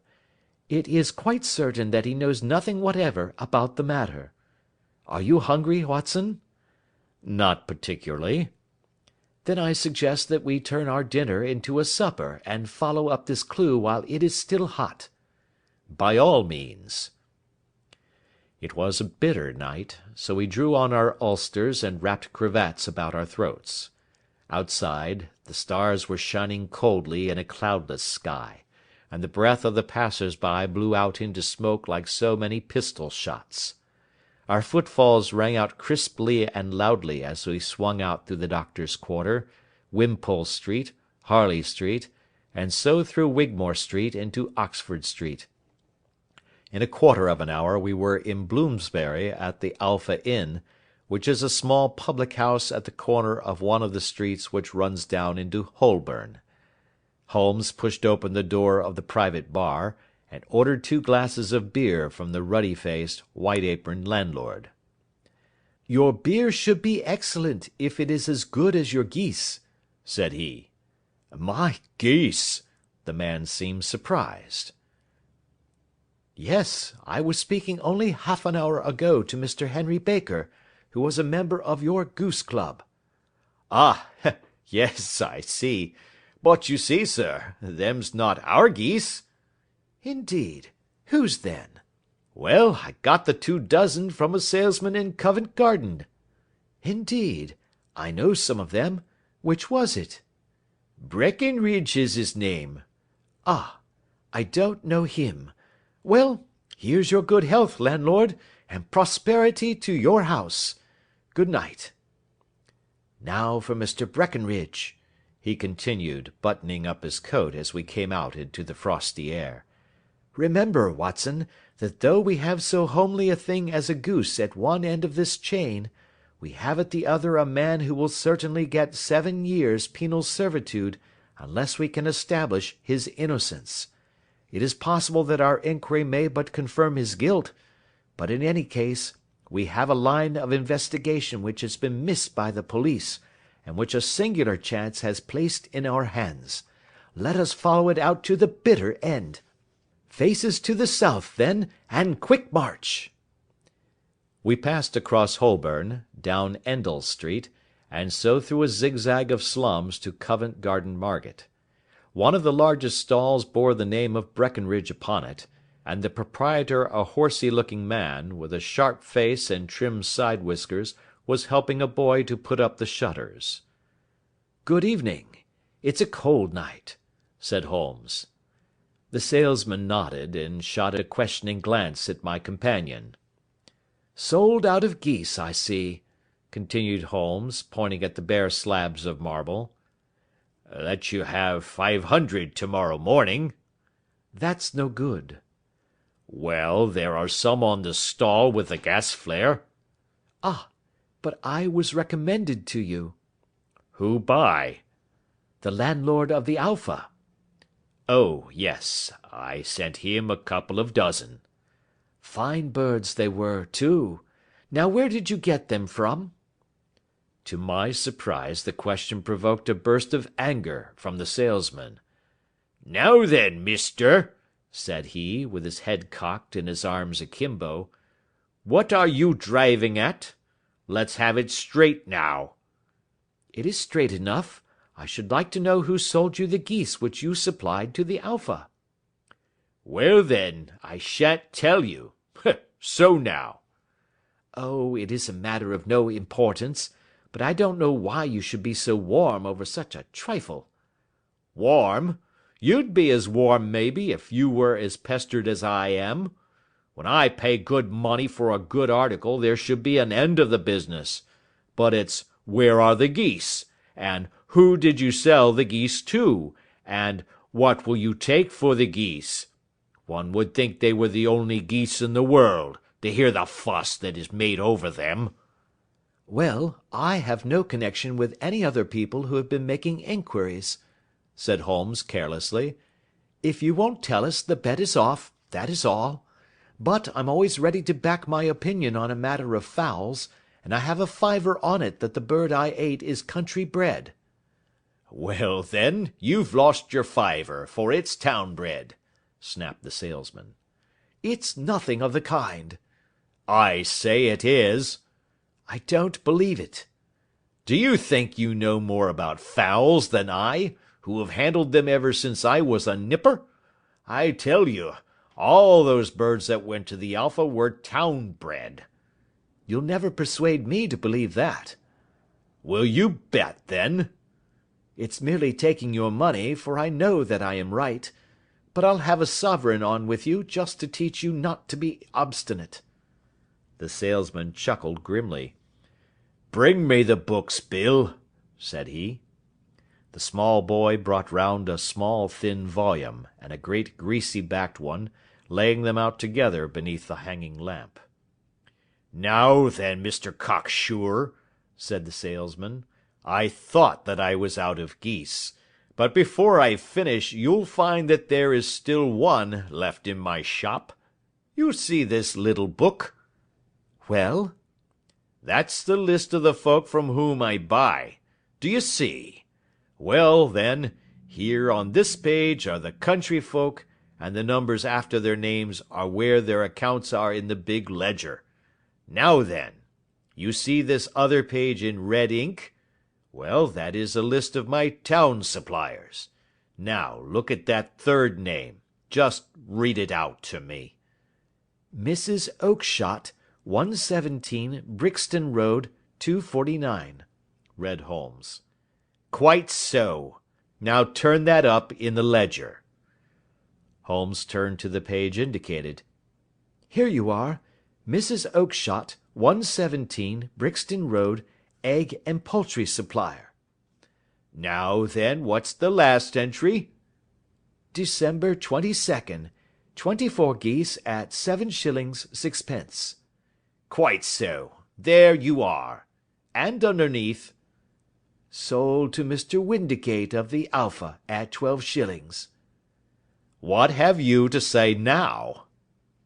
Sherlock Holmes looked deeply chagrined. He drew a sovereign from his pocket and threw it down upon the slab, turning away with the air of a man whose disgust is too deep for words. A few yards off he stopped under a lamp-post, and laughed in the hearty, noiseless fashion which was peculiar to him. When you see a man with whiskers of that cut, and the pink 'un protruding out of his pocket, you can always draw him by a bet, said he. I dare say that if I had put £100 down in front of him, that man would not have given me such complete information as was drawn from him by the idea that he was doing me on a wager. Well, Watson, we are, I fancy, nearing the end of our quest, and the only point which remains to be determined is whether we should go on to this Mrs. Oakshott to-night, or whether we should reserve it for to-morrow. It is clear from what that surly fellow said that there are others beside ourselves who are anxious about the matter, and I should—" His remarks were suddenly cut short by a loud hubbub which broke out from the stall which we had just left. Turning round we saw a little rat-faced fellow standing in the centre of the circle of yellow light which was thrown by the swinging lamp, while Breckenridge, the salesman, framed in the door of his stall, was shaking his fists fiercely at the cringing figure. "I've had enough of you and your geese," he shouted. "I wish you were all at the devil together. If you come pestering me any more with your silly talk, I'll set the dog at you. You bring Mrs. Oakshott here, and I'll answer her. But what have you to do with it? Did I buy the geese off you?" "No, but one of them was mine all the same," whined the little man. "Well, then, ask Mrs. Oakshott for it." "She told me to ask you." "Well, you can ask the King of Prussia for all I care. I've had enough of it. Get out of this." He rushed fiercely forward, and the inquirer flitted away into the darkness. "Ha! This may save us a visit to Brixton Road," whispered Holmes. "Come with me, and we will see what is to be made of this fellow." Striding through the scattered knots of people who lounged round the flaring stalls, my companion speedily overtook the little man, and touched him upon the shoulder. He sprang round, and I could see in the gaslight that every vestige of colour had been driven from his face. "Who are you, then? What do you want?" he asked in a quavering voice. "You will excuse me," said Holmes blandly, "but I could not help overhearing the questions which you put to the salesman just now. I think that I could be of assistance to you." "You? Who are you? How could you know anything of the matter?" "My name is Sherlock Holmes. It is my business to know what other people don't know." "But you can know nothing of this." "Excuse me, I know everything of it. You are endeavouring to trace some geese which were sold by Mrs. Oakshott, of Brixton Road, to a salesman named Breckenridge, by him in turn to Mr. Windigate, of the Alpha, and by him to his club, of which Mr. Henry Baker is a member." "Oh, sir, you are the very man which I have longed to meet," cried the little fellow, with outstretched hands and quivering fingers. "I can hardly explain to you how interested I am in this matter." Sherlock Holmes hailed a four-wheeler which was passing. In that case we had better discuss it in a cosy room rather than in this wind-swept market-place, said he. But pray tell me, before we go farther, who it is that I have the pleasure of assisting. The man hesitated for an instant. "My name is John Robinson," he answered with a sidelong glance. No, no, the real name, said Holmes sweetly. It is always awkward doing business with an alias. A flush sprang to the white cheeks of the stranger. "Well, then," said he, "my real name is James Ryder." Precisely so. Head attendant at the Hotel Cosmopolitan. Pray step into the cab, and I shall soon be able to tell you everything which you would wish to know. The little man stood glancing from one to the other of us with half-frightened, half-hopeful eyes, as one who is not sure whether he is on the verge of a windfall or of a catastrophe. Then he stepped into the cab, and in half an hour we were back in the sitting-room at Baker Street. Nothing had been said during our drive, but the high, thin breathing of our new companion, and the claspings and unclaspings of his hands, spoke of the nervous tension within him. Here we are, said Holmes cheerily as we filed into the room. The fire looks very seasonable in this weather. You look cold, Mr. Ryder. Pray take the basket chair. I will just put on my slippers before we settle this little matter of yours. Now then, you want to know what became of those geese? "Yes, sir." Or rather, I fancy, of that goose. It was one bird, I imagine, in which you were interested, white, with a black bar across the tail. Ryder quivered with emotion. "Oh, sir," he cried, "can you tell me where it went to?" It came here. "Here?" Yes, and a most remarkable bird it proved. I don't wonder that you should take an interest in it. It laid an egg after it was dead. The bonniest, brightest little blue egg that ever was seen. I have it here in my museum. Our visitor staggered to his feet, and clutched the mantelpiece with his right hand. Holmes unlocked his strong-box, and held up the blue carbuncle, which shone out like a star, with a cold, brilliant, many-pointed radiance. Ryder stood glaring with a drawn face, uncertain whether to claim or to disown it. The game's up, Ryder, said Holmes quietly. Hold up, man, or you'll be into the fire. Give him an arm back into his chair, Watson. He's not got blood enough to go in for felony with impunity. Give him a dash of brandy. So, now he looks a little more human. What a shrimp it is, to be sure. For a moment he had staggered and nearly fallen, but the brandy brought a tinge of colour into his cheeks, and he sat staring with frightened eyes at his accuser. I have almost every link in my hands, and all the proofs which I could possibly need, so there is little which you need tell me. Still, that little may as well be cleared up to make the case complete. You had heard, Ryder, of this blue stone of the Countess of Morcar's? "It was Catherine Cusack who told me of it," he said in a cracking voice. I see. Her ladyship's waiting-maid. Well, the temptation of sudden wealth so easily acquired was too much for you, as it has been for better men before you, but you were not very scrupulous in the means you used. It seems to me, Ryder, that there is the making of a very pretty villain in you. You knew that this man Horner, the plumber, had been concerned in some such matter before, and that suspicion would rest the more readily upon him. What did you do then? You made some small job in my lady's room, you and your confederate Cusack, and you managed that he should be the man sent for. Then, when he had left, you rifled the jewel case, raised the alarm, and had this unfortunate man arrested.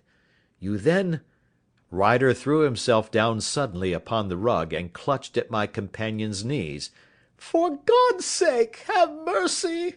he shrieked. "Think of my father, of my mother. It would break their hearts. I never went wrong before. I never will again. I swear it. I'll swear it on a Bible. Oh, don't bring it into court. For Christ's sake, don't!" "Get back into your chair," said Holmes sternly. "It is very well to cringe and crawl now, but you thought little enough of this poor Horner in the dock for a crime of which he knew nothing." "I will fly, Mr. Holmes. I will leave the country, sir. Then the charge against him will break down." "We will talk about that. And now let us hear a true account of the next act. How came the stone into the goose, and how came the goose into the open market? Tell us the truth, for there lies your only hope of safety." Ryder passed his tongue over his parched lips. "I will tell you it just as it happened, sir," said he. "When Horner had been arrested, it seemed to me that it would be best for me to get away with the stone at once, for I did not know at what moment the police might not take it into their heads to search me and my room. There was no place about the hotel where it would be safe. I went out as if on some commission, and I made for my sister's house. She had married a man named Oakshott, and lived in Brixton Road, where she fattened fowls for the market. All the way there every man I met seemed to me to be a policeman or a detective, and for all that it was a cold night, the sweat was pouring down my face before I came to the Brixton Road. My sister asked me what was the matter, and why I was so pale, but I told her that I had been upset by the jewel robbery at the hotel. Then I went into the backyard and smoked a pipe and wondered what it would be best to do. I had a friend once called Maudsley, who went to the bad, and has just been serving his time in Pentonville.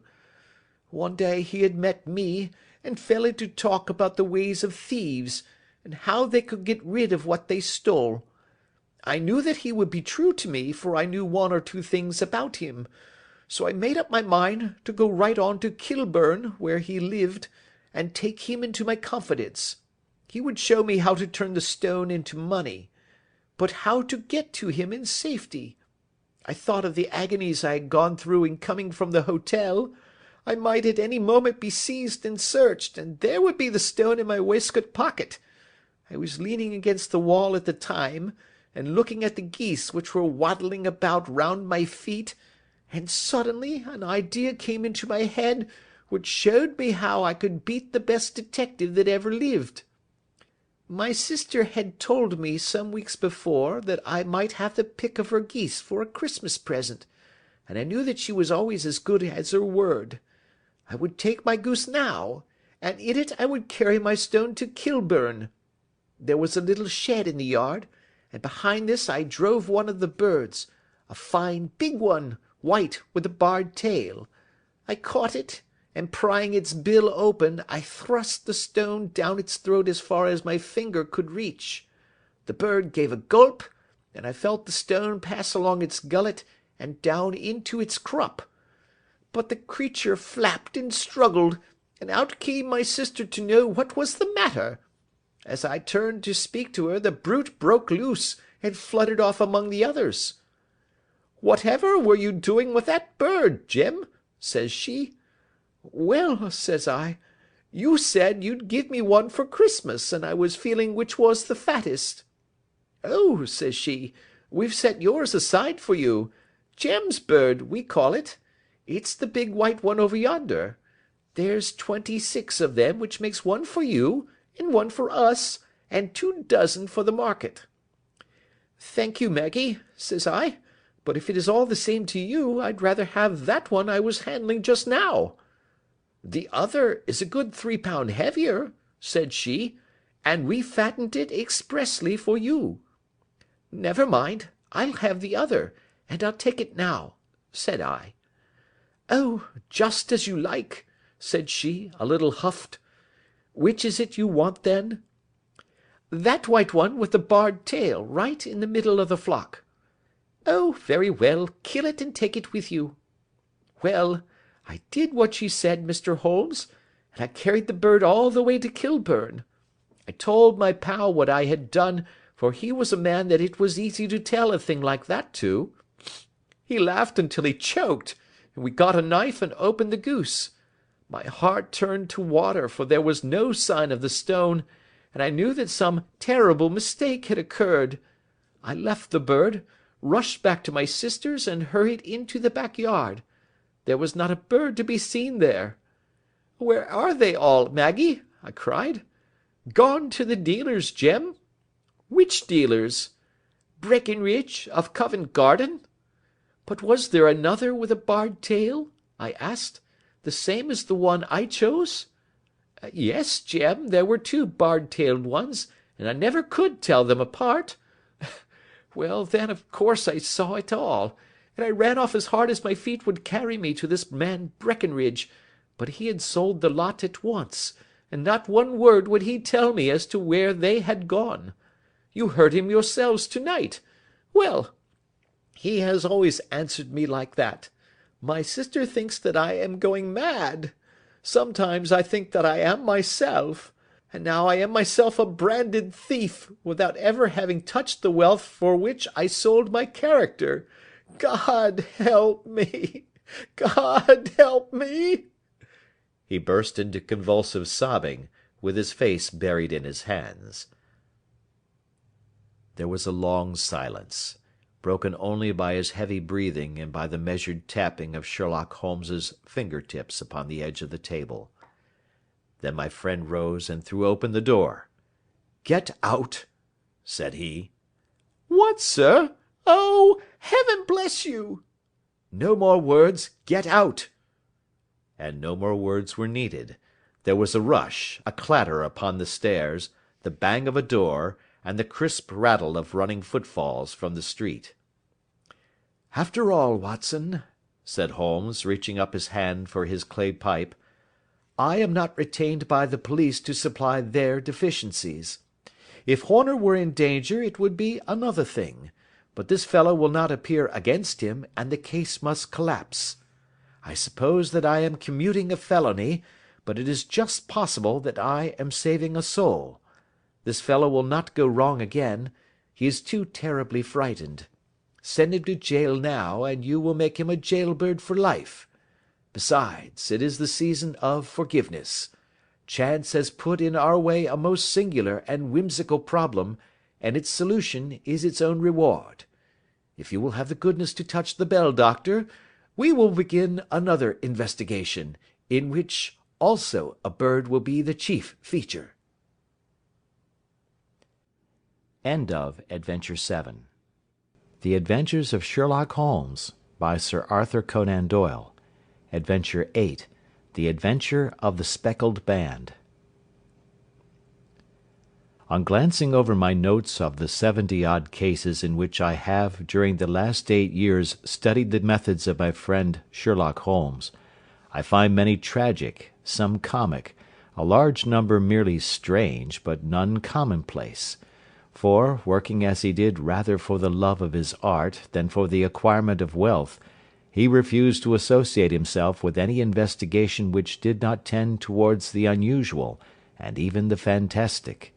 Of all these varied cases, however, I cannot recall any which presented more singular features than that which was associated with the well-known Surrey family of the Roylotts of Stoke Moran. The events in question occurred in the early days of my association with Holmes, when we were sharing rooms as bachelors in Baker Street. It is possible that I might have placed them upon record before, but a promise of secrecy was made at the time, from which I have only been freed during the last month by the untimely death of the lady to whom the pledge was given. It is perhaps as well that the fact should now come to light, for I have reasons to know that there are widespread rumours as to the death of Dr. Grimesby Roylott, which tend to make the matter even more terrible than the truth. It was early in April in the year '83 that I woke one morning to find Sherlock Holmes standing, fully dressed, by the side of my bed. He was a late riser, as a rule, and as the clock on the mantelpiece showed me that it was only 7:15, I blinked up at him in some surprise, and perhaps just a little resentment, for I was myself regular in my habits. "Very sorry to knock you up, Watson," said he, "but it's the common lot this morning. Mrs. Hudson has been knocked up, she retorted upon me, and I on you." "What is it, then? A fire?" "No, a client. It seems that a young lady has arrived in a considerable state of excitement, who insists upon seeing me. She is waiting now in the sitting-room.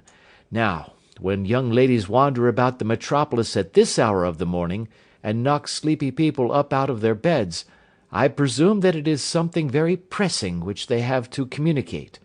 Should it prove to be an interesting case, you would, I am sure, wish to follow it from the outset. I thought, at any rate, that I should call you and give you the chance." "My dear fellow, I would not miss it for anything."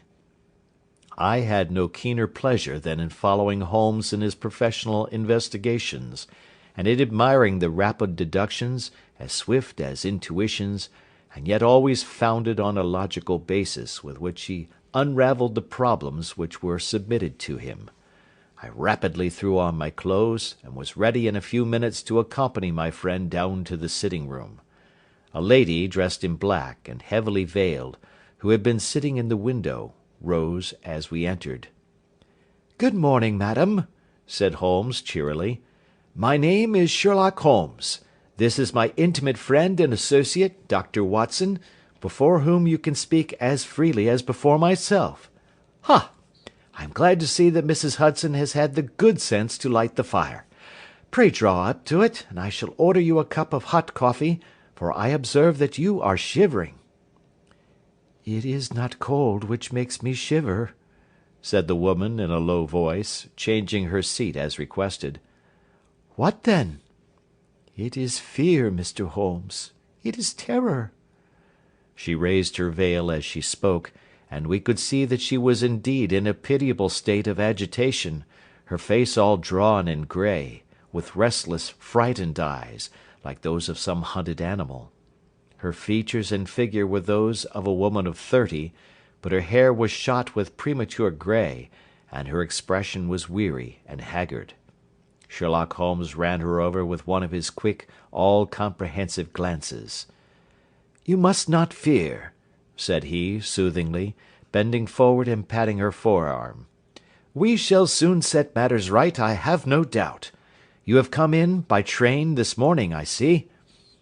"You know me, then?" "No, but I observed the second half of a return ticket in the palm of your left glove. You must have started early, and yet you had a good drive in a dog-cart, along heavy roads, before you reached the station." The lady gave a violent start and stared in bewilderment at my companion. "There is no mystery, my dear madam," said he, smiling. "The left arm of your jacket is spattered with mud in no less than 7 places. The marks are perfectly fresh. There is no vehicle save a dog-cart which throws up mud in that way, and then only when you sit on the left-hand side of the driver." "Whatever your reasons may be, you are perfectly correct," said she. "I started from home before 6, reached Leatherwood at 20 past, and came in by the first train to Waterloo. Sir, I can stand this strain no longer. I shall go mad if it continues. I have no one to turn to, none, save only one, who cares for me, and he, poor fellow, can be of little aid. I have heard of you, Mr. Holmes. I have heard of you from Mrs. Farintosh, whom you helped in the hour of her sore need. It was from her that I had your address. Oh, sir, do you not think that you could help me, too, and at least throw a little light through the dense darkness which surrounds me? At present, it is out of my power to reward you for your services, but in a month or 6 weeks I shall be married, with the control of my own income, and then at least you shall not find me ungrateful." Holmes turned to his desk, and, unlocking it, drew out a small case-book, which he consulted. "Farintosh," said he. "Ah, yes, I recall the case. It was concerned with an opal tiara. I think it was before your time, Watson. I can only say, madam, that I shall be happy to devote the same care to your case as I did to that of your friend. As to reward, my profession is its own reward, but you are at liberty to defray whatever expenses I may be put to at the time which suits you best. And now I beg that you will lay before us everything that may help us in forming an opinion upon the matter." "Alas," replied our visitor, "the very horror of my situation lies in the fact that my fears are so vague, and my suspicions depend so entirely upon small points, which might seem trivial to another, that even he to whom of all others I have a right to look for help and advice looks upon all that I tell him about it as the fancies of a nervous woman. He does not say so, but I can read it from his soothing answers and averted eyes. But I have heard, Mr. Holmes, that you can see deeply into the manifold wickedness of the human heart. You may advise me how to walk amid the dangers which encompass me." "I am all attention, madam." "My name is Helen Stoner, and I am living with my stepfather, who is the last survivor of one of the oldest Saxon families in England, the Roylotts of Stoke Moran, on the western border of Surrey." Holmes nodded his head. "The name is familiar to me," said he. "The family was at one time among the richest in England, and the estates extended over the borders into Berkshire in the north, and Hampshire in the west. In the last century, however, 4 successive heirs were of a dissolute and wasteful disposition, and the family ruin was eventually completed by a gambler in the days of the Regency. Nothing was left save a few acres of ground, and the 200-year-old house, which is itself crushed under a heavy mortgage.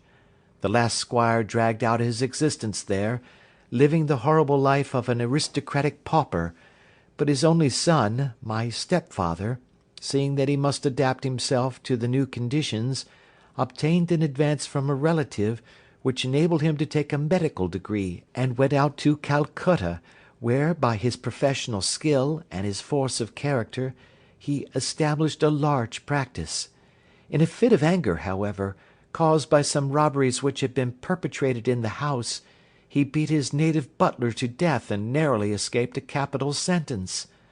As it was, he suffered a long term of imprisonment, and afterwards returned to England a morose and disappointed man. When Dr. Roylott was in India he married my mother, Mrs. Stoner, the young widow of Major General Stoner, of the Bengal Artillery. My sister Julia and I were twins, and we were only 2 years old at the time of my mother's remarriage. She had a considerable sum of money, not less than £1,000 a year, and this she bequeathed to Dr. Roylott entirely while we resided with him, with the provision that a certain annual sum should be allowed to each of us in the event of our marriage. Shortly after our return to England my mother died. She was killed 8 years ago in a railway accident near Crewe. Dr. Roylott then abandoned his attempts to establish himself in practice in London, and took us to live with him in the old ancestral house at Stoke Moran. The money which my mother had left was enough for all our wants, and there seemed to be no obstacle to our happiness. But a terrible change came over our stepfather about this time. Instead of making friends and exchanging visits with our neighbours, who had at first been overjoyed to see a Roylott of Stoke Moran back in the old family seat, he shut himself up in his house, and seldom came out save to indulge in ferocious quarrels with whoever might cross his path. Violence of temper approaching to mania has been hereditary in the men of the family, and in my stepfather's case it had, I believe, been intensified by his long residence in the tropics. A series of disgraceful brawls took place, 2 of which ended in the police court, until at last he became the terror of the village, and the folks would fly at his approach, for he is a man of immense strength, and absolutely uncontrollable in his anger. Last week he hurled the local blacksmith over a parapet into a stream, and it was only by paying over all the money which I could gather together that I was able to avert another public exposure.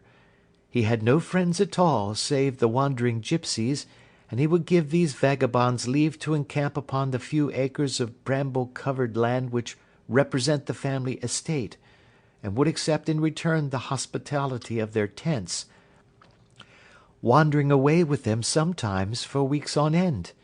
He has a passion also for Indian animals, which are sent over to him by a correspondent, and he has at this moment a cheetah and a baboon, which wander freely over his grounds and are feared by the villagers almost as much as their master. You can imagine from what I say that my poor sister Julia and I had no great pleasure in our lives. No servant would stay with us, and for a long time we did all the work of the house. She was but 30 at the time of her death, and yet her hair had already begun to whiten, even as mine has. Your sister is dead, then? She died just 2 years ago, and it is of her death that I wish to speak to you. You can understand that, living the life which I have described, we were little likely to see any one of our own age and position. We had, however, an aunt, my mother's maiden sister, Miss Honoria Westphail, who lives near Harrow, and we were occasionally allowed to pay short visits at this lady's house. Julia went there at Christmas 2 years ago, and met there a half-pay major of marines, to whom she became engaged. My stepfather learned of the engagement when my sister returned, and offered no objection to the marriage, but within a fortnight of the day which had been fixed for the wedding, the terrible event occurred which has deprived me of my only companion." Sherlock Holmes had been leaning back in his chair with his eyes closed and his head sunk in a cushion, but he half opened his lids now and glanced across at his visitor. "Pray be precise as to details," said he. "It is easy for me to be so, for every event of that dreadful time is seared into my memory. The manor house is, as I have already said, very old, and only one wing is now inhabited. The bedrooms in this wing are on the ground floor, the sitting rooms being in the central block of the buildings. Of these bedrooms the first is Dr. Roylott's, the second my sister's, and the third my own. There is no communication between them, but they all open out into the same corridor. Do I make myself plain?" "Perfectly so." "The windows of the 3 rooms opened out upon the lawn. That fatal night, Dr. Roylott had gone to his room early, though we knew that he had not retired to rest, for my sister was troubled by the smell of the strong Indian cigars which it was his custom to smoke. She left her room, therefore, and came into mine, where she sat for some time, chatting about her approaching wedding. At 11 o'clock she rose to leave me, but she paused at the door, and looked back. 'Tell me, Helen,' said she, 'have you ever heard any one whistle in the dead of the night?' 'Never,' said I. 'I suppose that you could not possibly whistle yourself in your sleep?' 'Certainly not. But why?' 'Because during the last few nights I have always, about 3 in the morning, heard a low, clear whistle. I am a light sleeper, and it has awakened me. I cannot tell where it came from, perhaps from the next room, perhaps from the lawn. I thought that I would just ask you whether you had heard it.' 'No, I have not. It must be those wretched gipsies in the plantation.' 'Very likely, and yet if it were on the lawn, I wonder that you did not hear it also.' 'Ah, but I sleep more heavily than you.' 'Well, it is of no great consequence at any rate.' She smiled back at me, closed my door, and a few moments later I heard her key turn in the lock. 'Indeed?' said Holmes. 'Was it your custom always to lock yourselves in at night?' 'Always.' 'And why?' 'I think that I mentioned to you that the doctor kept a cheetah and a baboon. We had no feeling of security unless our doors were locked.' 'Quite so. Pray proceed with your statement.' 'I could not sleep that night. A vague feeling of impending misfortune impressed me. My sister and I, you will recollect, were twins, and you know how subtle are the links which bind two souls which are so closely allied. It was a wild night. The wind was howling outside, and the rain was beating and splashing against the windows. Suddenly, amid all the hubbub of the gale, there burst forth the wild scream of a terrified woman. I knew that it was my sister's voice. I sprang from my bed, wrapped a shawl round me, and rushed into the corridor. As I opened my door, I seemed to hear a low whistle, such as my sister described, and a few moments later a clanging sound, as if a mass of metal had fallen. As I ran down the passage, my sister's door was unlocked, and revolved slowly upon its hinges. I stared at it horror-stricken, not knowing what was about to issue from it. By the light of the corridor lamp I saw my sister appear at the opening, her face blanched with terror, her hands groping for help, her whole figure swaying to and fro like that of a drunkard. I ran to her, and threw my arms round her, but at that moment her knees seemed to give way, and she fell to the ground. She writhed as one who is in terrible pain, and her limbs were dreadfully convulsed. At first, I thought that she had not recognised me, but as I bent over her she suddenly shrieked out in a voice which I shall never forget, "Oh, my God, Helen! It was the band! The speckled band!" There was something else which she would fain have said, and she stabbed with her finger into the air in the direction of the doctor's room, but a fresh convulsion seized her and choked her words. I rushed out, calling loudly for my stepfather, and I met him hastening from his room in his dressing-gown. When he reached my sister's side she was unconscious, and though he poured brandy down her throat and sent for medical aid from the village, all efforts were in vain, for she slowly sank and died without having recovered her consciousness. Such was the dreadful end of my beloved sister. "One moment," said Holmes. "Are you sure about this whistle and metallic sound?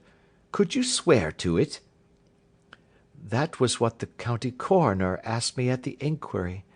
It is my strong impression that I heard it, and yet, among the crash of the gale and the creaking of an old house, I may possibly have been deceived." "Was your sister dressed?" "No, she was in her night-dress.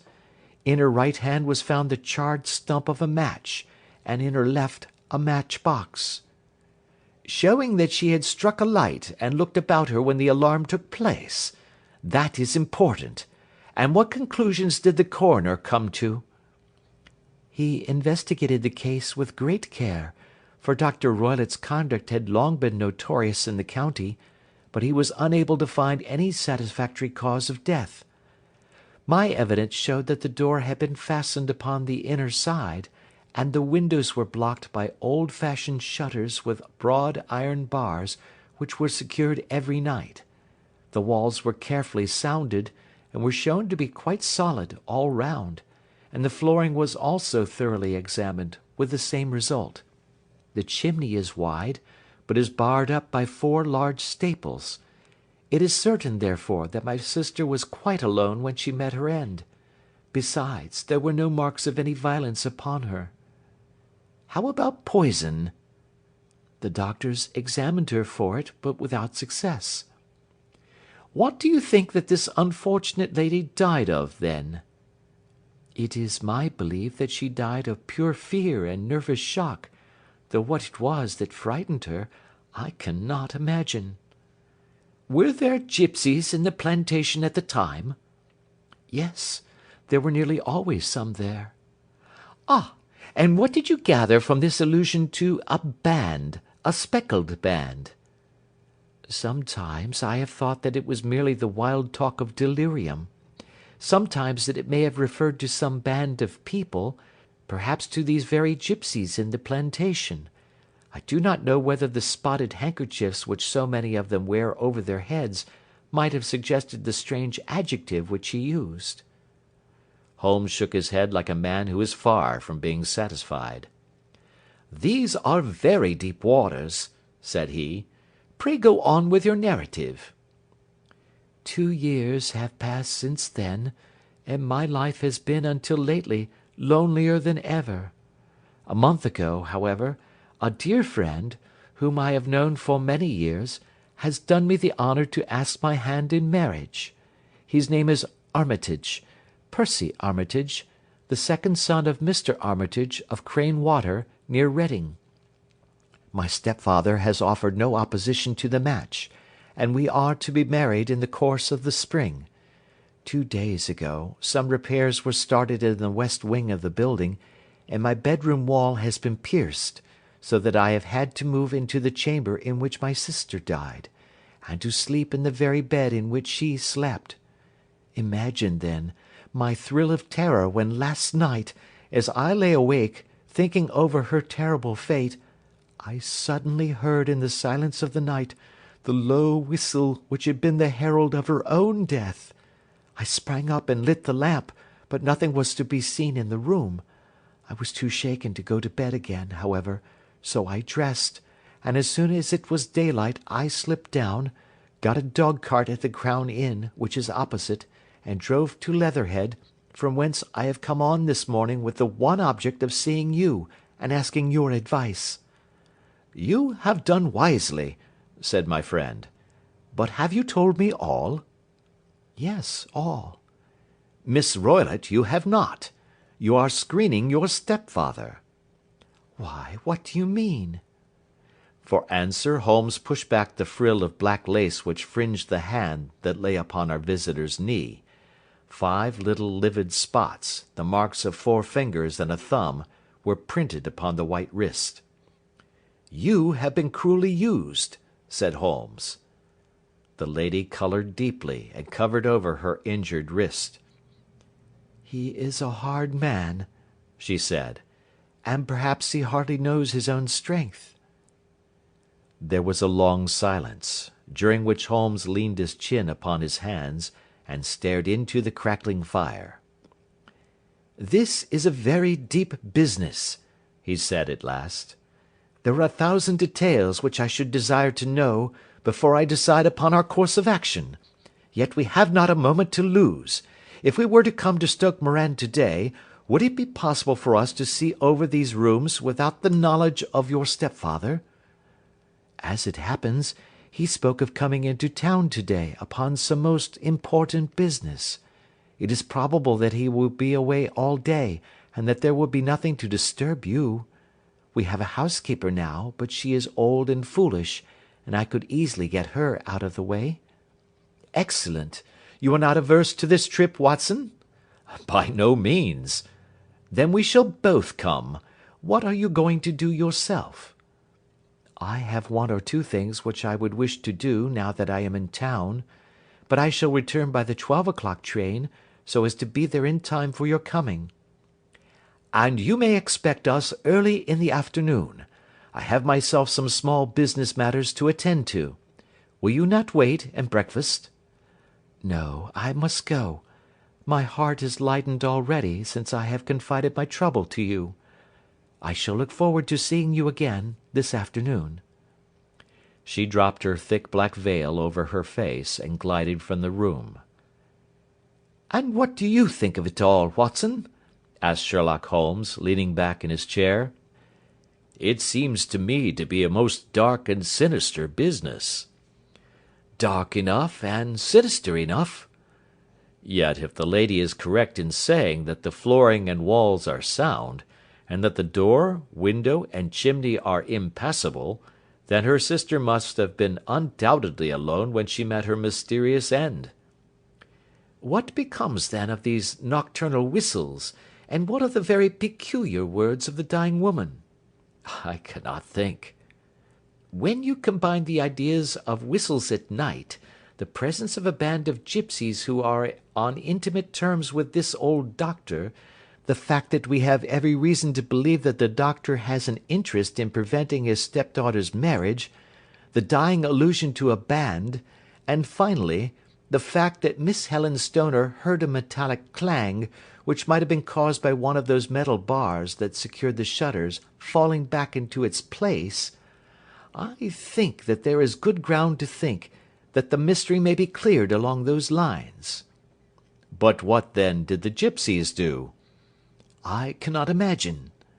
I see many objections to any such theory. And so do I. It is precisely for that reason that we are going to Stoke Moran this day. I want to see whether the objections are fatal, or if they may be explained away.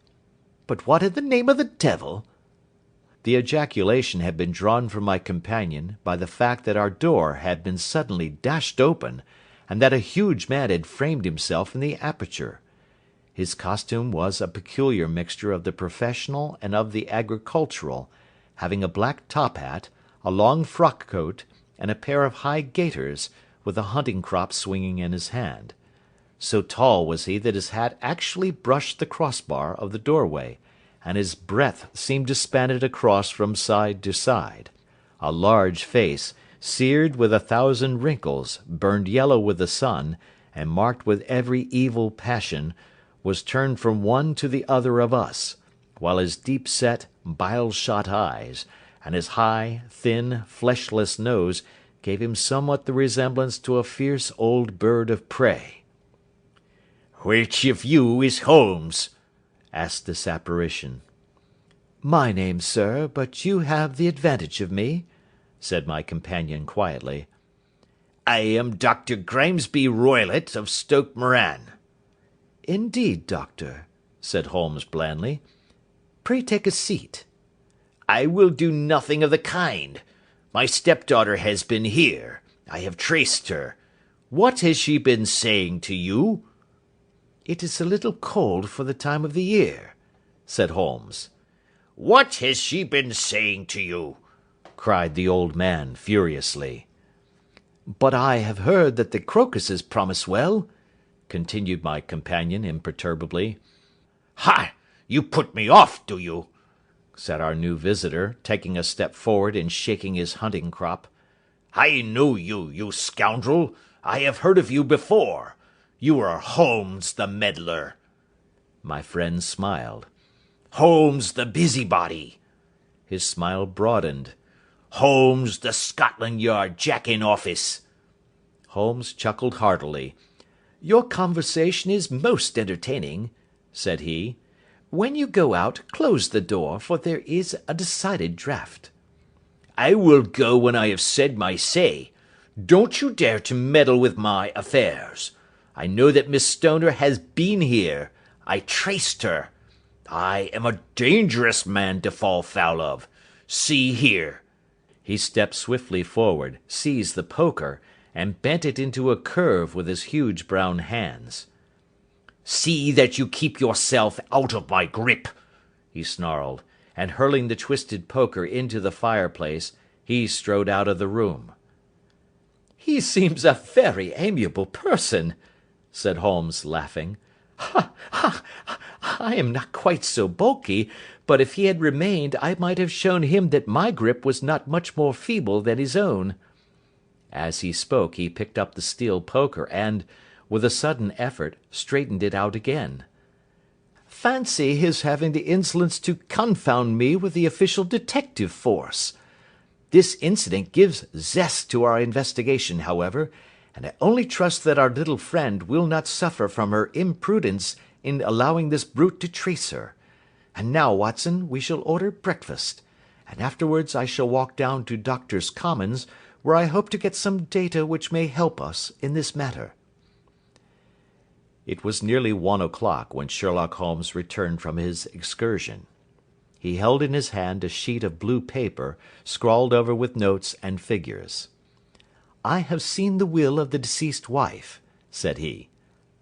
"To determine its exact meaning I have been obliged to work out the present prices of the investments with which it is concerned. The total income, which at the time of the wife's death was little short of £1,100, is now, through the fall in agricultural prices, not more than £750. Each daughter can claim an income of £250 in case of marriage. It is evident, therefore, that if both girls had married, this beauty would have been a mere pittance, while even one of them would cripple him to a very serious extent. My morning's work has not been wasted, since it has proved that he has the very strongest motives for standing in the way of anything of the sort. And now, Watson, this is too serious for dawdling, especially as the old man is aware that we are interesting ourselves in his affairs. So if you are ready, we shall call a cab and drive to Waterloo. I should be very much obliged if you would slip your revolver into your pocket. An Ely's No. 2 is an excellent argument with gentlemen who can twist steel pokers into knots. That and a toothbrush are, I think, all that we need. At Waterloo we were fortunate in catching a train for Leatherhead, where we hired a trap at the station inn and drove for 4 or 5 miles through the lovely Surrey lanes. It was a perfect day, with a bright sun and a few fleecy clouds in the heavens. The trees and wayside hedges were just throwing out their first green shoots, and the air was full of the pleasant smell of the moist earth. To me, at least, there was a strange contrast between the sweet promise of the spring and this sinister quest upon which we were engaged. My companion sat in the front of the trap, his arms folded, his hat pulled down over his eyes, and his chin sunk upon his breast, buried in the deepest thought. Suddenly, however, he started, tapped me on the shoulder, and pointed over the meadows. "Look there!" said he. A heavily timbered park stretched up in a gentle slope, thickening into a grove at the highest point. From amid the branches there jutted out the grey gables and high roof-tree of a very old mansion. "Stoke Moran?" said he. "Yes, sir, that be the house of Dr. Grimesby Roylott," remarked the driver. "There is some building going on there," said Holmes. "That is where we are going." "There's the village," said the driver, pointing to a cluster of roofs some distance to the left. "But if you want to get to the house, you'll find it shorter to get over this stile and so by the footpath over the fields. There it is, where the lady is walking." "And the lady, I fancy, is Miss Stoner," observed Holmes, shading his eyes. "Yes, I think we had better do as you suggest." We got off, paid our fare, and the trap rattled back on its way to Leatherhead. "I thought it as well," said Holmes as we climbed the stile, "that this fellow should think we had come here as architects, or on some definite business. It may stop his gossip. Good afternoon, Miss Stoner. You see that we have been as good as our word." Our client of the morning had hurried forward to meet us with a face which spoke her joy. "I have been waiting so eagerly for you," she cried, shaking hands with us warmly. "All has turned out splendidly. Dr. Roylott has gone to town, and it is unlikely that he will be back before evening." "We have had the pleasure of making the doctor's acquaintance," said Holmes, and in a few words he sketched out what had occurred. Miss Stoner turned white to the lips as she listened. "Good heavens!" she cried. "He has followed me, then?" "So it appears." "He is so cunning that I never know when I am safe from him. What will he say when he returns?" "He must guard himself, for he may find that there is someone more cunning than himself upon his track. You must lock yourself up from him to-night. If he is violent, we shall take you away to your aunt's at Harrow. Now, we must make the best use of our time, so kindly take us at once to the rooms which we are to examine." The building was of grey, lichen-blotched stone, with a high central portion and 2 curving wings like the claws of a crab, thrown out on each side. In one of these wings the windows were broken and blocked with wooden boards, while the roof was partly caved in, a picture of ruin. The central portion was in little better repair, but the right-hand block was comparatively modern, and the blinds in the windows, with the blue smoke curling up from the chimneys, showed that this was where the family resided.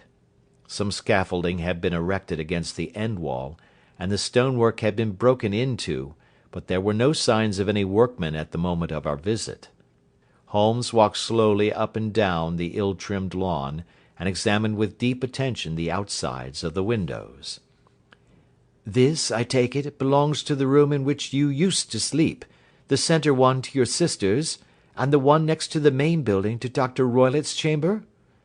"Exactly so, but I am now sleeping in the middle one." pending the alterations, as I understand. By the way, there does not seem to be any very pressing need for repairs at that end wall." "There were none. I believe that it was an excuse to move me from my room." "Ah, that is suggestive. Now, on the other side of this narrow wing runs the corridor from which these 3 rooms open. There are windows in it, of course."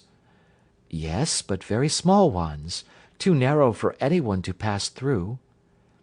"As you both locked your doors at night, your rooms were unapproachable from that side. Now, would you have the kindness to go into your room and bar your shutters?" Miss Stoner did so, and Holmes, after a careful examination through the open window, endeavoured in every way to force the shutter open, but without success. There was no slit through which a knife could be passed to raise the bar. Then with his lens he tested the hinges, but they were of solid iron, built firmly into the massive masonry. Said he, scratching his chin in some perplexity.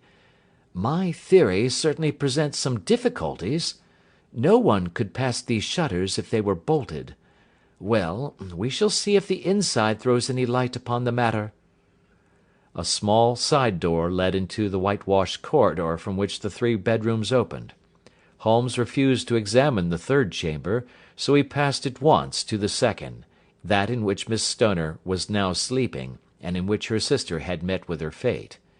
It was a homely little room, with a low ceiling and a gaping fireplace, after the fashion of old country houses. A brown chest of drawers stood in one corner, a narrow white counterpaned bed in another, and a dressing table on the left-hand side of the window. These articles, with 2 small wicker-work chairs, made up all the furniture in the room save for a square of Wilton carpet in the centre. The boards round and the panelling of the walls were of brown, worm-eaten oak, so old and discoloured that it may have dated from the original building of the house. Holmes drew one of the chairs into a corner and sat silent, while his eyes travelled round and up and down, taking in every detail of the apartment. "Where does that bell communicate with?" he asked at last, pointing to a thick bell-rope which hung down beside the bed, the tassel actually lying upon the pillow. "It goes to the housekeeper's room." "It looks newer than the other things?" "Yes, it was only put there a couple of years ago." "Your sister asked for it, I suppose?" "No, I never heard of her using it. We used always to get what we wanted for ourselves." "Indeed! It seemed unnecessary to put so nice a bell-pull there. You will excuse me for a few minutes while I satisfy myself as to this floor." He threw himself down upon his face with his lens in his hand, and crawled swiftly backward and forward, examining minutely the cracks between the boards. Then he did the same with the woodwork with which the chamber was panelled. Finally he walked over to the bed, and spent some time in staring at it, and in running his eye up and down the wall. Finally he took the bell-rope in his hand, and gave it a brisk tug. "Why, it's a dummy," said he. "Won't it ring?" "No, it is not even attached to a wire. This is very interesting. You can see now that it is fastened to a hook, just above where the little opening for the ventilator is." "How very absurd! I never noticed that before." "Very strange," muttered Holmes, pulling at the rope. "There are 1 or 2 very singular points about this room. For example, what a fool a builder must be to open a ventilator into another room, when with the same trouble he might have communicated with the outside air." "That is also quite modern," said the lady. "Done about the same time as the bell-rope," remarked Holmes. "Yes, there were several little changes carried out about that time." "They seem to have been of a most interesting character, dummy bell-ropes, and ventilators which do not ventilate. With your permission, Miss Stoner, we shall now carry our researches into the inner apartment." Dr. Grimesby Roylott's chamber was larger than that of his stepdaughter, but was as plainly furnished. A camp bed, a small wooden shelf full of books, mostly of a technical character, an armchair beside the bed, a plain wooden chair against the wall, a round table, and a large iron safe were the principal things which met the eye. Holmes walked slowly round and examined each and all of them with the keenest interest. "What's in here?" he asked, tapping the safe. "My stepfather's business papers." "Oh, you have seen inside, then?" "Only once, some years ago. I remember that it was full of papers." "There isn't a cat in it, for example?" "No. What a strange idea." "Well, look at this."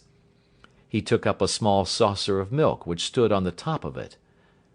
"No, we don't keep a cat, but there is a cheetah and a baboon." "Ah, yes, of course. Well, a cheetah is just a big cat, and yet a saucer of milk does not go very far in satisfying its wants, I dare say. There is one point which I should wish to determine." He squatted down in front of the wooden chair, and examined the seat of it with the greatest attention. "Thank you. That is quite settled," said he, rising and putting his lens in his pocket. "Hullo! Here is something interesting." The object which had caught his eye was a small dog lash hung on one corner of the bed. The lash, however, was curled upon itself, and tied so as to make a loop of whipcord. "What do you make of that, Watson?" "It's a common enough lash, but I don't know why it should be tied." "That is not quite so common, is it? Ah me! It's a wicked world, and when a clever man turns his brains to crime it is the worst of all. I think that I have seen enough now, Miss Stoner, and with your permission we shall walk out upon the lawn." I had never seen my friend's face so grim, or his brows so dark as it was when we turned from the scene of this investigation. We had walked several times up and down the lawn, neither Miss Stoner nor myself liking to break in upon his thoughts before he roused himself from his reverie. "It is very essential, Miss Stoner," said he, "that you should absolutely follow my advice in every respect." "I shall most certainly do so." "The matter is too serious for any hesitation. Your life may depend upon your compliance." "I assure you that I am in your hands." "In the first place, both my friend and I must spend the night in your room." Both Miss Stoner and I gazed at him in astonishment. "Yes, it must be so. Let me explain. I believe that that is the village inn over there?" "Yes, that is the Crown." "Very good. Your windows would be visible from there?" "Certainly." "You must confine yourself to your room, on pretence of a headache, when your stepfather comes back. Then when you hear him retire for the night, you must open the shutters of your window, undo the hasp, put your lamp there as a signal to us, and then withdraw quietly with everything which you are likely to want into the room which you used to occupy. I have no doubt that, in spite of the repairs, you could manage there for one night." "Oh, yes, easily." "The rest you will leave in our hands." "But what will you do?" "We shall spend the night in your room, and we shall investigate the cause of this noise which has disturbed you." "I believe, Mr. Holmes, that you have already made up your mind," said Miss Stoner, laying her hand upon my companion's sleeve. "Perhaps I have." "Then, for pity's sake, tell me what was the cause of my sister's death." "I should prefer to have clearer proofs before I speak." "You can at least tell me whether my own thought is correct, and if she died from some sudden fright." "No, I do not think so. I think that there was probably some more tangible cause. And now, Miss Stoner, we must leave you, for if Dr. Roylott returned and saw us, our journey would be in vain. Good-bye, and be brave, for if you will do what I have told you, you may rest assured that we shall soon drive away the dangers that threaten you." Sherlock Holmes and I had no difficulty in engaging a bedroom and sitting room at the Crown Inn. They were on the upper floor, and from our window we could command a view of the avenue gate, and of the inhabited wing of Stoke Moran Manor House.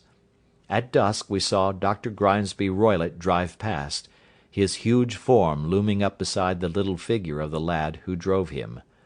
The boy had some slight difficulty in undoing the heavy iron gates, and we heard the hoarse roar of the doctor's voice, and saw the fury with which he shook his clenched fists at him. The trap drove on, and a few minutes later we saw a sudden light spring up among the trees as the lamp was lit in one of the sitting-rooms. "Do you know, Watson," said Holmes, as we sat together in the gathering darkness, "I have really some scruples as to taking you to-night. There is a distinct element of danger."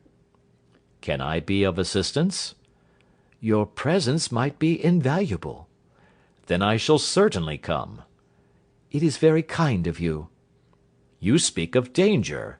You have evidently seen more in these rooms than was visible to me." "No, but I fancy that I may have deduced a little more.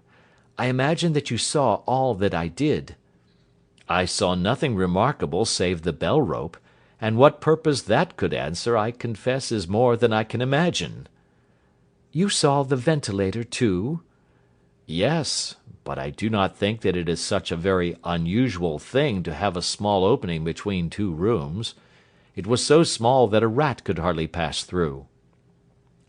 "I knew that we should find a ventilator before ever we came to Stoke Moran." "My dear Holmes!" "Oh, yes, I did. You remember in her statement she said that her sister could smell Dr. Roylott's cigar. Now, of course that suggested at once that there must be a communication between the two rooms. It could only be a small one, or it would have been remarked upon at the coroner's inquiry. I deduced a ventilator."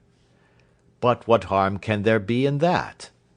"Well, there is at least a curious coincidence of dates.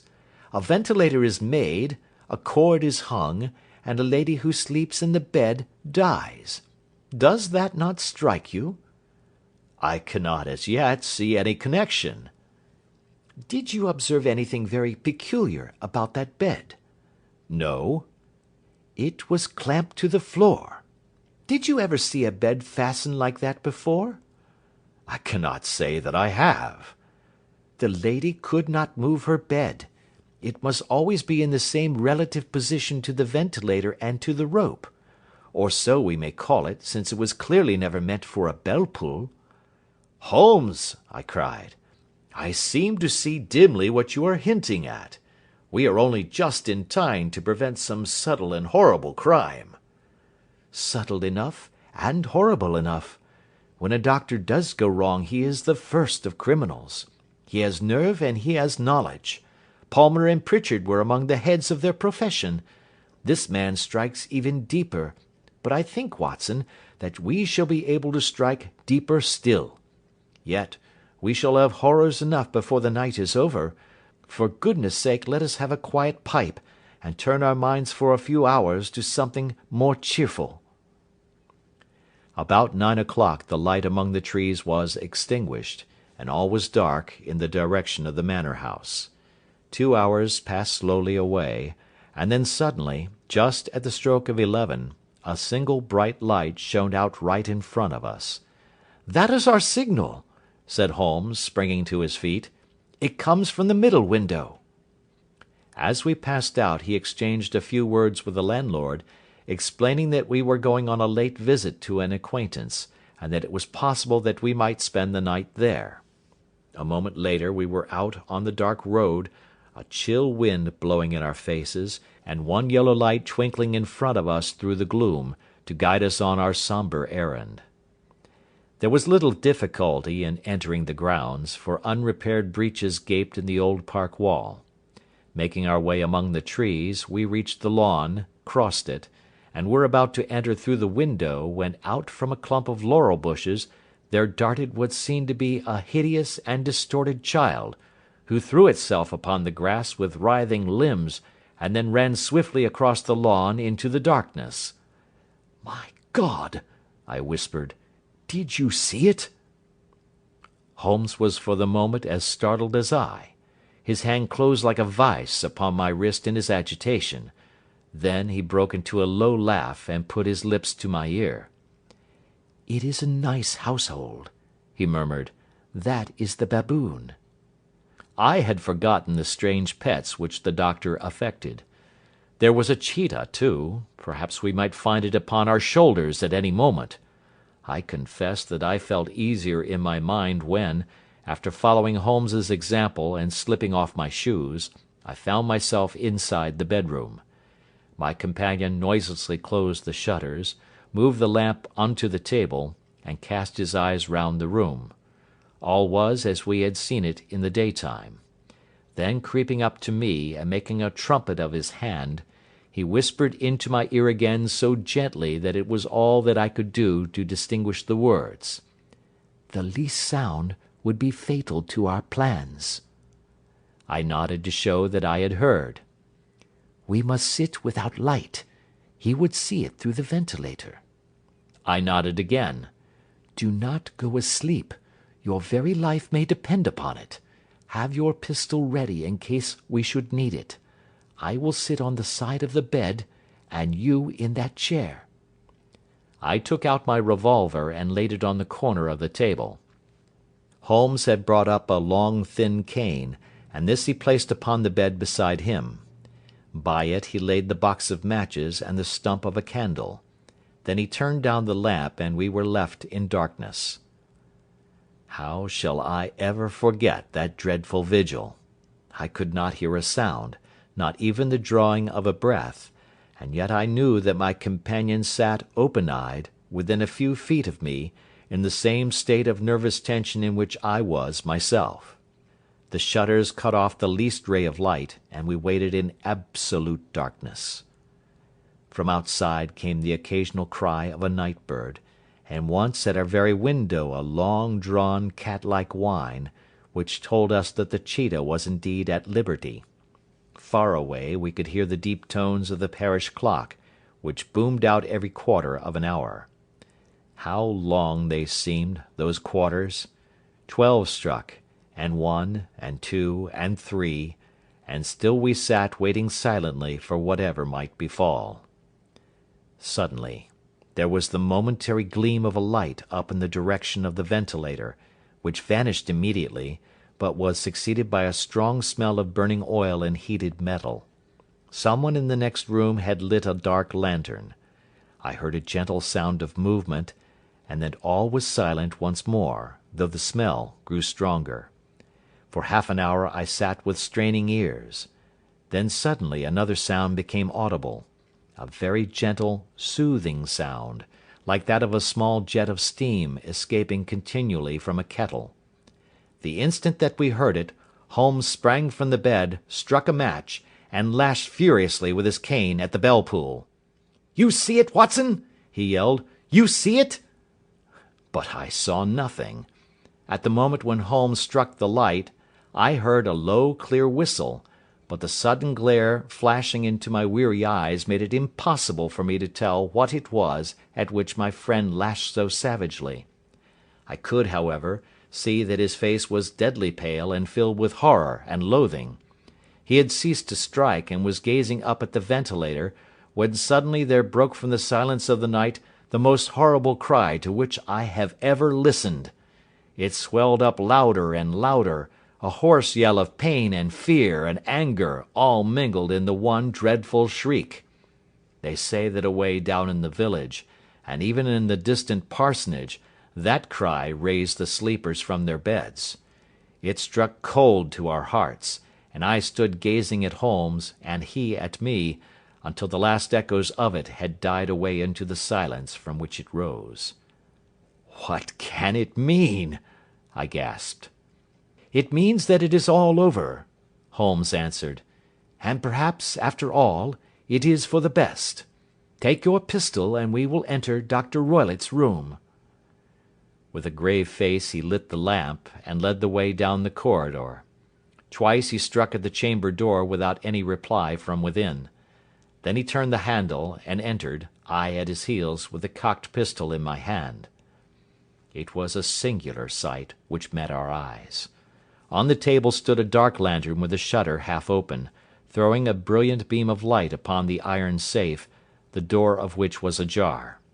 Beside this table, on the wooden chair, sat Dr. Grimesby Roylott, clad in a long grey dressing-gown, his bare ankles protruding beneath, and his feet thrust into red heelless Turkish slippers. Across his lap lay the short stock with the long lash which we had noticed during the day. His chin was cocked upward, and his eyes were fixed in a dreadful, rigid stare at the corner of the ceiling. Round his brow he had a peculiar yellow band, with brownish speckles, which seemed to be bound tightly round his head. As we entered, he made neither sound nor motion. "The band! The speckled band!" whispered Holmes. I took a step forward.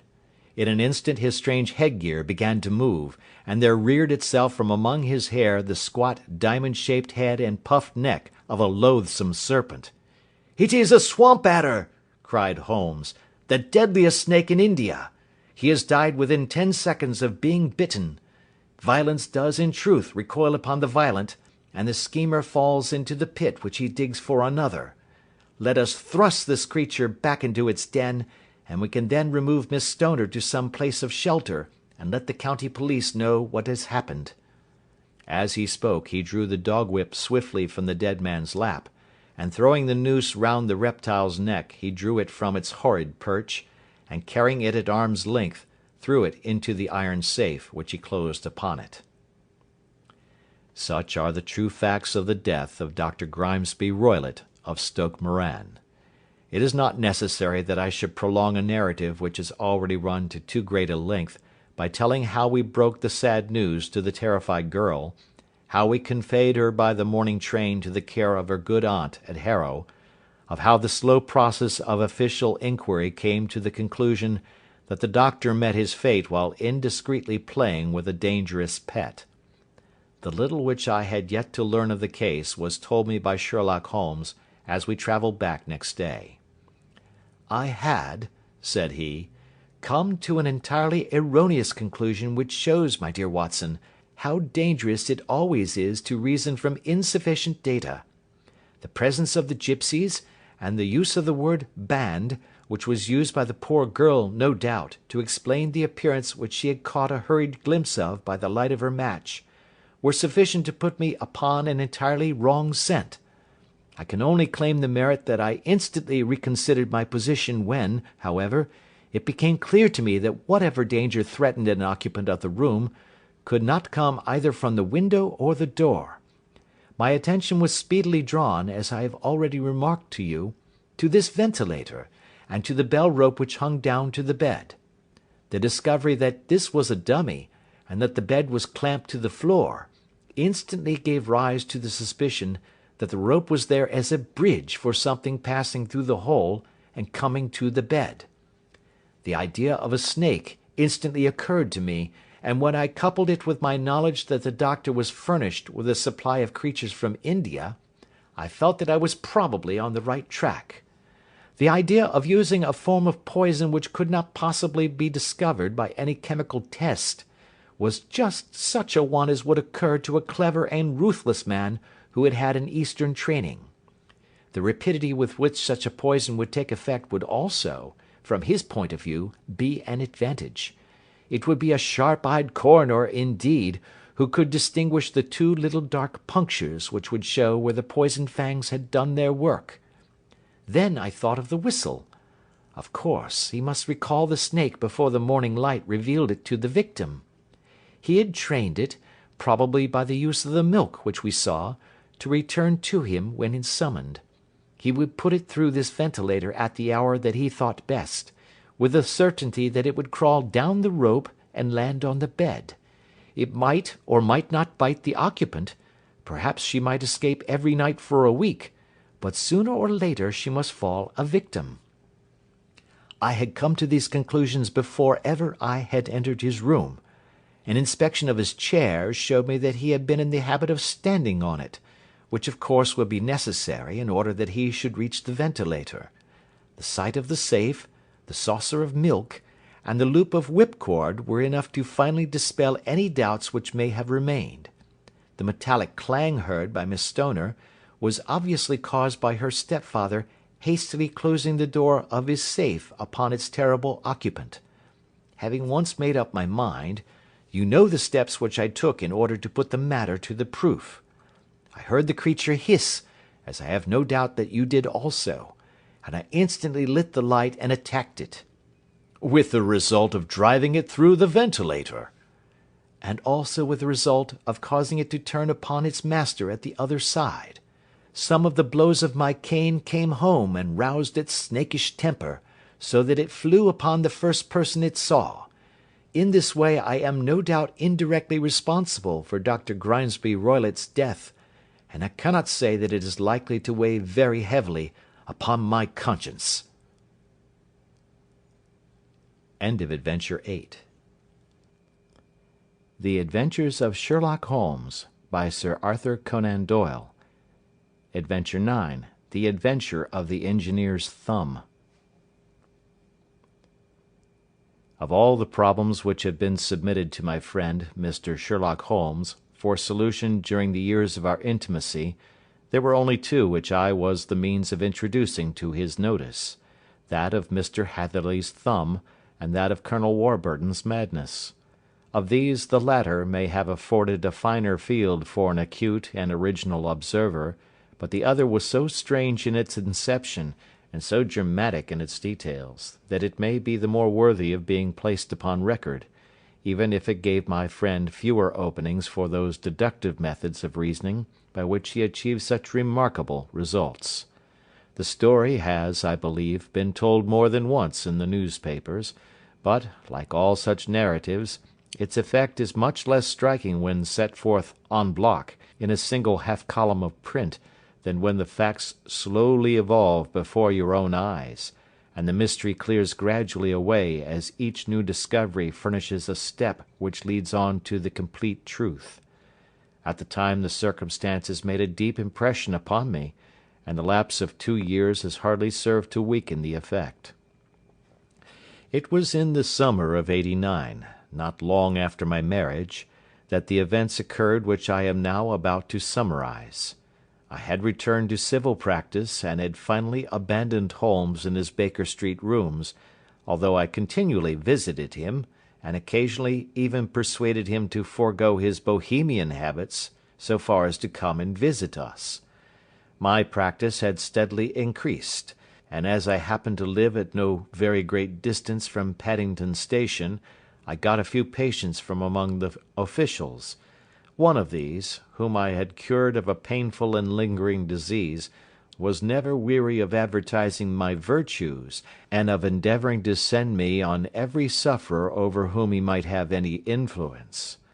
One morning, at a little before 7 o'clock, I was awakened by the maid tapping at the door to announce that 2 men had come from Paddington and were waiting in the consulting room.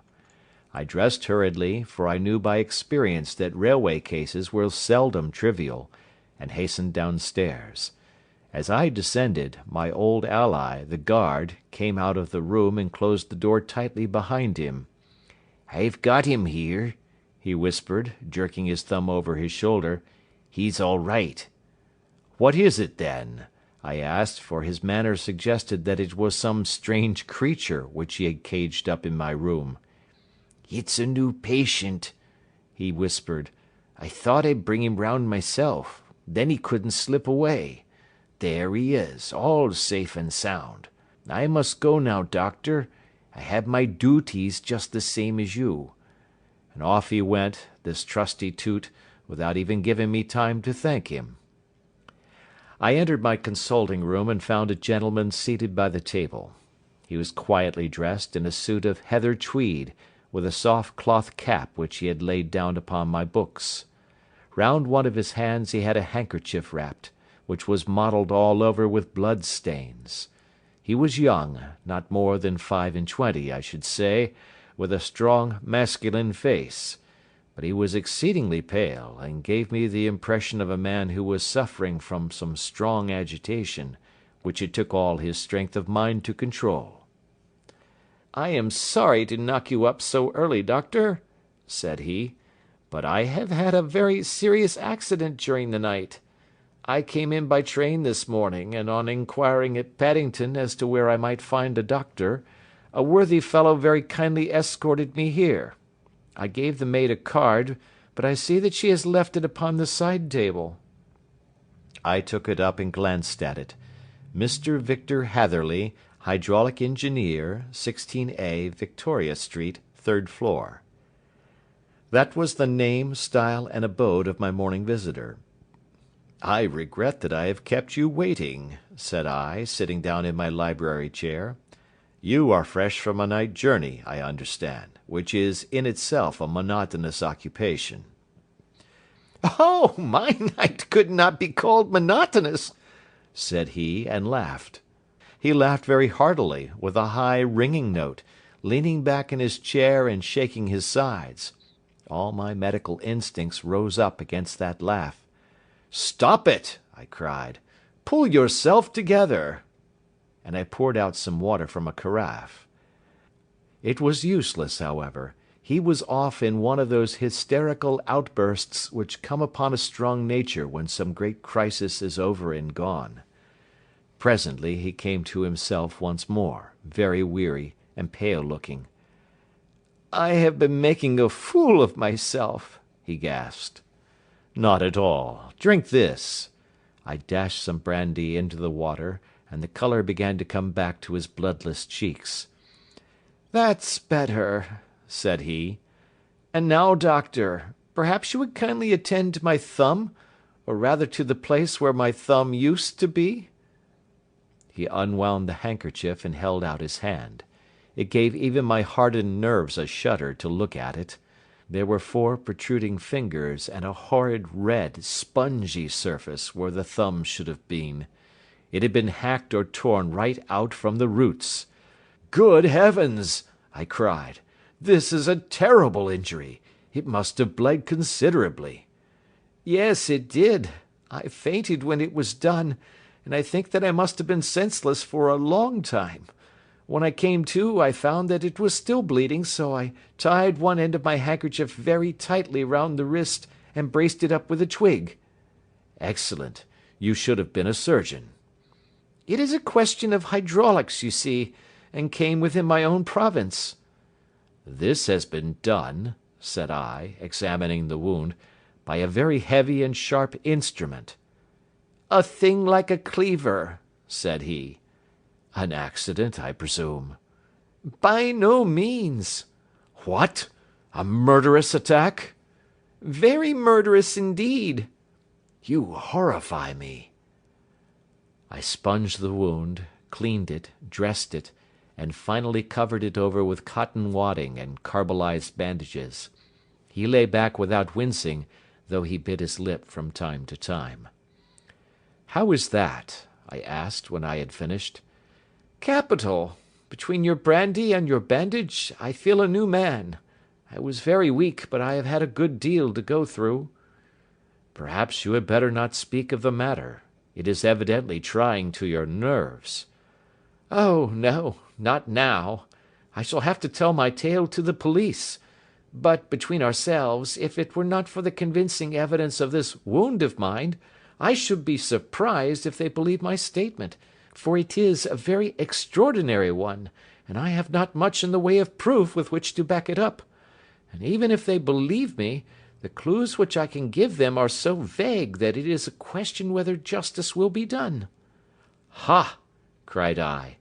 "If it is anything in the nature of a problem which you desire to see solved, I should strongly recommend you to come to my friend, Mr. Sherlock Holmes, before you go to the official police."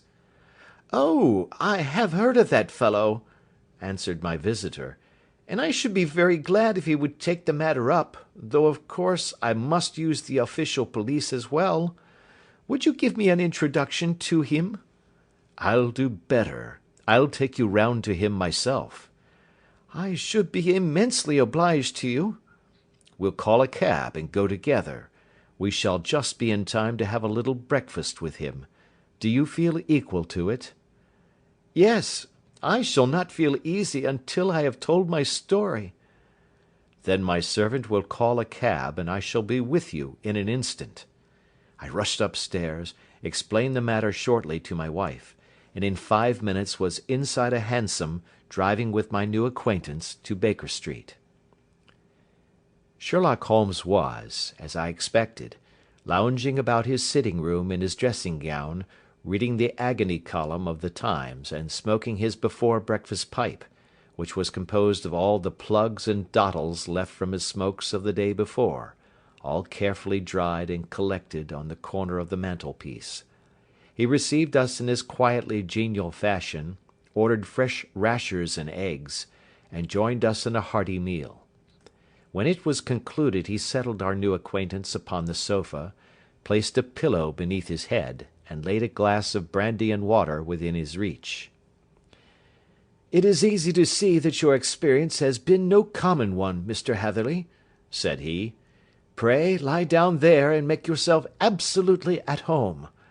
Tell us what you can, but stop when you are tired, and keep up your strength with a little stimulant." "Thank you," said my patient, "but I have felt another man since the doctor bandaged me, and I think that your breakfast has completed the cure. I shall take up as little of your valuable time as possible, so I shall start at once upon my peculiar experiences." Holmes sat in his big armchair with the weary, heavy-lidded expression which veiled his keen and eager nature, while I sat opposite to him, and we listened in silence to the strange story which our visitor detailed to us. "You must know," said he, "that I am an orphan and a bachelor, residing alone in lodgings in London. By profession I am a hydraulic engineer, and I have had considerable experience of my work during the 7 years that I was apprenticed to Venner and Matheson, the well-known firm of Greenwich. 2 years ago, having served my time, and having also come into a fair sum of money through my poor father's death, I determined to start in business for myself, and took professional chambers in Victoria Street. I suppose that everyone finds his first independent start in business a dreary experience. To me it has been exceptionally so. During 2 years I have had 3 consultations and 1 small job, and that is absolutely all that my profession has brought me. My gross takings amount to £27 10s. Every day, from 9 in the morning until 4 in the afternoon, I waited in my little den, until at last my heart began to sink, and I came to believe that I should never have any practice at all. Yesterday, however, just as I was thinking of leaving the office, my clerk entered to say there was a gentleman waiting, who wished to see me upon business. He brought up a card, too, with the name of Colonel Lysander Stark engraved upon it. Close at his heels came the colonel himself, a man rather over the middle size, but of an exceeding thinness. I do not think that I have ever seen so thin a man. His whole face sharpened away into nose and chin, and the skin of his cheeks was drawn quite tense over his outstanding bones. Yet this emaciation seemed to be his natural habit, and due to no disease, for his eye was bright, his step brisk, and his bearing assured. He was plainly but neatly dressed, and his age, I should judge, would be nearer 40 than 30. "Mr. Hatherley," said he, with something of a German accent, "you have been recommended to me, Mr. Hatherley, as being a man who is not only proficient in his profession, but is also discreet and capable of preserving a secret." I bowed, feeling as flattered as any young man would at such an address. "May I ask who it was who gave me so good a character?" "Well, perhaps it is better that I should not tell you that just at this moment. I have it from the same source that you are both an orphan and a bachelor, and are residing alone in London." "That is quite correct," I answered, "but you will excuse me if I say that I cannot see how all this bears upon my professional qualifications. I understand that it was on a professional matter that you wished to speak to me?" "Undoubtedly so, but you will find that all I say is really to the point. I have a professional commission for you, but absolute secrecy is quite essential. Absolute secrecy, you understand, and of course we may expect that more from a man who is alone than from one who lives in the bosom of his family." "If I promise to keep a secret," said I, "you may absolutely depend upon my doing so." He looked very hard at me as I spoke, and it seemed to me that I had never seen so suspicious and questioning an eye. "Do you promise, then?" said he at last. "Yes, I promise." "Absolute and complete silence before, during, and after? No reference to the matter at all, either in word or writing?" "I have already given you my word." "Very good." He suddenly sprang up, and darting like lightning across the room, he flung open the door. The passage outside was empty. "That's all right," said he, coming back. "I know that clerks are sometimes curious as to their master's affairs. Now we can talk in safety." He drew up his chair very close to mine, and began to stare at me again with the same questioning and thoughtful look. A feeling of repulsion, and of something akin to fear, had begun to rise within me at the strange antics of this fleshless man. Even my dread of losing a client could not restrain me from showing my impatience. "I beg that you will state your business, sir," said I. "My time is of value." Heaven forgive me for that last sentence, but the words came to my lips. "How would 50 guineas for a night's work suit you?" he asked. "Most admirably." "I say a night's work, but an hour's would be nearer the mark. I simply want your opinion about a hydraulic stamping machine which has got out of gear. If you show us what is wrong, we shall soon set it right ourselves. What do you think of such a commission as that?" "The work appears to be light and the pay munificent." "Precisely so. We shall want you to come to-night by the last train." "Where to?" "To Eyford, in Berkshire. It is a little place near the borders of Oxfordshire, and within 7 miles of Reading. There is a train from Paddington which would bring you there at about 11:15. "Very good." "I shall come down in a carriage to meet you." "There is a drive, then?" "Yes, our little place is quite out in the country. It is a good 7 miles from Eyford Station." "Then we can hardly get there before midnight. I suppose there would be no chance of a train back. I should be compelled to stop the night." "Yes, we could easily give you a shakedown." "That is very awkward. Could I not come at some more convenient hour?" "We have judged it best that you should come late.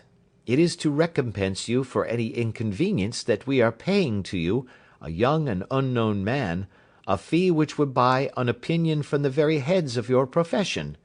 Still, of course, if you would like to draw out of the business, there is plenty of time to do so." I thought of the 50 guineas, and of how useful they would be to me. "Not at all," said I. "I shall be very happy to accommodate myself to your wishes. I should like, however, to understand a little more clearly what it is that you wish me to do." "Quite so. It is very natural that the pledge of secrecy which we have exacted from you should have aroused your curiosity. I have no wish to commit you to anything without your having it all laid before you. I suppose that we are absolutely safe from eavesdroppers?" "Entirely." "Then the matter stands thus. You are probably aware that Fuller's earth is a valuable product, and that it is only found in 1 or 2 places in England?" "I have heard so." "Some little time ago I bought a small place, a very small place, within 10 miles of Reading. I was fortunate enough to discover that there was a deposit of Fuller's earth in one of my fields. On examining it, however, I found that this deposit was a comparatively small one, and that it formed a link between 2 very much larger ones upon the right and left, both of them, however, in the grounds of my neighbours. These good people were absolutely ignorant that their land contained that which was quite as valuable as a gold mine. Naturally, it was to my interest to buy their land before they discovered its true value, but unfortunately I had no capital by which I could do this.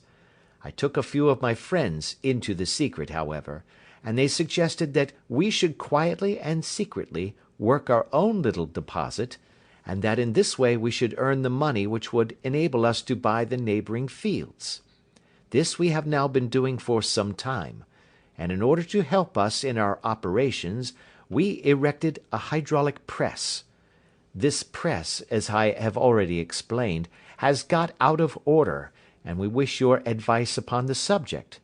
We guard our secret very jealously, however, and if it once became known that we had hydraulic engineers coming to our little house, it would soon rouse inquiry, and then, if the facts came out, it would be good-bye to any chance of getting these fields and carrying out our plans. That is why I have made you promise me that you will not tell a human being that you are going to Eyford to-night. I hope that I make it all plain?" "I quite follow you," said I. "The only point which I could not quite understand was, what use you could make of a hydraulic press in excavating fuller's earth, which, as I understand, is dug out like gravel from a pit." "Ah," said he carelessly, "we have our own process. We compress the earth into bricks, so as to remove them without revealing what they are. But that is a mere detail. I have taken you fully into my confidence now, Mr. Hatherley, and I have shown you how I trust you." He rose as he spoke. "I shall expect you, then, at Eyford at 11:15. "I shall certainly be there." "And not a word to a soul." He looked at me with a last long, questioning gaze, and then, pressing my hand in a cold, dank grasp, he hurried from the room. Well, when I came to think it all over in cool blood, I was very much astonished, as you may both think, at this sudden commission which has been entrusted to me. On the one hand, of course, I was glad, for the fee was at least tenfold what I should have asked had I set a price upon my own services, and it was possible that this order might lead to other ones. On the other hand, the face and manner of my patron had made an unpleasant impression upon me, and I could not think that his explanation of the fuller's earth was sufficient to explain the necessity of my coming at midnight, and his extreme anxiety lest I should tell any one of my errand. However, I threw all fears to the winds, ate a hearty supper, drove to Paddington, and started off, having obeyed to the letter the injunction as to holding my tongue. At Reading I had to change not only my carriage but my station. However, I was in time for the last train to Eyford, and I reached the little dim-lit station after 11 o'clock. I was the only passenger who got out there, and there was no one upon the platform save a single sleepy porter with a lantern. As I passed out through the wicket gate, however, I found my acquaintance of the morning waiting in the shadow upon the other side. Without a word he grasped my arm and hurried me into a carriage, the door of which was standing open. He drew up the windows on either side, tapped on the woodwork, and away we went as fast as the horse could go.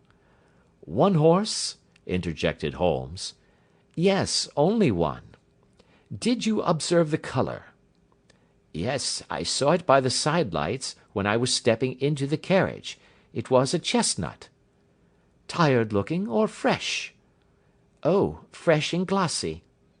"Thank you. I am sorry to have interrupted you. Pray continue your most interesting statement." "Away we went then, and we drove for at least an hour. Colonel Lysander Stark had said that it was only 7 miles, but I should think, from the rate that we seemed to go, and from the time that we took, that it must have been nearer 12. He sat at my side in silence all the time, and I was aware, more than once when I glanced in his direction, that he was looking at me with great intensity.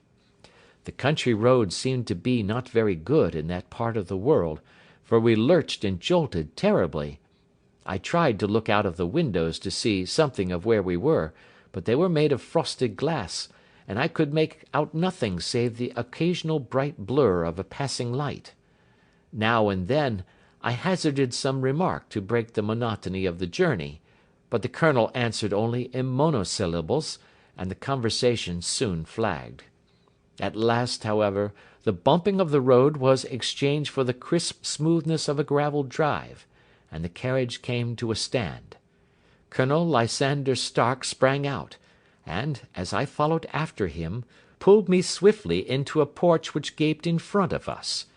We stepped, as it were, right out of the carriage and into the hall, so that I failed to catch the most fleeting glance of the front of the house. The instant that I had crossed the threshold the door slammed heavily behind us, and I heard faintly the rattle of the wheels as the carriage drove away.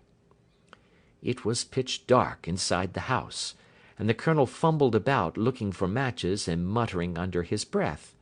Suddenly a door opened at the other end of the passage, and a long, golden bar of light shot out in our direction. It grew broader, and a woman appeared with a lamp in her hand, which she held above her head, pushing her face forward and peering at us. I could see that she was pretty, and from the gloss with which the light shone upon her dark dress, I knew that it was a rich material. She spoke a few words in a foreign tongue, in a tone as though asking a question, and when my companion answered in a gruff monosyllable, she gave such a start that the lamp nearly fell from her hand. Colonel Stark went up to her, whispered something in her ear, and then, pushing her back into the room from whence she had come, he walked towards me again with the lamp in his hand. "Perhaps you will have the kindness to wait in this room for a few minutes," said he, throwing open another door. It was a quiet, little, plainly furnished room, with a round table in the centre, on which several German books were scattered. Colonel Stark laid down the lamp on the top of a harmonium beside the door. "I shall not keep you waiting an instant," said he, and vanished into the darkness. I glanced at the books upon the table, and in spite of my ignorance of German I could see that 2 of them were treatises on science, the others being volumes of poetry. Then I walked across to the window, hoping that I might catch some glimpse of the countryside, but an oak shutter, heavily barred, was folded across it. It was a wonderfully silent house. There was an old clock ticking loudly somewhere in the passage, but otherwise everything was deadly still. A vague feeling of uneasiness began to steal over me. Who were these German people, and what were they doing living in this strange, out-of-the-way place? And where was the place? I was 10 miles or so from Eyford, that was all I knew, but whether north, south, east, or west I had no idea. For that matter, Reading, and possibly other large towns, were within that radius, so the place might not be so secluded after all. Yet it was quite certain, from the absolute stillness, that we were in the country. I paced up and down the room, humming a tune under my breath to keep up my spirits, and feeling that I was thoroughly earning my 50-guinea fee. Suddenly, without any preliminary sound in the midst of the utter stillness, the door of my room swung slowly open. The woman was standing in the aperture, the darkness of the hall behind her, the yellow light from my lamp beating upon her eager and beautiful face. I could see at a glance that she was sick with fear, and the sight sent a chill to my own heart. She held up one shaking finger to warn me to be silent, and she shot a few whispered words of broken English at me, her eyes glancing back, like those of a frightened horse, into the gloom behind her. "I would go," said she, trying hard, as it seemed to me, to speak calmly. "I would go. I should not stay here. There is no good for you to do." "But, madam," said I have not yet done what I came for. I cannot possibly leave until I have seen the machine." "It is not worth your while to wait," she went on. "You can pass through the door, no one hinders." And then, seeing that I smiled and shook my head, she suddenly threw aside her constraint and made a step forward, with her hands wrung together. "For the love of heaven," she whispered, "get away from here before it is too late." But I am somewhat headstrong by nature, and the more ready to engage in an affair when there is some obstacle in the way. I thought of my 50-guinea fee, of my wearisome journey, and of the unpleasant night which seemed to be before me. Was it all to go for nothing? Why should I slink away without having carried out my commission, and without the payment which was my due? This woman might, for all I knew, be a monomaniac. With a stout bearing, therefore, though her manner had shaken me more than I cared to confess, I still shook my head, and declared my intention of remaining where I was. She was about to renew her entreaties, when a door slammed overhead, and the sound of several footsteps was heard upon the stairs. She listened for an instant, threw up her hands with a despairing gesture, and vanished as suddenly and as noiselessly as she had come.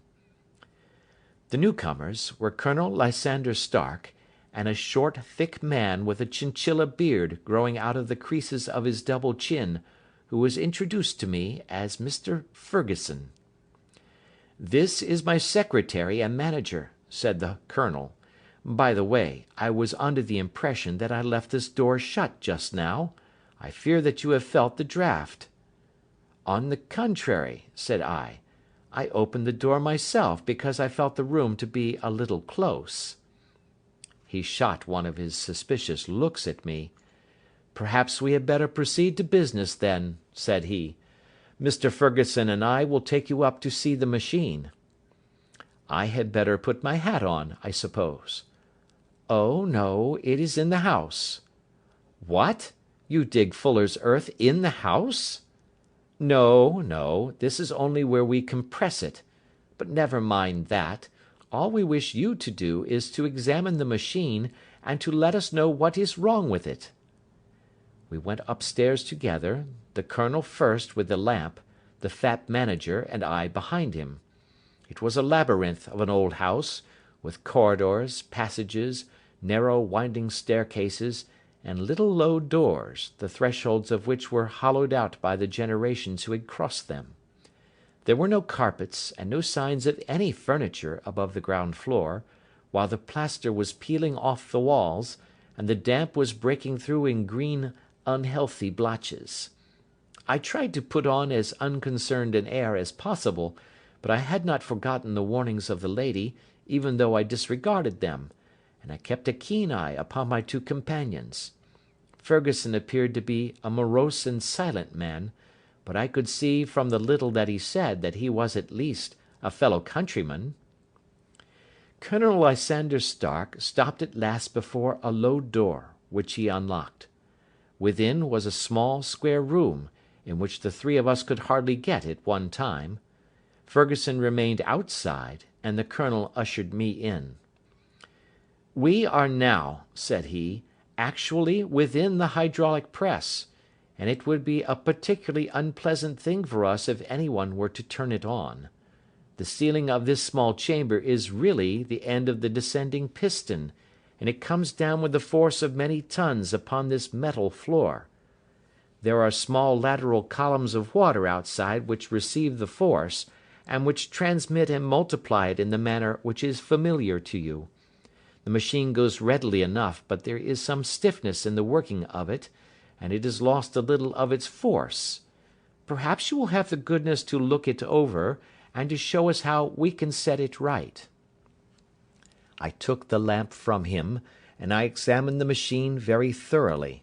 It was, indeed, a gigantic one, and capable of exercising enormous pressure. When I passed outside, however, and pressed down the levers which controlled it, I knew at once by the whishing sound that there was a slight leakage, which allowed a regurgitation of water through one of the side cylinders. An examination showed that one of the india rubber bands which was round the head of a driving rod had shrunk so as to not quite fill the socket along which it worked.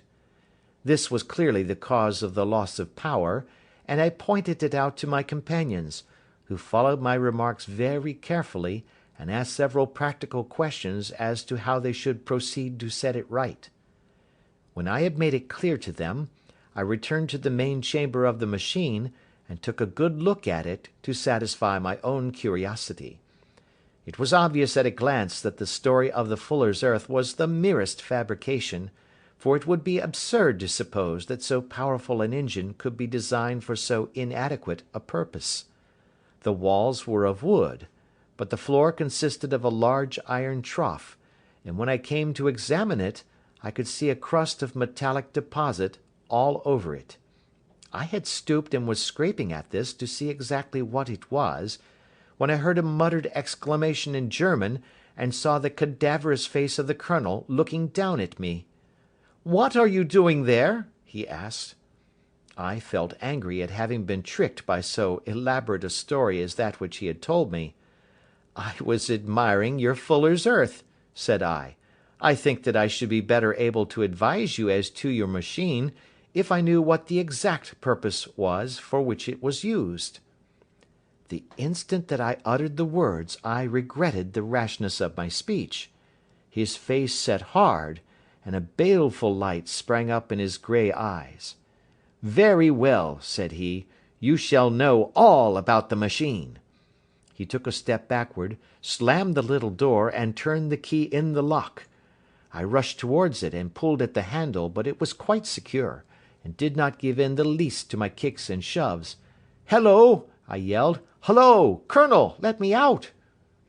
And then suddenly in the silence I heard a sound which set my heart into my mouth. It was the clank of the levers and the swish of the leaking cylinder. He had set the engine at work. The lamp still stood upon the floor where I had placed it when examining the trough. By its light I saw that the black ceiling was coming down upon me, slowly, jerkily, but, as none knew better than myself, with a force which must within a minute grind me to a shapeless pulp.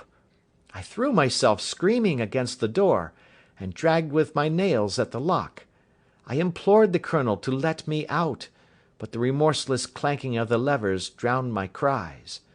The ceiling was only a foot or two above my head, and with my hand upraised I could feel its hard, rough surface. Then it flashed through my mind that the pain of my death would depend very much upon the position in which I met it. If I lay on my face, the weight would come upon my spine, and I shuddered to think of that dreadful snap. Easier the other way, perhaps, and yet, had I the nerve to lie and look up at that deadly black shadow wavering down upon me?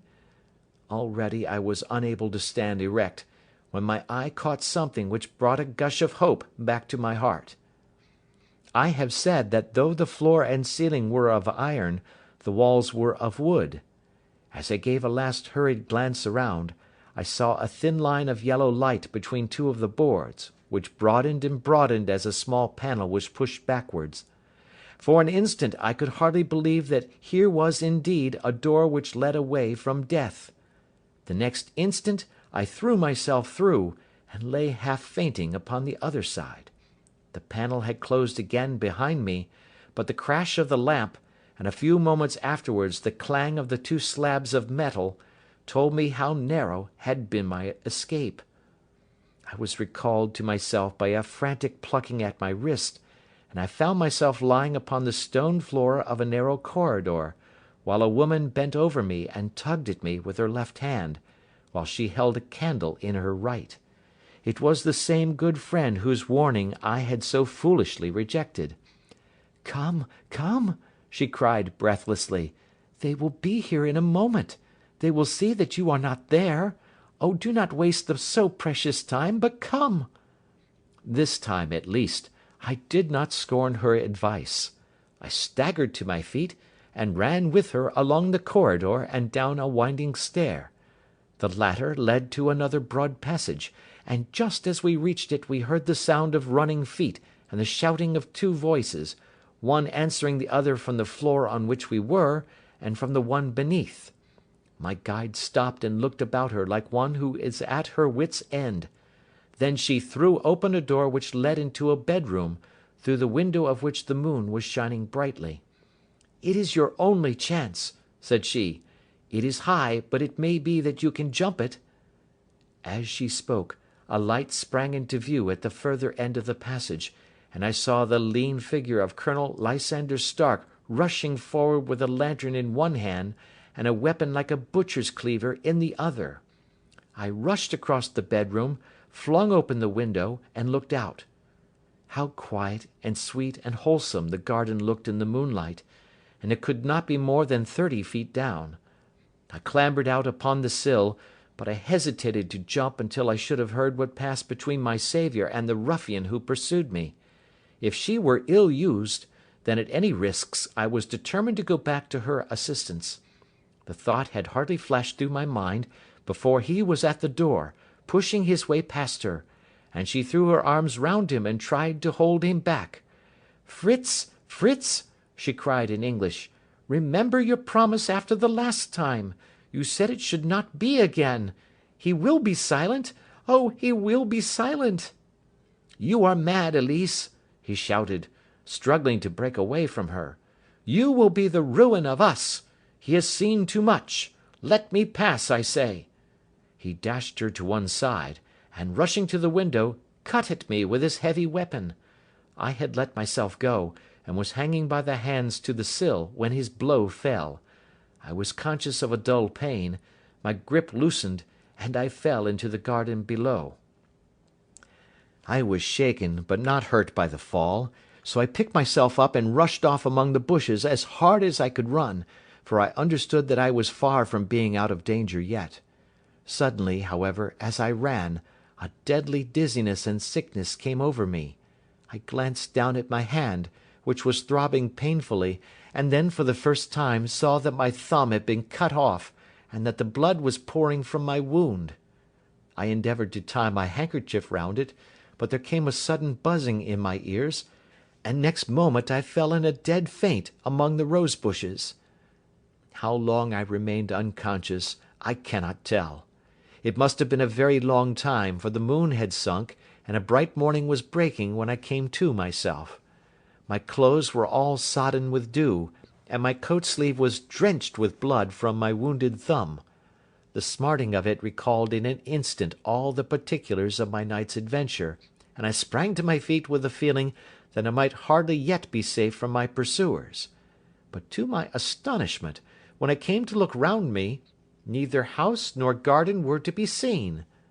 I had been lying in an angle of the hedge close by the high road, and just a little lower down was a long building, which proved, upon my approaching it, to be the very station at which I had arrived upon the previous night.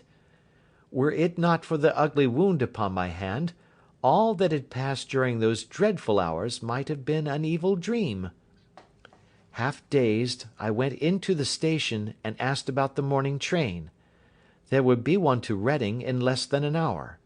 The same porter was on duty, I found, as had been there when I arrived. I inquired of him whether he had ever heard of Colonel Lysander Stark. The name was strange to him. Had he observed a carriage the night before waiting for me? No, he had not. Was there a police station anywhere near? There was one about 3 miles off. It was too far for me to go, weak and ill as I was. I determined to wait until I got back to town before telling my story to the police. It was a little past 6 when I arrived, so I went first to have my wound dressed, and then the doctor was kind enough to bring me along here. I put the case into your hands, and shall do exactly what you advise." We both sat in silence for some little time after listening to this extraordinary narrative. Then Sherlock Holmes pulled down from the shelf one of the ponderous commonplace books in which he placed his cuttings. "Here is an advertisement which will interest you," said he. "It appeared in all the papers about a year ago. Listen to this. 'Lost, on the 9th instant, Mr. Jeremiah Hayling, aged 26, a hydraulic engineer. Left his lodgings at 10 o'clock at night, and has not been heard of since. Was dressed in, etc., etc.' Ha! That represents the last time that the Colonel needed to have his machine overhauled, I fancy." "Good heavens!" cried my patient. "Then that explains what the girl said." "Undoubtedly. It is quite clear that the Colonel was a cool and desperate man, who was absolutely determined that nothing should stand in the way of his little game, like those out-and-out pirates who will leave no survivor from a captured ship. Well, every moment now is precious, so if you feel equal to it, we shall go down to Scotland Yard at once as a preliminary to starting for Eyford." Some 3 hours or so afterwards we were all in the train together, bound from Reading to the little Berkshire village. There were Sherlock Holmes, the hydraulic engineer, Inspector Bradstreet of Scotland Yard, a plain-clothes man, and myself. Bradstreet had spread an ordnance map of the county out upon the seat, and was busy with his compasses drawing a circle with Eyford for its centre. "There you are," said he. "That circle is drawn at a radius of 10 miles from the village. The place we want must be somewhere near that line. You said 10 miles, I think, sir?" "It was an hour's good drive." "And you think that they brought you back all that way when you were unconscious?" "They must have done so. I have a confused memory, too, of having been lifted and conveyed somewhere." "What I cannot understand," said I, "is why they should have spared you when they found you lying fainting in the garden. Perhaps the villain was softened by the woman's entreaties." "I hardly think that likely. I never saw a more inexorable face in my life." "Oh, we shall soon clear up all that," said Bradstreet. "Well, I have drawn my circle, and I only wish I knew at what point upon it the folk that we are in search of are to be found." "I think I could lay my finger on it," said Holmes quietly. "Really now," cried the inspector, "you have formed your opinion. Come now, we shall see who agrees with you. I say it is south, for the country is more deserted there." "And I say east," said my patient. "I am for west," remarked the plain-clothes man. "There are several quiet little villages up there." "And I am for north," said I, "because there are no hills there, and our friend says he did not notice the carriage go up any." "Come," cried the inspector, laughing, "it's a very pretty diversity of opinion. We have boxed the compass among us. Who do you give your casting vote to?" "You are all wrong." "But we can't all be." "Oh, yes, you can. This is my point." He placed his finger in the centre of the circle. "This is where we shall find them." "But the 12-mile drive?" gasped Hatherley. 6 out and 6 back. Nothing simpler. You say yourself that the horse was fresh and glossy when you got in. How could it be that it had gone 12 miles over heavy roads? "Indeed, it is a likely ruse enough," observed Bradstreet thoughtfully. "Of course, there can be no doubt as to the nature of this gang." "None at all," said Holmes. "They are coiners on a large scale, and have used the machine to form the amalgam which has taken the place of silver." "We have known for some time that a clever gang was at work," said the inspector. "They have been turning out half-crowns by the thousand. We even traced them as far as Reading, but could get no farther, for they had covered their traces in a way that showed that they were very old hands. But now, thanks to this lucky chance, I think that we have got them right enough." But the inspector was mistaken, for those criminals were not destined to fall into the hands of justice. As we rolled into Eyford station, we saw a gigantic column of smoke which streamed up from behind a small clump of trees in the neighbourhood, and hung like an immense ostrich feather over the landscape. "A house on fire?" asked Bradstreet, as the train steamed off again on its way. "Yes, sir," said the station master.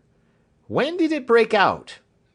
"I hear that it was during the night, sir, but it has got worse, and the whole place is in a blaze." "Whose house is it?" "Dr. Betcher's." "Tell me," broke in the engineer, "is Dr. Becher a German, very thin, with a long sharp nose?" The station master laughed heartily. "No, sir. Dr. Becher is an Englishman, and there isn't a man in the parish who has a better lined waistcoat. but he has a gentleman staying with him, a patient, as I understand, who is a foreigner, and he looks as if a little good Berkshire beef would do him no harm." The station master had not finished his speech before we were all hastening in the direction of the fire. The road topped a low hill, and there was a great widespread whitewashed building in front of us, spouting fire at every chink and window, while in the garden in front 3 fire engines were vainly striving to keep the flames under. "That's it!" cried Hatherley, in intense excitement. "There is the gravel drive, and there are the rose bushes where I lay. That second window is the one that I jumped from." "Well, at least," said Holmes, "you have had your revenge upon them. There can be no question that it was your oil lamp which, when it was crushed in the press, set fire to the wooden walls, though no doubt they were too excited in the chase after you to observe it at the time. Now keep your eyes open in this crowd for your friends of last night, though I very much fear that they are a good 100 miles off by now." And Holmes's fears came to be realized, for from that day to this no word has ever been heard either of the beautiful woman, the sinister German, or the morose Englishman. Early that morning a peasant had met a cart, containing several people, and some very bulky boxes, driving rapidly in the direction of Reading, but there all traces of the fugitives disappeared, and even Holmes's ingenuity failed ever to discover the least clue as to their whereabouts. The firemen had been much perturbed at the strange arrangements which they had found within, and still more so by discovering a newly severed human thumb upon a window-sill of the second floor.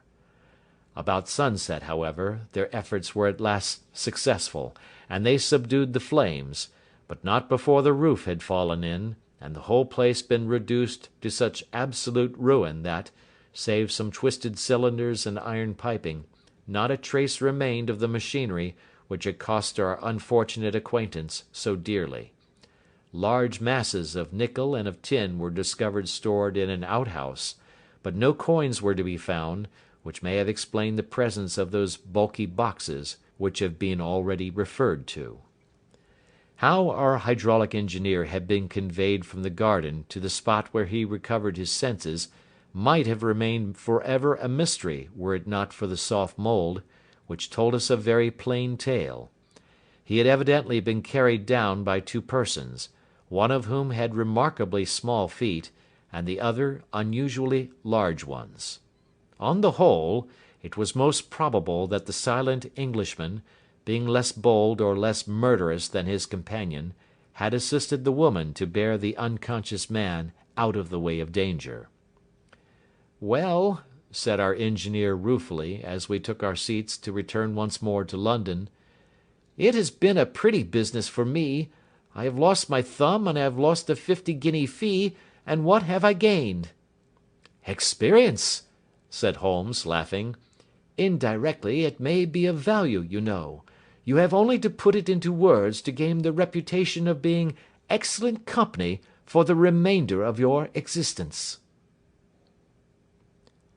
End of Adventure 9.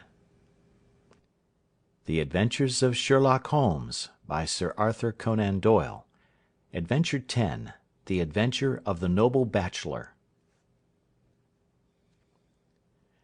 The Lord St. Simon marriage, and its curious termination, have long ceased to be a subject of interest in those exalted circles in which the unfortunate bridegroom moves, and their more piquant details have drawn the gossips away from this 4-year-old drama.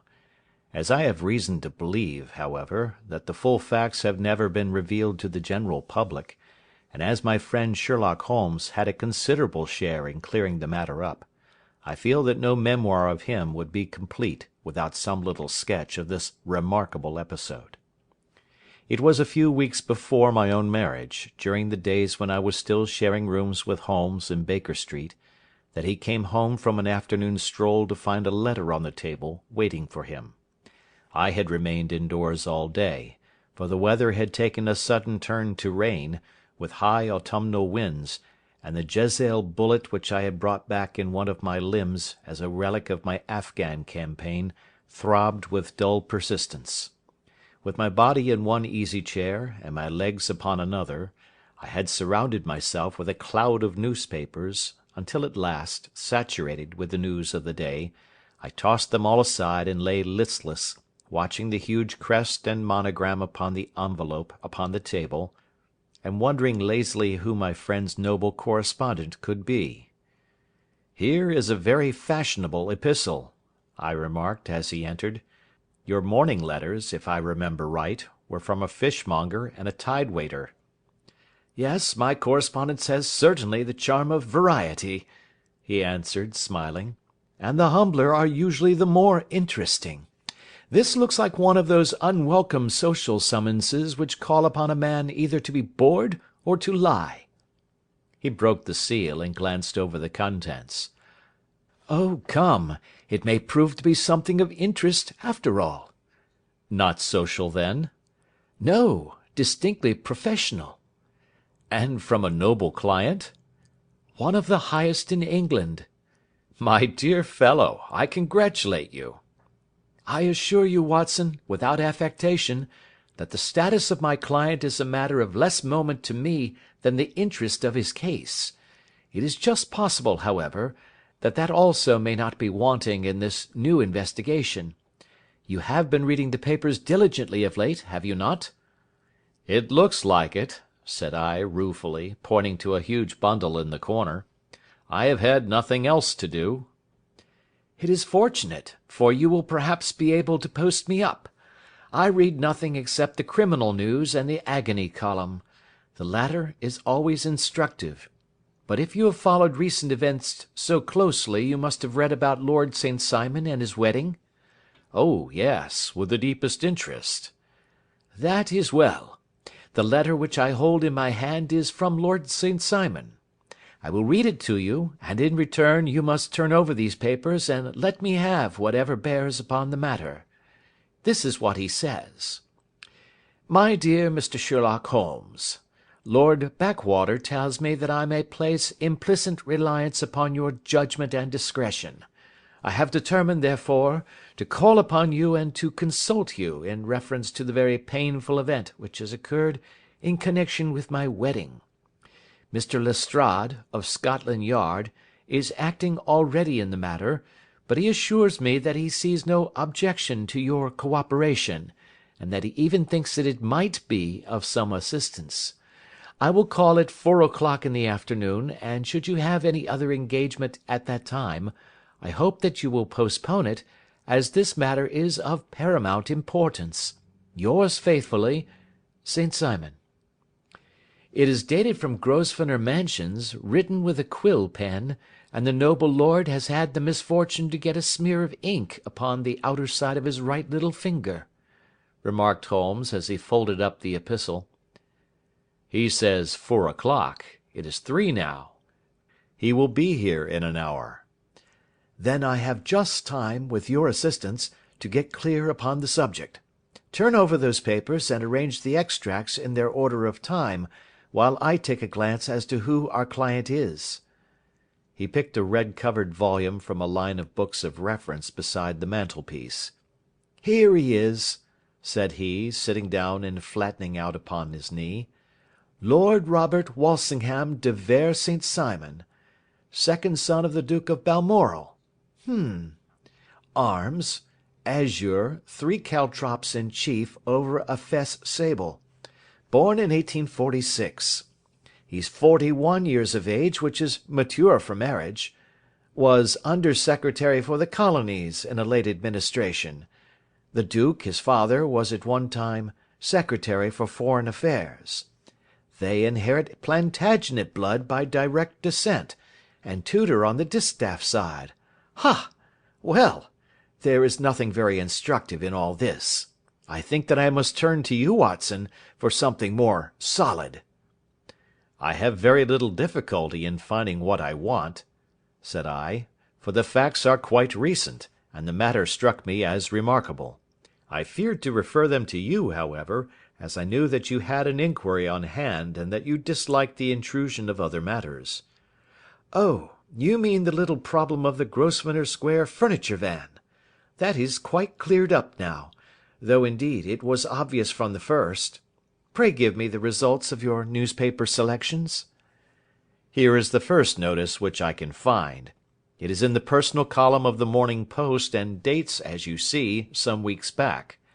A marriage has been arranged, it says, and will, if rumour is correct, very shortly take place, between Lord Robert St. Simon, second son of the Duke of Balmoral, and Miss Hattie Doran, the only daughter of Aloysius Doran, Esquire, of San Francisco, California, USA. That is all. "Terse and to the point," remarked Holmes, stretching his long thin legs towards the fire. There was a paragraph amplifying this in one of the society papers of the same week. Ah, here it is. There will soon be a call for protection in the marriage market, for the present free trade principle appears to tell heavily against our home product. One by one the management of the noble houses of Great Britain is passing into the hands of our fair cousins from across the Atlantic. An important addition has been made during the last week to the list of the prizes which have been borne away by these charming invaders. Lord St. Simon, who has shown himself for over 20 years proof against the little god's arrows, has now definitely announced his approaching marriage with Miss Hattie Doran, the fascinating daughter of a California millionaire. Miss Doran, whose graceful figure and striking face attracted much attention at the Westbury House festivities, is an only child, and is currently reported that her dowry will run to considerably over the 6 figures, with expectancies for the future. As it is an open secret that the Duke of Balmoral has been compelled to sell his pictures within the last few years, and as Lord St. Simon has no property of his own save the small estate of Birchmoor, it is obvious that the Californian heiress is not the only gainer by an alliance which will enable her to make the easy and common transition from a Republican lady to a British peeress. Anything else? Asked Holmes, yawning. Oh, yes, plenty.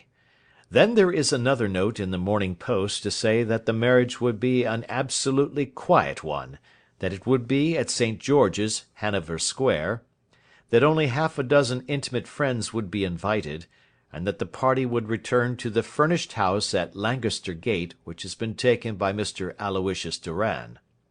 2 days later, that is, on Wednesday last, there is a curt announcement that the wedding had taken place, and that the honeymoon would be passed at Lord Backwater's place, near Petersfield. Those are all the notices which appeared before the disappearance of the bride. "Before the what?" asked Holmes with a start. The vanishing of the lady. "When did she vanish, then?" At the wedding breakfast. "Indeed! This is more interesting than it promised to be. Quite dramatic, in fact." Yes, it struck me as being a little out of the common. "They often vanish before the ceremony, and occasionally during the honeymoon, but I cannot call to mind anything quite so prompt as this. Pray let me have the details." I warn you that they are very incomplete. "Perhaps we might make them less so." Such as they are set forth in a single article of a morning paper of yesterday, which I will read to you. It is headed, "Singular Occurrence at a Fashionable Wedding." The family of Lord Robert St. Simon has been thrown into the greatest consternation by the strange and painful episodes which have taken place in connection with his wedding.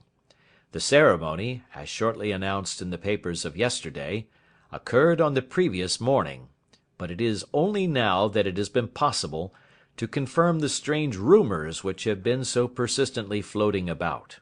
In spite of the attempts of the friends to hush the matter up, so much public attention has now been drawn to it that no good purpose can be served by affecting to disregard what is a common subject for conversation. The ceremony, which was performed at St. George's, Hanover Square, was a very quiet one, no one being present save the father of the bride, Mr. Aloysius Doran, the Duchess of Balmoral, Lord Backwater, Lord Eustace and Lady Clara St. Simon, the younger brother and sister of the bridegroom, and Lady Alicia Whittington. The whole party proceeded afterwards to the house of Mr. Aloysius Doran, at Lancaster Gate, where breakfast had been prepared. It appears that some little trouble was caused by a woman, whose name has not been ascertained, who endeavoured to force her way into the house after the bridal party, alleging that she had some claim upon Lord St. Simon. It was only after a painful and prolonged scene that she was ejected by the butler and the footman. The bride, who had fortunately entered the house before this unpleasant interruption, had sat down to breakfast with the rest, when she complained of a sudden indisposition and retired to her room. Her prolonged absence having caused some comment, her father followed her, but learned from her maid that she had only come up to her chamber for an instant, caught up an ulster and bonnet, and hurried down to the passage. One of the footmen declared that he had seen a lady leave the house thus apparelled, but had refused to credit that it was his mistress, believing her to be with the company. On ascertaining that his daughter had disappeared, Mr. Aloysius Doran, in conjunction with the bridegroom, instantly put themselves in communication with the police, and very energetic inquiries are being made, which will probably result in a speedy clearing up of this very singular business. Up to a late hour last night, however, nothing had transpired as to the whereabouts of the missing lady. There are rumours of foul play in the matter, and it is said that the police have caused the arrest of the woman who had caused the original disturbance, in the belief that, from jealousy or some other motive, she may have been concerned in the strange disappearance of the bride. And is that all? Only one little item in another of the morning papers, but it is a suggestive one. And it is? That Miss Flora Millar, the lady who had caused the disturbance, has actually been arrested. It appears that she was formerly a danseuse at the Allegro, and that she has known the bridegroom for some years. There are no further particulars, and the whole case is in your hands now, so far as it has been set forth in the public press. And an exceedingly interesting case it appears to be. I would not have missed it for worlds. But there is the ring at the bell, Watson, and as the clock makes it a few minutes after 4, I have no doubt that this will prove to be our noble client. Do not dream of going, Watson, for I very much prefer having a witness, if only as a check to my own memory. Lord Robert St. Simon, announced our page boy, throwing open the door. A gentleman entered, with a pleasant cultured face, high-nosed and pale, with something perhaps of petulance about the mouth, and with the steady, well-opened eye of a man whose pleasant lot it had ever been to command and to be obeyed. His manner was brisk, and yet his general appearance gave an undue impression of age, for he had a slight forward stoop and a little bend of the knees as he walked. His hair, too, as he swept off his very curly-brimmed hat, was grizzled round the edges and thin upon the top. As to his dress, it was careful to the verge of foppishness, with high collar, black frock-coat, white waistcoat, yellow gloves, patent leather shoes, and light-coloured gaiters. He advanced slowly into the room, turning his head from left to right, and swinging in his right hand the cord which held his golden eye-glasses. "Good day, Lord St. Simon," said Holmes, rising and bowing. "Pray take the basket-chair. This is my friend and colleague, Dr. Watson. Draw up a little to the fire, and we will talk this matter over." "A most painful matter to me, as you might most readily imagine, Mr. Holmes. I have been cut to the quick. I understand that you have already managed several delicate cases of this sort, sir, though I presume that they were hardly from the same class of society." "No, I am descending." "I beg pardon?" "My last client of the sort was a king." "Oh, really? I had no idea. And which king?" "The king of Scandinavia." "What? Had he lost his wife?" "You can understand," said Holmes suavely, "that I extend to the affairs of my other clients the same secrecy which I promise to you in yours." "Of course. Very right. Very right. I'm sure I beg pardon. As to my own case, I am ready to give you any information which may assist you in forming an opinion." "Thank you. I have already learned all that is in the public prints, nothing more. I presume that I may take it as correct, this article, for example, as to the disappearance of the bride?" Lord St. Simon glanced over it. "Yes, it is correct, as far as it goes." "But it needs a great deal of supplementing before anyone could offer an opinion. I think that I may arrive at my facts most directly by questioning you." "Pray do so." "When did you first meet Miss Hattie Doran?" "In San Francisco, a year ago." "You were travelling in the States?" "Yes." "Did you become engaged then?" "No." "But you were on a friendly footing?" "I was amused by her society, and she could see that I was amused." "Her father is very rich?" "He is said to be the richest man on the Pacific slope." "And how did he make his money?" "In mining. He had nothing a few years ago. Then he struck gold, invested it, and came up by leaps and bounds." "Now, what is your own impression as to the young lady's, your wife's, character?" The nobleman swung his glasses a little faster and stared down into the fire. "You see, Mr. Holmes," said he, "my wife was 20 before her father became a rich man.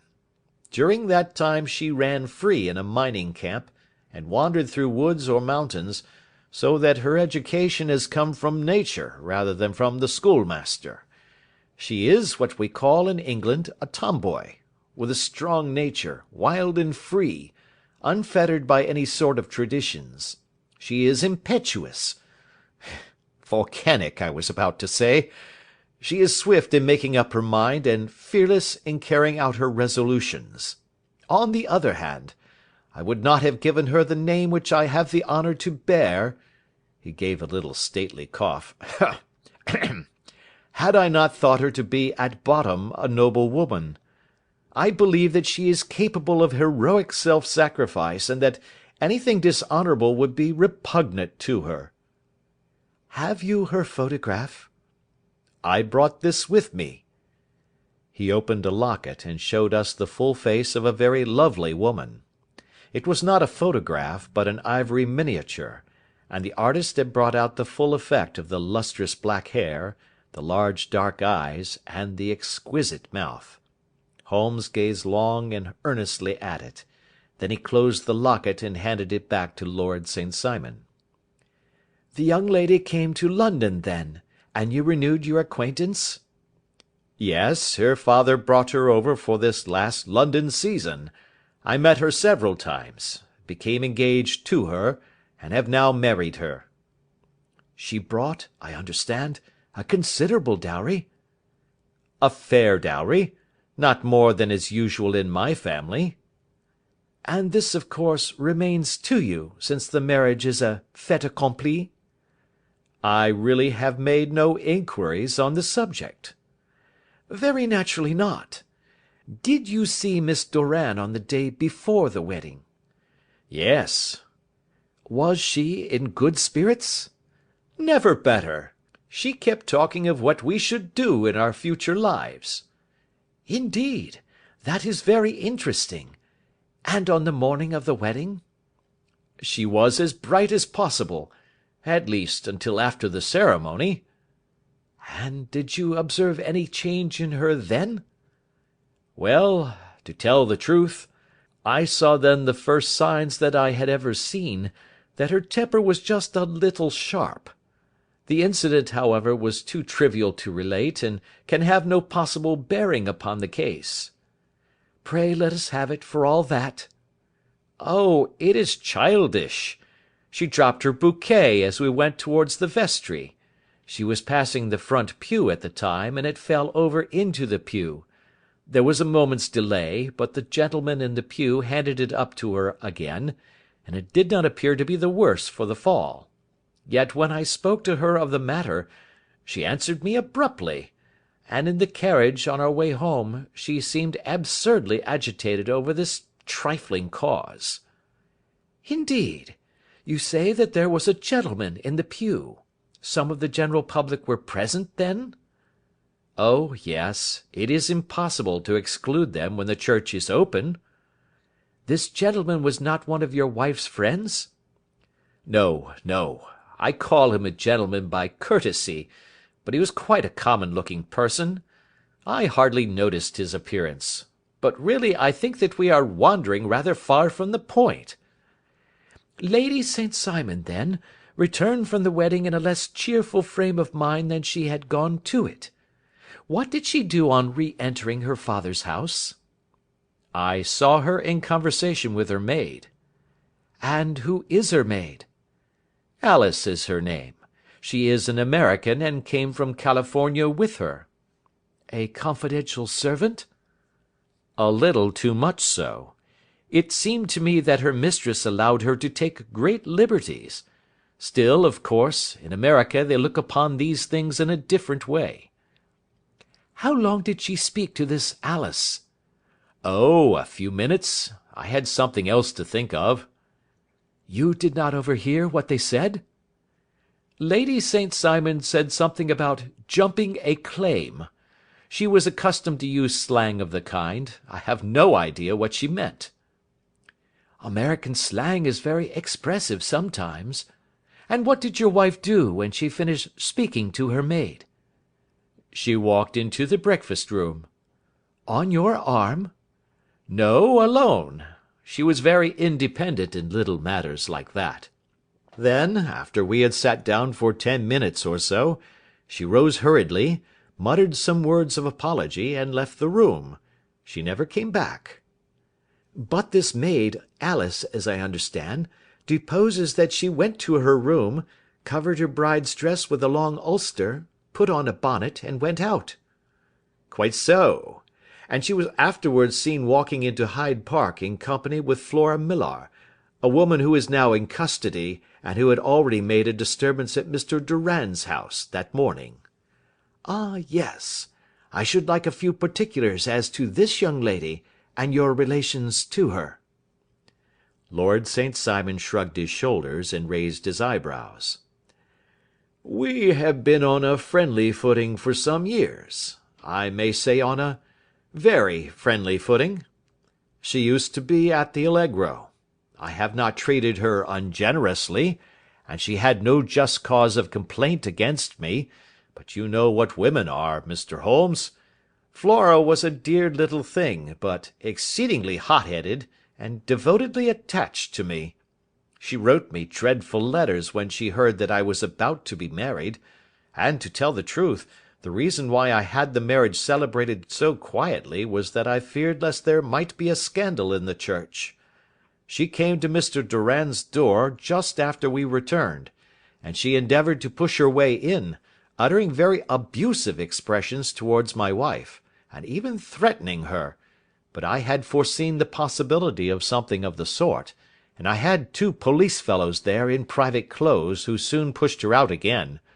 She was quiet when she saw that there was no good in making a row." "Did your wife hear all this?" "No, thank goodness, she did not." "And she was seen walking with this very woman afterwards?" "Yes, that is what Mr. Lestrade, of Scotland Yard, looks upon as so serious. It is thought that Flora decoyed my wife out and laid some terrible trap for her." "Well, it is a possible supposition." "You think so, too?" "I did not say a probable one. But you did not yourself look upon this as likely?" "I do not think Flora would hurt a fly." "Still, jealousy is a strange transformer of characters. Pray what is your own theory as to what took place?" "Well, really, I came to seek a theory, not to propound one. I have given you all the facts. Since you ask me, however, I may say that it has occurred to me as possible that the excitement of this affair, the consciousness that she had made so immense a social stride, had the effect of causing some little nervous disturbance in my wife." In short, that she had become suddenly deranged? Well, really, when I consider that she has turned her back, I will not say upon me, but upon so much that many have aspired to without success, I can hardly explain it in any other fashion. Well, certainly that is also a conceivable hypothesis, said Holmes, smiling. And now, Lord St. Simon, I think that I have nearly all my data. May I ask whether you were seated at the breakfast table so that you could see out of the window? We could see the other side of the road and the park. Quite so. Then I do not think that I need to detain you longer. I shall communicate with you. Should you be fortunate enough to solve this problem, said our client, rising. I have solved it. Eh? What was that? I say that I have solved it. Where, then, is my wife? That is a detail which I shall speedily supply. Lord St. Simon shook his head. I am afraid that it will take wiser heads than yours or mine, he remarked, and bowing in a stately, old-fashioned manner, he departed.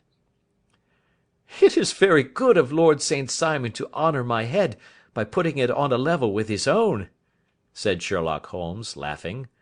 I think that I shall have a whisky and soda and a cigar after all this cross-questioning. I had formed my conclusions as to the case before our client came into the room. My dear Holmes! I have notes of several similar cases, though none, as I remarked before, which were quite as prompt. My whole examination served to turn my conjecture into a certainty. Circumstantial evidence is occasionally very convincing, as when you find a trout in the milk, to quote Thoreau's example. But I have heard all that you have heard. Without, however, the knowledge of pre-existing cases which serves me so well. There was a parallel instance in Aberdeen some years back, and something on very much the same lines at Munich the year after the Franco-Prussian War. It is one of these cases. But hullo, here is Lestrade. Good afternoon, Lestrade. You will find an extra tumbler upon the sideboard, and there are cigars in the box. The official detective was attired in a pea-jacket and cravat, which gave him a decidedly nautical appearance, and he carried a black canvas bag in his hand. With a short greeting he seated himself, and lit the cigar which had been offered to him. "What's up, then?" asked Holmes, with a twinkle in his eye. "You look dissatisfied." "And I feel dissatisfied. It is this infernal St. Simon marriage case. I can make neither head nor tail of the business." "Really, you surprise me." "Who ever heard of such a mixed affair? Every clue seems to slip through my fingers. I have been at work upon it all day." "And very wet it seems to have made you," said Holmes, laying his hand upon the arm of the pea-jacket. "Yes, I have been dragging the Serpentine." "In heaven's name, what for?" "In search of the body of Lady St. Simon." Sherlock Holmes leaned back in his chair and laughed heartily. "Have you dragged the basin of Trafalgar Square fountain?" he asked. "Why? What do you mean?" "Because you have just as good a chance of finding this lady in the one as in the other." Lestrade shot an angry glance at my companion. "I suppose you know all about it," he snarled. "Well, I have only just heard the facts, but my mind is made up." "Oh, indeed. Then you think that the Serpentine plays no part in the matter?" "I think it very unlikely." "Then perhaps you will kindly explain how it is that we found this in it?" He opened his bag as he spoke, and tumbled on to the floor a wedding dress of watered silk, a pair of white satin shoes, and a bride's wreath and veil, all discoloured and soaked in water. "There," said he, putting a new wedding ring upon the top of the pile. "There is a little nut for you to crack, Master Holmes." "Oh, indeed," said my friend, blowing blue rings into the air. "You dragged them from the Serpentine?" "No, they were found floating near the margin by a park keeper. They have been identified as her clothes, and it seemed to me that if the clothes were there, the body would not be far off." "By the same brilliant reasoning, every man's body is to be found in the neighbourhood of his wardrobe.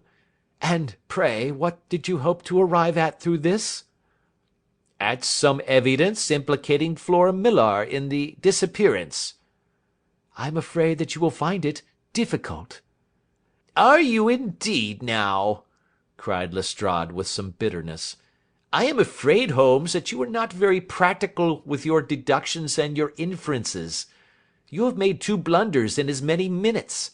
This dress does implicate Miss Flora Millar." "And how?" "In the dress is a pocket. In the pocket is a card case. In the card case is a note. And here is the very note." He slapped it down upon the table in front of him. "Listen to this. 'You will see me when all is ready. Come at once. F.H.M.' Now, my theory all along has been that Lady St. Simon was decoyed away by Flora Millar, and that she, with confederates no doubt, was responsible for her disappearance. Here, signed with her initials, is the very note which was no doubt quietly slipped into her hand at the door, and which lured her within their reach." "Very good, Lestrade," said Holmes, laughing. "You really are very fine indeed. Let me see it." He took up the paper in a listless way, but his attention instantly became riveted, and he gave a little cry of satisfaction. "This is indeed important," said he. "Ha! You find it so?" "Extremely so. I congratulate you warmly." Lestrade rose in his triumph and bent his head to look. "Why," he shrieked, "you're looking at the wrong side." "On the contrary, this is the right side." "The right side? You're mad. Here is the note written in pencil over here." "And over here is what appears to be the fragment of a hotel bill, which interests me deeply." "There's nothing in it. I looked at it before," said Lestrade. "October 4th, rooms 8 shillings, breakfast 2 shillings 6 pence, cocktail 1 shilling, lunch 2 shillings 6 pence, glass sherry 8 pence. I see nothing in that." "Very likely not. It is most important all the same. As to the note, it is important also, or at least the initials are, so I congratulate you again." "I've wasted time enough," said Lestrade, rising. "I believe in hard work and not in sitting by the fire spinning fine theories. Good day, Mr. Holmes, and we shall see which gets to the bottom of the matter first." He gathered up the garments, thrust them into the bag, and made for the door. "Just one hint to you, Lestrade," drawled Holmes before his rival vanished. "I will tell you the true solution of the matter. Lady St. Simon is a myth. There is not, and there never has been, any such person." Lestrade looked sadly at my companion. Then he turned to me, tapped his forehead 3 times, shook his head solemnly, and hurried away. He had hardly shut the door behind him when Holmes rose to put on his overcoat. "There is something in what the fellow says about outdoor work," he remarked. "So I think, Watson, that I must leave you to your papers for a little." It was after 5 o'clock when Sherlock Holmes left me, but I had no time to be lonely, for within an hour there arrived a confectioner's man with a very large flat box. This he unpacked with the help of a youth whom he had brought with him, and presently, to my very great astonishment, a quite epicurean little cold supper began to be laid out upon our humble lodging-house mahogany. There were a couple of brace of cold woodcock, a pheasant, a pâté de foie gras pie with a group of ancient and cobwebby bottles. Having laid out all these luxuries, my 2 visitors vanished away, like the genii of the Arabian Nights, with no explanation save that the things had been paid for, and were ordered to this address. Just before 9 o'clock, Sherlock Holmes stepped briskly into the room. His features were gravely set, but there was a light in his eye which made me think that he had not been disappointed in his conclusions. "They have laid the supper, then," he said, rubbing his hands. "You seem to expect company. They have laid for 5. "Yes, I fancy we may have some company dropping in," said he. "I am surprised that Lord St. Simon has not already arrived. Ha! I fancy that I hear his step now upon the stairs." It was indeed our visitor of the afternoon who came bustling in, dangling his glasses more vigorously than ever, and with a very perturbed expression upon his aristocratic features. "My messenger reached you, then?" asked Holmes. "Yes, and I confess that the contents startled me beyond measure. Have you good authority for what you say?" "The best possible." Lord St. Simon sank into a chair, and passed his hand over his forehead. "What will the duke say," he murmured, "when he hears that one of the family has been subjected to such humiliation?" "It is the purest accident. I cannot allow that there is any humiliation." "Ah, you look on these things from another standpoint." "I fail to see that anyone is to blame.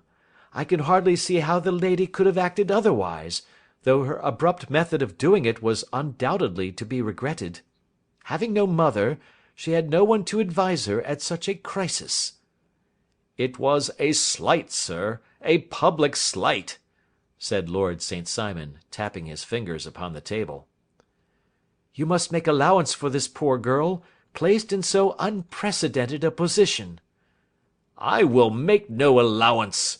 I am very angry indeed, and I have been shamefully used." "I think that I heard a ring," said Holmes. "Yes, there are steps on the landing. If I cannot persuade you to take a lenient view of the matter, Lord St. Simon, I have brought an advocate here who may be more successful." He opened the door and ushered in a lady and gentleman. "Lord St. Simon," said he, "allow me to introduce you to Mr. and Mrs. Francis Hay Moulton. The lady, I think, you have already met." At the sight of these newcomers, our client had sprung from his seat and stood very erect, with his eyes cast down and his hand thrust into the breast of his frock coat, a picture of offended dignity. The lady had taken a quick step forward and had held out her hand to him, but he still refused to raise his eyes. It was as well for his resolution, perhaps, for her pleading face was one which it was hard to resist. "You're angry, Robert?" said she. "Well, I guess you have every cause to be." "Pray make no apology to me," said Lord St. Simon, bitterly. "Oh, yes, I know that I have treated you real bad and that I should have spoken to you before I went, but I was kind of rattled, and from the time when I saw Frank here again, I just didn't know what I was doing or saying. I only wonder I didn't fall down and do a faint right there before the altar. Perhaps, Mrs. Moulton, you would like my friend and me to leave the room while you explain this matter?" "If I may give an opinion," remarked the strange gentleman, "we've just had a little too much secrecy over this business already. For my part, I should like all Europe and America to hear the rights of it." He was a small, wiry, sunburnt man, clean-shaven, with a sharp face and alert manner. "Then I'll tell our story right away," said the lady. "Frank here and I met in '84, in McQuire's camp, near the Rockies, where Pa was working a claim. We were engaged to each other, Frank and I, but then one day Father struck a rich pocket and made a pile, while poor Frank here had a claim that petered out and came to nothing. The richer Pa grew, the poorer was Frank, so at last Pa wouldn't hear of our engagement lasting any longer, and he took me away to Frisco. Frank wouldn't throw up his hand, though, so he followed me there, and he saw me without Pa knowing anything about it. It would only have made him mad to know, so we just fixed it all up for ourselves. Frank said that he would go and make his pile too, and never come back to claim me until he had as much as Pa. So then I promised to wait for him to the end of time, and pledged myself not to marry anyone else while he lived. 'Why shouldn't we be married right away then?' said he, and then I will feel sure of you, and I won't claim to be your husband until I come back." Well, we talked it over, and he had fixed it all up so nicely, with the clergyman all ready and waiting, that we just did it right there, and then Frank went off to seek his fortune, and I went back to Pa. The next I heard of Frank was that he was in Montana, and then he went prospecting in Arizona, and then I heard of him from New Mexico. After that came a long newspaper story about how a miners' camp had been attacked by Apache Indians, and there was my Frank's name among the killed.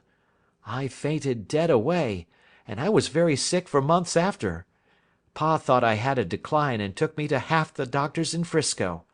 Not a word of news came for a year and more, so that I never doubted that Frank was really dead. Then Lord St. Simon came to 'Frisco, and we came to London, and a marriage was arranged, and Pa was very pleased, but I felt all the time that no man on this earth would ever take the place in my heart that had been given to my poor Frank. Still, if I had married Lord St. Simon, of course I'd have done my duty by him. We can't command our love, but we can our actions. I went to the altar with him with the intention to make him just as good a wife as it was in me to be. But you may imagine what I felt when, just as I came to the altar rails, I glanced back and saw Frank standing and looking at me out of the first pew. I thought it was his ghost at first, but when I looked again, there he was still, with a kind of question in his eyes, as if to ask me whether I was glad or sorry to see him. I wonder I didn't drop. I know that everything was turning round, and the words of the clergyman were just like the buzz of a bee in my ear. I didn't know what to do.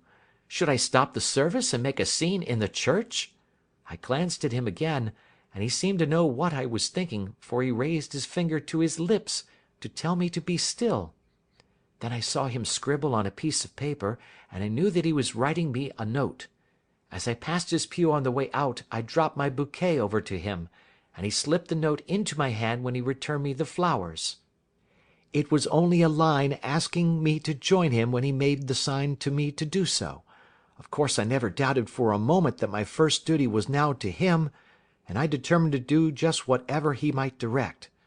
When I got back I told my maid, who had known him in California, and had always been his friend. I ordered her to say nothing but to get a few things packed and my ulster ready.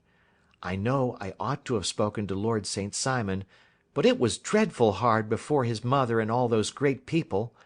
I just made up my mind to run away and explain afterwards. I hadn't been at the table 10 minutes before I saw Frank out of the window at the other side of the road. He beckoned to me and then began walking into the park. I slipped out, put on my things, and followed him. Some woman came talking something or other about Lord St. Simon to me. Seemed to me from the little I heard as if he had a little secret of his own before marriage also. But I managed to get away from her, and soon overtook Frank. We got into a cab together, and away we drove to some lodgings he had taken in Gordon Square, and that was my true wedding after all those years of waiting. Frank had been a prisoner among the Apaches, had escaped, come on to 'Frisco, found that I had given him up for dead and had gone to England, followed me there, and had come upon me at last on the very morning of my second wedding. I saw it in a paper, explained the American. It gave the name in the church, but not where the lady lived. Then we had a talk as to what we should do, and Frank was all for openness. But I was so ashamed of it all that I felt as if I should like to vanish away and never see any of them again, just sending a line to Pa, perhaps, to show him that I was alive. It was awful to me to think of all those lords and ladies sitting round that breakfast table and waiting for me to come back. So Frank took my wedding clothes and things and made a bundle of them, so that I should not be traced, and dropped them away somewhere where no one could find them. It is likely that we should have gone on to Paris to-morrow, only that this good gentleman, Mr. Holmes, came round to us this evening, though how he found us is more than I can think, and he showed us very clearly and kindly that I was wrong and that Frank was right, and that we should be putting ourselves in the wrong if we were so secret. Then he offered to give us a chance of talking to Lord St. Simon alone, and so we came right away round to his rooms at once.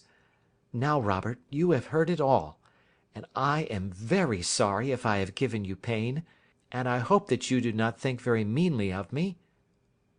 Lord St. Simon had by no means relaxed his rigid attitude, but had listened with a frowning brow and a compressed lip to this long narrative. "Excuse me," he said, "but it is not my custom to discuss my most intimate personal affairs in this public manner." "Then you won't forgive me? You won't shake hands before I go?" "Oh, certainly, if it would give you any pleasure." He put out his hand and coldly grasped that which she extended to him. "I had hoped," suggested Holmes, "that you would have joined us in a friendly supper." "I think that there you ask a little too much," responded his lordship. "I may be forced to acquiesce in these recent developments, but I can hardly be expected to make merry over them. I think that with your permission I will now wish you all a very good night." He included us all in a sweeping bow, and stalked out of the room. "Then I trust that you at least will honour me with your company," said Sherlock Holmes. "It is always a joy to meet an American, Mr. Moulton, for I am one of those who believe that the folly of a monarch and the blundering of a minister in far gone years will not prevent our children from being some day citizens of the same world-wide country under a flag which shall be a quartering of the Union Jack with the stars and stripes." "The case has been an interesting one," remarked Holmes when our visitors had left us, "because it serves to show very clearly how simple the explanation may be of an affair which at first sight seems to be almost inexplicable. Nothing could be more natural than the sequence of events as narrated by this lady, and nothing stranger than the result when viewed, for instance, by Mr. Lestrade of Scotland Yard." "You were not yourself at fault at all, then?" "From the first, two facts were very obvious to me. The one, that the lady had been quite willing to undergo the wedding ceremony. The other, that she had repented of it within a few minutes of returning home. Obviously something had occurred during the morning, then, to cause her to change her mind. What could that something be? She could not have spoken to anyone when she was out, for she had been in the company of the bridegroom. Had she seen someone then?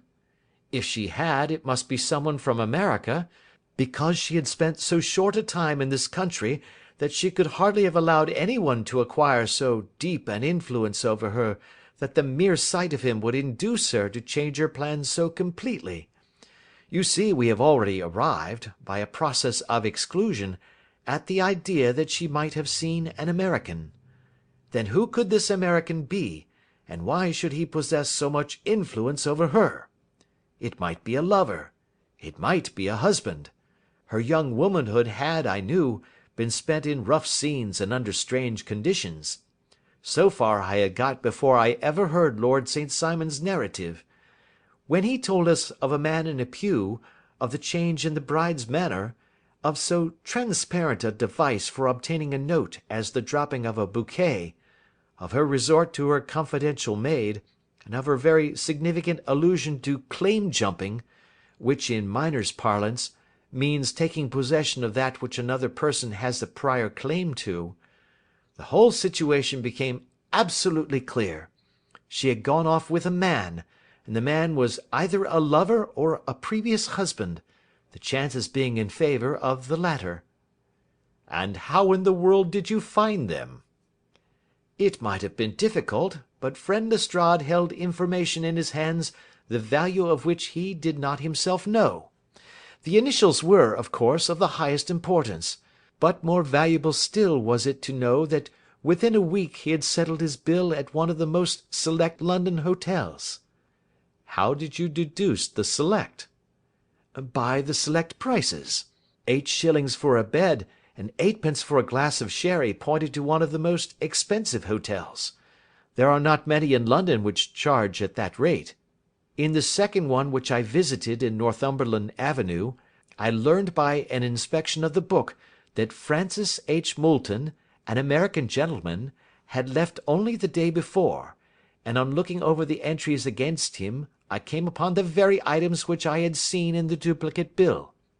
his letters were to be forwarded to 226 Gordon Square, so thither I travelled, and being fortunate enough to find the loving couple at home, I ventured to give them some paternal advice, and to point out to them that it would be better in every way that they should make their position a little clearer both to the general public and to Lord St. Simon in particular. I invited them to meet him here, and, as you see, I made him keep the appointment." "But with no very good result," I remarked. "His conduct was certainly not very gracious."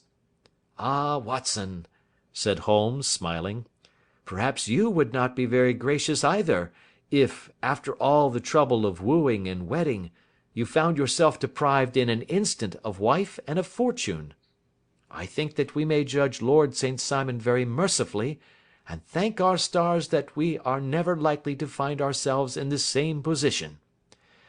Draw your chair up, and hand me my violin, for the only problem we have still to solve is how to while away these bleak autumnal evenings." End of Adventure 10. Adventure 11. The Adventure of the Beryl Coronet. "Holmes," said I, as I stood one morning in our bow window looking down the street, "here is a madman coming along. It seems rather sad that his relatives should allow him to come out alone." My friend rose lazily from his armchair and stood with his hands in the pockets of his dressing gown, looking over my shoulder. It was a bright, crisp February morning, and the snow of the day before still lay deep upon the ground, shimmering brightly in the wintry sun. Down the centre of Baker Street it had been ploughed into a brown crumbly band by the traffic, but at either side and on the heaped-up edges of the footpaths it still lay as white as when it fell. The grey pavement had been cleaned and scraped, but was still dangerously slippery, so that there were fewer passengers than usual. Indeed, from the direction of the Metropolitan Station no one was coming save the single gentleman whose eccentric conduct had drawn my attention. He was a man of about 50, tall, portly, and imposing, with a massive, strongly marked face and a commanding figure. He was dressed in a sombre yet rich style, in black frock-coat, shining hat, neat brown gaiters, and well-cut pearl-grey trousers. Yet his actions were in absurd contrast to the dignity of his dress and features, for he was running hard, with occasional little springs, such as a weary man gives who is little accustomed to set any tax upon his legs. As he ran he jerked his hands up and down, waggled his head, and writhed his face into the most extraordinary contortions. "What on earth can be the matter with him?" I asked. "He is looking up at the numbers of the houses." "I believe that he is coming here," said Holmes, rubbing his hands. "Here?" "Yes. I rather think he is coming to consult me professionally. I think that I recognise the symptoms. Ha! Did I not tell you?"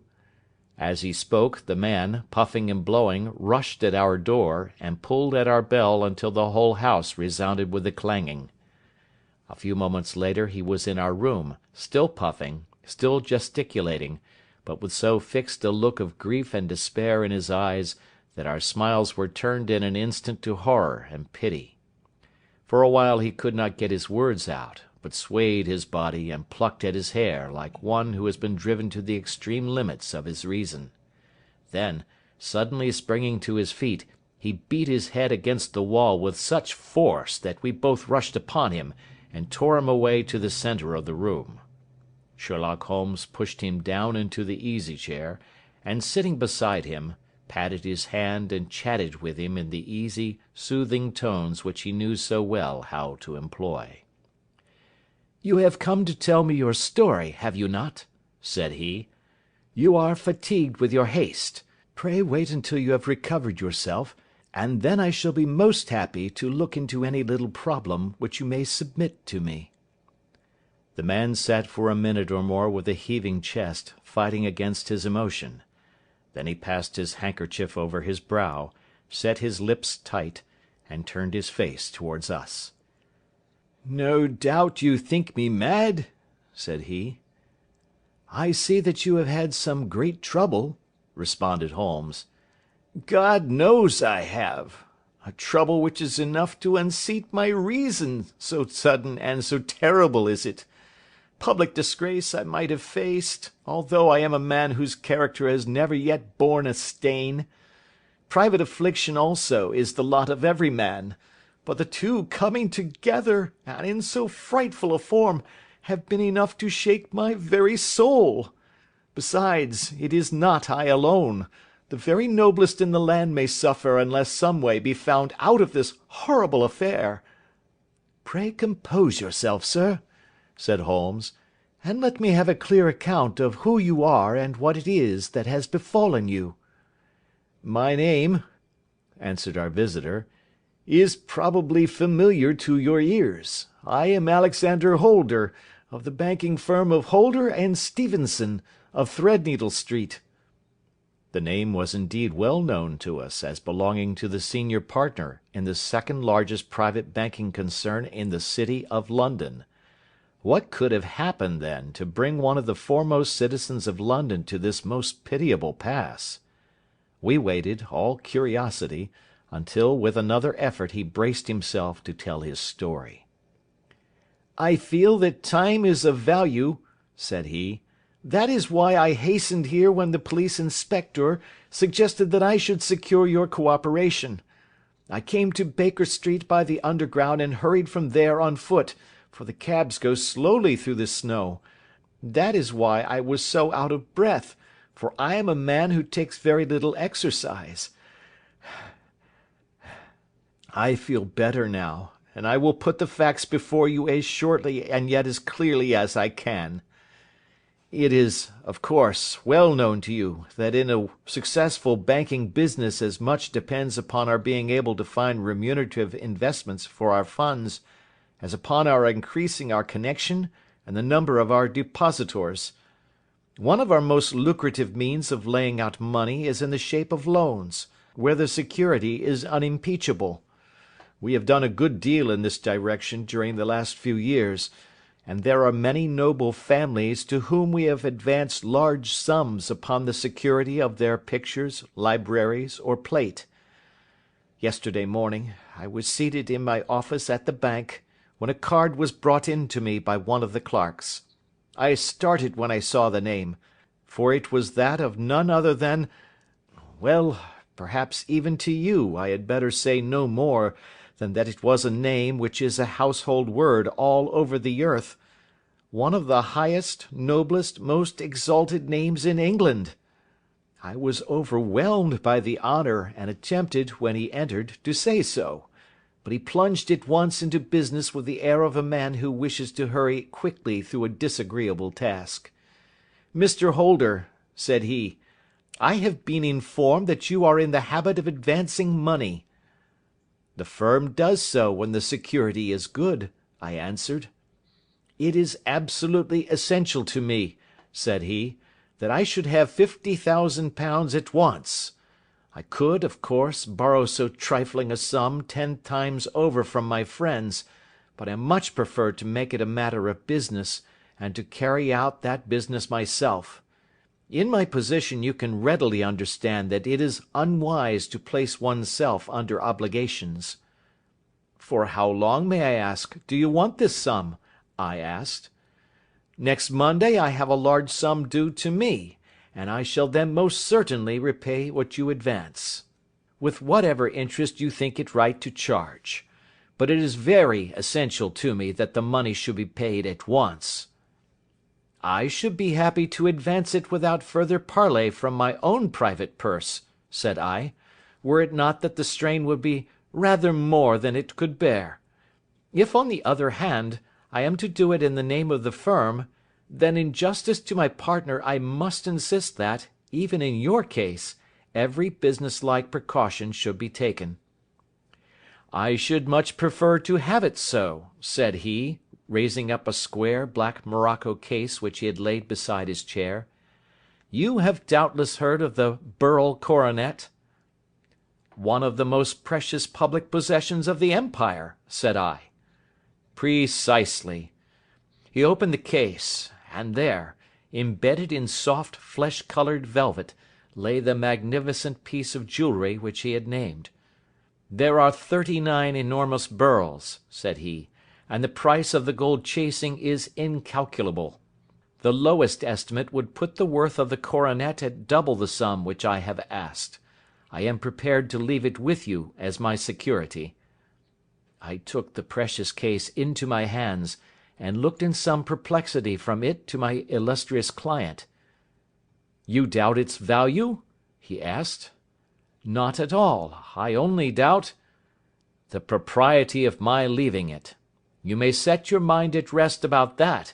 I should not dream of doing so were it not absolutely certain that I should be able in 4 days to reclaim it. It is a pure matter of form. Is the security sufficient?" "Ample." "You understand, Mr. Holder, that I am giving you a strong proof of the confidence which I have in you, founded upon all that I have heard of you. I rely upon you not only to be discreet, and to refrain from all gossip upon the matter, but, above all, to preserve this coronet with every possible precaution, because I need not say that a great public scandal would be caused if any harm were to befall it. Any injury to it would be almost as serious as its complete loss, for there are no beryls in the world to match these, and it would be impossible to replace them. I leave it with you, however, with every confidence, and I shall call for it in person on Monday morning." Seeing that my client was anxious to leave, I said no more, but, calling for my cashier, I ordered him to pay over 50 £1,000 notes.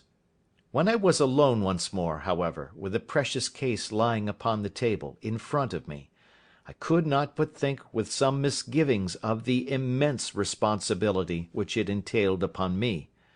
There could be no doubt that, as it was a national possession, a horrible scandal would ensue if any misfortune should occur to it. I already regretted having ever consented to take charge of it.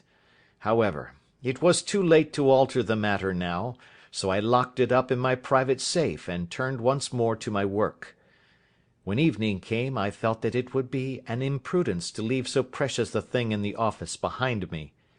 Bankers' safes have been forced before now, and why should not mine be? If so, how terrible would be the position in which I should find myself! I determined, therefore, that for the next few days I would always carry the case backward and forward with me, so that it might never be really out of my reach. With this intention, I called a cab and drove out to my house at Streatham, carrying the jewel with me. I did not breathe freely until I had taken it upstairs and locked it in the bureau of my dressing-room. And now, a word as to my household, Mr. Holmes, for I wish you to thoroughly understand the situation.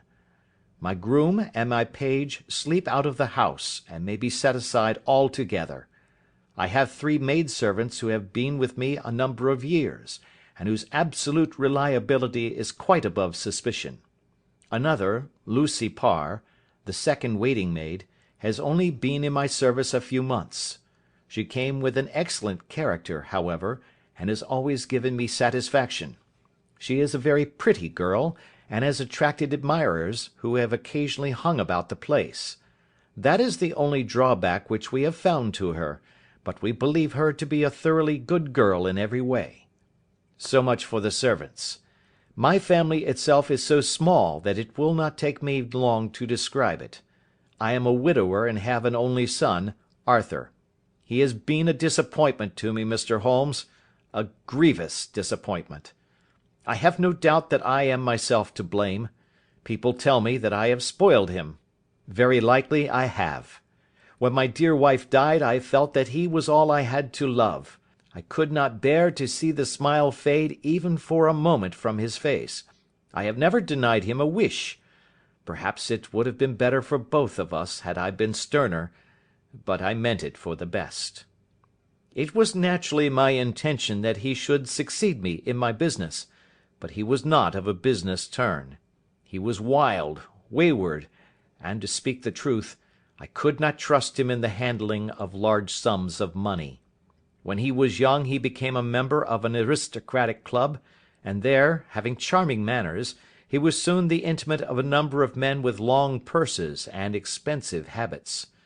He learned to play heavily at cards and to squander money on the turf, until he had again and again to come to me and implore me to give him an advance upon his allowance, that he might settle his debts of honour. He tried more than once to break away from the dangerous company which he was keeping, but each time the influence of his friend, Sir George Burnwell, was enough to draw him back again. And indeed, I could not wonder that such a man as Sir George Burnwell should gain an influence over him, for he has frequently brought him to my house, and I have found myself that I could hardly resist the fascination of his manner. He is older than Arthur, a man of the world to his finger-tips, one who has been everywhere, seen everything, a brilliant talker, and a man of great personal beauty. Yet when I think of him in cold blood, far away from the glamour of his presence, I am convinced from his cynical speech and the look which I have caught in his eyes, that he is one who should be deeply distrusted. So I think, and so too thinks my little Mary, who has a woman's quick insight into character. And now there is only she to be described.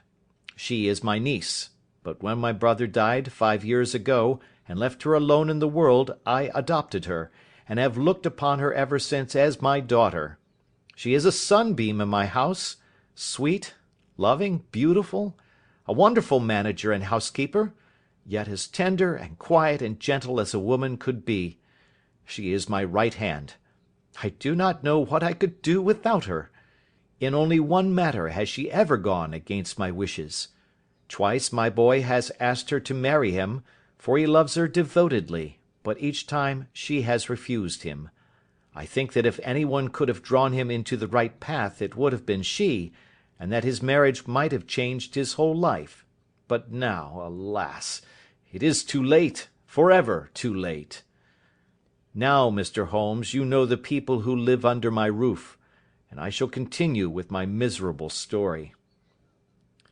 When we were taking coffee in the drawing-room that night after dinner, I told Arthur and Mary my experience, and of the precious treasure which we had under our roof, suppressing only the name of my client.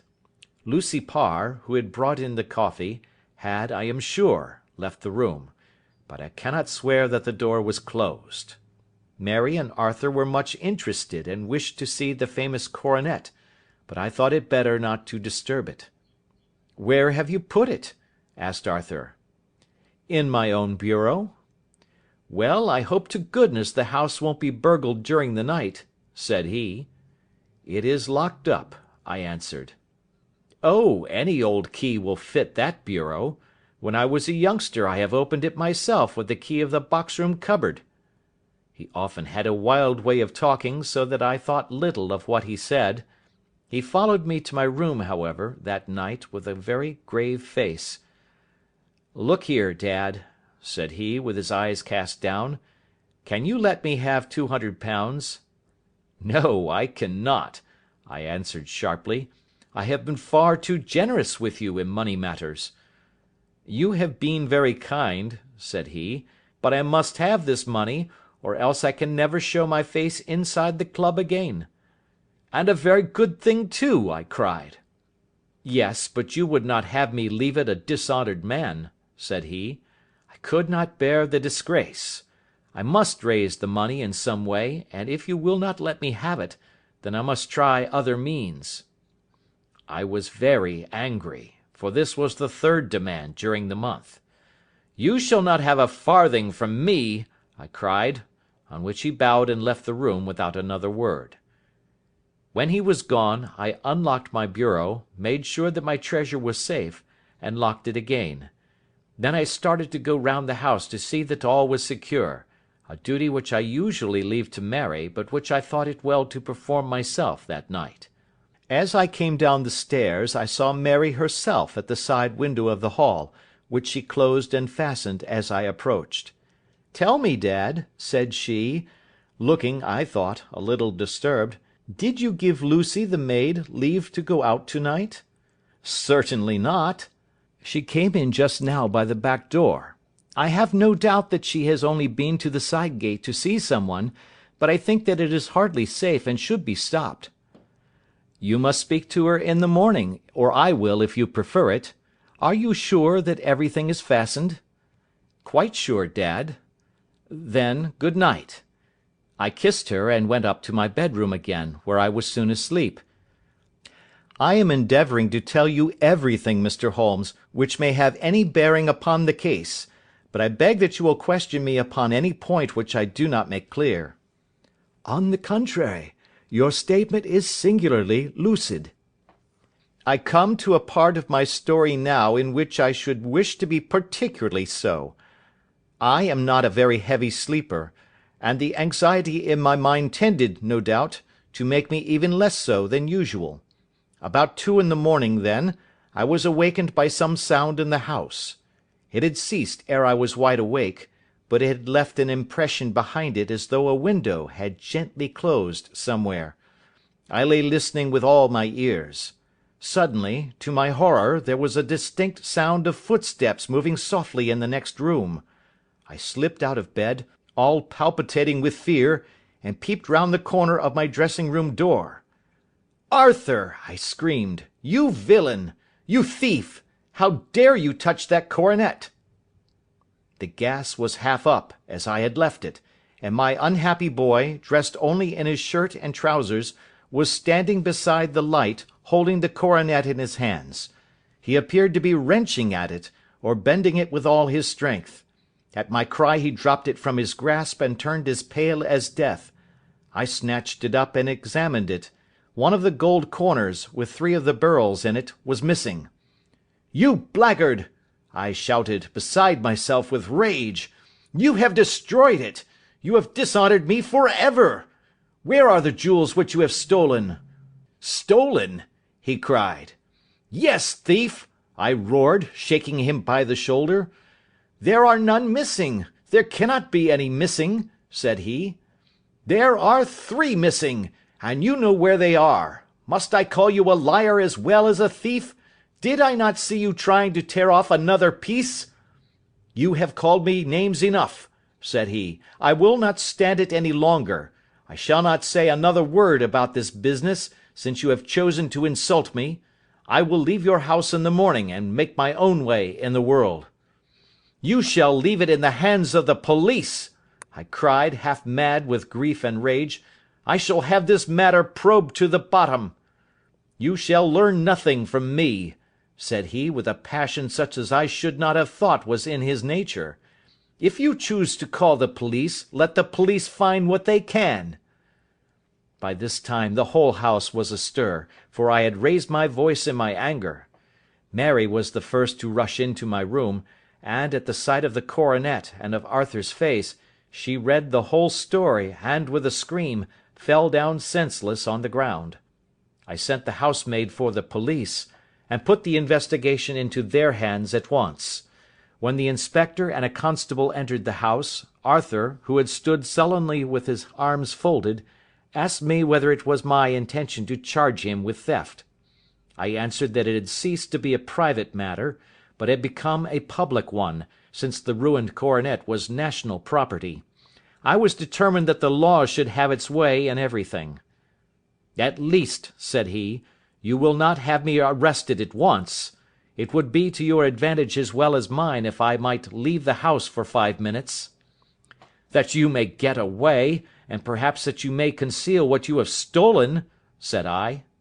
And then, realizing the dreadful position in which I was placed, I implored him to remember that not only my honour but that of one who was far greater than I was at stake, and that he threatened to raise a scandal which would convulse the nation. He might avert it all if he would but tell me what he had done with the 3 missing stones. "You may as well face the matter," said I. "You have been caught in the act, and no confession could make your guilt more heinous. If you but make such reparation as is in your power, by telling us where the beryls are, all shall be forgiven and forgotten." "Keep your forgiveness for those who ask for it," he answered, turning away from me with a sneer. I saw that he was too hardened for any words of mine to influence him. There was but one way for it. I called in the inspector and gave him into custody. A search was made at once, not only of his person but of his room, and of every portion of the house where he could possibly have concealed the gems, but no trace of them could be found, nor would the wretched boy open his mouth for all our persuasions and our threats. This morning he was removed to a cell, and I, after going through all the police formalities, have hurried round to you to implore you to use your skill in unravelling the matter. The police have openly confessed that they can at present make nothing of it. You may go to any expense which you think necessary. I have already offered a reward of £1,000. My God, what shall I do? I have lost my honour, my gems, and my son in one night. Oh, what shall I do?" He put a hand on either side of his head, and rocked himself to and fro, droning to himself like a child whose grief has got beyond words. Sherlock Holmes sat silent for some few minutes, with his brows knitted, and his eyes fixed upon the fire. "Do you receive much company?" he asked. "None save my partner with his family, and an occasional friend of Arthur's. Sir George Burnwell has been several times lately. No one else, I think." "Do you go out much in society?" "Arthur does. Mary and I stay at home. We neither of us care for it." "That is unusual in a young girl." "She is of a quiet nature. Besides, she is not so very young. She is 24. "This matter, from what you say, seems to have been a shock to her also." "Terrible! She is even more affected than I." "You have neither of you any doubt as to your son's guilt?" "How can we have, when I saw him with my own eyes with the coronet in his hands?" "I hardly consider that a conclusive proof. Was the remainder of the coronet at all injured?" "Yes, it was twisted." "Do you not think, then, that he might have been trying to straighten it?" "God bless you! You are doing what you can for him and for me. But it is too heavy a task. What was he doing there at all? If his purpose were innocent, why did he not say so?" "Precisely. And if it were guilty, why did he not invent a lie? His silence appears to me to cut both ways. There are several singular points about the case. What did the police think of the noise which awoke you from your sleep?" "They considered that it might be caused by Arthur's closing his bedroom door." "A likely story. As if a man bent on felony would slam his door so as to wake a household. What did they say then of the disappearance of these gems?" "They are still sounding the planking and probing the furniture in the hope of finding them." "Have they thought of looking outside the house?" "Yes, they have shown extraordinary energy. The whole garden has already been minutely examined." "Now, my dear sir," said Holmes, "is it not obvious to you now that this matter really strikes very much deeper than either you or the police were at first inclined to think? It appeared to you to be a simple case. To me, it seems exceedingly complex. Consider what is involved by your theory. You suppose that your son came down from his bed, went, at great risk, to your dressing room, opened your bureau, took out your coronet, broke off by main force a small portion of it, went to some other place, concealed 3 gems out of the 39, with such skill that nobody can find them, and then returned with the other 36 into the room in which he exposed himself to the greatest danger of being discovered. I ask you now, is such a theory tenable?" "But what other is there?" cried the banker, with a gesture of despair.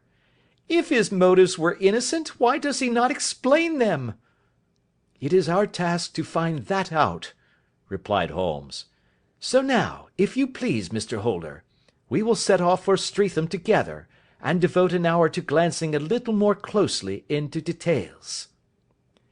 My friend insisted upon my accompanying them in their expedition, which I was eager enough to do, for my curiosity and sympathy were deeply stirred by the story to which we had listened. I confess that the guilt of the banker's son appeared to me to be as obvious as it did to his unhappy father, But still I had such faith in Holmes's judgment that I felt there must be some grounds for hope, as long as he was dissatisfied with the accepted explanation. He hardly spoke a word the whole way out to the southern suburb, but sat with his chin upon his breast and his hat drawn over his eyes, sunk in the deepest thought. Our client appeared to have taken fresh heart at the little glimpse of hope which had been presented to him, and he even broke into a desultory chat with me over his business affairs. A short railway journey and a shorter walk brought us to Fairbank, the modest residence of the great financier. Fairbank was a good-sized, square house of white stone, standing back a little from the road. A double carriage sweep, with a snow-clad lawn, stretched down in front to two large iron gates which closed the entrance. On the right side was a small wooden thicket, which led into a narrow path between two neat hedges stretching from the road to the kitchen door, and forming the tradesmen's entrance. On the left ran a lane which led to the stables, and was not itself within the grounds at all, being a public, though little used, thoroughfare. Holmes left us standing at the door, and walked slowly all round the house, across the front, down the tradesmen's path, and so round by the garden behind into the stable lane. So long was he that Mr. Holder and I went into the dining-room and waited by the fire until he should return. We were sitting there in silence when the door opened, and a young lady came in. She was rather above the middle height, slim, with dark hair and eyes, which seemed the darker against the absolute pallor of her skin. I do not think that I have ever seen such deadly paleness in a woman's face. Her lips, too, were bloodless, but her eyes were flushed with crying. As she swept silently into the room, she impressed me with a greater sense of grief than the banker had done in the morning, and it was the more striking in her as she was evidently a woman of strong character, with immense capacity for self-restraint. Disregarding my presence, she went straight to her uncle and passed her hand over his head with a sweet womanly caress. "You have given orders that Arthur should be liberated, have you not, Dad?" she asked. "No, no, my girl, the matter must be probed to the bottom." "But I am so sure that he is innocent. You know what women's instincts are. I know that he has done no harm, and that you will be sorry for having acted so harshly." "Why is he silent, then, if he is innocent?" "Who knows? Perhaps because he was so angry that you should suspect him." "How could I help suspecting him, when I actually saw him with the coronet in his hand?" "Oh, but he had only picked it up to look at it. Oh, do take my word for it, that he is innocent. Let the matter drop and say no more. It is so dreadful to think of our dear Arthur in prison." "I shall never let it drop until the gems are found. Never, Mary. Your affection for Arthur blinds you as to the awful consequences to me. Far from hushing the thing up, I have brought a gentleman down from London to inquire more deeply into it." "This gentleman?" she asked, facing round to me. "No, his friend. He wished us to leave him alone. He is round in the stable lane now." "The stable lane?" She raised her dark eyebrows. "What can he hope to find there? Ah, this, I suppose, is he. I trust, sir, that you will succeed in proving what I feel sure is the truth, that my cousin Arthur is innocent of this crime." "I fully share your opinion, and I trust, with you, that we may prove it," returned Holmes, going back to the mat to knock the snow from his shoes. "I believe I have the honour of addressing Miss Mary Holder. Might I ask you a question or two?" "Pray do, sir, if it may help to clear this horrible affair up." "You heard nothing yourself last night?" "Nothing, until my uncle here began to speak loudly. I heard that, and I came down." "You shut up the windows and doors the night before. Did you fasten all the windows?" "Yes." "Were they all fastened this morning?" "Yes." "You have a maid who has a sweetheart. I think that you remarked to your uncle last night that she had been out to see him?" "Yes, and she was the girl who waited in the drawing-room, and who may have heard uncle's remarks about the coronet." "I see. You infer that she may have gone out to tell her sweetheart, and that the two may have planned the robbery." "But what is the good of all these vague theories?" cried the banker impatiently, "when I have told you that I saw Arthur with a coronet in his hands?" "Wait a little, Mr. Holder. We must come back to that. About this girl, Miss Holder. You saw her return by the kitchen door, I presume?" "Yes. When I went to see if the door was fastened for the night, I met her slipping in. I saw the man, too, in the gloom." "Do you know him?" "Oh, yes. He is the greengrocer who brings our vegetables round. His name is Francis Prosper." "He stood," said Holmes, "to the left of the door. That is to say, farther up the path than is necessary to reach the door?" "Yes, he did." "And he is a man with a wooden leg?" Something like fear sprang up in the young lady's expressive black eyes. "Why, you are like a magician," said she. "How do you know that?" She smiled, but there was no answering smile in Holmes's thin, eager face. "I should be very glad now to go upstairs," said he. "I shall probably wish to go over the outside of the house again. Perhaps I had better take a look at the lower windows before I go up." He walked swiftly round from one to the other, pausing only at the large one which looked from the hall on to the stable lane. This he opened, and made a very careful examination of the sill with his powerful magnifying lens. "Now we shall go upstairs," said he at last. The banker's dressing-room was a plainly furnished little chamber, with a grey carpet, a large bureau, and a long mirror. Holmes went to the bureau first and looked hard at the lock. "Which key was used to open it?" he asked. "That which my son himself indicated, that of the cupboard of the lumber room." "Have you it here?" "That is it on the dressing table." Sherlock Holmes took it up and opened the bureau. "It is a noiseless lock," said he. "It is no wonder that it did not wake you. This case, I presume, contains the coronet. We must have a look at it." He opened the case, and taking out the diadem he laid it upon the table. It was a magnificent specimen of the jeweller's art, and the 36 stones were the finest that I have ever seen. At one side of the coronet was a cracked edge, where a corner holding 3 gems had been torn away. "Now, Mr. Holder," said Holmes, "here is the corner which corresponds to that which has been so unfortunately lost. Might I beg that you will break it off?" The banker recoiled in horror.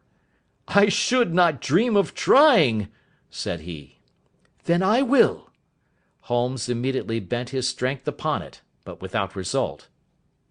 "I feel it give a little," said he, "but, though I am exceptionally strong in the fingers, it would take all my time to break it.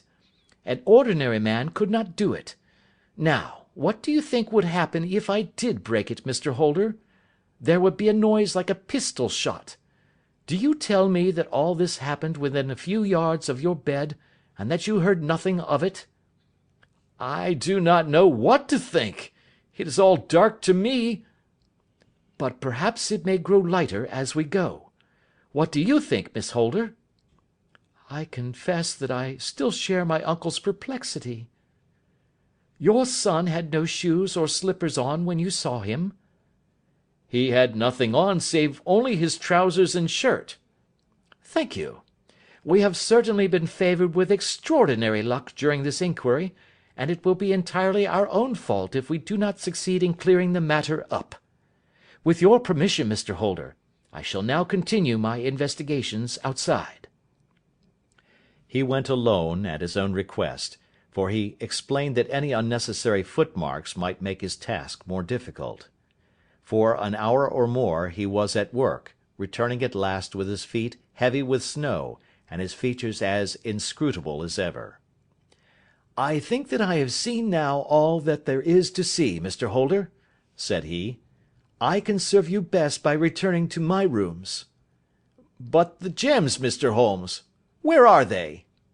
"I cannot tell." The banker wrung his hands. "I shall never see them again," he cried. "And my son? You give me hopes?" My opinion is in no way altered. "Then, for God's sake, what was this dark business which was acted in my house last night?" If you can call upon me at my Baker Street rooms to-morrow morning, between 9 and 10, I shall be happy to do what I can to make it clearer. I understand that you will give me carte blanche to act for you, provided only that I get back the gems, and that you place no limit on the sum I may draw. "I would give my fortune to have them back." Very good. I shall look into the matter between this and then. Good-bye. It is just possible that I may have to come over here again before evening." It was obvious to me that my companion's mind was now made up about the case, although what his conclusions were was more than I could even dimly imagine. Several times during our homeward journey I endeavoured to sound him upon the point, but he always glided away to some other topic, until at last I gave it over in despair. It was not yet 3 when we found ourselves in our rooms once more. He hurried to his chamber and was down again in a few minutes, dressed as a common loafer. With his collar turned up, his shiny, seedy coat, his red cravat, and his worn boots, he was a perfect sample of the class. "I think that this should do," said he, glancing into the glass above the fireplace. "I only wish that you would come with me, Watson, but I fear that it won't do. I may be on the trail in this matter, or I may be following a will-o'-the-wisp, but I shall soon know which it is. I hope that I may be back in a few hours." He cut a slice of bread from the joint upon the sideboard, sandwiched it between 2 rounds of bread, and thrusting this rude meal into his pocket, he started off upon his expedition. I had just finished my tea when he returned, evidently in excellent spirits, swinging an old elastic-sided boot in his hand. He chucked it down into a corner and helped himself to a cup of tea. "I only looked in as I passed," said he. "I'm going right on." "Where to?" "Oh, to the other side of the West End. It may be some time before I get back. Don't wait up for me in case I should be late." "How are you getting on?" "Oh, so-so. Nothing to complain of. I have been out to Streatham since I saw you last, but I did not call at the house. It is a very sweet little problem, and I would not have missed it for a good deal. However, I must not sit gossiping here, but must get these disreputable clothes off and return to my highly respectable self." I could see by his manner that he had stronger reasons for satisfaction than his words alone would imply. His eyes twinkled, and there was even a touch of colour upon his sallow cheeks. He hastened upstairs, and a few minutes later I heard the slam of the hall door, which told me that he was off once more upon his congenial hunt. I waited until midnight, but there was no sign of his return, so I retired to my room. It was no uncommon thing for him to be away for days and nights on end when he was hot upon a scent, so that his lateness caused me no surprise. I do not know at what hour he came in, but when I came down to breakfast in the morning, there he was, with a cup of coffee in one hand, and the paper in the other, as fresh and trim as possible. "You will excuse my beginning without you, Watson," said he, "but you remember that our client has rather an early appointment this morning." "Why, it is after 9 now," I answered. "I should not be surprised if that were he. I thought I heard a ring." It was, indeed, our friend the financier.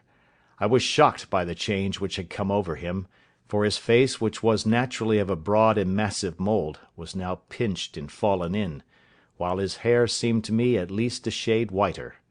He entered with a weariness and lethargy which was even more painful than his violence of the morning before, and he dropped heavily into the armchair, which I pushed forward for him. "I do not know what I have done to be so severely tried," said he.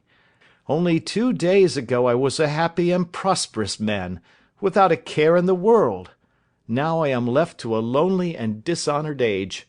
One sorrow comes close upon the heels of another. My niece, Mary, has deserted me." "Deserted you?" "Yes. Her bed this morning had not been slept in. Her room was empty, and a note for me lay upon the hall table. I had said to her last night, in sorrow and not in anger, that if she had married my boy all might have been well with him. Perhaps it was thoughtless of me to say so. It is to that remark that she refers in this note. My dearest uncle, I feel that I have brought trouble upon you, and that if I had acted differently this terrible misfortune might never have occurred. I cannot, with this thought in my mind, ever again be happy under your roof, and I feel that I must leave you for ever. Do not worry about my future, for that is provided for, and above all, do not search for me, for it will be fruitless labour and an ill service to me. In life or in death, I am ever your loving Mary. What could she mean by that note, Mr. Holmes? Do you think it points to suicide? No, no, nothing of the kind. It is perhaps the best possible solution. I trust, Mr. Holder, that you are nearing the end of your troubles. Ha! You say so. You have heard something, Mr. Holmes? You have learned something. Where are the gems? You would not think £1,000 apiece an excessive sum for them? I would pay 10. That would be unnecessary. 3,000 will cover the matter. And there is a little reward, I fancy. Have you your cheque-book? Here is a pen. Better make it out for £4,000. With a dazed face, the banker made out the required cheque. Holmes walked over to his desk, took out a little triangular piece of gold with 3 gems in it, and threw it down upon the table. With a shriek of joy, our client clutched it up. "You have it!" he gasped. "I am saved! I am saved!" The reaction of joy was as passionate as his grief had been, and he hugged his recovered gems to his bosom.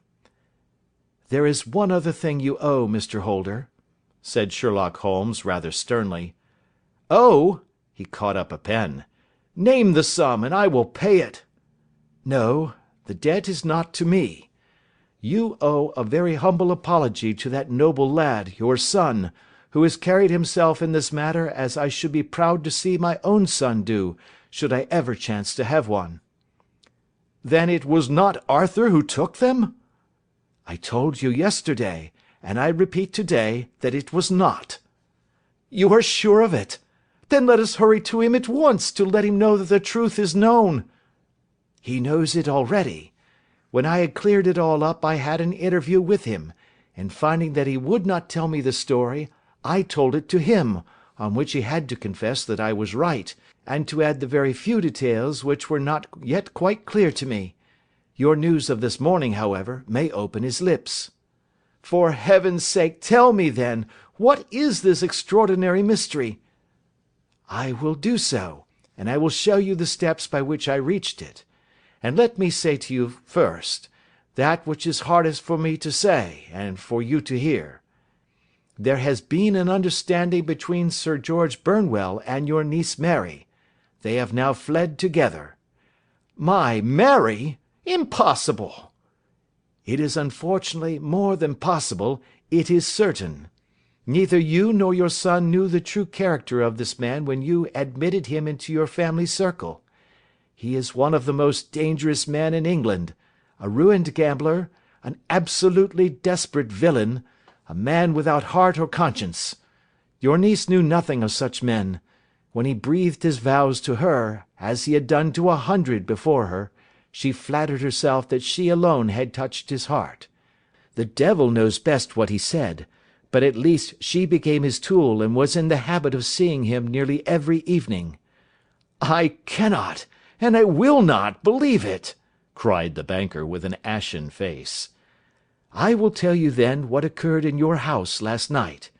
Your niece, when you had, as she thought, gone to your room, slipped down and talked to her lover through the window which leads into the stable lane.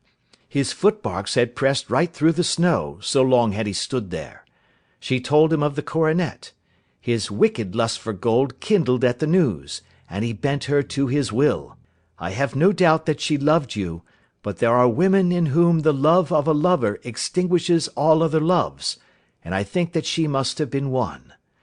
She had hardly listened to his instructions when she saw you coming downstairs, on which she closed the window rapidly, and told you about one of the servant's escapades with her wooden-legged lover, which was all perfectly true. Your boy, Arthur, went to bed after his interview with you, but he slept badly, on account of his uneasiness about his club debts. In the middle of the night, he heard a soft tread pass his door, so he rose, and looking out, was surprised to see his cousin walking very stealthily along the passage, until she disappeared into your dressing-room. Petrified with astonishment, the lad slipped on some clothes and waited there in the dark to see what would come of this strange affair. Presently she emerged from the room again, and in the light of the passage lamp your son saw that she carried the precious coronet in her hands. She passed down the stairs, and he, thrilling with horror, ran along and slipped behind the curtain near your door, whence he could see what passed in the hall beneath.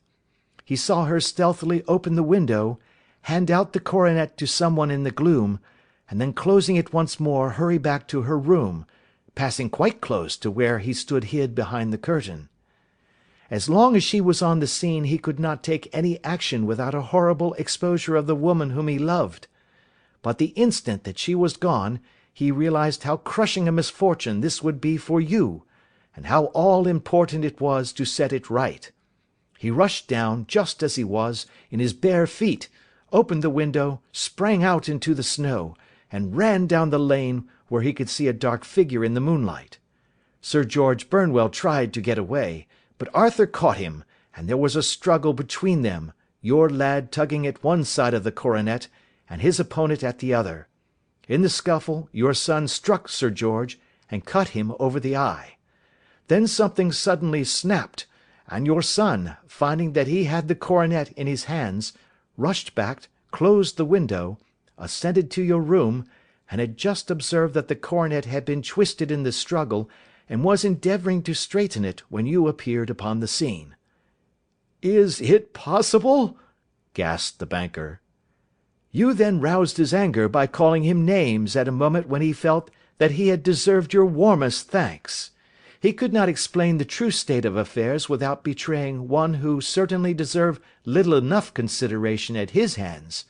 He took the more chivalrous view, however, and preserved her secret." "And that was why she shrieked and fainted when she saw the coronet," cried Mr. Holder. "Oh, my God! What a blind fool I have been! And his asking to be allowed to go out for 5 minutes! The dear fellow wanted to see if the missing piece were at the scene of the struggle. How cruelly I have misjudged him!" "When I arrived at the house," continued Holmes, "I at once went very carefully round it to observe if there were any traces in the snow which might help me. I knew that none had fallen since the evening before, and also that there had been a strong frost to preserve impressions. I passed along the tradesman's path, but found it all trampled down and indistinguishable. Just beyond it, however, at the far side of the kitchen door, a woman had stood and talked with a man, whose round impressions on one side showed that he had a wooden leg. I could even tell that they had been disturbed, for the woman had run back swiftly to the door, as was shown by the deep toe and light heel marks, while Woodenleg had waited a little, and then had gone away. I thought at the time that this might be the maid and her sweetheart, of whom you had already spoken to me, and inquiry showed it was so. I passed round the garden without seeing anything more than random tracks, which I took to be the police. But, when I got into the stable lane, a very long and complex story was written in the snow in front of me. There was a double line of tracks of a booted man, and a second double line which I saw with delight belonged to a man with naked feet. I was at once convinced from what you had told me that the latter was your son. The first had walked both ways, but the other had run swiftly, and as his tread was marked in places over the depression of the boot, it was obvious that he had passed after the other. I followed them up, and found they led to the hall window, where Boots had worn all the snow away while waiting. Then I walked to the other end, which was 100 yards or more down the lane. I saw where Boots had faced round, where the snow was cut up as though there had been a struggle, and finally, where a few drops of blood had fallen to show me that I was not mistaken. Boots had then run down the lane, and another little smudge of blood showed that it was he who had been hurt. When he came to the high road at the other end, I found that the pavement had been cleared, so there was an end to that clue. On entering the house, however, I examined, as you remember, the sill and framework of the hall window with my lens, and I could at once see that someone had passed out. I could distinguish the outline of an instep where the wet foot had been placed in coming in. I was then beginning to be able to form an opinion as to what had occurred. A man had waited outside the window, someone had brought the gems, the deed had been overseen by your son, he had pursued the thief, had struggled with him, they had each tugged at the coronet, their united strength causing injuries which neither alone could have effected. He had returned with the prize, but had left a fragment in the grasp of his opponent. So far I was clear. The question now was, who was the man, and who was it brought him the coronet? It is an old maxim of mine that when you have excluded the impossible, whatever remains, however improbable, must be the truth. Now, I knew that it was not you who had brought it down, so there only remained your niece and the maids. But if it were the maids, why should your son allow himself to be accused in their place? There could be no possible reason. As he loved his cousin, however, there was an excellent explanation why he should retain her secret, the more so as the secret was a disgraceful one. When I remembered that you had seen her at that window, and how she had fainted on seeing the coronet again, my conjecture became a certainty. And who could it be who was her confederate? A lover, evidently, for who else could outweigh the love and gratitude which she must feel to you? I knew that you went out little, and that your circle of friends was a very limited one, but among them was Sir George Burnwell. I had heard of him before as being a man of evil reputation among women. It must have been he who wore those boots and retained the missing gems. Even though he knew that Arthur had discovered him, he might still flatter himself that he was safe, for the lad could not say a word without compromising his own family. Well, your own good sense will suggest what measures I took next. I went in the shape of a loafer to Sir George's house, managed to pick up an acquaintance with his valet, learned that his master had cut his head the night before, and finally, at the expense of 6 shillings, made all sure by buying a pair of his cast-off shoes. With these I journeyed down to Streatham and saw that they exactly fitted the tracks. "I saw an ill-dressed vagabond in the lane yesterday evening," said Mr. Holder. "Precisely. It was I. I found that I had my man, so I came home and changed my clothes. It was a delicate part which I had to play then, for I saw that a prosecution must be avoided to avert scandal, and I knew that so astute a villain would see that our hands were tied in the matter. I went and saw him. At first, of course, he denied everything, but when I gave him every particular that had occurred, he tried to bluster and took down a life-preserver from the wall. I knew my man, however, and I clapped a pistol to his head before he could strike. Then he became a little more reasonable. I told him that we would give him a price for the stones he held, £1,000 apiece. That brought out the first signs of grief that he had shown. 'Why, dash it all,' said he, 'I've let them go at 600 for the 3. I soon managed to get the address of the receiver who had them, on promising him that there would be no prosecution. Off I set to him, and after much chaffering I got our stones at £1,000 apiece. Then I looked in upon your son, told him that all was right, and eventually got to my bed about 2 o'clock, after what I may call a really hard day's work." "A day which has saved England from a great public scandal," said the banker, rising. "Sir, I cannot find words to thank you, but you shall not find me ungrateful for what you have done. Your skill has indeed exceeded all that I have heard of it. And now I must fly to my dear boy to apologize to him for the wrong which I have done him.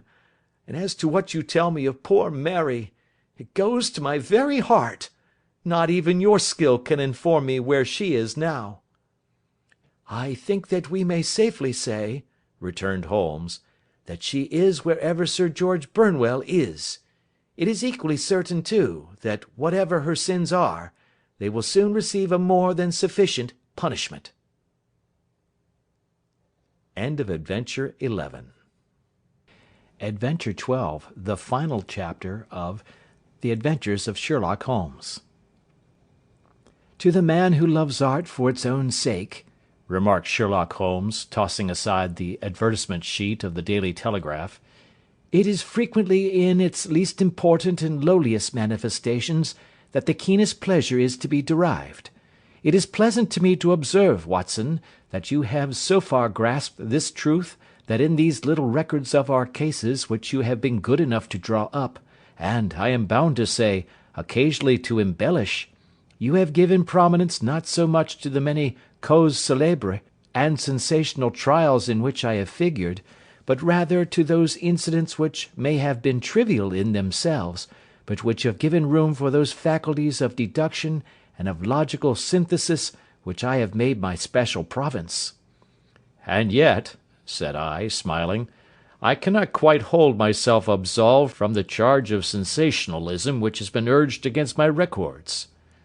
"You have erred, perhaps," he observed, taking up a glowing cinder with the tongs, and lighting with it the long cherry-wood pipe which was wont to replace his clay, when he was in a disputatious rather than a meditative mood. "You have erred, perhaps, in attempting to put colour and life into each of your statements, instead of confining yourself to the task of placing upon record that severe reasoning from cause to effect, which is really the only notable feature about the thing." "It seems to me that I have done you full justice in the matter," I remarked with some coldness, for I was repelled by the egotism which I had more than once observed to be a strong factor in my friend's singular character. "No, it is not selfishness or conceit," said he, answering, as was his wont, my thoughts rather than my words. "If I claim full justice for my art, it is because it is an impersonal thing, a thing beyond myself. Crime is common, logic is rare. Therefore, it is upon the logic rather than upon the crime that you should dwell. You have degraded what should have been a course of lectures into a series of tales."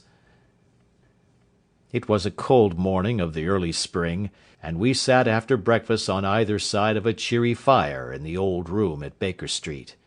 A thick fog rolled down between the lines of dun-coloured houses, and the opposing windows loomed like dark, shapeless blurs through the heavy yellow wreaths. Our gas was lit, and shone on the white cloth and glimmer of china and metal, for the table had not been cleared yet. Sherlock Holmes had been silent all the morning, clipping continuously into the advertisement columns of a succession of papers, until at last, having apparently given up his search, he had emerged in no very sweet temper to lecture me upon my literary shortcomings. "At the same time," he remarked, after a pause, during which he had sat puffing at his long pipe and gazing down into the fire, "you can hardly be open to a charge of sensationalism, for out of these causes which you have been so kind as to interest yourself in, a fair proportion do not treat of crime, in its legal sense, at all. The small matter in which I endeavoured to help the King of Bohemia, the singular experience of Miss Mary Sutherland, the problem connected with the man with the twisted lip, and the incident of the noble Bachelor, were all matters which are outside the pale of the law. But in avoiding the sensational, I fear that you may have bordered on the trivial." "The end may have been so," I answered, "but the methods I hold to have been novel and of interest." "Pshaw, my dear fellow! What do the public, the great unobservant public, who could hardly tell a weaver by his tooth or a compositor by his left thumb, care about the finer shades of analysis and deduction? But, indeed, if you are trivial, I cannot blame you, for the days of the great cases are past. Man, or at least criminal man, has lost all enterprise and originality. As to my own little practice, it seems to be degenerating into an agency for recovering lost lead pencils, and giving advice to young ladies from boarding schools. I think that I have touched bottom at last, however. This note I had this morning marks my 0 point, I fancy. Read it." He tossed a crumpled letter across to me. It was dated from Montague Place upon the preceding evening, and ran thus: "Dear Mr. Holmes, I am very anxious to consult you as to whether I should or should not accept a situation which has been offered to me as governess. I shall call at 10:30 tomorrow if I do not inconvenience you. Yours faithfully, Violet Hunter." "Do you know the young lady?" I asked. "Not I." "It is 10:30 now." "Yes, and I have no doubt that is her ring." "It may turn out to be of more interest than you think. You remember that the affair of the blue carbuncle, which appeared to be a mere whim at first, developed into a serious investigation. It may be so in this case also." "Well, let us hope so. But our doubts will very soon be solved, for here, unless I am much mistaken, is the person in question." As he spoke, the door opened and a young lady entered the room. She was plainly but neatly dressed, with a bright, quick face, freckled like a plover's egg, and with the brisk manner of a woman who has had her own way to make in the world. "You will excuse my troubling you, I am sure," said she, as my companion arose to greet her, "but I have had a very strange experience, and as I have no parents or relations of any sort from whom I could ask advice, I thought that perhaps you would be kind enough to tell me what I should do." "Pray take a seat, Miss Hunter. I shall be happy to do anything that I can to serve you." I could see that Holmes was favourably impressed by the manner and speech of his new client. He looked her over in his searching fashion, and then composed himself, with his lids drooping and his finger-tips together, to listen to her story. "I have been a governess for 5 years," said she, "in the family of Colonel Spence Munro, but 2 months ago the Colonel received an appointment at Halifax, in Nova Scotia, and took his children over to America with him, so that I found myself without a situation. I advertised, and I answered advertisements, but without success. At last the little money which I had saved began to run short, and I was at my wits' end as to what I should do. There is a well-known agency for governesses in the West End called Westaway's, and there I used to call about once a week in order to see whether anything had turned up which might suit me. Westaway was the name of the founder of the business, but it is really managed by Miss Stoper. She sits in her own little office, and the ladies who are seeking employment wait in an anteroom, and are then shown in one by one, when she consults her ledgers and sees whether she has anything which would suit them. Well, when I called last week, I was shown into the little office as usual, but I found that Miss Stoper was not alone. A prodigiously stout man with a very smiling face and a great heavy chin, which rolled down in fold upon fold over his throat, sat at her elbow with a pair of glasses on his nose, looking very earnestly at the ladies who entered. As I came in he gave quite a jump in his chair, and turned quickly to Miss Stoper. "That will do," said he. "I could not ask for anything better. Capital! Capital!" He seemed quite enthusiastic, and rubbed his hands together in the most genial fashion. He was such a comfortable-looking man that it was quite a pleasure to look at him. "You are looking for a situation, miss?" he asked. "Yes, sir." "As governess?" "Yes, sir." "And what salary do you ask?" "I had £5 a month at my last place with Colonel Spence Munro." "Oh, tut, tut! Sweating! Rank sweating!" he cried, throwing his fat hands out into the air, like a man who is in a boiling passion. "How could any one offer so pitiful a sum to a lady with such attractions and accomplishments?" "My accomplishments, sir, may be less than you imagine," said I. "A little French, a little German, music, and drawing. Tut, tut, he cried. This is all quite beside the question. The point is, have you or have you not the bearing and deportment of a lady? There it is in a nutshell. If you have not, you are not fitted for the rearing of a child who may some day play a considerable part in the history of the country. But if you have, why then, how could any gentleman ask you to condescend to accept anything under the 3 figures? Your salary with me, madam, would commence at £100 a year. You may imagine, Mr. Holmes, that to me, destitute as I was, such an offer seemed almost too good to be true. The gentleman, however, seeing perhaps the look of incredulity upon my face, opened a pocket-book and took out a note.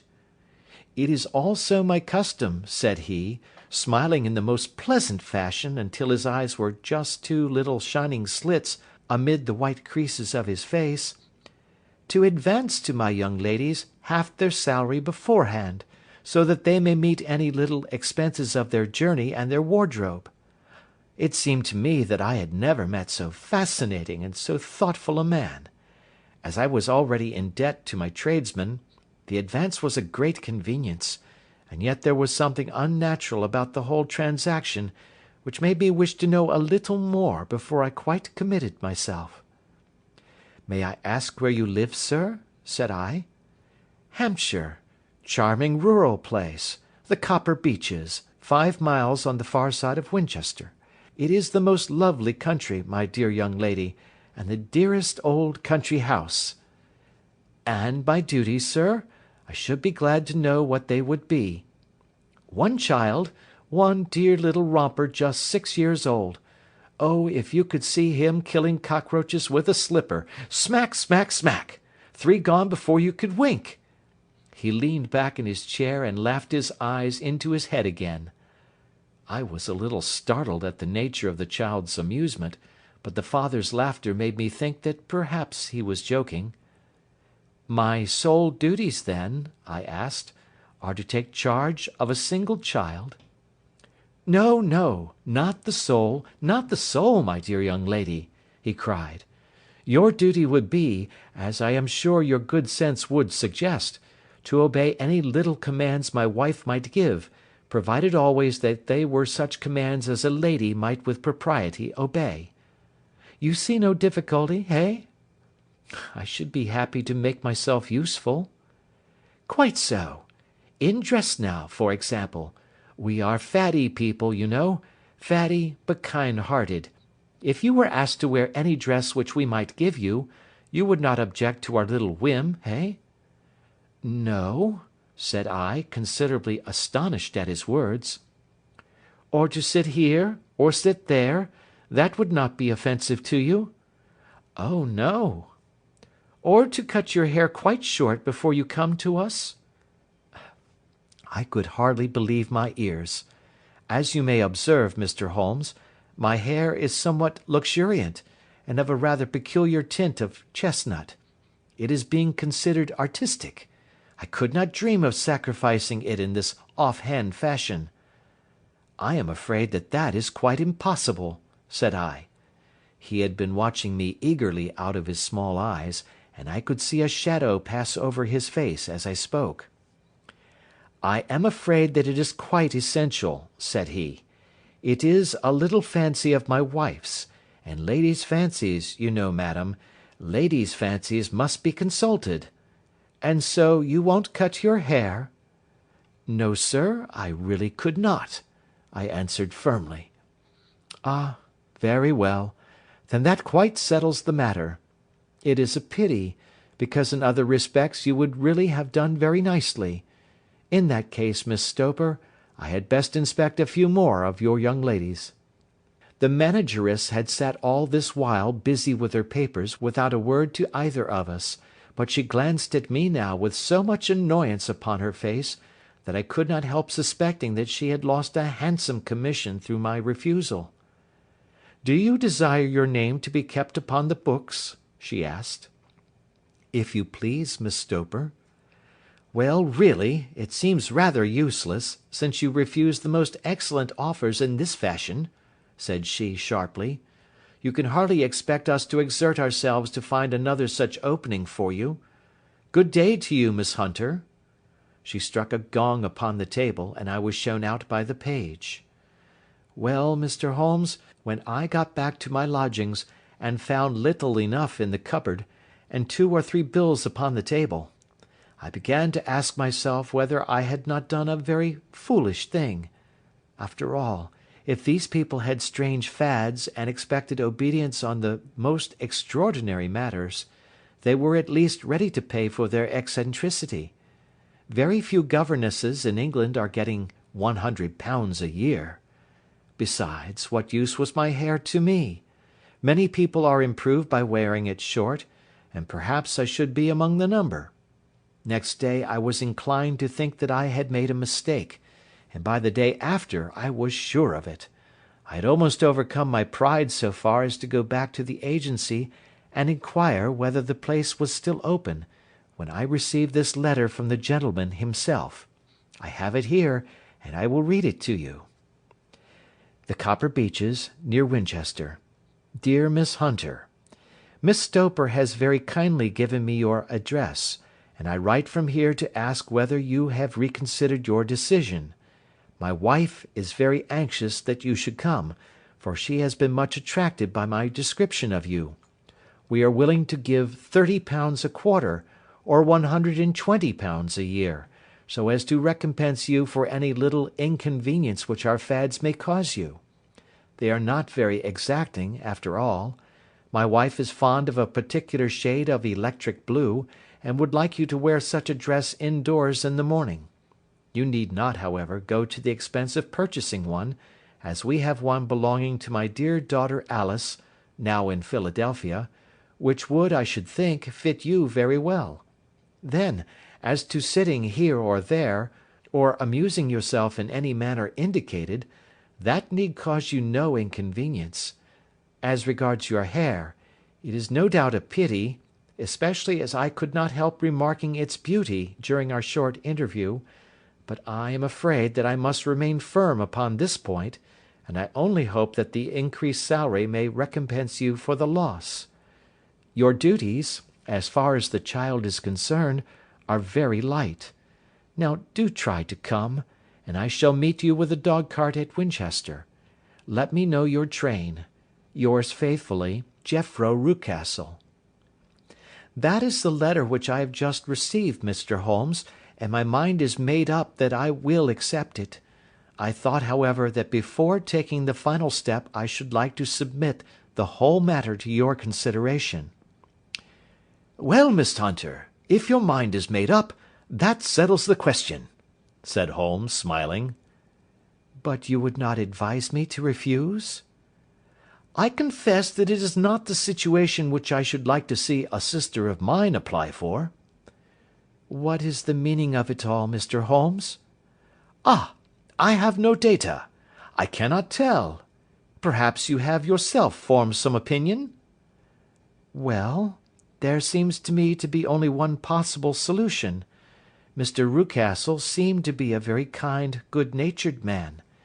Is it not possible that his wife is a lunatic, that he desires to keep the matter quiet for fear she should be taken to an asylum, and that he humours her fancies in every way in order to prevent an outbreak?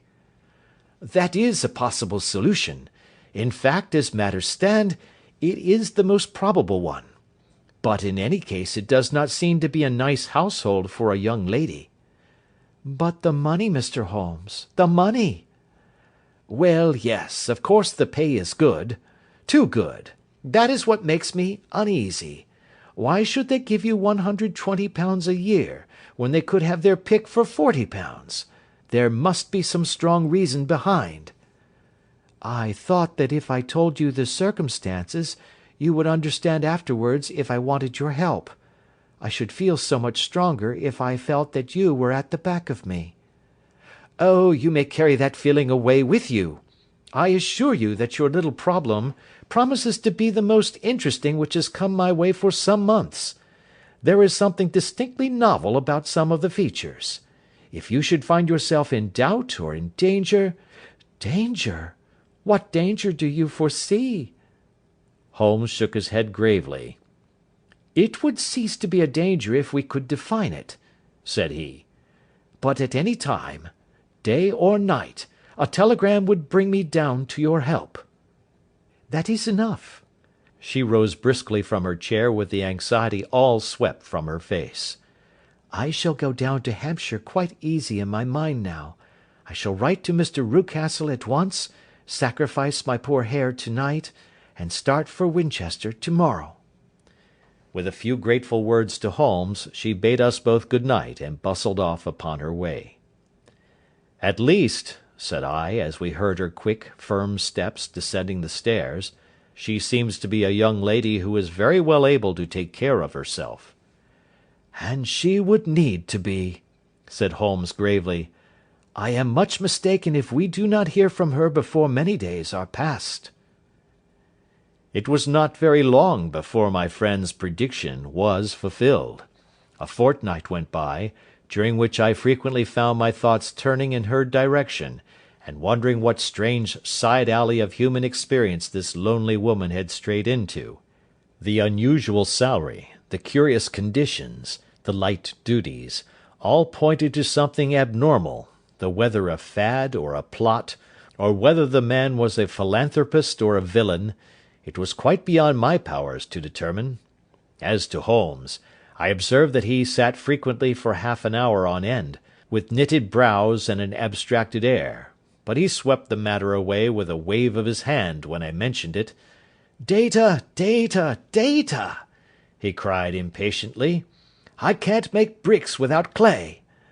And yet he would always wind up by muttering that no sister of his should ever have accepted such a situation. The telegram which we eventually received came late one night just as I was thinking of turning in, and Holmes was settling down to one of those all-night chemical researches which he frequently indulged in, when I would leave him stooping over a retort and a test tube at night, and find him in the same position when I came down to breakfast in the morning. He opened the yellow envelope, and then, glancing at the message, threw it across to me. "Just look up the trains in Bradshaw," said he, and turned back to his chemical studies. The summons was a brief and urgent one. "Please be at the Black Swan Hotel at Winchester at midday tomorrow," it said. "Do come. I am at my wits' end. Hunter." "Will you come with me?" asked Holmes, glancing up. "I should wish to." "Just look it up, then." "There is a train at 9:30, said I, glancing over my Bradshaw. "It is due at Winchester at 11:30. "That will do nicely. Then perhaps I had better postpone my analysis of the acetones, as we may need to be at our best in the morning." By 11 o'clock the next day we were well upon our way to the old English capital. Holmes had been buried in the morning papers all the way down, but after we had passed the Hampshire border he threw them down, and began to admire the scenery.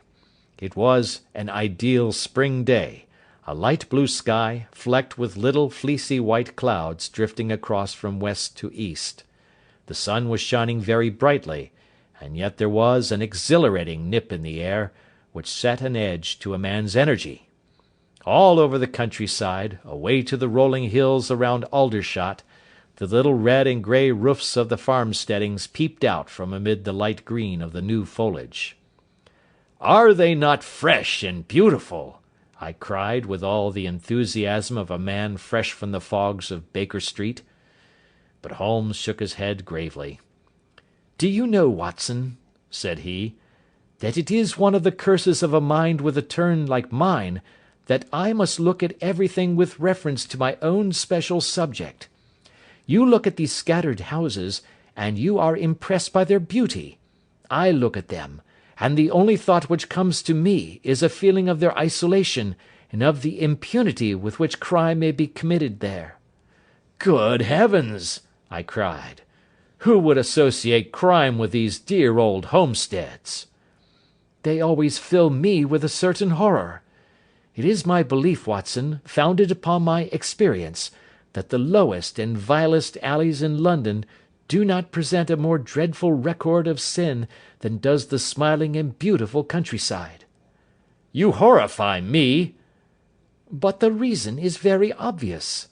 The pressure of public opinion can do in the town what the law cannot accomplish. There is no lane so vile that the scream of a tortured child, or the thud of a drunkard's blow, does not beget sympathy and indignation among the neighbours, and then the whole machinery of justice is ever so close that a word of complaint can set it going, and there is but a step between the crime and the dock.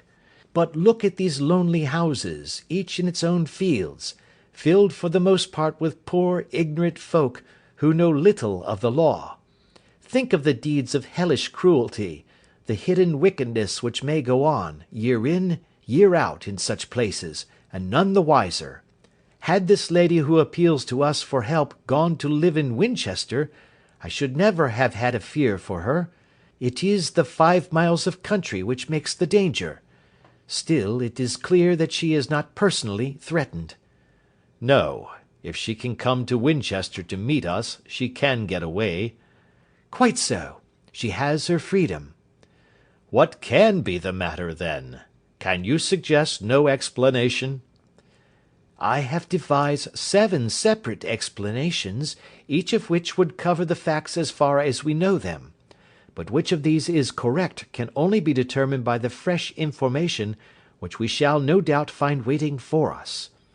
Well, there is the tower of the cathedral, and we shall soon learn all that Miss Hunter has to tell." The Black Swan is an inn of repute in the High Street, at no distance from the station, and there we found the young lady waiting for us. She had engaged a sitting room, and our lunch awaited us upon the table. "I am so delighted that you have come," she said earnestly. "It is so very kind of you both, but indeed I do not know what I should do. Your advice will be altogether invaluable to me."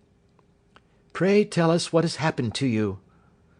"I will do so, and I must be quick, for I have promised Mr. Rucastle to be back before 3.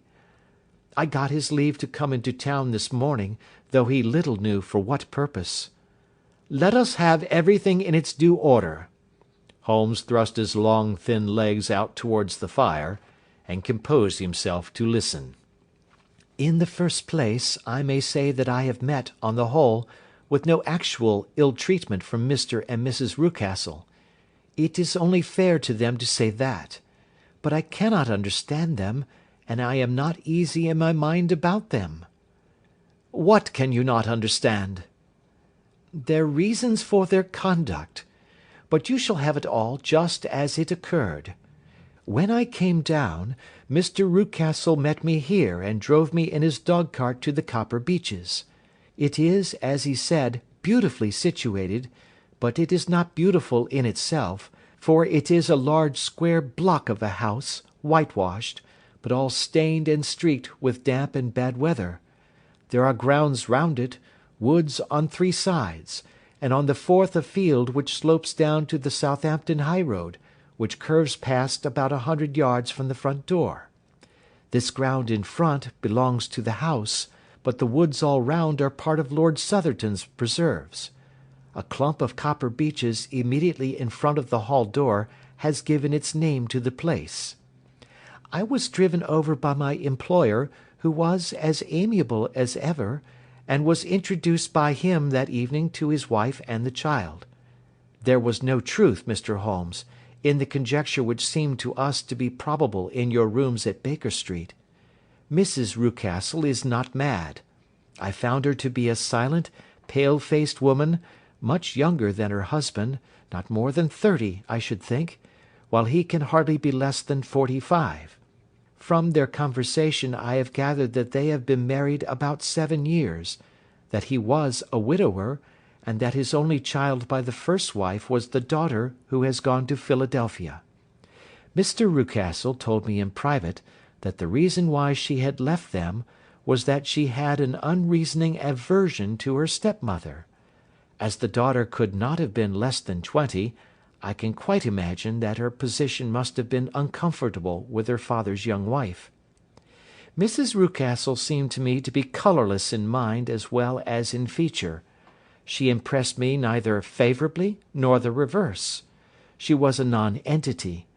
It was easy to see that she was passionately devoted both to her husband and to her little son. Her light grey eyes wandered continually from one to the other, noting every little want and forestalling it, if possible. He was kind to her also in his bluff, boisterous fashion, and on the whole they seemed to be a happy couple. And yet she had some secret sorrow, this woman. She would often be lost in deep thought, with the saddest look upon her face. More than once I have surprised her in tears. I have thought sometimes that it was the disposition of her child which weighed upon her mind, for I have never met so utterly spoiled and so ill-natured a little creature. He is small for his age, with a head which is quite disproportionately large. His whole life appears to be spent in an alternation between savage fits of passion and gloomy intervals of sulking. Giving pain to any creature weaker than himself seems to be his one idea of amusement, and he shows quite remarkable talent in planning the capture of mice, little birds, and insects. But I would rather not talk about the creature, Mr. Holmes, and indeed he has little to do with my story. I am glad of all details, remarked my friend, whether they seem to you to be relevant or not. I shall try not to miss anything of importance. The one unpleasant thing about the house, which struck me at once, was the appearance and conduct of the servants. There are only two, a man and his wife. Toller, for that is his name, is a rough, uncouth man, with grizzled hair and whiskers, and a perpetual smell of drink. Twice since I have been with them he has been quite drunk, and yet Mr. Rucastle seemed to take no notice of it. His wife is a very tall and strong woman with a sour face, as silent as Mrs. Rucastle, and much less amiable. They are a most unpleasant couple, but fortunately I spend most of my time in the nursery and my own room, which are next to each other in one corner of the building. For 2 days after my arrival at the Copper Beeches my life was very quiet. On the 3rd, Mrs. Rucastle came down just after breakfast, and whispered something to her husband.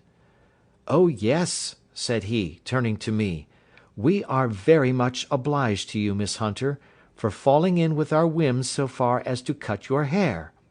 I assure you that it has not detracted in the tiniest iota from your appearance. We shall now see how the electric blue dress will become you. You will find it laid out upon the bed in your room, and if you would be so good as to put it on, we should both be extremely obliged." The dress which I found waiting for me was of a peculiar shade of blue. It was of excellent material, a sort of beige, but it bore unmistakable signs of having been worn before. It could not have been a better fit if I had been measured for it. Both Mr. and Mrs. Rucastle expressed a delight at the look of it, which seemed quite exaggerated in its vehemence.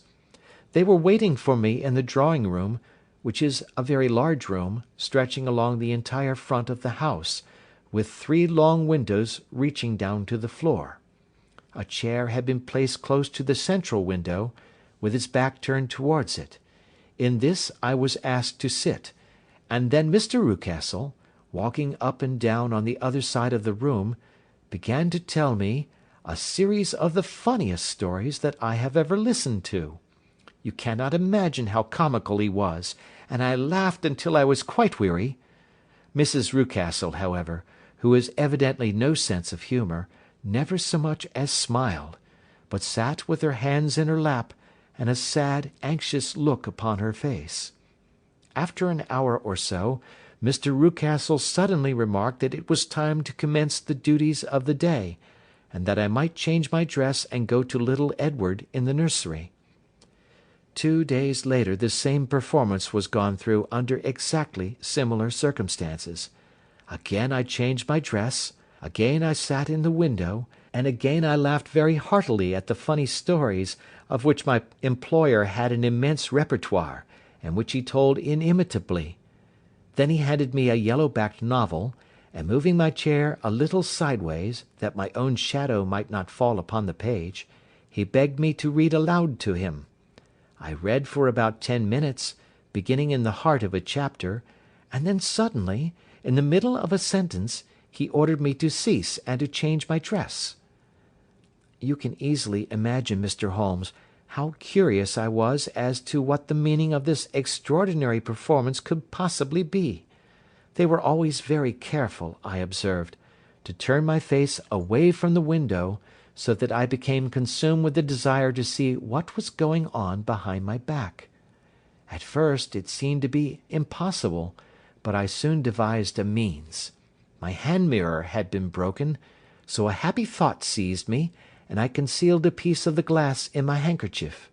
On the next occasion, in the midst of my laughter, I put my handkerchief up to my eyes, and was able with a little management to see all that there was behind me. I confess that I was disappointed. There was nothing. At least, that was my first impression. At the second glance, however, I perceived that there was a man standing in the Southampton Road, a small bearded man in a grey suit, who seemed to be looking in my direction. The road is an important highway, and there are usually people there. This man, however, was leaning against the railings which bordered our field, and was looking earnestly up. I lowered my handkerchief, and glanced at Mrs. Rucastle to find her eyes fixed upon me with a most searching gaze. She said nothing, but I am convinced that she had divined that I had a mirror in my hand, and had seen what was behind me. She rose at once. "Jethro," said she, "there is an impertinent fellow upon the road there who stares up at Miss Hunter." "No friend of yours, Miss Hunter?" he asked. "No, I know no one in these parts." "Dear me, how very impertinent! Kindly turn round and motion to him to go away." "Surely it would be better to take no notice." "No, no, we should have him loitering here always. Kindly turn round and wave him away like that." I did as I was told, and at the same instant Mrs. Rucastle drew down the blind. That was a week ago, and from that time I have not sat again in the window, nor have I worn the blue dress, nor seen the man in the road. "Pray continue," said Holmes. "Your narrative promises to be a most interesting one." "You will find it rather disconnected, I fear, and there may prove to be little relation between the different incidents of which I speak. On the very first day that I was at the Copper Beeches, Mr. Rucastle took me to a small outhouse which stands near the kitchen door. As we approached it, I heard the sharp rattling of a chain, and the sound as of a large animal moving about. "Look in here," said Mr. Rucastle, showing me a slit between two planks. "Is he not a beauty?" I looked through and was conscious of two glowing eyes, and of a vague figure huddled up in the darkness. "Don't be frightened," said my employer, laughing at the start which I had given. "It's only Carlo, my mastiff. I call him mine, but really old Toller, my groom, is the only man who can do anything with him. We feed him once a day, and not too much then, so that he is always as keen as mustard. Toller lets him loose every night, and God help the trespasser whom he lays his fangs upon. For goodness' sake, don't you ever, on any pretext, set your foot over the threshold at night, for it's as much as your life is worth." The warning was no idle one, for 2 nights later I happened to look out of my bedroom window about 2 o'clock in the morning. It was a beautiful moonlight night, and the lawn in front of the house was silvered over and almost as bright as day. I was standing, wrapped in the peaceful beauty of the scene, when I was aware that something was moving under the shadow of the Copper Beeches. As it emerged into the moonshine I saw what it was. It was a giant dog, as large as a calf, tawny tinted, with hanging jowl, black muzzle, and huge projecting bones. It walked slowly across the lawn and vanished into the shadow upon the other side. That dreadful sentinel sent a chill to my heart which I do not think that any burglar could have done. And now I have a very strange experience to tell you. I had, as you know, cut off my hair in London, and I had placed it in a great coil at the bottom of my trunk. One evening, after the child was in bed, I began to amuse myself by examining the furniture of my room, and by rearranging my own little things. There was an old chest of drawers in the room, the two upper ones empty and open, the lower one locked. I had filled the first two with my linen, and as I had still much to pack away, I was naturally annoyed at not having the use of the third drawer. It struck me that it might have been fastened by a mere oversight, so I took out my bunch of keys and tried to open it. The very first key fitted to perfection, and I drew the drawer open. There was only one thing in it, but I am sure that you would never guess what it was. It was my coil of hair. I took it up and examined it. It was of the same peculiar tint and the same thickness. But then the impossibility of the thing obtruded itself upon me. How could my hair have been locked in the drawer? With trembling hands I undid my trunk, turned out the contents, and drew from the bottom my own hair.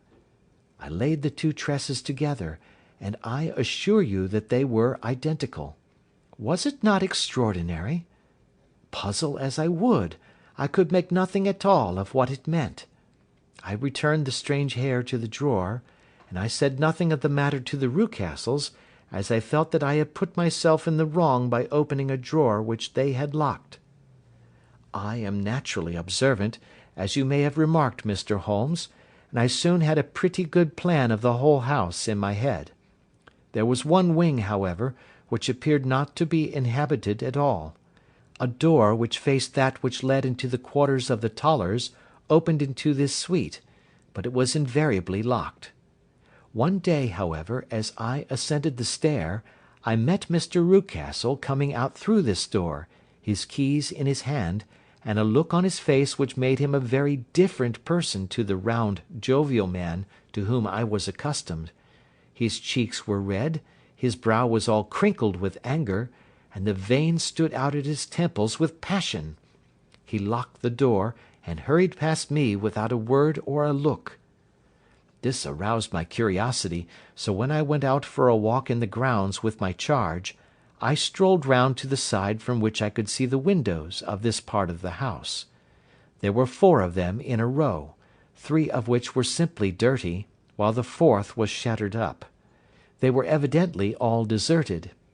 As I strolled up and down, glancing at them occasionally, Mr. Rucastle came out to me, looking as merry and jovial as ever. "Ah," said he, "you must not think me rude if I passed you without a word, my dear young lady." I was preoccupied with business matters. I assured him that I was not offended. "By the way," said I, "you seem to have quite a suite of spare rooms up there, and one of them has the shutters up." He looked surprised, and, as it seemed to me, a little startled at my remark. "Photography is one of my hobbies," said he. "I have made my dark room up there. But, dear me, what an observant young lady we have come upon! Who would have believed it? Who would have ever believed it?" He spoke in a jesting tone, but there was no jest in his eyes as he looked at me. I read suspicion there and annoyance, but no jest. Well, Mr. Holmes, from the moment that I understood that there was something about that suite of rooms which I was not to know, I was all on fire to go over them. It was not mere curiosity, though I have my share of that. It was more a feeling of duty, a feeling that some good might come from my penetrating to this place. They talk of woman's instinct. Perhaps it was woman's instinct which gave me that feeling. At any rate, it was there, and I was keenly on the lookout for any chance to pass the forbidden door. It was only yesterday that the chance came. I may tell you that, besides Mr. Rucastle, both Toller and his wife find something to do in these deserted rooms, and I once saw him carrying a large black linen bag with him through the door. Recently he has been drinking hard, and yesterday evening he was very drunk, and when I came upstairs there was the key in the door. I have no doubt at all that he had left it there. Mr. and Mrs. Rucastle were both downstairs, and the child was with them, so that I had an admirable opportunity. I turned the key gently in the lock, opened the door, and slipped through. There was a little passage in front of me, unpapered and uncarpeted, which turned at a right angle at the farther end. Round this corner were 3 doors in a line, the first and third of which were open. They each led into an empty room, dusty and cheerless, with 2 windows in the one and one in the other, so thick with dirt that the evening light glimmered dimly through them.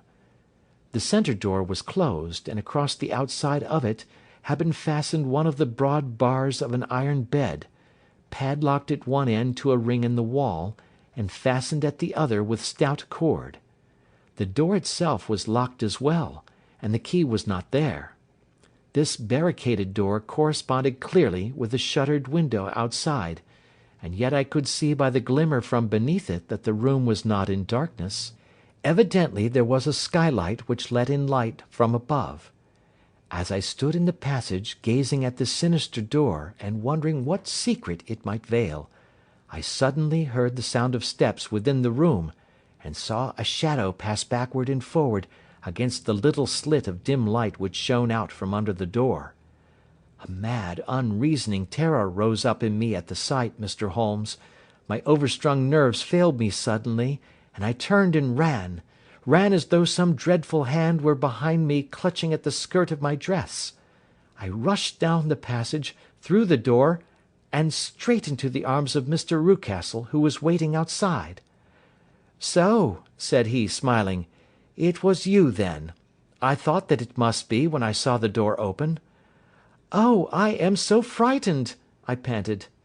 "My dear young lady, my dear young lady, you cannot think how caressing and soothing his manner was. And what has frightened you, my dear young lady?" But his voice was just a little too coaxing. He overdid it. I was keenly on my guard against him. "I was foolish enough to go into the empty wing," I answered, "but it is so lonely and eerie in this dim light that I was frightened and ran out again. Oh, it is so dreadfully still in there." "Only that?" said he, looking at me keenly. "Why, what did you think?" I asked.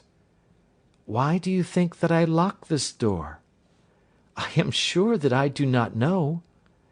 "It is to keep people out who have no business there, do you see?" He was still smiling in the most amiable manner. "I am sure if I had known—" "Well then, you know now. And if you ever put your foot over that threshold again—" Here in an instant the smile hardened into a grin of rage, and he glared down at me with the face of a demon. "I'll throw you to the mastiff." I was so terrified that I do not know what I did. I suppose that I must have rushed past him into my room. I remember nothing until I found myself lying on my bed trembling all over. Then I thought of you, Mr. Holmes. I could not live there longer without some advice. I was frightened of the house, of the man, of the woman, of the servants, even of the child. They were all horrible to me. If I could only bring you down, all would be well. Of course I might have fled from the house, but my curiosity was almost as strong as my fears. My mind was soon made up. I would send you a wire. I put on my hat and cloak, went down to the office, which is about half a mile from the house, and then returned, feeling very much easier. A horrible doubt came into my mind as I approached the door, lest the dog might be loose, but I remembered that Toller had drunk himself into a state of insensibility that evening, and I knew that he was the only one in the household who had any influence with the savage creature, or who would venture to set him free. I slipped in safety, and lay awake half the night in my joy at the thought of seeing you. I had no difficulty in getting leave to come into Winchester this morning, but I must be back before 3 o'clock, for Mr. and Mrs. Rucastle are going on a visit, and will be away all the evening, so that I must look after the child. Now I have told you all my adventures, Mr. Holmes, and I should be very glad if you could tell me what it all means, and above all, what I should do." Holmes and I had listened spellbound to this extraordinary story. My friend rose now and paced up and down the room, his hands in his pockets, and an expression of the most profound gravity upon his face. "Is Toller still drunk?" he asked.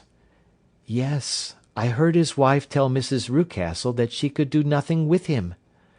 "That is well. And the Rucastles go out to-night?" "Yes." "Is there a cellar with a good strong lock?"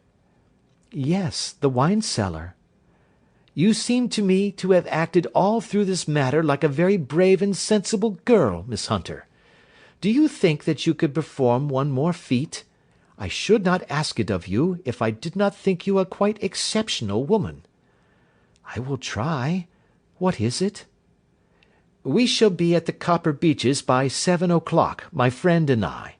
The Rucastles will be gone by that time, and Toller will, we hope, be incapable. There only remains Mrs. Toller, who might give the alarm. If you could send her into the cellar on some errand, and then turn the key upon her, you would facilitate matters immensely." "I will do it." "Excellent. We shall then look thoroughly into the affair. Of course, there is only one feasible explanation. You had been brought there to personate someone, and the real person is imprisoned in this chamber. That is obvious. As to who this prisoner is, I have no doubt that it is the daughter, Miss Alice Rucastle, if I remember right, who was said to have gone to America. You were chosen, doubtless, as resembling her in height, figure, and the colour of your hair. Hers had been cut off, very possibly in some illness through which she has passed, and so of course yours had to be sacrificed also. By a curious chance you came upon her tresses.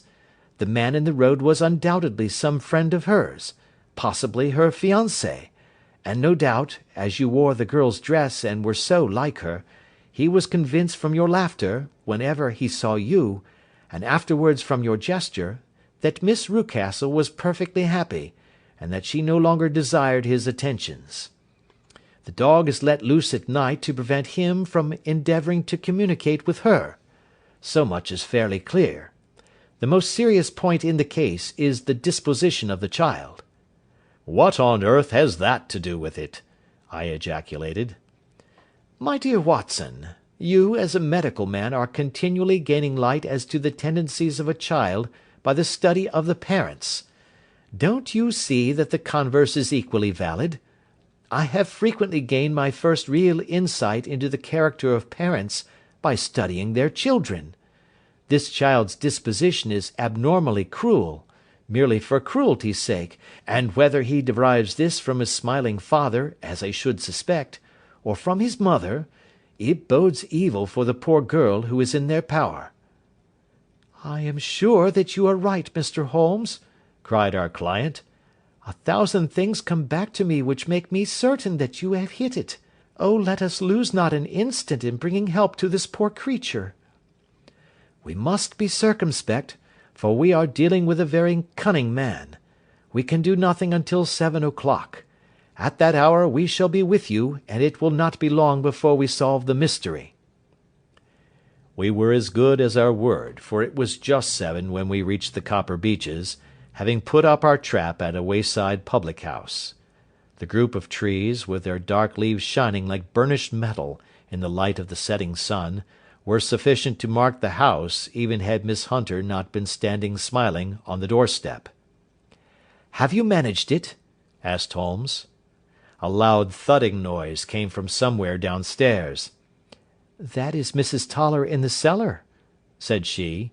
"Her husband lies snoring on the kitchen rug. Here are his keys, which are the duplicates of Mr. Rucastle's."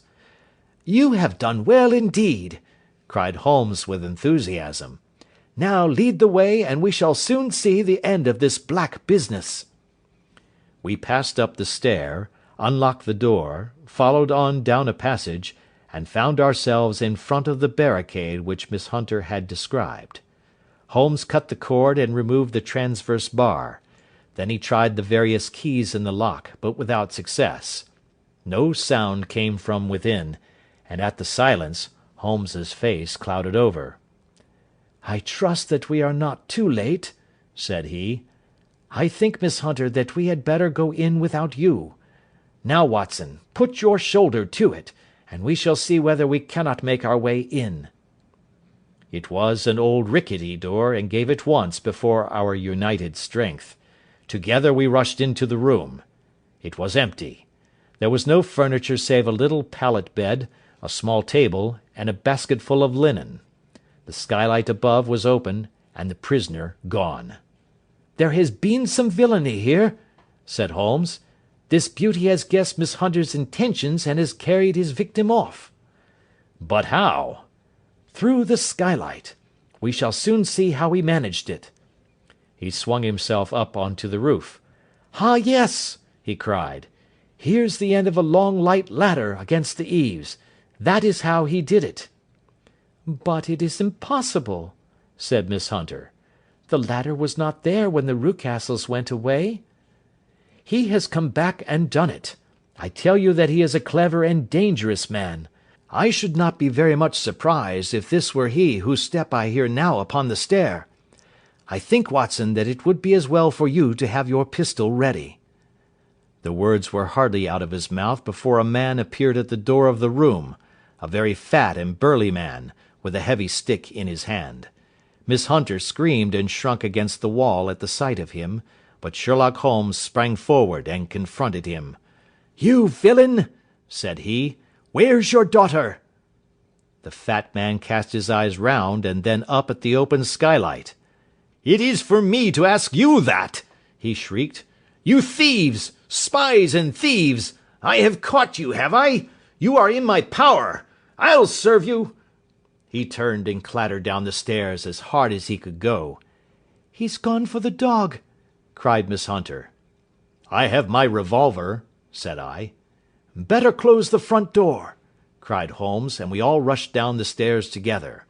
We had hardly reached the hall when we heard the baying of a hound, and then a scream of agony, with a horrible worrying sound which it was dreadful to listen to.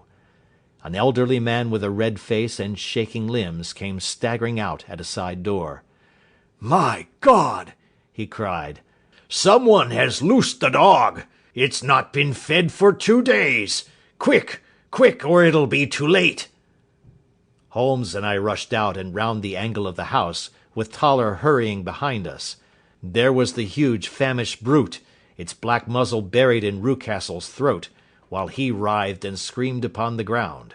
Running up, I blew its brains out, and it fell over with its keen white teeth still meeting in the great creases of his neck. With much labour, we separated them and carried him, living but horribly mangled, into the house. We laid him upon the drawing-room sofa, and having dispatched the sobered Toller to bear the news to his wife, I did what I could to relieve his pain. We were all assembled round him when the door opened, and a tall, gaunt woman entered the room. "Mrs. Toller!" cried Miss Hunter. "Yes, miss. Mr. Rucastle let me out when he came back before he went up to you. Ah, miss, it is a pity you didn't let me know what you were planning, for I would have told you that your pains were wasted." "Ha!" said Holmes, looking keenly at her. "It is clear that Mrs. Toller knows more about this matter than anyone else." "Yes, sir, I do, and I am ready enough to tell what I know." "Then pray sit down, and let us hear it, for there are several points on which I must confess that I am still in the dark." "I will soon make it clear to you," said she, "and I'd have done so before now if I could have got out of the cellar.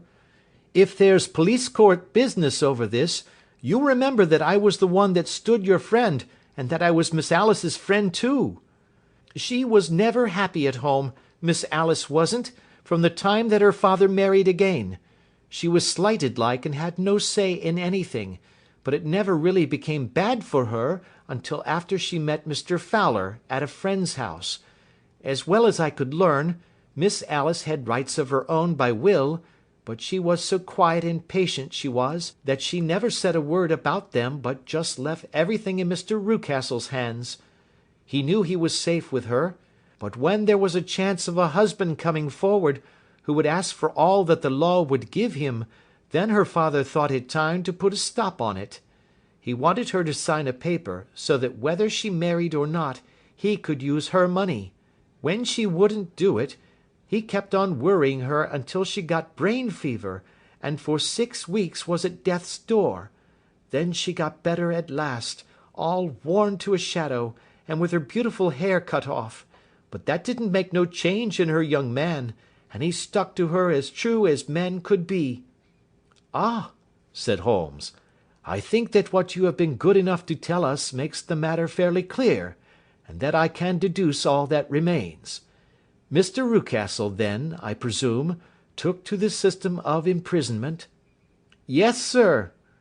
"And brought Miss Hunter down from London, in order to get rid of the disagreeable persistence of Mr. Fowler?" "That was it, sir. But Mr. Fowler being a persevering man, as a good seaman should be, blockaded the house, and having met you, succeeded by certain arguments, metallic or otherwise, in convincing you that your interests were the same as his." "Mr. Fowler was a very kind-spoken, free-handed gentleman," said Mrs. Toller serenely. "And in this way he managed that your good man should have no want of drink, and that a ladder should be ready at the moment when your master had gone out. You have it, sir, just as it happened." "I am sure we owe you an apology, Mrs. Toller," said Holmes, "for you have certainly cleared up everything which puzzled us. And here comes the country surgeon and Mrs. Rucastle, so I think, Watson, that we had best escort Miss Hunter back to Winchester, as it seems to me that our locus standi now is rather a questionable one." And thus was solved the mystery of the sinister house with the copper beeches in front of the door. Mr. Rucastle survived, but was always a broken man, kept alive solely through the care of his devoted wife. They still live with their old servants, who probably know so much of Rucastle's past life that he finds it difficult to part from them. Mr. Fowler and Miss Rucastle were married, by special licence, in Southampton the day after their flight, and he is now the holder of a government appointment in the island of Mauritius. As to Miss Violet Hunter, my friend Holmes, rather to my disappointment, manifested no further interest in her when once she had ceased to be the centre of one of his problems, and she is now the head of a private school at Walsall, where I believe that she has met with considerable success. That is the end of our adventure number 12.